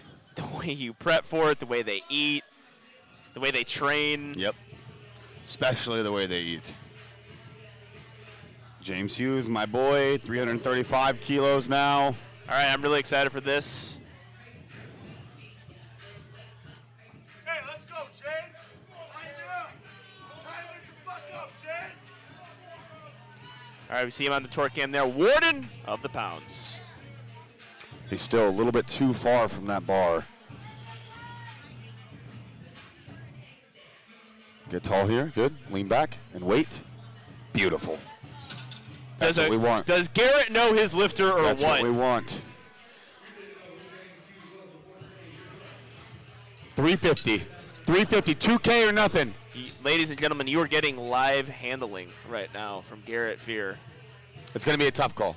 It's going to be a tough call. 350 is like, that looks like about all he's even got. Love that second attempt, though. Hey, James, just a tad closer. Just a little bit closer, okay? 350, 350. All right, Skylar Brandt's up next.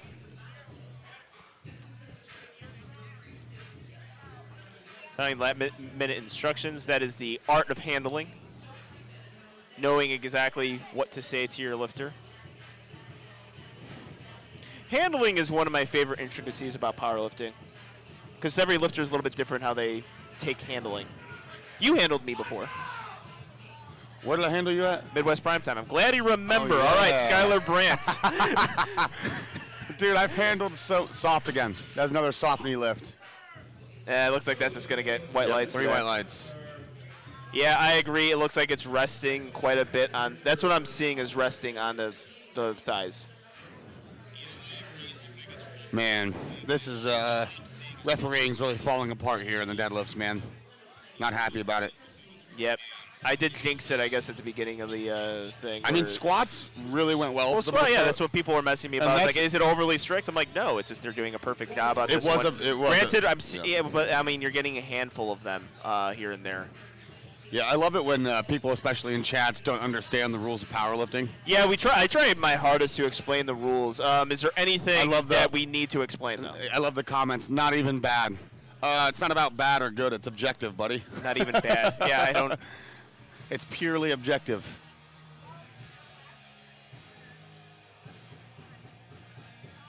All right, see how he handled it? He had a rough opener. There we go. Cleaned it up a little bit. Doesn't have much left after that, though. Maybe Yeah, 5 looks keys. just opened way too heavy there. Yeah, 5 keys. All right, so you said 5 keys. How much you want to make a bet he goes 5 keys? How much you want to make a bet? That he goes 5 I keys? bet he goes like 10. Okay, it's saying one thing and then I'll bet he goes 10. You know what the crazy thing is? I don't know about these meets, but people listen to the live stream, and they do tell me like, yeah, we heard what you guys said about my jump, and then we changed our attempts. Sometimes it works. Sometimes we're like, yeah, it's like we heard what you suggested we jump to, and then we jump to that. So, long story short, not everyone dislikes when we criticize them. A nice looking lift here. Beautiful job from Henry. 345 kilos, 760 pounds, like nothing. Jason LeGrand coming to the platform, retaking his opener. 352.5 kilos, 777 pounds. Yeah, again, cleaning that up, I think will be. I wouldn't say anything's an easy task in powerlifting, but based on his opener moves, I think all you got to do is slow it down at lockout, and he's got it. I think controlling that whip as well was messing with Jason.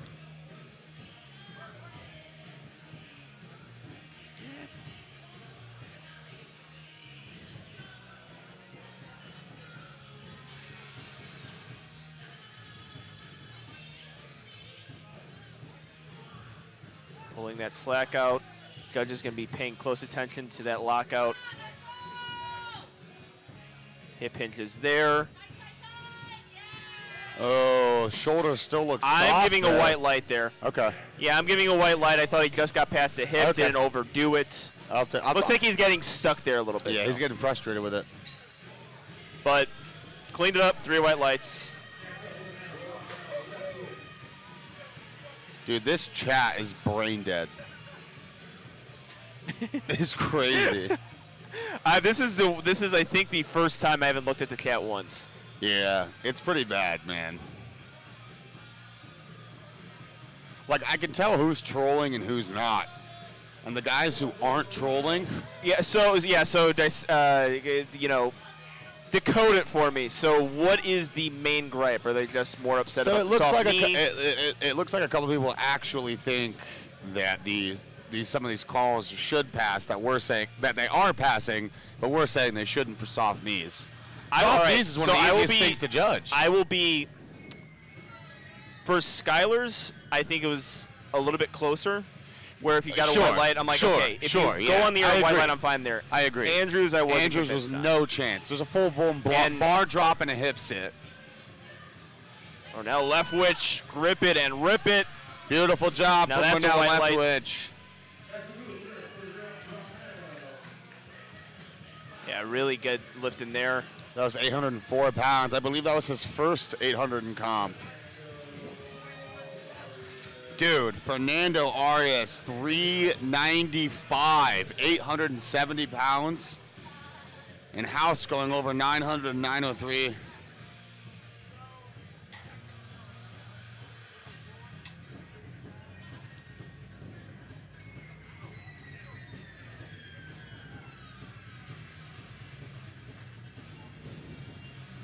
I am tempted to sing the song by ABBA, Fernando, when he's up, but I won't do it. For you, because I know you're not a fan of the references. Grip it and beautiful. I love that. Fernando, you are my hero. That was so beautiful. Aesthetic. Something so and aesthetic. it just not a whole lot of messing around at the bar. Like we said, didn't even buy it a drink first. Just goes up there, pulls it, and really keeps everything in the right position. Good bar path there. And now we're getting over 900 pounds to 903 pounds for Andrew House. All right, let's see it here.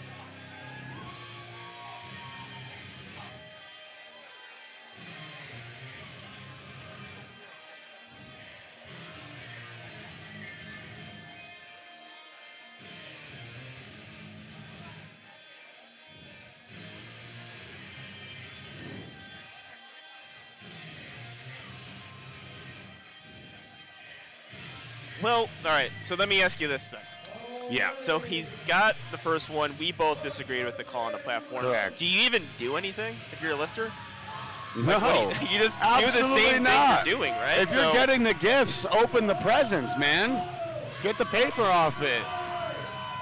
He's got 2 slaps there. Yeah, he is an incredibly intense Watch. lifter. You'll see the knees lock and unlock about halfway up. So lock, unlock. I think the shoulders were and the soft hips there. and shoulders were soft there. And 3 white. Dude, in what world? In what world would that have counted? Yeah. This is some of the poorest display of refereeing I've ever seen on a deadlift flight in my life. Yeah, that was. This is From where bad. I'm sitting, I was looking This is directly just at bad. the shoulders there. I wasn't even looking at the knees.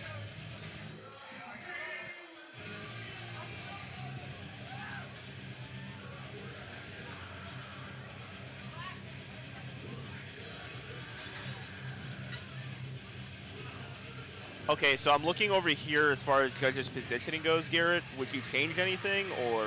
No, if I were Andrew, would I change anything? No, the judges' positioning. Dude, I could see it from behind. Exactly, but I don't see. So then, all right, yeah, that's what I'm asking you. Is there a position where you change them to, or do you like where they're standing? Is this your ideal organization of judges? I mean, position-wise. Maybe move them towards the plates more, but that's about it. Okay. I cannot believe how the refereeing fell apart, man.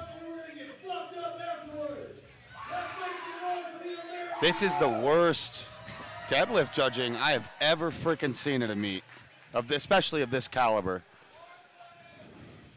We're gonna have to figure out who's in these chairs tomorrow, man. All right, we have Patrick McGuire. Patrick McGuire, one of my favorite freaking lifters, man. Oh, I love Pat. 330 here, 700. Yeah, I'm just hoping Pat clears you up. Yeah, man, I'm pretty, after how Blake's flight ended and how this is going.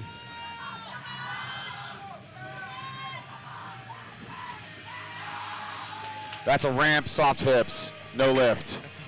3 white lights. Wow, cool, cool, great, great, great, great. Big fan, big fan, big fan. Ramp, soft hips. This is. If I was asking for color commentary, this is it. This is color. This is all the unreal. color. This is unreal. It's every lift. It's every lift.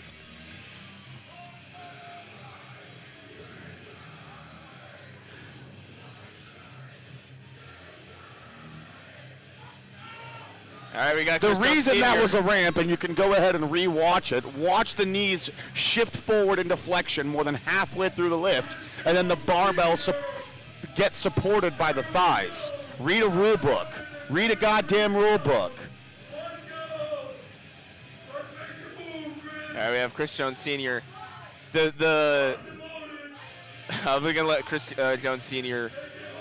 take this deadlift before I get to my thoughts here. This is going to be fine. This is going to be good. Soft knees. That shouldn't pass. Please don't pass No, he that. didn't get the down command. He's still got a No, white. hold on. I think they gave the wrong one. I think they meant to hit the wrong, or they meant to hit the red there, because he didn't even get the down command. And that was from the head judge there. The skill today is finding transitions between your commentary and what's going on in the platform.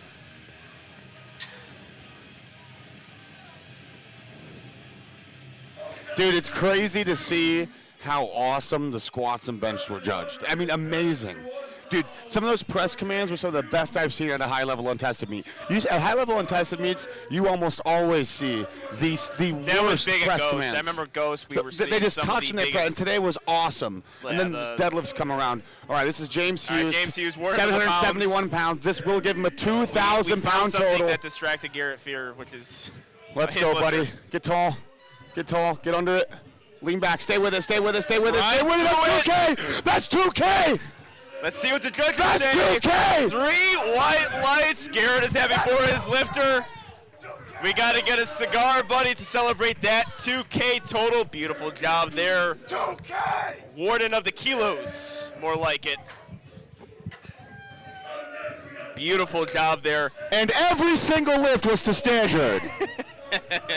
And every single lift was Well, to he's standard. coached by you, you know? So I don't think you're going to let people get away with that, or at least you would call it out.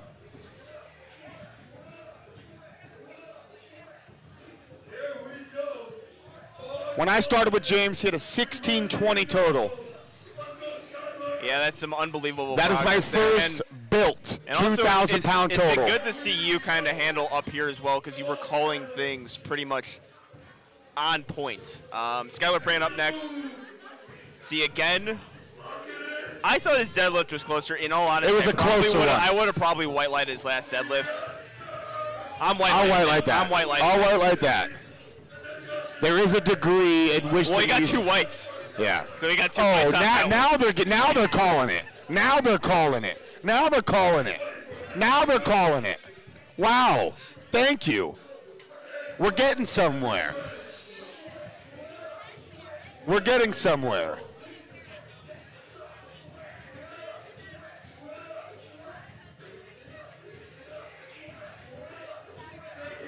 All right, we got the torque cam going. And we got Mr. Craig up next. Conventional puller, unbelievably strong. What is he attempting, Garrett? This here is going to be 332.5 kilos. Oh, no, I'm behind. 365 kilos. That is a different 804 pounds. 804. Let's see if he can grind through it. Get it past the knee. Unfortunately, couldn't get it. My lifting cast is behind. Lifting cast occasionally does get behind. Actually, I will say, though, as far as this meet goes, lifting cast has not took a crap on us. And we're pretty much done with the meet. So the Wi-Fi in here is working. All right, what did this lifter jump up to? Also 365 kilos. What was that jump? Because he struggled.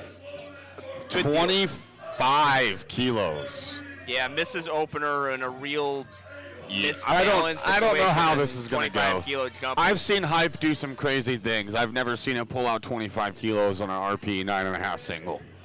Yeah. I've never seen it do that. All right, let's see how Richard takes it. Looking to prove Garrett Fear and I wrong.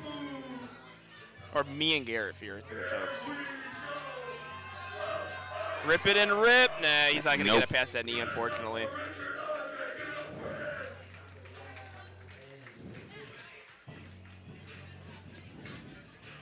Yeah, I think they're using a little bit of much of that upper body there while trying to pull. Yep. All right, Ronell Leftwich.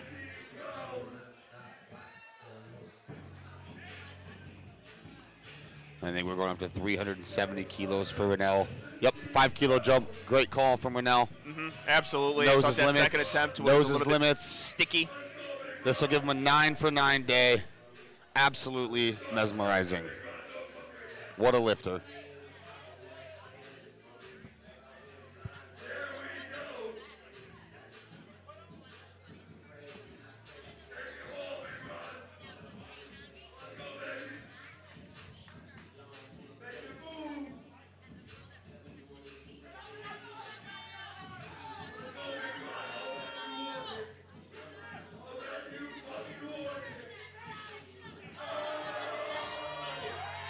And Oh, yes. He He can do it. He can do it. He can do it.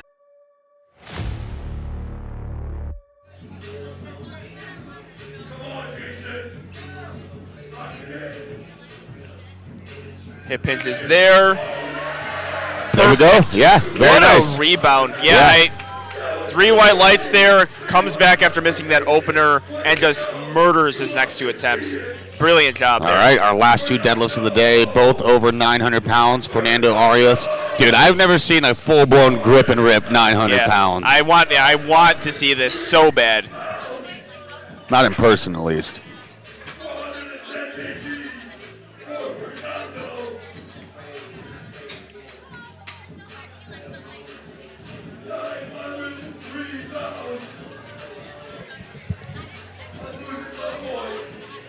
Yeah, also make sure you're paying attention to the entire deadlift because he really just walks up to that bar and pulls it.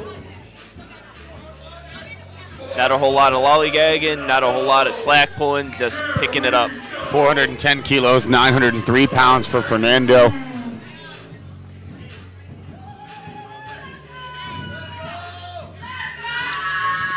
Ronell pulled an absolutely beautiful 370 kilos. Here's Fernando taking 410. A little less rip.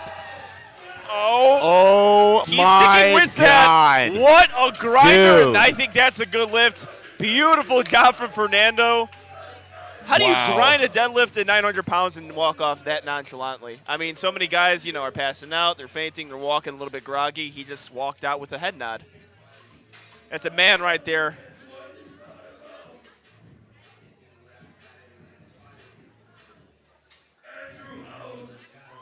All right, I might just let Garrett commentate this entire one. Yeah, let's see how this goes. 420 kilos. Again, you wouldn't change anything if you're a lifter.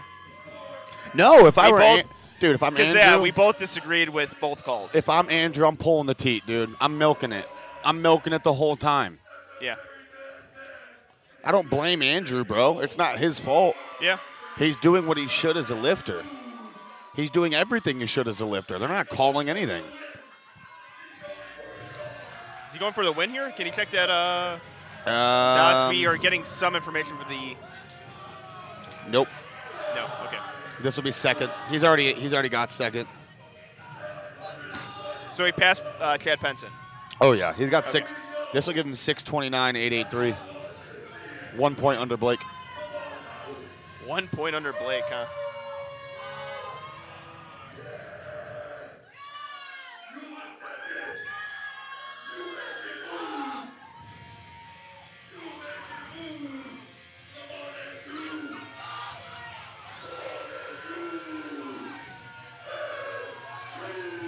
All right, Andrew House. Rip it into Rippin. Nope. No, couldn't get it past that knee.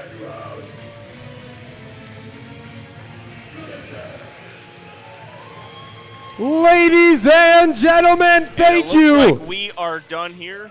for coming to day 1 of the first ever American Pro. Guys, we are live tomorrow back right, here, that 9 will do it a.m. Do for not miss today's action. day We saw some 2. incredible things. We saw did. some Again, thank you records. to the thousands watching so online we at have home. Blake LeHue winning. Limited tickets still available for tomorrow. Yep. Again, if you are Any in thoughts town, on make your way I mean, to Manassas, it's gonna Virginia, be a the Salisbury controversial- Center, day 2 The controversial thing that happens on the internet. of I the mean, American Pro going Blake down LeHue's deadlift tomorrow. should be Once counted. again, Chad Penson we got will see you cheated out of guys not tomorrow. only second place, but also, or not only first place, but also second place. Andrew House's deadlifts shouldn't have counted across the board. That's not a fault of Blake. That's not a fault of Andrew.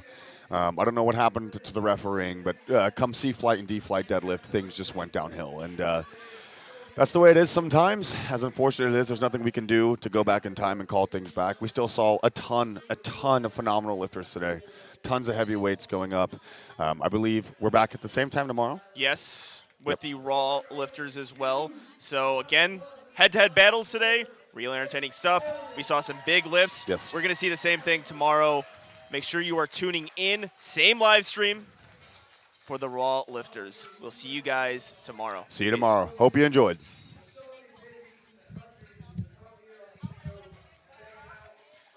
All right, we're good.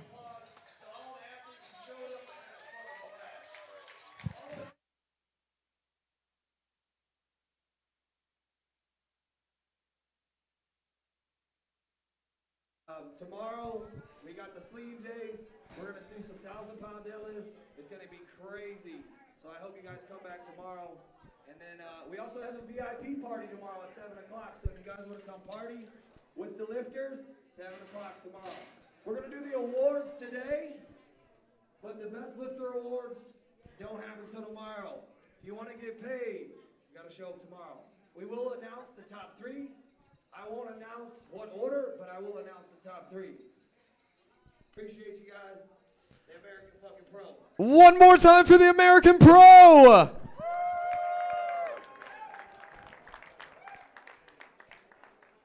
Again, day 1 awards are going down here soon. If you want the money, you got to come back tomorrow. Again, thank you guys for watching at home. We are going live 9 a.m. tomorrow. Do not miss it. The first ever American Pro.